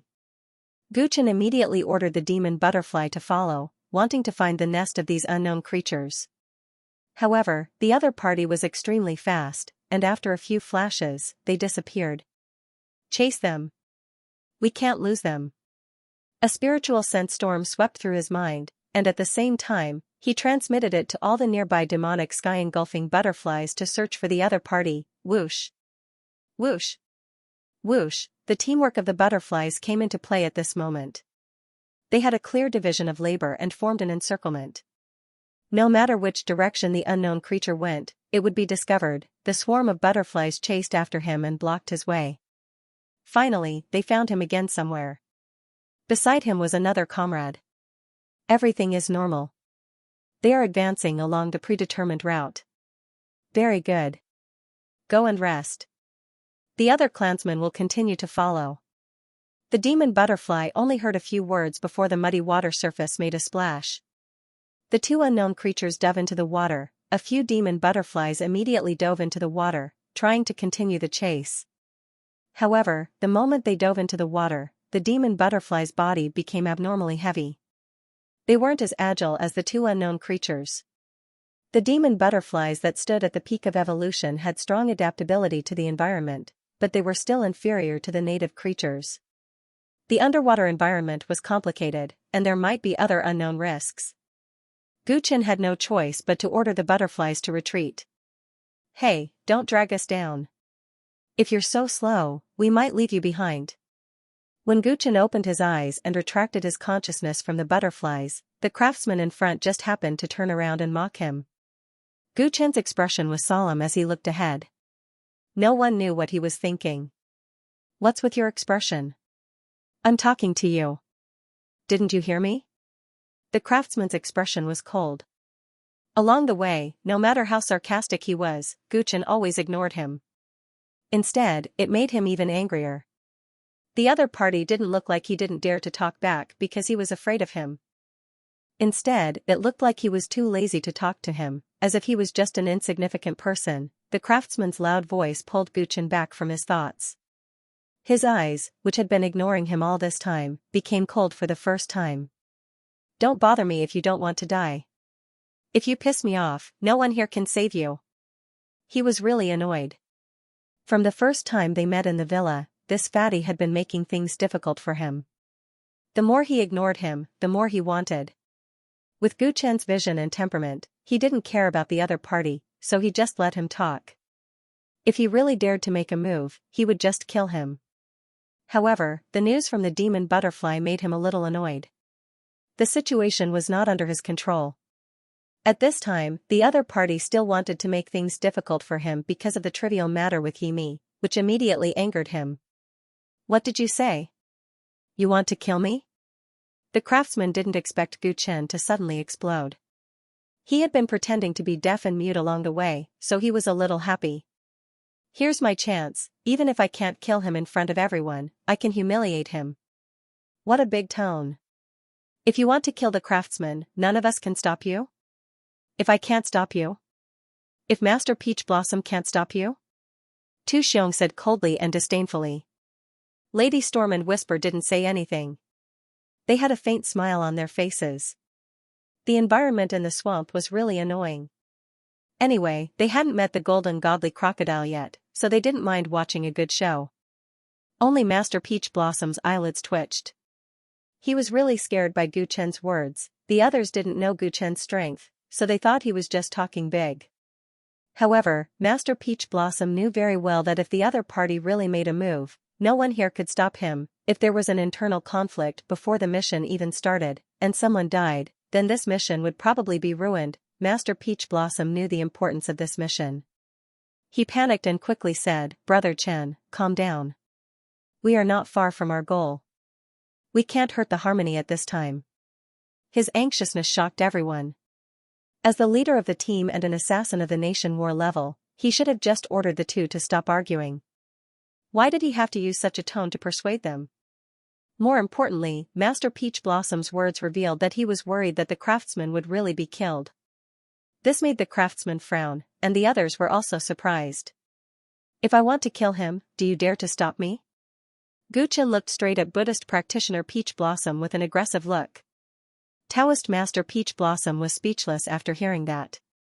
Everything was fine just now. Why did this guy suddenly lose his temper and not give me any face? Master Peach Blossom's expression turned ugly, but he forced a smile. You're being too serious, Brother Chen. Everyone here is a teammate. We should work together to complete the mission. Even if there are any misunderstandings, you shouldn't bring it up now. That would only make you look like an amateur. The four elite killers were even more surprised. Master Peach Blossom was so domineering, but he did not show any temper. This did not match their impression of him. It's precisely to ensure the successful completion of the mission that we have to kill him. I'm not an amateur, I'm a professional. Gu Chen sneered and glanced at the craftsman. This guy has been targeting me all along the way and has been hiding his killing intent. I believe that no matter if it's you or anyone else, there's no way you wouldn't be able to tell. I'm sure that as long as we attack the golden godly crocodile, he will definitely trip us up. Instead of waiting for something to happen to him, we might as well kill him here to ensure that the team can complete the mission together. Gu Chen's words made Lady Storm and the others feel strange. Although he was straightforward, he was right. They knew what kind of person the craftsman was. He would definitely wait for an opportunity to attack. However, it had not happened yet. The craftsman wanted to kill Chen Yi just because he had the thought. It turned out that Chen Yi was so murderous. What nonsense are you spouting? Is there a need to go through so much trouble to kill you? The craftsman's smile was especially sinister. Gu Chen ignored him and continued speaking to Master Peach Blossom. Let me end things here with him, then we can continue with the mission. Master Peach Blossom felt a headache coming on. End things here? Let the two of them fight to the death? He did not care about the craftsman's life. The two of them were not close. To be honest, he did not want to offend Gu Chen because of him. However, he was the leader of this mission. If he allowed the two of them to kill each other, how was he going to explain it to the pavilion master? Moreover, the golden godly crocodile was very difficult to deal with. He did not want to lose any combat power at this juncture. Householder Peach Blossom, since he is courting death, let's grant him his wish. The blacksmith was tempted. Since the other party had taken the initiative to make such a request, no one could blame him if he was killed, so he might as well go with the flow. Although he found the Peach Blossom householder's reaction strange and fearful, he did not think that he would lose. Householder Peach Blossom rolled his eyes at the blacksmith. He had seen people who did not care about their lives, but he had never seen someone who was tired of living. Haha, since the conflict between the two of them is already irreconcilable, let them fight it out so that they won't drag us down with their schemes. Tu Xiong said, as if he wanted to see the world in chaos. That's right. What fellow Taoist Chen said just now makes sense. Only by solving the underlying problem can we better face the mission objective. The Storm Lady also spoke, her eyes filled with interest as she recalled the scene she had seen at the lakeside. Based on Householder Peach Blossom's reaction just now, she was sure that Householder Peach Blossom was really afraid of Chen Yi. What kind of ability did Chen Yi have to actually make Householder Peach Blossom, who was at the Kingdom War level, feel apprehensive? Perhaps she would know the reason after watching the two of them fight. With this kind of mentality, the Storm Lady raised both her hands in agreement. The Whisper did not say anything. Tacit agreement was also a kind of attitude. Householder Peach Blossom was speechless. He was having a headache. What was going on? The two of you can fight, but you must not kill anyone. Otherwise, I will not be able to answer to the pavilion master. Householder Peach Blossom compromised. He and I are already irreconcilable. If I don't kill him, he might still come after me in the future. Gu Chen did not have any intention of backing down. His attitude was unusually firm. Householder Peach Blossom was really baffled. It was just a verbal conflict. Why did it have to get out of hand? He had tried to assassinate this guy before, and Chen Yi did not pursue him back then. He did not look like someone who would haggle over every little thing. Everyone heard that, right? He wants to kill me no matter what. When the pavilion master investigates, you have to testify for me. The blacksmith revealed a sinister smile. He shook his hands, and 3 puppets appeared out of nowhere. The 3 puppets were made of metal. One held 2 blades, one held a spear, and the last carried a bow and arrow. As soon as they were summoned, the division of labor was very clear. The archer landed beside the blacksmith and pulled the bow and arrow. The arrow was aimed at Gu Chen, while the other 2 slowly surrounded Gu Chen from both sides. Stop. Householder Peach Blossom tried to stop them. Tu Xiong grinned, and his tall figure blocked him. The Storm Lady also blocked his path, intentionally or unintentionally. She had the intention to watch the two of them fight. Clang! Clang, the spear slashed across, instantly tearing the trees in the forest apart. The two blades were also swung, creating ripples. However, the arrow that left the bow was even faster. It was like a silver ray that broke through the boundless sky and earth, heading straight for Gu Chen's vital points. Gu Chen was expressionless. The cross-shaped rune between his eyebrows glowed. He grabbed at the air with his left hand, and an invisible mysterious energy rope fell into his hand. Gu Chen had been cultivating the finger-twisting secret skill all this time, and his progress was very fast. Now, the mysterious energy rope had been refined to the shape of a thin chain. There were two direct benefits from the improvement of the secret skill. First, he could store more secret skill energy in his body, and second, he could control the mysterious energy rope better. Against a guy like the blacksmith, even if Gu Chen stood there and let him hit him, it would be difficult for him to break through his super armor's defense. However, he wanted to test the power of the mysterious energy rope. Gu Chen casually pulled the mysterious energy rope, and the invisible chain swung around. The secret skill energy that formed the chain was instantly converted into extremely sharp metal energy. Crack! Crack! First, the swift arrow was instantly cut in half by the chain. Next, the two puppets that were charging at him were instantly cut in half by the mysterious energy rope like they were made of paper. The cut surface was clean and smooth, obviously cut by a sharp blade. It did not look like it was made by a rope at all. The mysterious energy rope was made of secret skill energy. Whatever attribute Gu Chen gave it, it would have the same ability. It could be sharp enough to cut through anything, flexible enough to bind hundreds of beasts, and it could also carry water, fire, wind, lightning, and so on. For enemies, it was also very scary. Unless there was an obvious attribute energy attached to it, it would not be able to see it. At this moment, in the eyes of the assassins, all they saw was a casual wave of Gu Chen's hand, and the blacksmith's puppets were all destroyed. No one could tell how strong he was. How could this be? The blacksmith's pupils shrank as if he had seen a ghost. His puppets were all meticulously built by him, and they were extremely hard. Even when facing an expert like Householder Peach Blossom, they could still fight for a while. How could they be destroyed like paper? He could not believe it. Tu Xiong and the others were also shocked. This was different from what they had imagined. Here it comes again, that invisible attack. Householder Peach Blossom mumbled subconsciously. He remembered how he had to hide and run for his life last time. Smack, the whip disintegrated the craftsman's attack, but Gu Chen did not plan to stop there. The attribute of the mysterious rope in his hand changed. It became like a spring, or like a vicious poisonous snake, and instantly shot toward the craftsman. The craftsman did not see anything approaching him, but he felt the airflow. His heart skipped a beat, and the Tao energy in his body exploded. The wooden armor he wore glowed, and instantly formed dozens of barriers on the surface of his body. Splat! However, the dozens of barriers only slowed down the mysterious rope for a moment. It pierced through the barriers in the blink of an eye, and firmly bound the craftsman. All of a sudden, the craftsman could not move. No matter how the Tao energy in his body flowed, it was like it was flowing into a bottomless pit. The entire process was actually very short. Everyone's vision blurred, and the craftsman was already under someone else's control. Fellow cultivator Chen, spare me. The craftsman, who realized that he could no longer resist, felt a chill run down his spine. He no longer cared about his grudge and blurted out, afraid that Gu Chen would kill him the next moment. Everyone came back to their senses. Tu Xiong's beheading sword was unsheathed with a clang, and he slashed at the void. He could not see the mysterious rope, but he could feel that something had bound the craftsman, and he had slashed out with his instincts.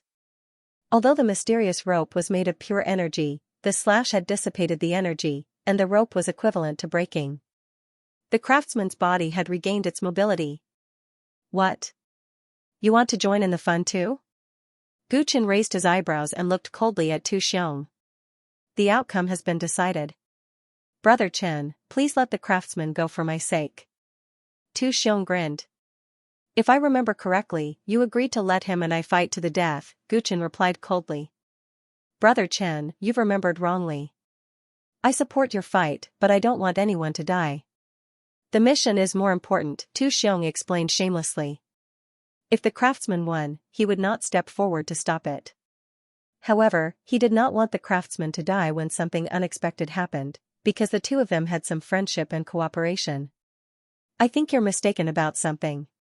Gu Chen looked at him coldly. What? Tu Xiong was stunned. You and I aren't close at all. Who do you think you are to give me face? Gu Chen mocked, the corners of his mouth were full of disdain. Tu Xiong's expression darkened. Chen, watch your mouth. You don't want to offend all of us at once. Everyone? You want to stop me from killing people just like him? Gu Chen turned his head to look at Lady Storm, the Whisperer, and the Peach Blossom householder with a scrutinizing look in his eyes. To deal with that golden godly crocodile, the craftsman's puppetry technique should come in handy, Lady Storm said. Her words had undoubtedly expressed her stance. She did not wish for the craftsman to die. Whisperer nodded in agreement, while householder Peach Blossom sighed.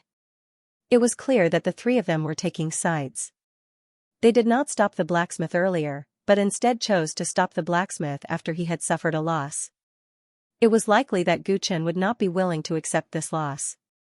He didn't know when the four of them had banded together or what their own thoughts were, but he didn't want anyone to die, so he could only advise them.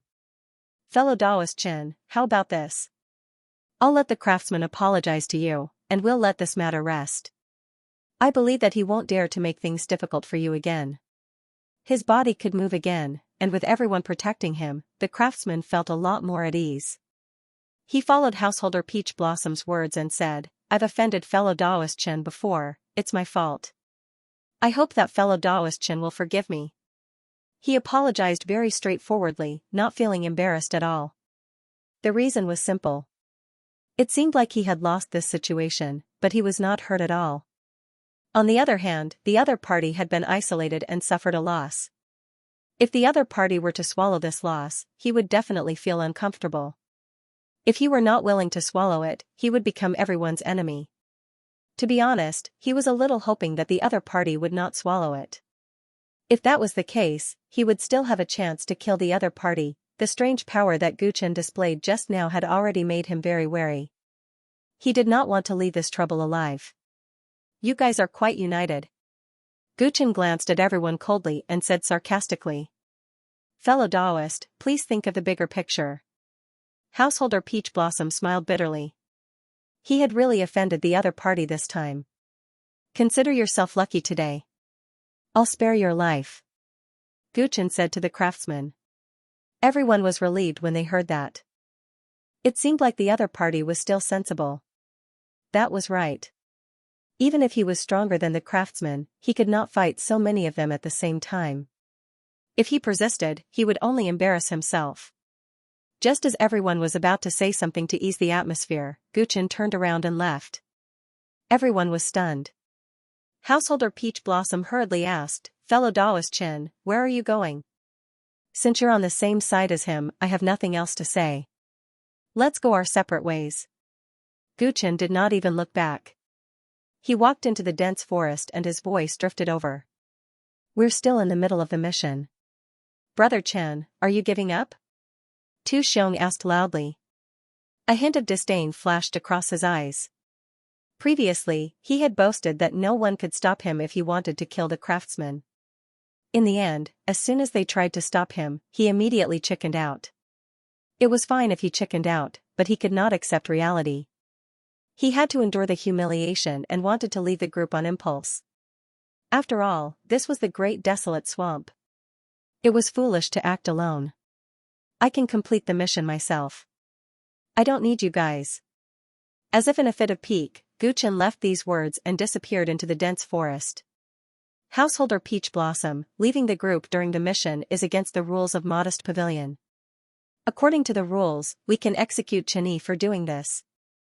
The craftsman suggested with a venomous look. He did not want to let go of such a powerful enemy, lest he caused endless trouble in the future. With everyone's strength, they could make Chenyi stay in the swamp forever. Do you want to fail the mission because of your personal grudge? Householder Peach Blossom's eyes suddenly flashed with cold lightning. He looked at the craftsman with a murderous look.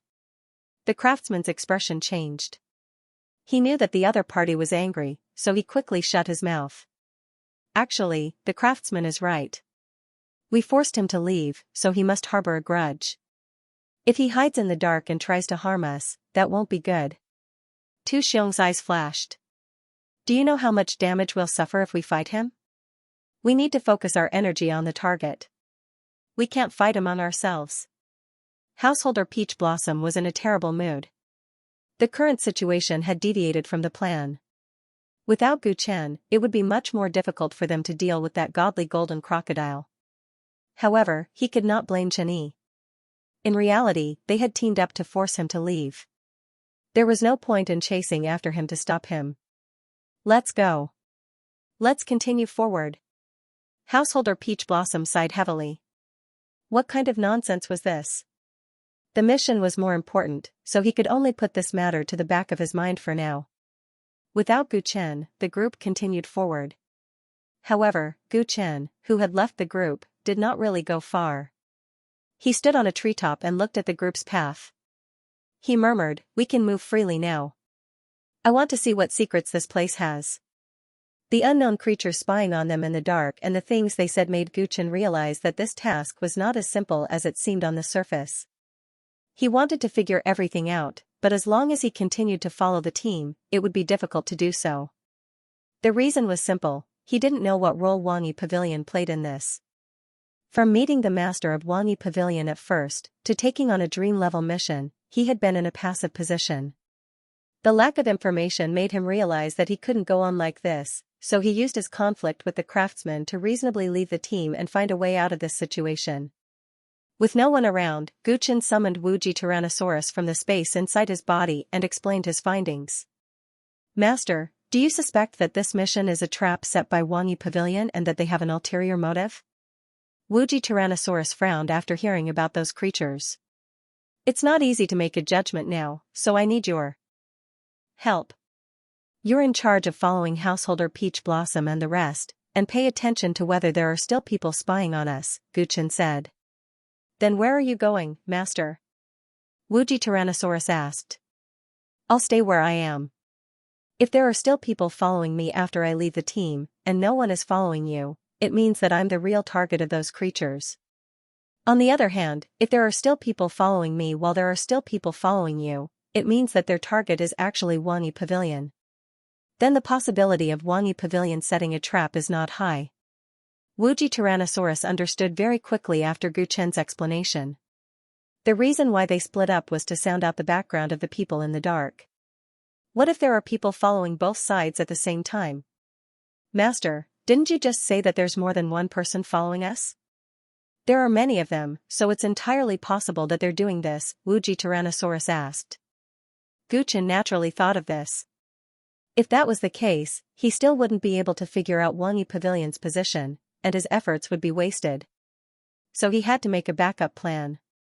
If there are still people following me, I'll take them down and ask them about the situation, he answered. Won't that alert them? It's hard to perfect a plan. If we have to alert them, we can only take action. It's better than not knowing the truth. I understand. I will take care of it. Knowing what Gu Chen was thinking, limitless Tyrannosaurus Rex swept across the water and quickly chased after Householder Peach Blossom and the others. Even though it wasn't small in size, it was actually abnormally agile. Even in this desolate great swamp, its speed wasn't slow. It didn't have to worry about the people in front pulling away from it. The reason why Gu Chen had ordered the infinite Tyrannosaurus Rex to follow Master Peach Blossom and the others instead of the demonic sky-devouring butterfly was that it was strong enough to catch up to them and sense the existence of the creatures in the dark. Although the heaven-swallowing demonic butterflies were very suitable for investigation, their strength in the Dao world was currently too weak. On the other hand, the unbounded Tyrant dragon was a top-notch bloodline of the dinosaur clan, so its strength and talent were unfathomable. Gu Chen stayed where he was and sat down cross-legged on the crown of a large tree, seemingly entering a state of cultivation. However, in reality, his consciousness had already spread out, paying attention to the slightest movement in his surroundings. The fingertips of his left hand trembled gently, and the invisible mysterious energy rope extended in all directions under his intent, quietly drawing a big circle with a radius of 100 feet. As long as the mysterious creature that had been spying on him appeared again and entered this circle, the mysterious energy rope would shrink and tighten at the fastest speed possible, binding the other party instantly and immobilizing it. Guchen wasn't worried that the other party would sense his trap. Before the mysterious energy rope moved, it was almost perfectly invisible. If it moved, it meant that the other party was already close enough, and capturing it would be a sure thing. The swamp was hot and humid, and there wasn't a trace of cool wind for a long time. Unknowingly, an hour had passed. Suddenly, the feeling of being spied on appeared again. Am I the target? Guchen sneered in his heart but didn't show any abnormality. He just waited for the other party to get closer. His spiritual consciousness had locked onto the other party's position. As soon as the other party entered the range of the mysterious energy rope, he would attack immediately. The mysterious creature in the dark had completely merged with the environment. If not for Guchen's extraordinary spiritual sense, he wouldn't have been able to detect its existence at all. It was slowly approaching, as if trying to figure out what Guchen was doing alone, but it was also a little wary, so its movements were very cautious. Guchen was very patient, like an old monk in meditation, waiting for it to walk right into the trap. 500 feet, 300 feet, 150 feet, the mysterious creature was getting closer and closer, but when it was only a meter away from the big circle drawn by Guchen, it stopped completely, unwilling to take another step forward. It seemed to feel that this observation range was close enough, so it stopped to observe Guchen for a while and showed signs of retreating. Damn it! Of course, Guchen couldn't let it retreat just like that. With a flick of his finger, the mysterious energy rope moved, even though it was still a meter away, and it wasn't the safest attack range, it was barely enough. As soon as the mysterious energy rope moved, the airflow in the forest immediately became abnormal. The mysterious creature's spiritual sense was unusually sharp, and with a whoosh, it actually turned around and ran. The mysterious energy rope missed. The mysterious creature was too agile, and it was about to escape in a few flashes. Where do you think you're going? Guchen's eyes opened abruptly, glowing brightly. He got up at once and chased after it. Since he had already made his move, he had to catch it. Otherwise, if the other party successfully returned to report, there would be endless trouble. Guchen's movement technique was lightning fast, and the complicated environment of the forest did not affect his speed at all. If the craftsman and the others were still by his side, they would be shocked to find that Guchen's movement technique had suddenly increased by several levels, as if he was a completely different person. Guchen was in hot pursuit, but the mysterious creature's speed was not slow either. Throughout the entire escape process, it was in a state of stealth, and it jumped left and right in the forest, trying to make Guchen lose track of it. If it were any other cultivator, even if they could catch up, they would have long lost track of the mysterious creature's stealth ability. However, Guchen was different. The powerful 5 senses of the tyrant body allowed him to firmly lock onto the other party's position. No matter how the other party tried to escape, no matter how good its stealth ability was, it could not hide. Seeing that it could not shake off Guchen no matter what, the mysterious creature suddenly dived into the swamp in a panic. This time, it was not the demonic sky-devouring butterfly that it was chasing.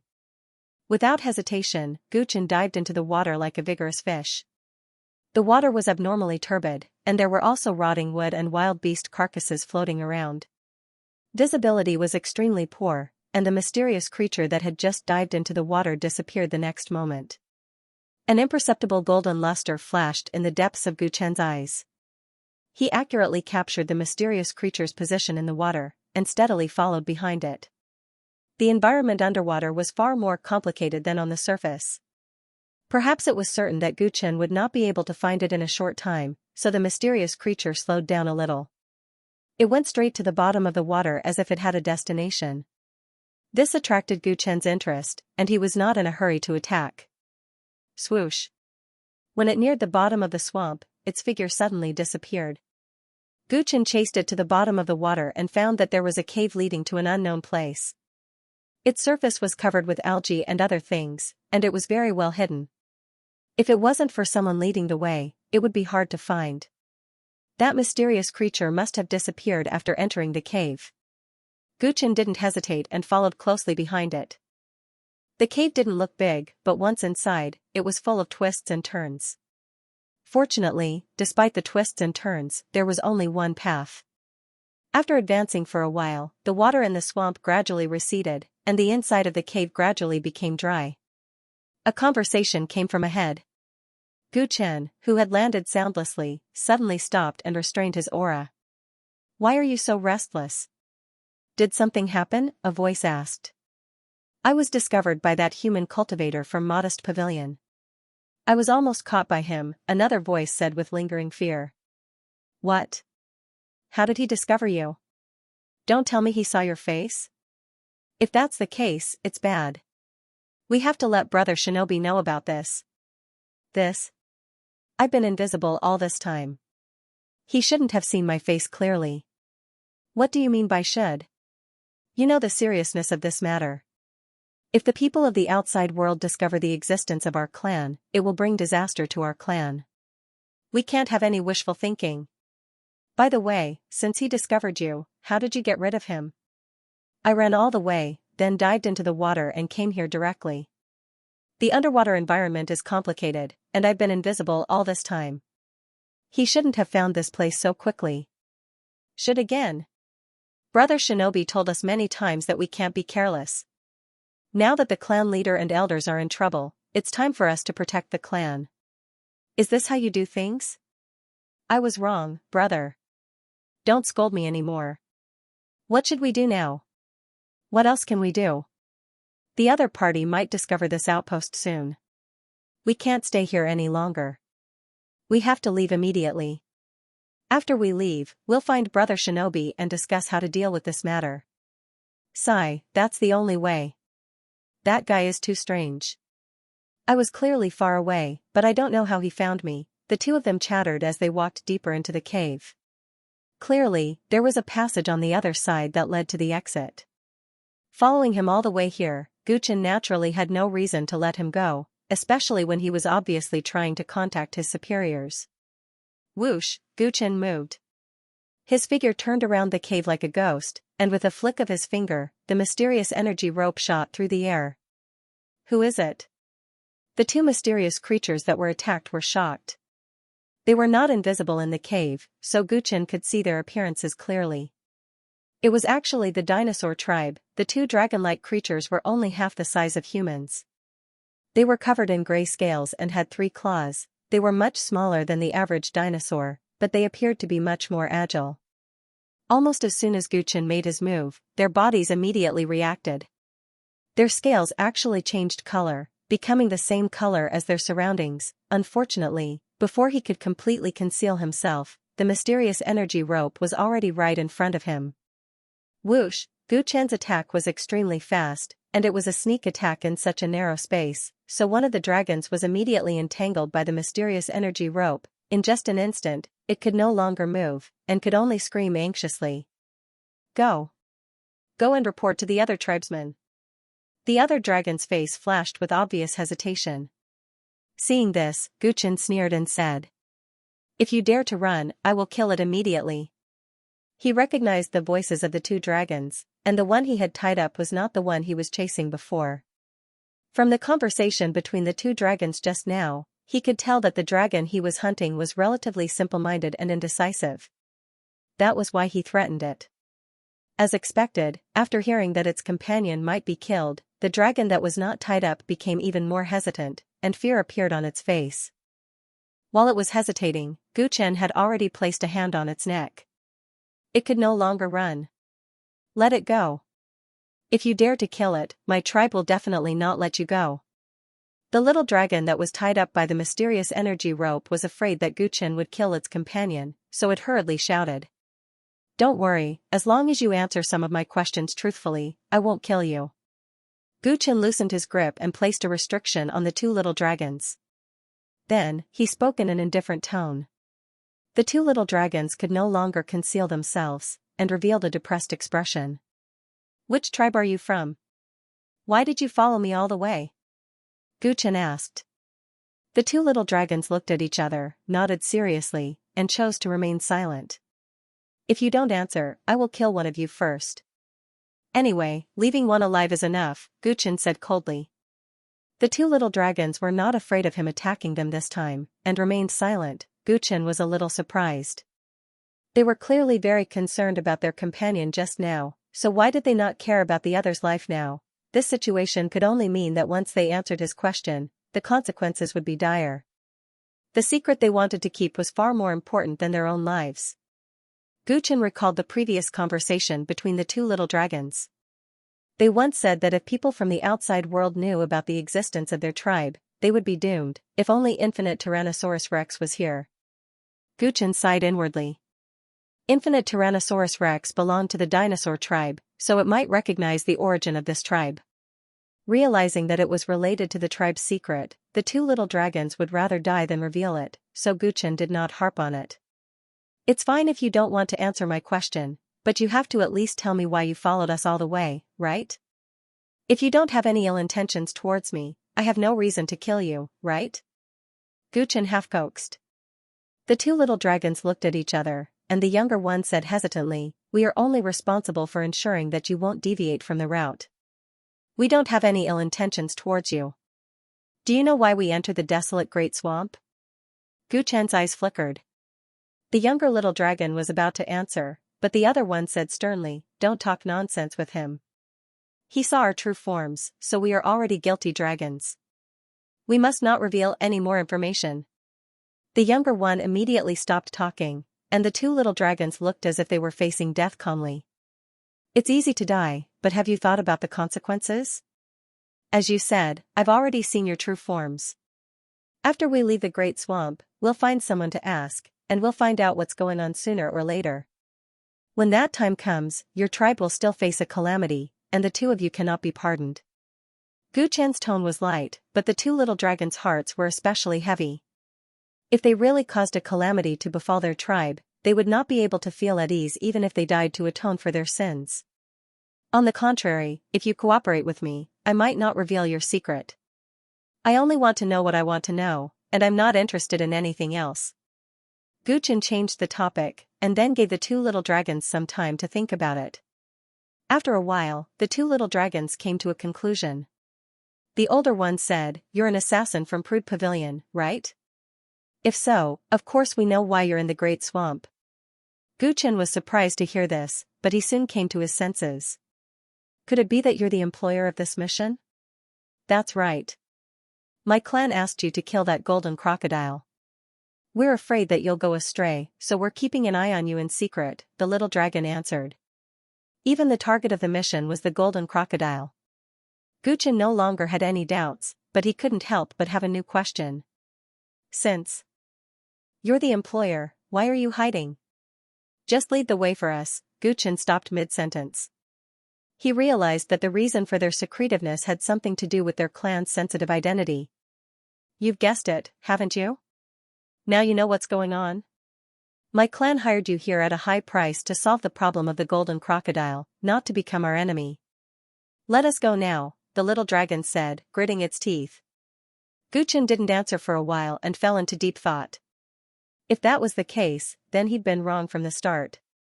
He'd thought that Prude Pavilion was up to something, but it turned out that the employer was the one following them. It was normal that the employer didn't want to reveal his identity. This clan might have some secrets, but it had nothing to do with them. If there was no problem with Prude Pavilion, then this dream-level mission was worth completing. It would be beneficial to his plans in Prude Pavilion.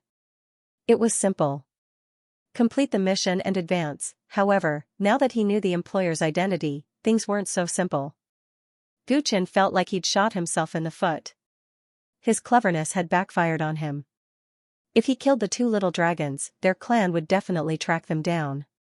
If they traced it back to him, then even if he successfully killed the golden crocodile, if the employer objected, his mission wouldn't be considered complete.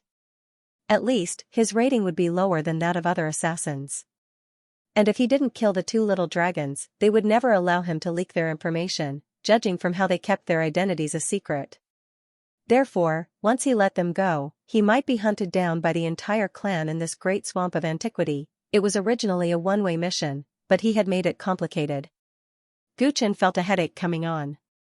Unable to decide what to do with the two little dragons, Guchen simply knocked them out and threw them into the space inside his body. What the two little dragons said might not be true. It was better to meet up with Infinite Tyrannosaurus Rex and verify its situation before deciding what to do. Returning to the surface of the water, Guchen used his heart to sense the location of the Infinite Tyrannosaurus Rex. Then, he leaped onto a branch and chased after it. Chasing after Xiaolong had taken up a lot of time. He did not know how Householder Peach Blossom and the others were progressing. There were no more prying eyes along the way, and Guchen didn't know if this was a good or bad thing. The disappearance of the two little dragons could not be kept a secret for too long. That clan might very quickly link it to him. Half a day later, an earth-shattering roar suddenly came from ahead, accompanied by a strong fluctuation of Dao energy. Guchen's expression turned cold. He felt a monstrous demonic qi. Could it be that Householder Peach Blossom and the others had already made a move on the golden godly crocodile? Quickly approaching the source of the commotion, Guchen soon saw an incomparably huge golden godly crocodile from afar. Its body was at least 3,000 feet long, and its entire body looked as if it was made of gold. A casual sweep of its powerful tail would set off a violent airflow in the swamp, and countless trees would be snapped. Householder Peach Blossom, Lady Storm, Tu Xiong, the Whisperer, and the craftsmen surrounded it and attacked it with all their might. A few of them were already injured, and the situation did not look good. Guchen stopped on a branch, and not far away, a figure quickly flew over. It was Infinite Tyrannosaurus Rex. It followed the group without attracting any attention, and had been waiting for Guchen to return. How was it? Guchen asked while staring at the battlefield. There were indeed people following us, and I recognized them. Infinite Tyrannosaurus Rex's expression was clearly a little gloomy. Oh? Did you fight with them? Guchen asked. I didn't fight, but I recognized their aura. Their unique ability is also not difficult to recognize, Infinite Tyrannosaurus Rex said. What are their identities? Guchen did not bat an eyelid. Hidden Dragon Clan. Master, do you remember I told you that they are one of the 23 king bloodlines of the dinosaur clan? Guchen nodded. The dinosaur clan was once the overlord of the ancient underworld era, and at its peak, there were over 100,000 of them. And among the 100,000 of them, the strongest were the 23 king bloodlines. The Tyrannosaurus Rex clan was the leader of the 23 king bloodlines, and they truly flourished for a time. Unfortunately, as they moved into the Dao world, and with the passage of time, the dinosaur clan gradually weakened, and the 23 king bloodlines also gradually declined. Some of them even went extinct. Guchen had once asked about the whereabouts of the 23 king bloodlines, but Infinite Tyrannosaurus Rex did not know much at that time. The Hidden Dragon Clan is one of the 23 king bloodlines. Rumor has it that this clan has long been extinct. I didn't expect them to be hiding in the desolate ancient swamp all this time. Infinite Tyrannosaurus Rex lamented. If you communicate with them, can you turn enemies into friends? Guchen did not appear too surprised. Instead, he pondered. Turn enemies into friends? Infinite Tyrannosaurus Rex stared blankly. Only then did it recall that Guchen had said before that he wanted to capture the spies in the dark. Master, have you already made a move? Infinite Tyrannosaurus Rex asked hurriedly. Guchen did not deny it. He recounted the process of capturing the two little dragons. So the Hidden Dragon Clan was the one who hired Modest Pavilion. The Hidden Dragon Clan has already weakened to this extent. Do they still need the help of outsiders to deal with that golden crocodile? Infinite Tyrannosaurus Rex murmured after listening, a sorrowful look on its face. Guchen knew what it was thinking. As one of the 23 king bloodlines, it was inevitable that the Tyrannosaurus Rex would be moved if it was the only Tyrannosaurus Rex left, and the Hidden Dragon Clan had also fallen to such a state. I overheard the two little dragons' private conversation. There seems to be something going on within the Hidden Dragon Clan. Also, the Hidden Dragon Clan is hiding in the great desolate swamp, not daring to let anyone know. There must be a reason for this, right? Guchen said in a low voice. This matter should have something to do with the Hidden Dragon Clan's innate talent.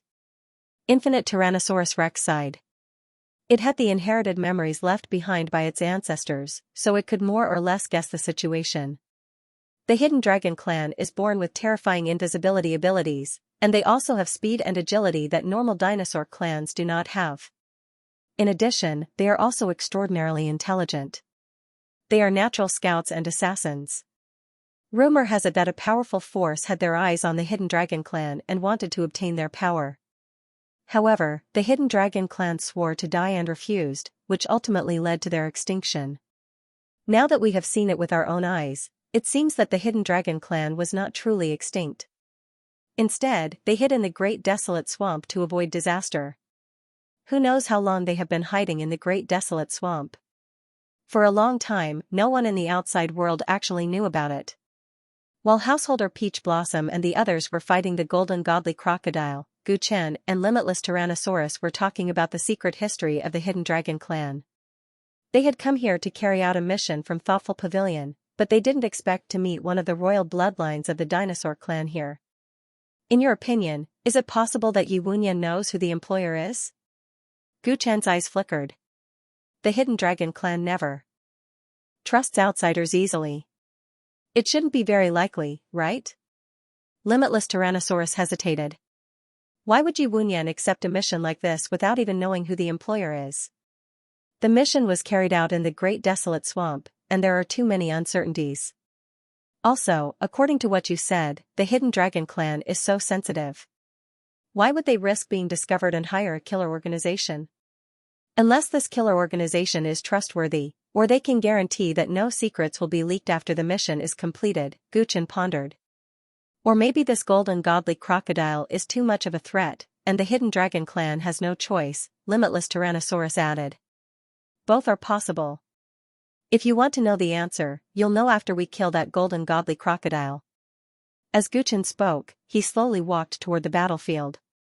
Master, are you going to make a move? Limitless Tyrannosaurus followed suit. Killing this Golden Godly Crocodile is our mission, so of course we have to make a move. But there's no rush. Let's watch the show first. Gu Chen's lips curled up slightly. He finally stopped at a high ground and watched the life and death battle in front of him. Roar. Many of the scales on the huge Golden Godly Crocodile had fallen off, and its back was stained with blood. Obviously, it had suffered serious injuries. However, this also stimulated its ferocity. Its Tao power was still surging, and everything in its path was razed to the ground. Thoughtful Pavilion's killer strategy was to focus on Householder Peach Blossom and Tu Xiong, while Lady Storm, the Whisperer, and the Craftsman assisted them. The Craftsman's puppets and the demons controlled by the Whisperer kept harassing the Golden Godly Crocodile to distract it.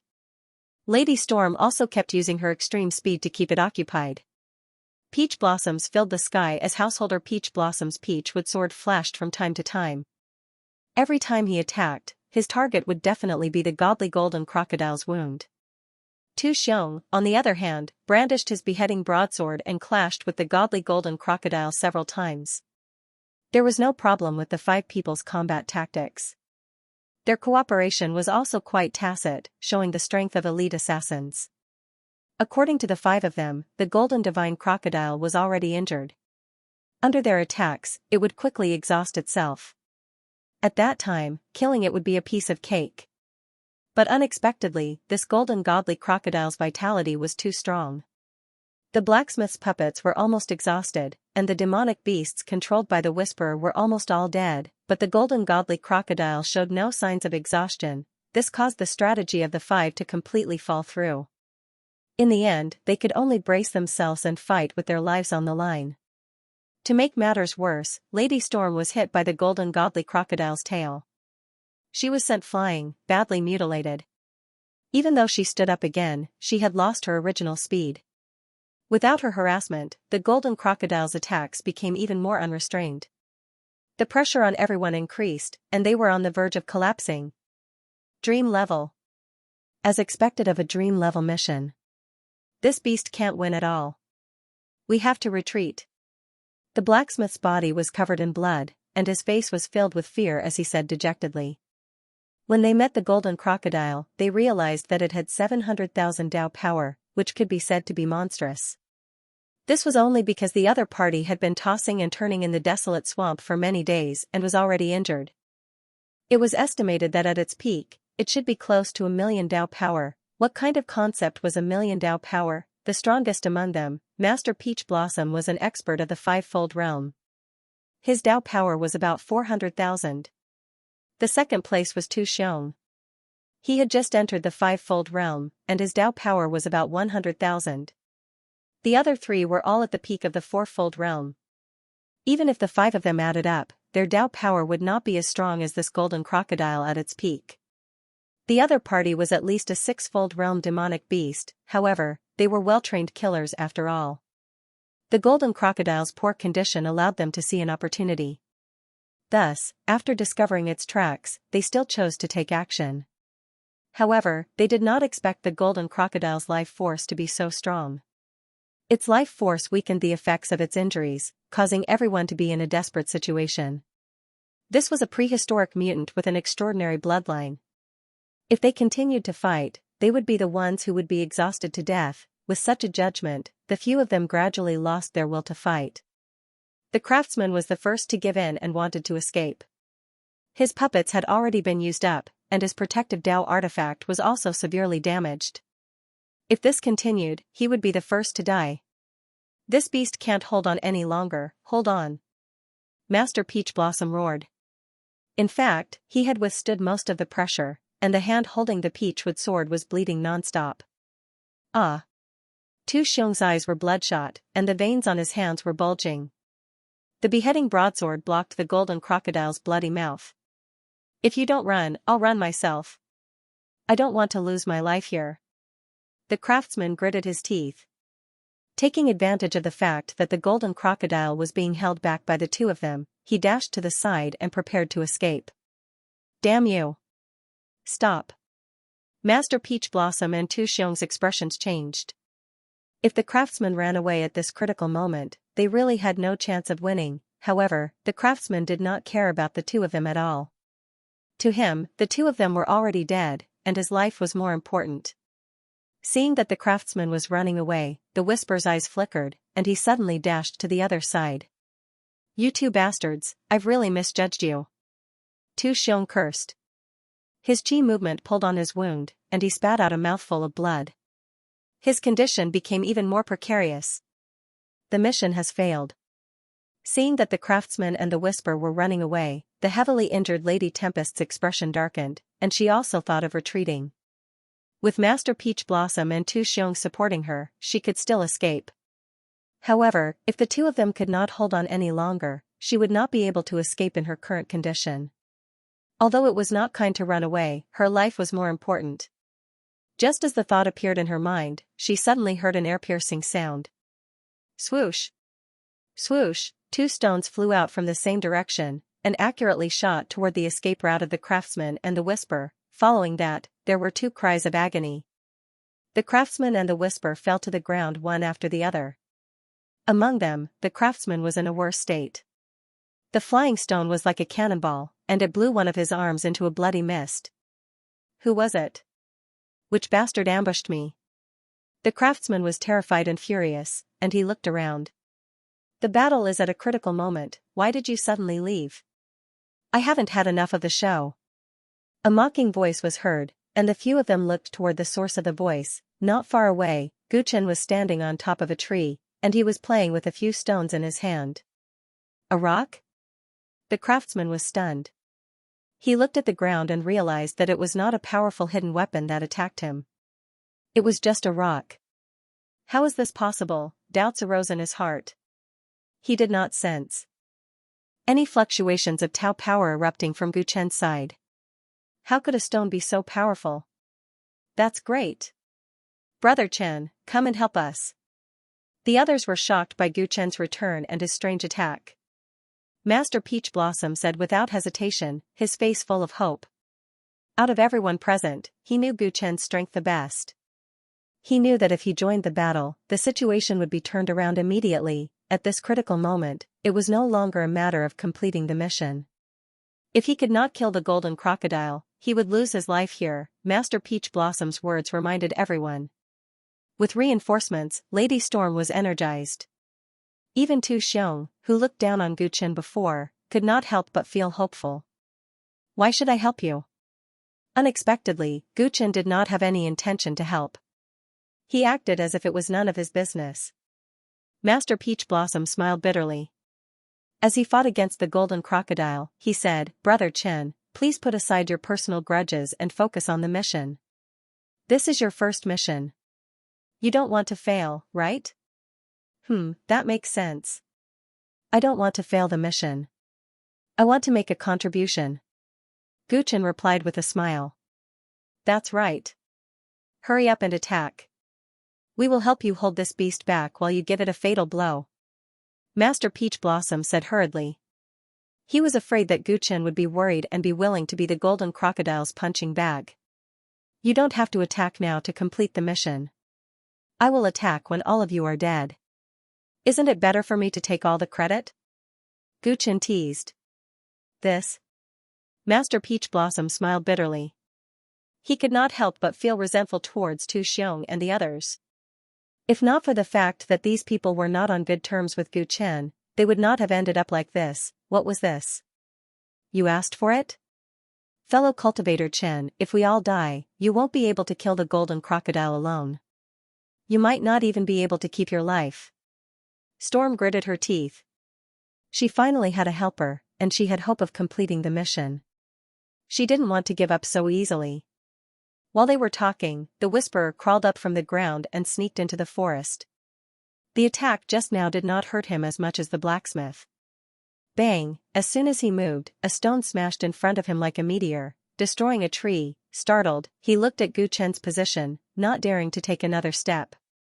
Your companions are dead. You should be buried with them. How can you run away like this? Gu Chen looked at the Whisperer, then glanced at the blacksmith with a smile on his face. I'll give you two choices. Either you continue to fight, or you die by my hands. There is no third option. Hearing this, the Whisperer and the blacksmith cursed in their hearts. He was obviously forcing them to die. This guy really wanted everyone to die here so he could take all the credit for himself. Chen, don't be so full of yourself. Even if we all die, you won't be able to complete the mission alone. The blacksmith said viciously. Losing an arm was a huge blow to a puppeteer. Cut the crap. My patience is limited. Do you want to continue fighting, or die? Gu Chen's expression turned cold. He clenched his fist and prepared to throw the stone. The blacksmith's expression froze. Gu Chen's killing intent was not concealed at all. He knew that if he didn't do as he was told, he would die on the spot. After all, he didn't want to die. If he killed the golden crocodile, there was still a chance for him to survive. There was still a chance for him to gather the others for revenge. But if he died, there would be nothing left. You win. The blacksmith clenched his teeth and was forced to rejoin the battle. The Whisperer was also helpless. He completely gave up on the idea of running away and continued to fight. The two of them rejoined the battle, more or less sharing some of the pressure for Taoist Master Peach Blossom and Tu Xiong. The situation was no longer one-sided. Gu Chen stood not far away. He was like a knife hanging above everyone's head, forcing them to fight with all their might and continuously stimulate their potential. The blacksmith was unwilling to give up. He tried to lure the golden crocodile toward Gu Chen, trying to drag him down with him. The Whisperer noticed his intention and cooperated. Gu Chen watched coldly from the side. He had a grasp of the entire battlefield. At a certain moment, he flicked his finger and the stone in his hand flew toward the blacksmith. Bang! His timing was perfect. The stone accurately hit the blacksmith's foot, causing him to fall right into the golden crocodile's bloody mouth. Ah, Chen, you despicable person! The blacksmith screamed. Before he could finish, his body was bitten in half by the golden crocodile. Half of his body fell into its stomach. He died with his eyes wide open. The Whisperer was terrified.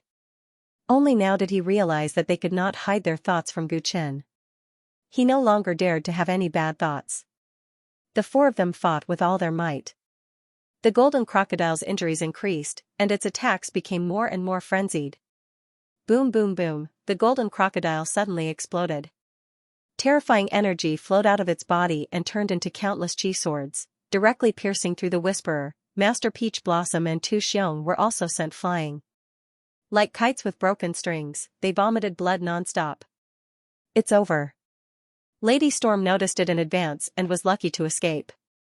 However, facing the golden crocodile alone was like throwing an egg against a rock. the frenzied golden crocodile's eyes turned red. It charged toward its last enemy, causing the earth to rumble, crackle. At this moment, a blue electric current appeared on Gu Chen's body. He had used his secret technique to perform lightning speed, swoosh. He appeared in a flash and caught the beheading broadsword that flew out of Tu Xiong's hand. Swoosh. When he appeared again, he was already above the golden crocodile's head. He held the beheading broadsword with both hands and swung it down heavily. It was done in one go without any hesitation. It was like a bolt of lightning piercing through the earth. The golden crocodile fell into the swamp with a miserable cry. Its head was separated from its body, and blood flowed all over the ground.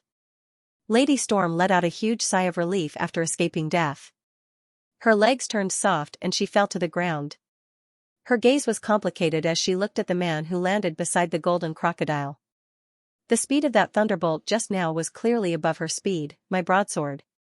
Tu Xiong crawled up from the ground, his eyes wide open. He couldn't believe the scene in front of him. He didn't know how many times he had slashed the golden crocodile, but the number of times he managed to cause effective damage could be counted on one hand. However, the opponent had snatched his broadsword, and with just one slash, the golden crocodile was split into two. Even though the golden crocodile had been exhausted by them, it shouldn't have died in such a way. The mission is finally completed.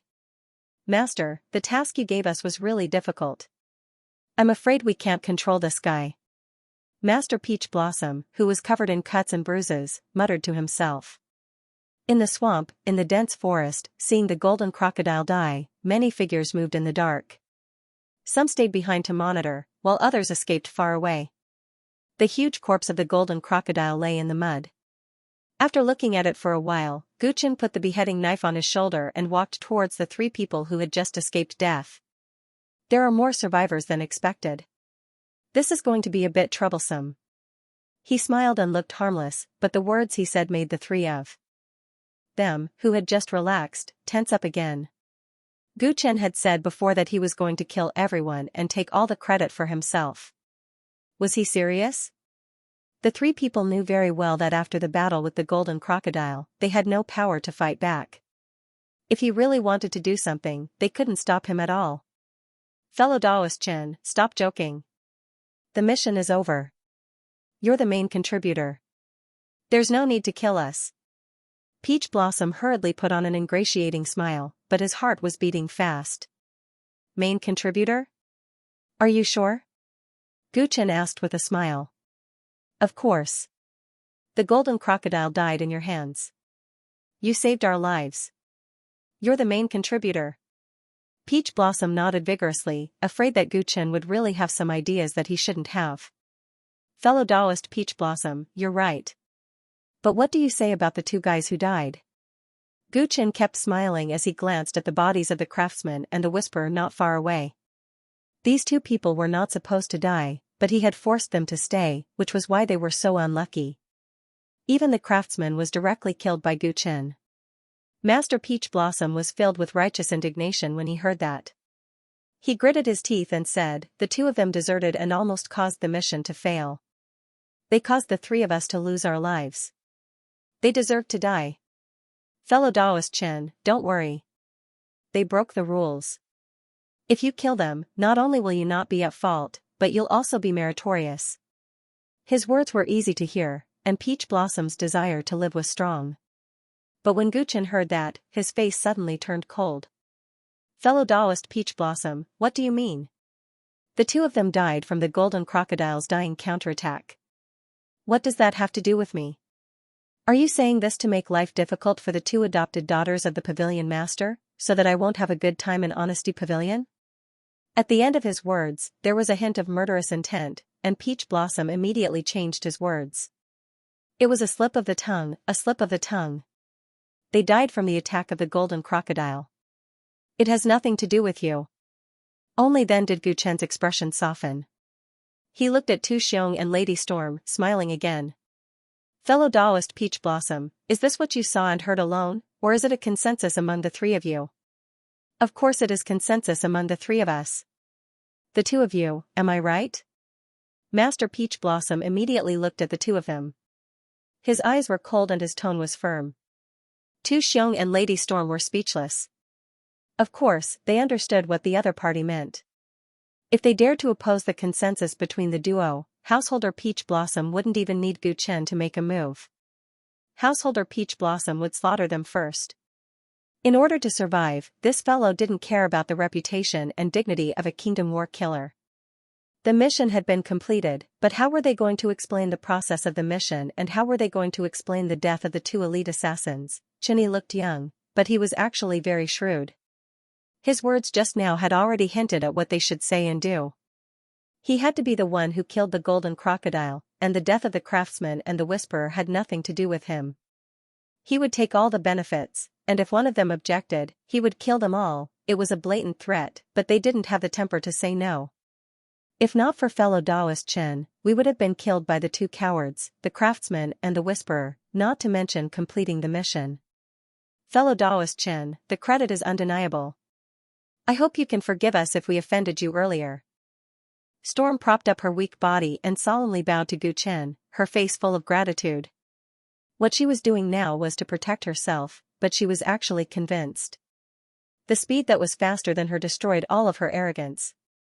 She realized how ridiculous everyone's short-sightedness was. No matter where it was, the strong deserved respect. She was willing to obey the rules. Now that Lady Storm had made her stand, Tu Xiong was the only one left. He was silent, feeling a little unwilling. In his opinion, although Gu Chen's attack just now was amazing, he had more or less picked up the slack. They had risked their lives to kill the golden crocodile, but in the end, the credit was easily taken by this guy. How could he accept this? He had been very disdainful of Chinny before, and prejudice was not so easy to overcome. But even if he objected, what was the point? Even if he didn't kill him, Master Peach Blossom was in charge of scoring their mission. As long as he believed that Chinny had the highest score, he had no room to argue. He had lost, because he had underestimated his opponent and was careless. He could only admit defeat. Chinny, I was as blind as a bat. I underestimated you. This time, you have the final say. Give me back my beheading knife. Tu Xiong's face was red. It wasn't easy for him to say such soft words. I still need this knife. I'll give it back to you later. You're badly injured, so hurry up and treat your wounds. This place isn't safe. Satisfied with the answer, Gu Chen turned around with a smile. If he really killed all of them and returned alone, he would be questioned by the people in Honesty Pavilion. If he wanted to climb up in Honesty Pavilion, he needed Master Peach Blossom's endorsement, so he couldn't kill him. And killing the other two in front of Master Peach Blossom was also against the rules, which was different from killing the craftsman. Honesty Pavilion had its own rules. If he wanted Yu Wunyan to trust him, he couldn't be reckless. Seeing that Gu Chen had finally given up on some dangerous ideas, Master Peach Blossom and the other two heaved a sigh of relief. They quickly took out healing elixirs and swallowed them, seizing the time to treat their wounds. Danger lurked everywhere in the great ancient swamp, and they couldn't be sure that there were no other dangers here. The sooner they recovered their strength, the better. As the three of them sat cross-legged to heal their wounds, Gu Chen picked up some dry branches from the ground and started a bonfire. He used his beheading knife to cut the golden crocodile's carcass into pieces. Then, he stuck the meat on the knife and started barbecuing it over the fire. This golden crocodile's cultivation was extraordinary, and its bloodline was even more extraordinary. It was a natural tonic that could strengthen one's life essence after eating it. Gu Chen roasted the meat with ease. His gaze occasionally swept across the forest as he waited. The golden crocodile was already dead, and the Hidden Dragon clan had achieved their goal. What would they do next? If the Hidden Dragon clan and Honesty Pavilion didn't have the relationship that Yi Futian had imagined, then after using Honesty Pavilion to kill the golden crocodile, they would probably kill it to silence it. Even if they abided by morality or believed that their clan would not be exposed during the mission, they had no other choice after Gu Chen kidnapped two of their clansmen. The disappearance of their clansmen would make them feel uneasy. They would worry that the secret of their clan had been exposed. If that was the case, they would have to kill them even if they didn't want to. Gu Chen was playing with fire by forcing them to take action and force their leader to show himself. However, he found it interesting. He had the initiative in his hands. Whether the Hidden Dragon clan took action or not, he would be able to get the information he needed. He was very patient. He ate the delicious barbecued meat and waited. He would let the Hidden Dragon clan struggle internally. The barbecued meat was cooked very quickly. Guchen was very skilled. He roasted it until it was soft and tender. Gravy kept coming out. The alluring smell of meat spread in all directions. The three who were sitting cross-legged and healing couldn't help but sniff and open their eyes. Tu Xiong's mouth couldn't help but twitch. He said that his beheading knife was still useful. He actually used it for barbecuing. This bastard, Lady Storm, was also speechless. Wasn't this guy's sense of danger a little too weak? Wasn't he afraid of attracting other powerful beings by making such a smell in the depths of the swamp? Master Peach Blossom couldn't help but swallow his saliva. He asked shamelessly, "Fellow Chen, what does this golden crocodile taste like?" Guchen didn't answer. He threw a piece of meat at him. Master Peach Blossom caught it with a happy expression. "Thanks." He immediately took a bite. Then, his eyes lit up. He didn't care about his image and started eating. This scene made Tu Xiong and Lady Storm greedy. Medicinal pills could heal injuries, but they couldn't replenish the essence qi they had lost. Swoosh. Swoosh. 2 pieces of meat flew towards the two of them. They caught it and looked a little uncomfortable. "Eat it. Treat everyone equally. What he has, you have too," Guchen said casually. Lady Storm's face lit up. She ate silently. Tu Xiong looked at Lady Storm's meat and then at his. The twitch of his mouth became even more serious. The size of the meat they got was about the same. However, he got the buttocks of the golden crocodile. Guchen gnawed on the crocodile's leg meat. With every bite, the life essence in his body would strengthen a little. The effect was much stronger than the dragon ginseng that the Tang family had given him as a gift. On the other hand, there was only one dragon ginseng, but the meat of the golden crocodile was like a small mountain. With the combination of quality and quantity, the benefits to Gu Chen's overlord body could be imagined. Householder Peach Blossom and the other two ate a piece of meat each and found it hard to digest. The golden crocodile's meat had too much life essence. As the saying went, the weak could not absorb it, so they did not dare to eat too much. However, Gu Chen did not have such concerns. His glorious ancient overlord body was like a bottomless pit. No amount of life essence could fill it. The more, the better. Unbounded Tyrannosaurus Rex's situation was similar to his. 99% of the golden crocodile's body had been devoured by them. Half a day later, only a skeleton was left of the golden crocodile's corpse. Guchen looked very satisfied while Householder Peach Blossom and the other two were speechless. Was this guy's body still human? To think that it didn't explode. It wouldn't be wrong to call him a monster. Alright, the mission is completed. We shouldn't stay here any longer. We should leave. Householder Peach Blossom looked around, and a look of disappointment flashed across his face as he suggested. Tu Xiong and Lady Storm nodded. Only half a day had passed, and their injuries were far from fully recovered. They could only move normally. The desolate ancient swamp was full of danger. There were many evil legends. To be safe, it was better to leave this place first. I have no objections. Guchen did not object. He looked around and pondered. He thought that the Hidden Dragon clan would take action when they were injured and he seemed to be relaxed. He did not expect that there would be no abnormalities. Had they not taken action yet, or were they not planning to take action? Guchen did not understand what was going on. However, they were going to leave the swamp soon. There was not much time left for the Hidden Dragon clan. If they wanted to take action, it would be soon. The group started to retreat. This time, Guchen rode on unbounded Tyrannosaurus Rex. He did not hide the Tyrannosaurus Rex's miraculousness. Previously, the Tyrannosaurus Rex was chasing Householder Peach Blossom and the others. The Hidden Dragon clan in the dark must have already discovered that it was extraordinary. Previously, Tyrannosaurus Rex had eaten a pile of golden crocodile meat. Even the people around it could tell that it was not just a Yalong species.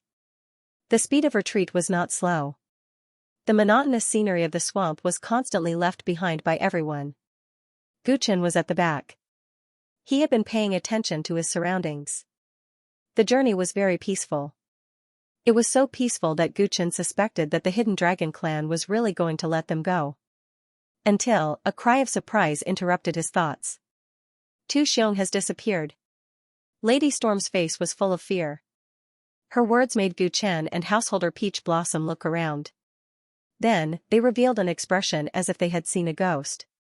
They retreated together and maintained a visible distance. When did Tu Xiong disappear? How did they not notice? Guchen looked at Unbounded Tyrannosaurus Rex. Unbounded Tyrannosaurus Rex's expression was solemn. Obviously, it did not notice either. Right in front of everyone's eyes, Tu Xiong had disappeared without a trace. This caused everyone to tremble with fear. It's a curse. We've been cursed by the Great Desolate Swamp. Lady Storm cried out. She recalled a legend. It was rumored that the Great Desolate Swamp had a mysterious and unknown curse. Anyone who entered would be cursed and mysteriously disappear. When they reappeared, they would be a corpse and thrown outside the swamp. They had long entered the swamp. Tu Xiong's disappearance was extremely strange. He had disappeared from the face of the earth.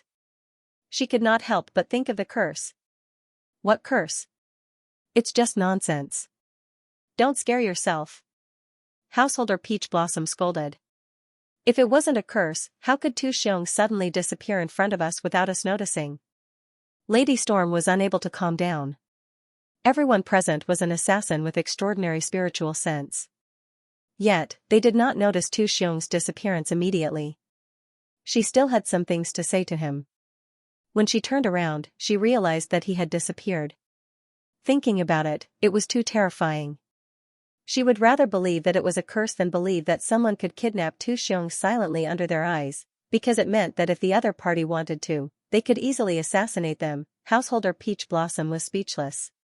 He really did not know how to do such a thing.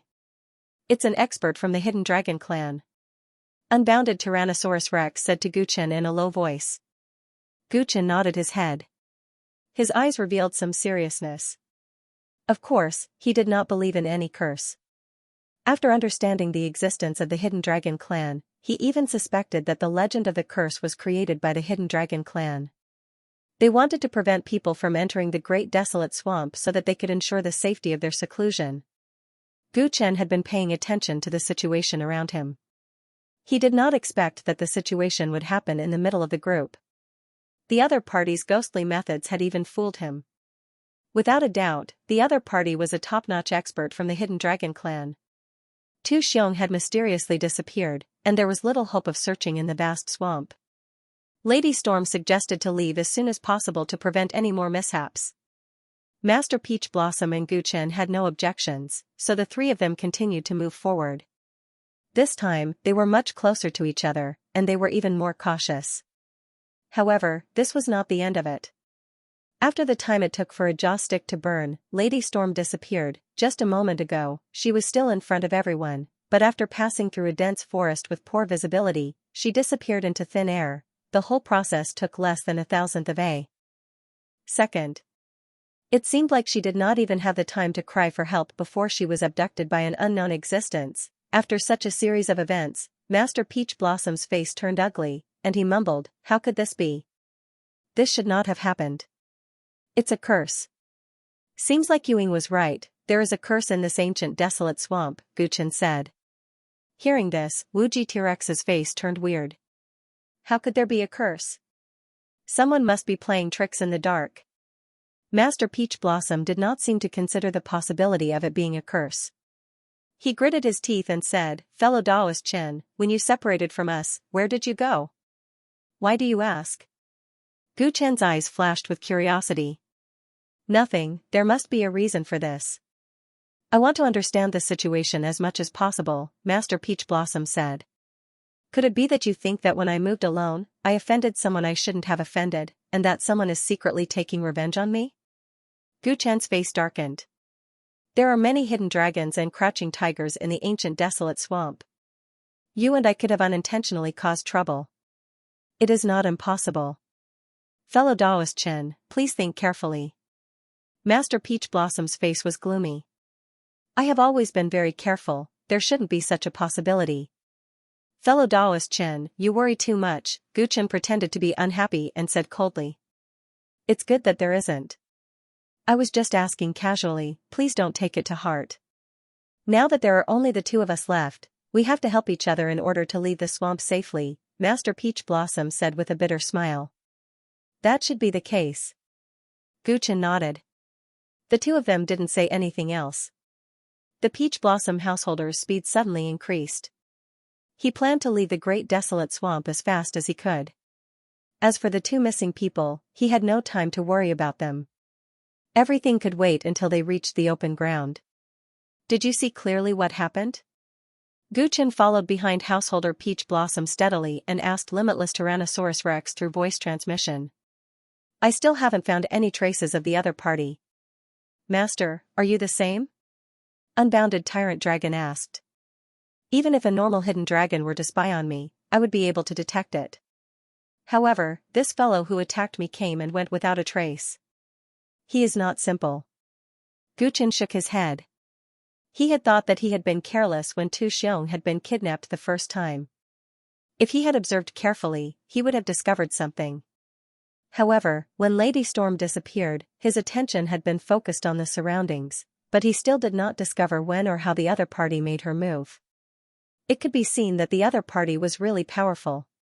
This was a top-notch assassin, which piqued Gu Chen's interest.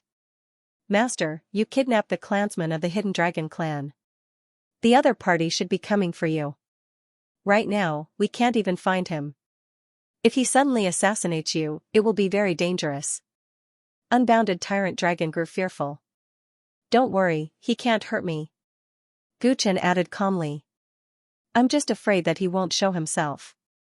If that's the case, I'll be very disappointed. Unbounded Tyrant Dragon was very helpless.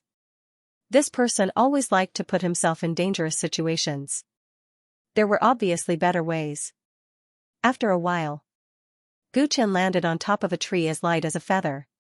He looked at the empty space in front of him and smiled. Master Peach Blossom had also disappeared. The same method, came and went without a trace. In the blink of an eye, Master Peach Blossom had disappeared from the world. Gu Chen stopped moving forward. Now that he was alone, there was no need for him to hide anymore. I know your identity.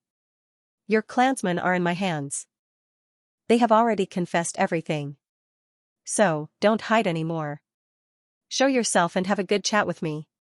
Gu Chen stood with his hands behind his back. His voice reverberated in the wilderness.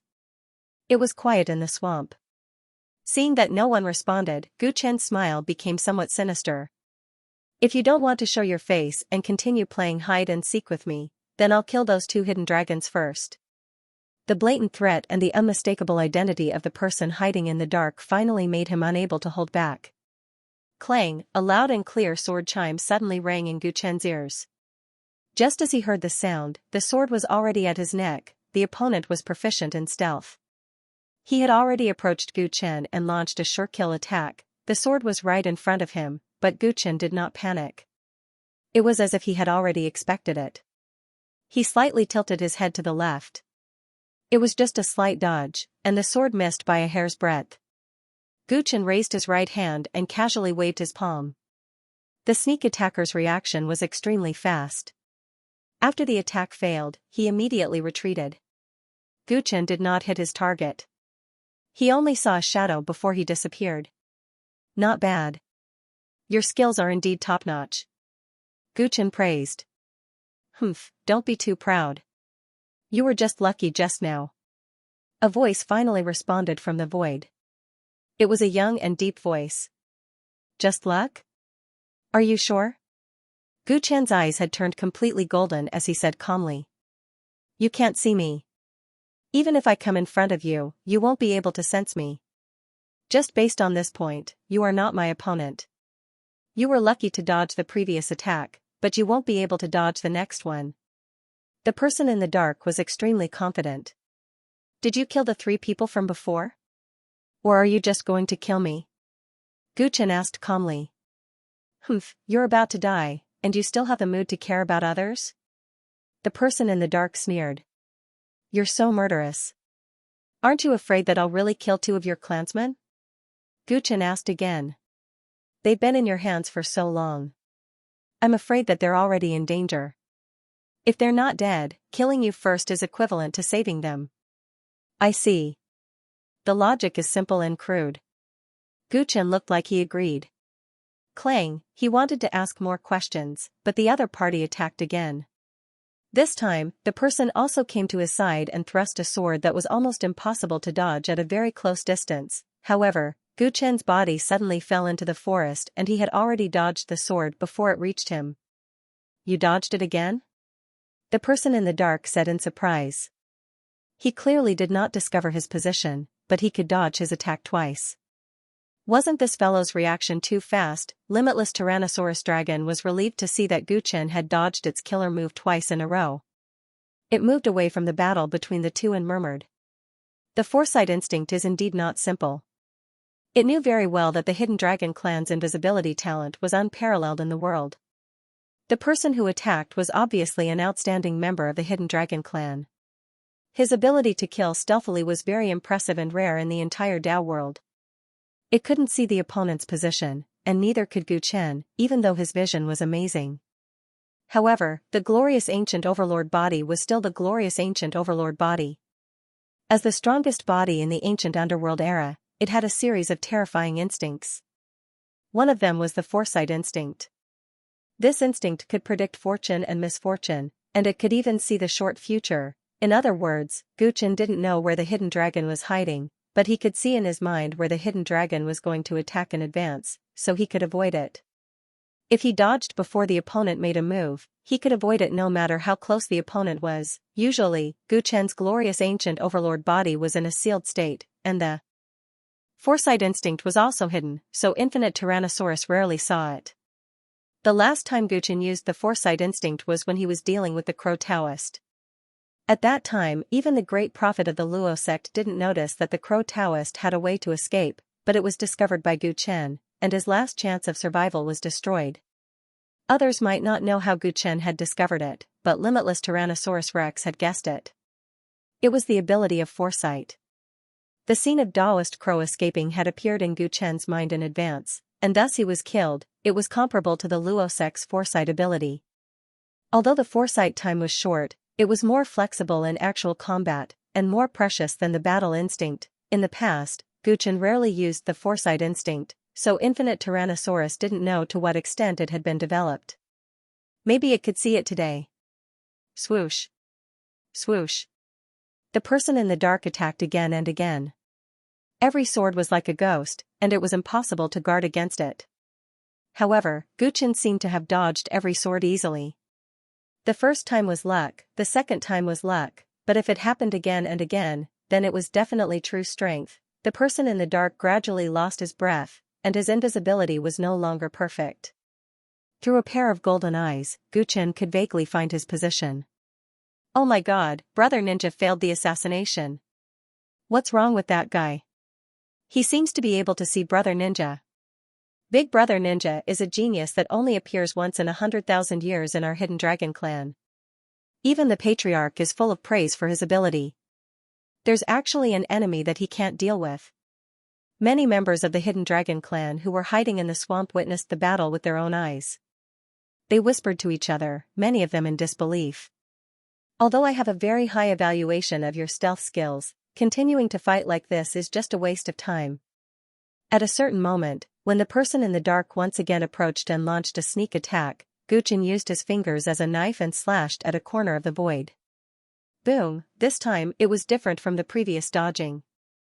Gu Chen saw his position, and his attack was fast, accurate, and ruthless. A muffled groan suddenly came from the void, and then a figure appeared, smashing into the swamp, splashing mud all over his body. It was a hidden dragon, slightly larger than the two that Gu Chen had captured before. Its eyes were particularly bright and spirited, and a scabbard that was almost as tall as it hung on its back. Gu Chen's attack was not heavy. He quickly climbed out of the mud pit, one hand holding the sword, staring at him coldly. Roar. He suddenly opened his mouth and let out a dragon's roar. The sound was like rolling thunder, spreading in all directions. After that, strange sounds came from all over the swamp and the forest. The trees danced, but there were no demonic beasts in sight. Gu Chen's expression froze. He could feel that a large number of hidden dragons were gathering in his direction. I can tell that you haven't seen through my stealth skills.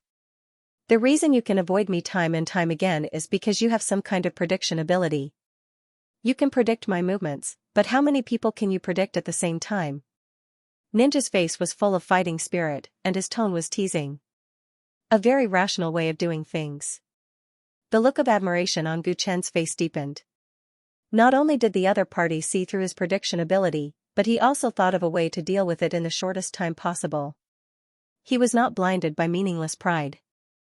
After realizing that it would be difficult for him to kill the other party, he immediately gathered a large number of his clansmen and tried to use the human wave attack.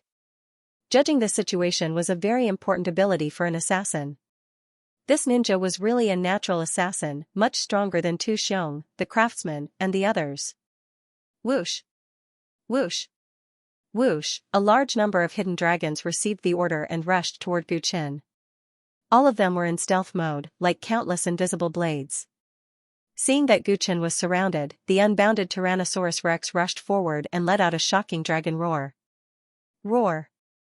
At this moment, the disguise on its body was removed, and the powerful bloodline power in its body exploded. The terrifying aura that belonged to the Tyrannosaurus Rex spread in all directions like the autumn wind sweeping away the fallen leaves. All the hidden dragons that tried to approach stopped in their tracks, their faces filled with shock and uncertainty. Tyrannosaurus Rex. It's a Tyrannosaurus Rex.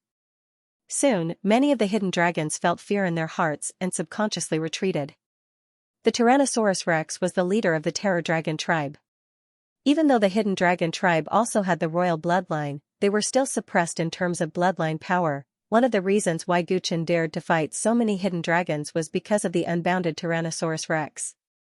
He believed that with the unbounded Tyrannosaurus Rex's innate advantage, it was enough to suppress the hidden dragon tribe and calm them down. I didn't expect the Tyrannosaurus Rex to have descendants. You're a Tyrannosaurus Rex. Why would you acknowledge a human as your master? Aren't you afraid of bringing shame to your ancestors? Renin recovered from his shock and questioned loudly. He couldn't understand. As far as he knew, the Tyrannosaurus Rex was a very arrogant race. Their bloodline stood at the top of the universe, and they had the right to be arrogant. For a Tyrannosaurus Rex to acknowledge a human as its master was a great humiliation. The unbounded Tyrannosaurus Rex didn't respond. It only got into an attacking stance and bared its fangs, warning the surrounding hidden dragons to stay away. Can we have a good talk now? Gu Chen said with a smile. Ren Yin's expression was very ugly. The strength of this human in front of him was enough to make him fearful. Now, there was an unfathomable Tyrannosaurus Rex. If they really fought, the hidden dragon tribe would suffer heavy losses. What's there to talk about? You know the secret of the hidden dragon tribe. You must die. Despite the fear in his heart, Ren Yin's words were still unyielding. What secret? Are you referring to the fact that the hidden dragon tribe has been living in this great desolate swamp for generations, afraid that others would find out about this? Gu Chen's face purposely revealed a thick disdain. What do you know? Renin was hurt by his expression and said angrily. Living an ignoble existence is not a long-term solution. If I say that I can help the hidden dragon tribe walk out of this great desolate swamp and regain their former glory, would you believe me? Gu Chen changed the topic and said solemnly. What? With just you? Can you do it? Renin mocked as if he had heard the funniest joke in the world. You don't need to care about whether I can do it or not. I'm just asking you, are you willing to try? Are you willing to give yourself and your tribe a chance? If you're willing, put down your weapon and have a good chat with me. A complete stranger boasted shamelessly in front of him. Normally, Ninja Yin would not even bother to waste his breath on him. However, this person had blocked his assassination, which meant that the hidden dragon clan's pride was greatly reduced in front of him. If they continued to fight, the clan would definitely suffer heavy casualties. Coupled with an unexpected Tyrannosaurus Rex, he had no choice but to take him seriously, no matter how comical his words sounded. Opportunities are extremely precious. It's not something you can have every day. You're lucky today. I'll give you some time to see what you have to say. Ninja Yin waved his hand and ordered his clansmen to retreat. A large number of hidden dragons immediately retreated like the tide. Unbounded Tyrannosaurus Rex's expression relaxed. It did not wish to kill the hidden dragon clan, which was also of the royal bloodline. You just said that you want to help the hidden dragon clan. What are you going to do? Ninja Yin sheathed his sword and asked Guchen coldly. In reality, he did not think that the other party was sincere. In his opinion, the other party did not want to fight to the death with the entire hidden dragon clan. That was why he used a delaying tactic. Can you represent the entire hidden dragon clan? Guchen did not answer immediately. His eyes were thought-provoking. Why? Do you think I'm not qualified? Ninja Yin raised his eyebrows. That's not it. It's just that what I want to say concerns the future of the hidden dragon clan. If you can't make the decision on behalf of the hidden dragon clan, it's useless. Guchen said. Ninja Yin was silent for a moment before saying, I'm in charge of the hidden dragon clan for now. They all listen to me. For now? Guchen smiled faintly. I heard that your clan leader and elders encountered some problems. What's the specific situation? You even know about this? Those two brats told you everything? Ninja Yin's expression immediately turned ugly. He had always believed in his clansmen and thought that they were stubborn enough. He did not expect them to betray them and even tell outsiders about such a big matter. You're mistaken. They didn't tell me much. I overheard it. Previously, they lied to you and confessed everything.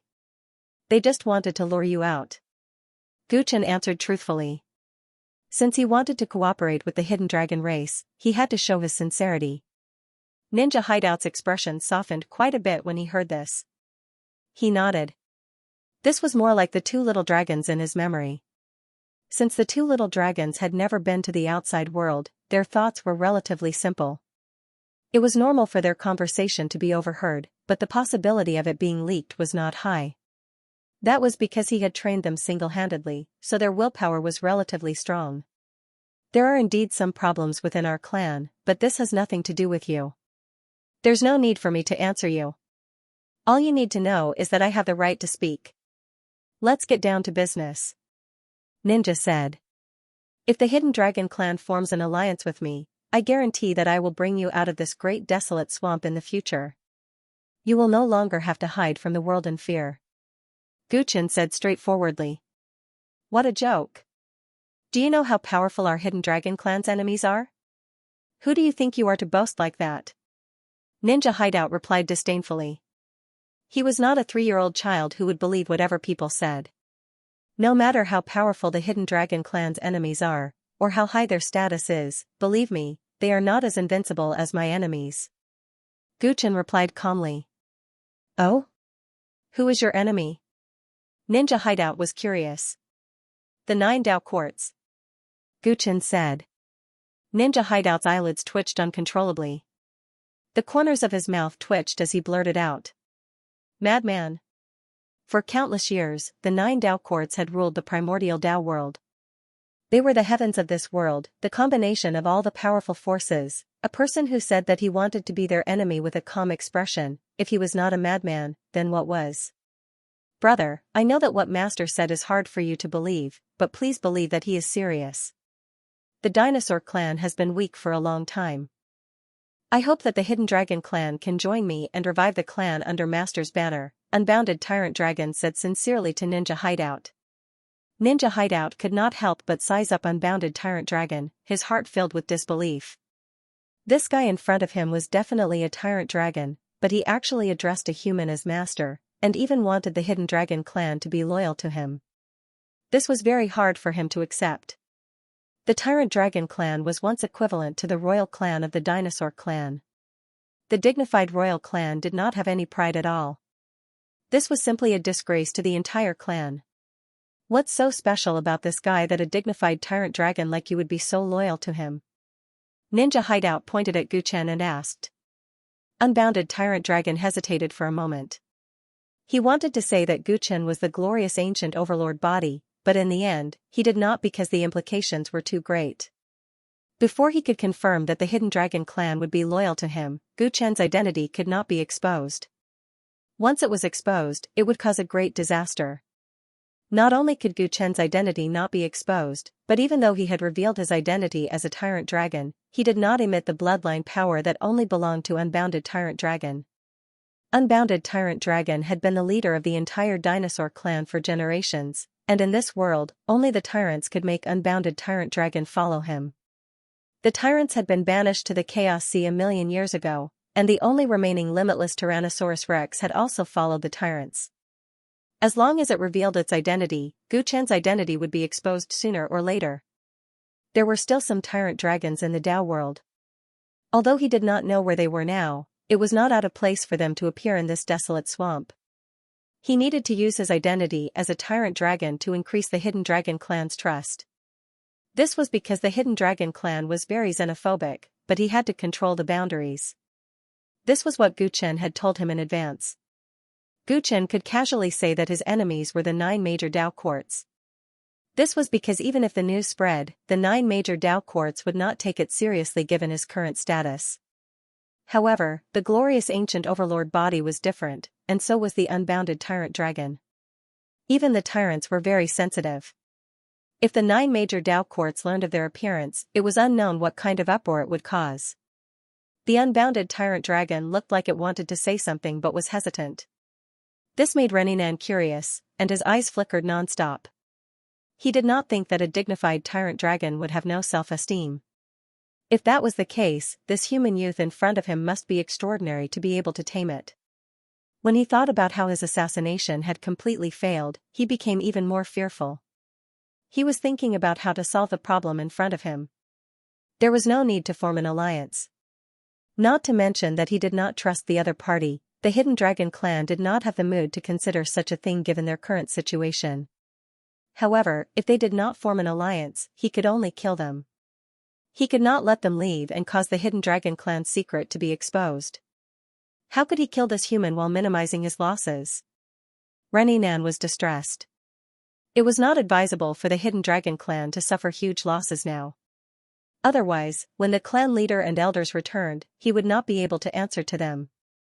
Wait a minute, Reninan's heart suddenly moved, and he thought of a solution. Perhaps it was the best of both worlds. It's useless no matter what you say. I don't know anything about your past. It's impossible for me to bet the future of the Hidden Dragon clan on you. After sorting out his thoughts, he could not help but speak. Gu Chen was not surprised. If the Hidden Dragon race agreed to cooperate with him in a few moments, then he would be worried that there would be a problem. This matter is not urgent. I will not ask the Hidden Dragon clan to do anything for the time being. You can make a decision when the time comes, Gu Chen said calmly. These words surprised Xianxia. He thought that the other party was scheming against him, but the other party suddenly became open-minded. How could this be? What opportunity? If we can't trust each other today, it's impossible for me to let you leave the great desolate swamp. What's the point of talking about the future? Therefore, let's be more direct. Help my Hidden Dragon clan with a favor. As long as you do it, I will believe in your sincerity and agree to form an alliance with you. He suppressed his anger and finished his sentence in one breath, looking forward to Gu Chen's reaction. What kind of help? Gu Chen and the Unbounded Tyrannosaurus Dragon looked at each other in confusion. Previously, Ninja Hideout had been so stubborn, but now, he was suddenly so straightforward. What he wanted them to do was definitely not easy. Follow me, I'll take you to a place. Without another word, he turned around and dashed into the depths of the great swamp. Thus, Gu Chen and limitless Tyrannosaurus Rex followed them. A large number of hidden dragons followed them in the dark, always paying attention to the movements of the two to prevent them from doing anything wrong. He followed it for half a day. After half a day, he arrived at a huge quagmire. The surrounding hidden dragons seemed to know where this place was. Seeing that Shinobin had brought people here, they whispered for a moment, not knowing what Shinobin was going to do. Enduring concealment dived into the quagmire, Gu Chen and limitless Tyrannosaurus Rex followed. After diving deeper, they discovered that the bottom of the quagmire was connected to a cave. This was not unusual. The bottom of the great desolate swamp was filled with caves that extended in all directions. This was where Gu Chen caught the two little dragons previously. Ninja Hidden waded through the muddy water and entered the cave. Guchen followed, and behind him were many hidden dragons. This cave was much larger than the ones he had been to before, and the passages were much more complicated. Ninja turned left and right all the way, as if he was very familiar with the place. The hidden dragons that followed him gradually became solemn as they determined where their boss was going.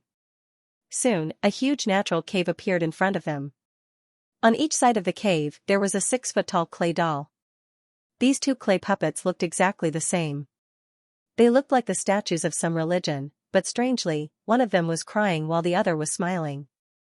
Their expressions were vivid and lifelike, just like living people. Even when the group approached them, they felt like they were looking at them. "Where is this?" Guchen, who was following behind Ninja Hidden, asked curiously. "Judging from the clay statue, this place should not be the lair of the Hidden Dragon clan. Have you heard of the clay bodhisattva?" Ninja took the lead and stepped into the cave, looking forward with a serious expression. Guchen followed his gaze and discovered that there was actually another quagmire deep underground. The muddy water inside was constantly flowing and sinking toward the center, forming a pitch-black cave that seemed to lead to the netherworld. "I've never heard of it." Guchen stared at the mud cave, deep in thought. The clay bodhisattva was once a notorious thief in the Tao world. He specialized in stealing the priceless treasures of some sacred grounds and large sections. He succeeded repeatedly and thus became famous.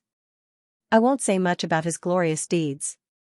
Rumor has it that his last theft failed and provoked an almighty to attack him. He had no choice but to escape into the desolate ancient swamp. After that, he disappeared in the desolate ancient swamp. However, rumor has it that he hid all the treasures he had stolen in his life somewhere in the swamp. The treasures he had stolen in his life were too precious. Thus, this rumor attracted many people to risk entering the swamp to search for treasures. Unfortunately, these people all died in vain in the end. As time passed, people gradually forgot this rumor until this mud cave was discovered by a clansman of the Hidden Dragon clan by chance. Ninja spoke with fervor and assurance, his expression gradually turning gloomy. "However, this is not a good thing. After our clan leader and elders learned of the origins of this cave, they entered it to search for treasures. However, they have never returned. It has already been several months. It turned out that something like this had happened to the higher-ups of the Hidden Dragon clan." Guchen understood and also realized what the other party wanted him to help with. "Tell me the details," he said in a low voice. When the mud cave was first discovered, the clan leader personally went in to investigate.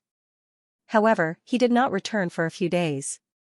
Thus, the elders realized that something was wrong and joined forces to enter the mud cave to investigate. However, they did not expect that they would never return. Before the elders went in, they handed over all the matters of the clan to me. They instructed me not to act rashly and to wait for them to return. They did not return for a long time, and we were at our wits' end.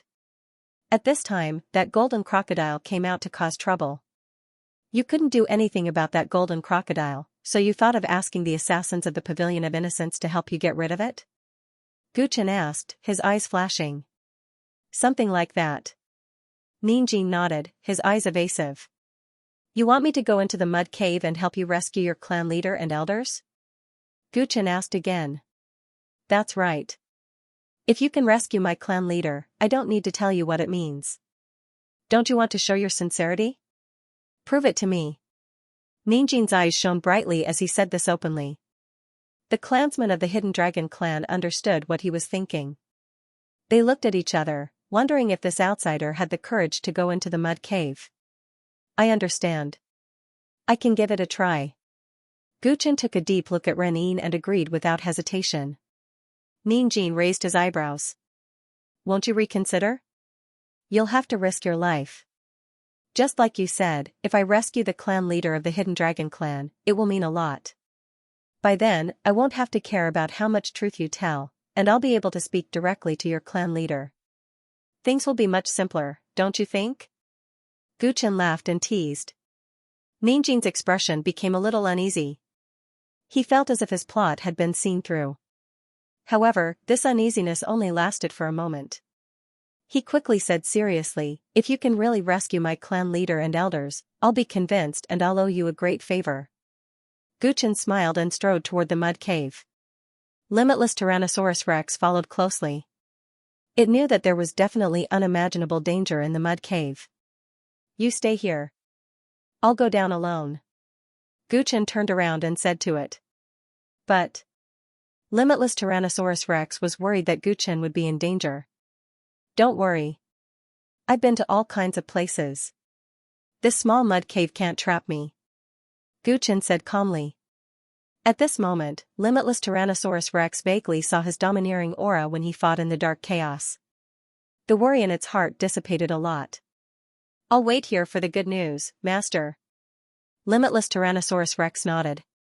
Guchen said no more. Under everyone's gaze, he leaped into the mud cave in front of him. His body slowly sank into the muddy hole, and the flowing muddy water around him released a strange suction force. It didn't take long for Guchen to fall. 10 breaths later, Guchen landed in a dark space. A pair of golden eyes could see clearly in the darkness. The ground was filled with rolling mud. Some places were bubbling, and some places were spinning, causing some unknown objects to be thrown out of the water. If one were to look carefully, they would discover that the unknown objects were skeletons. There were the skeletons of wild beasts, humans, and outsiders. Guchen's expression froze when he saw this. He had come to look for the hidden dragon clan's patriarch and elders. If they were all dead, then his efforts would have been in vain. He looked around and found that there was no other place to go. Everything was surrounded by solid rock walls. Guchen estimated that he should be thousands of feet underground. This place did not seem to be formed naturally. It should be a hollow sphere that had been forcefully dug out from the rock formation. After creating such a large space, he could not see anything other than a pool of muddy water. Not to mention the legendary huge amount of treasures. It was truly strange. Also, there was only one entrance to this place, so where did so many corpses come from? Guchen was puzzled. He stepped on the water and tried to find other hidden entrances. Soon, he searched the surroundings and even dived into the muddy water. However, he did not find anything unusual. This place did not seem to be as dangerous as Renin had described. The hidden dragon clan's patriarch and elders were nowhere to be seen. Guchen even paid attention to the skeletons in the muddy water, but he did not find any skeletons that were suspected to belong to the hidden dragon clan. Strange, could that guy be lying? Guchen frowned. In the absence of any discovery, he could only go back and make plans later. He was about to go back the way he came, but when he raised his head, his pupils suddenly constricted. The mud hole that brought him down had disappeared. He did not know when it had disappeared without a trace. Interesting, looks like I didn't come to the wrong place. Guchen sneered and looked around. At this moment, he no longer felt that he was the only one here. Guchen closed his eyes and stood motionless on the muddy water, as if he had entered a meditative state. Only the sound of the mud churning could be heard, like the sound of waves. After a long time, as if tired of the intruder's silence, a wave of mud turned into tentacles and silently extended towards Guchen's feet. Whoosh! In the darkness, Guchen suddenly opened his eyes. He lifted one leg and stomped down heavily. A terrifying shockwave spread out with him as the center, causing countless amounts of mud to fly into the air. However, a strange scene appeared. All the splashing mud seemed to be alive, wriggling in the air and surrounding Guchen. The speed of each ball of mud wasn't fast, but it sealed off all possible escape routes in all directions. You want to trap me with such a trick? Guchen remained expressionless. At this moment, all the secret technique energy in his body was converted into fire-type energy. 9 dragons spitting fire, 9 dazzling fire dragons drilled out of his body, erupting with high temperature and flames, instantly evaporating all the water in the mud. The evaporation of the water in the mud caused layers of white mist, but the sand in the mud turned into even finer white clay. Countless small clumps of clay passed through the flames and stuck to Guchen's body at lightning speed. Guchen was shocked. He could feel a destructive force coming from the clay. The next moment, the place where Guchen was exploded, and the dazzling light illuminated the entire dark space. The aftermath of the explosion pushed the mud against the surrounding rock walls, and it took a while for it to calm down. Yahey, I thought that the person who came back would be stronger. I didn't expect him to be so weak. The mud rolled and condensed, forming a horrifying ghost figure. It looked at the center of the explosion and let out a horrifying laugh. Something's not right. The ghost figure had just finished speaking, and with a bang, his body was suddenly kicked into pieces, turning into mud that splattered everywhere, and where he had been standing, Guchen appeared, his clothes torn and tattered. His eyes released a terrifying light in the darkness. His streamlined muscles were completely revealed after his clothes were torn, and golden light seeped out from the pores of his body. His black hair danced wildly in the wind, and he looked like a fierce god descending to the world. What kind of monster is this? So much explosive clay exploded at the same time, and not even a hair on his body was hurt. 10 zhang away, the countless pieces of mud were formed into the ghost figure. The ghost figure gasped in shock. No wonder I couldn't sense any aura before. So all the mud here is your incarnation. Guchen stared coldly at the ghost figure. The other party's Dao technique was very special, and the person was even more strange. He seemed to be able to completely abandon his body of flesh and blood, turning into a swamp body. Because he had completely turned into mud, there was no aura of life, which was why Guchen had not noticed him before. Yahey, brat, where did you come from? I thought that the Hidden Dragon clan from the outside world had sent someone in, but you don't have anything in common with them. Spirit Shadow asked curiously. I was invited by them to help. If you know what's good for you, you'd better hand over the Hidden Dragon clan's patriarch and elders. I might be able to let you go. The other party took the initiative to mention the Hidden Dragon clan, which was exactly what Guchen wanted. From his words, Guchen understood that the Hidden Dragon clan's patriarch and the others had probably died in the other party's hands. He took the initiative to explain his purpose of coming, just in time to find out whether the Hidden Dragon clan's patriarch and the others were safe or not. So it's reinforcements. It's a pity that you're a step too late. They're all dead. Spirit Shadow's eyes, which were formed from mud, rolled around as he teased.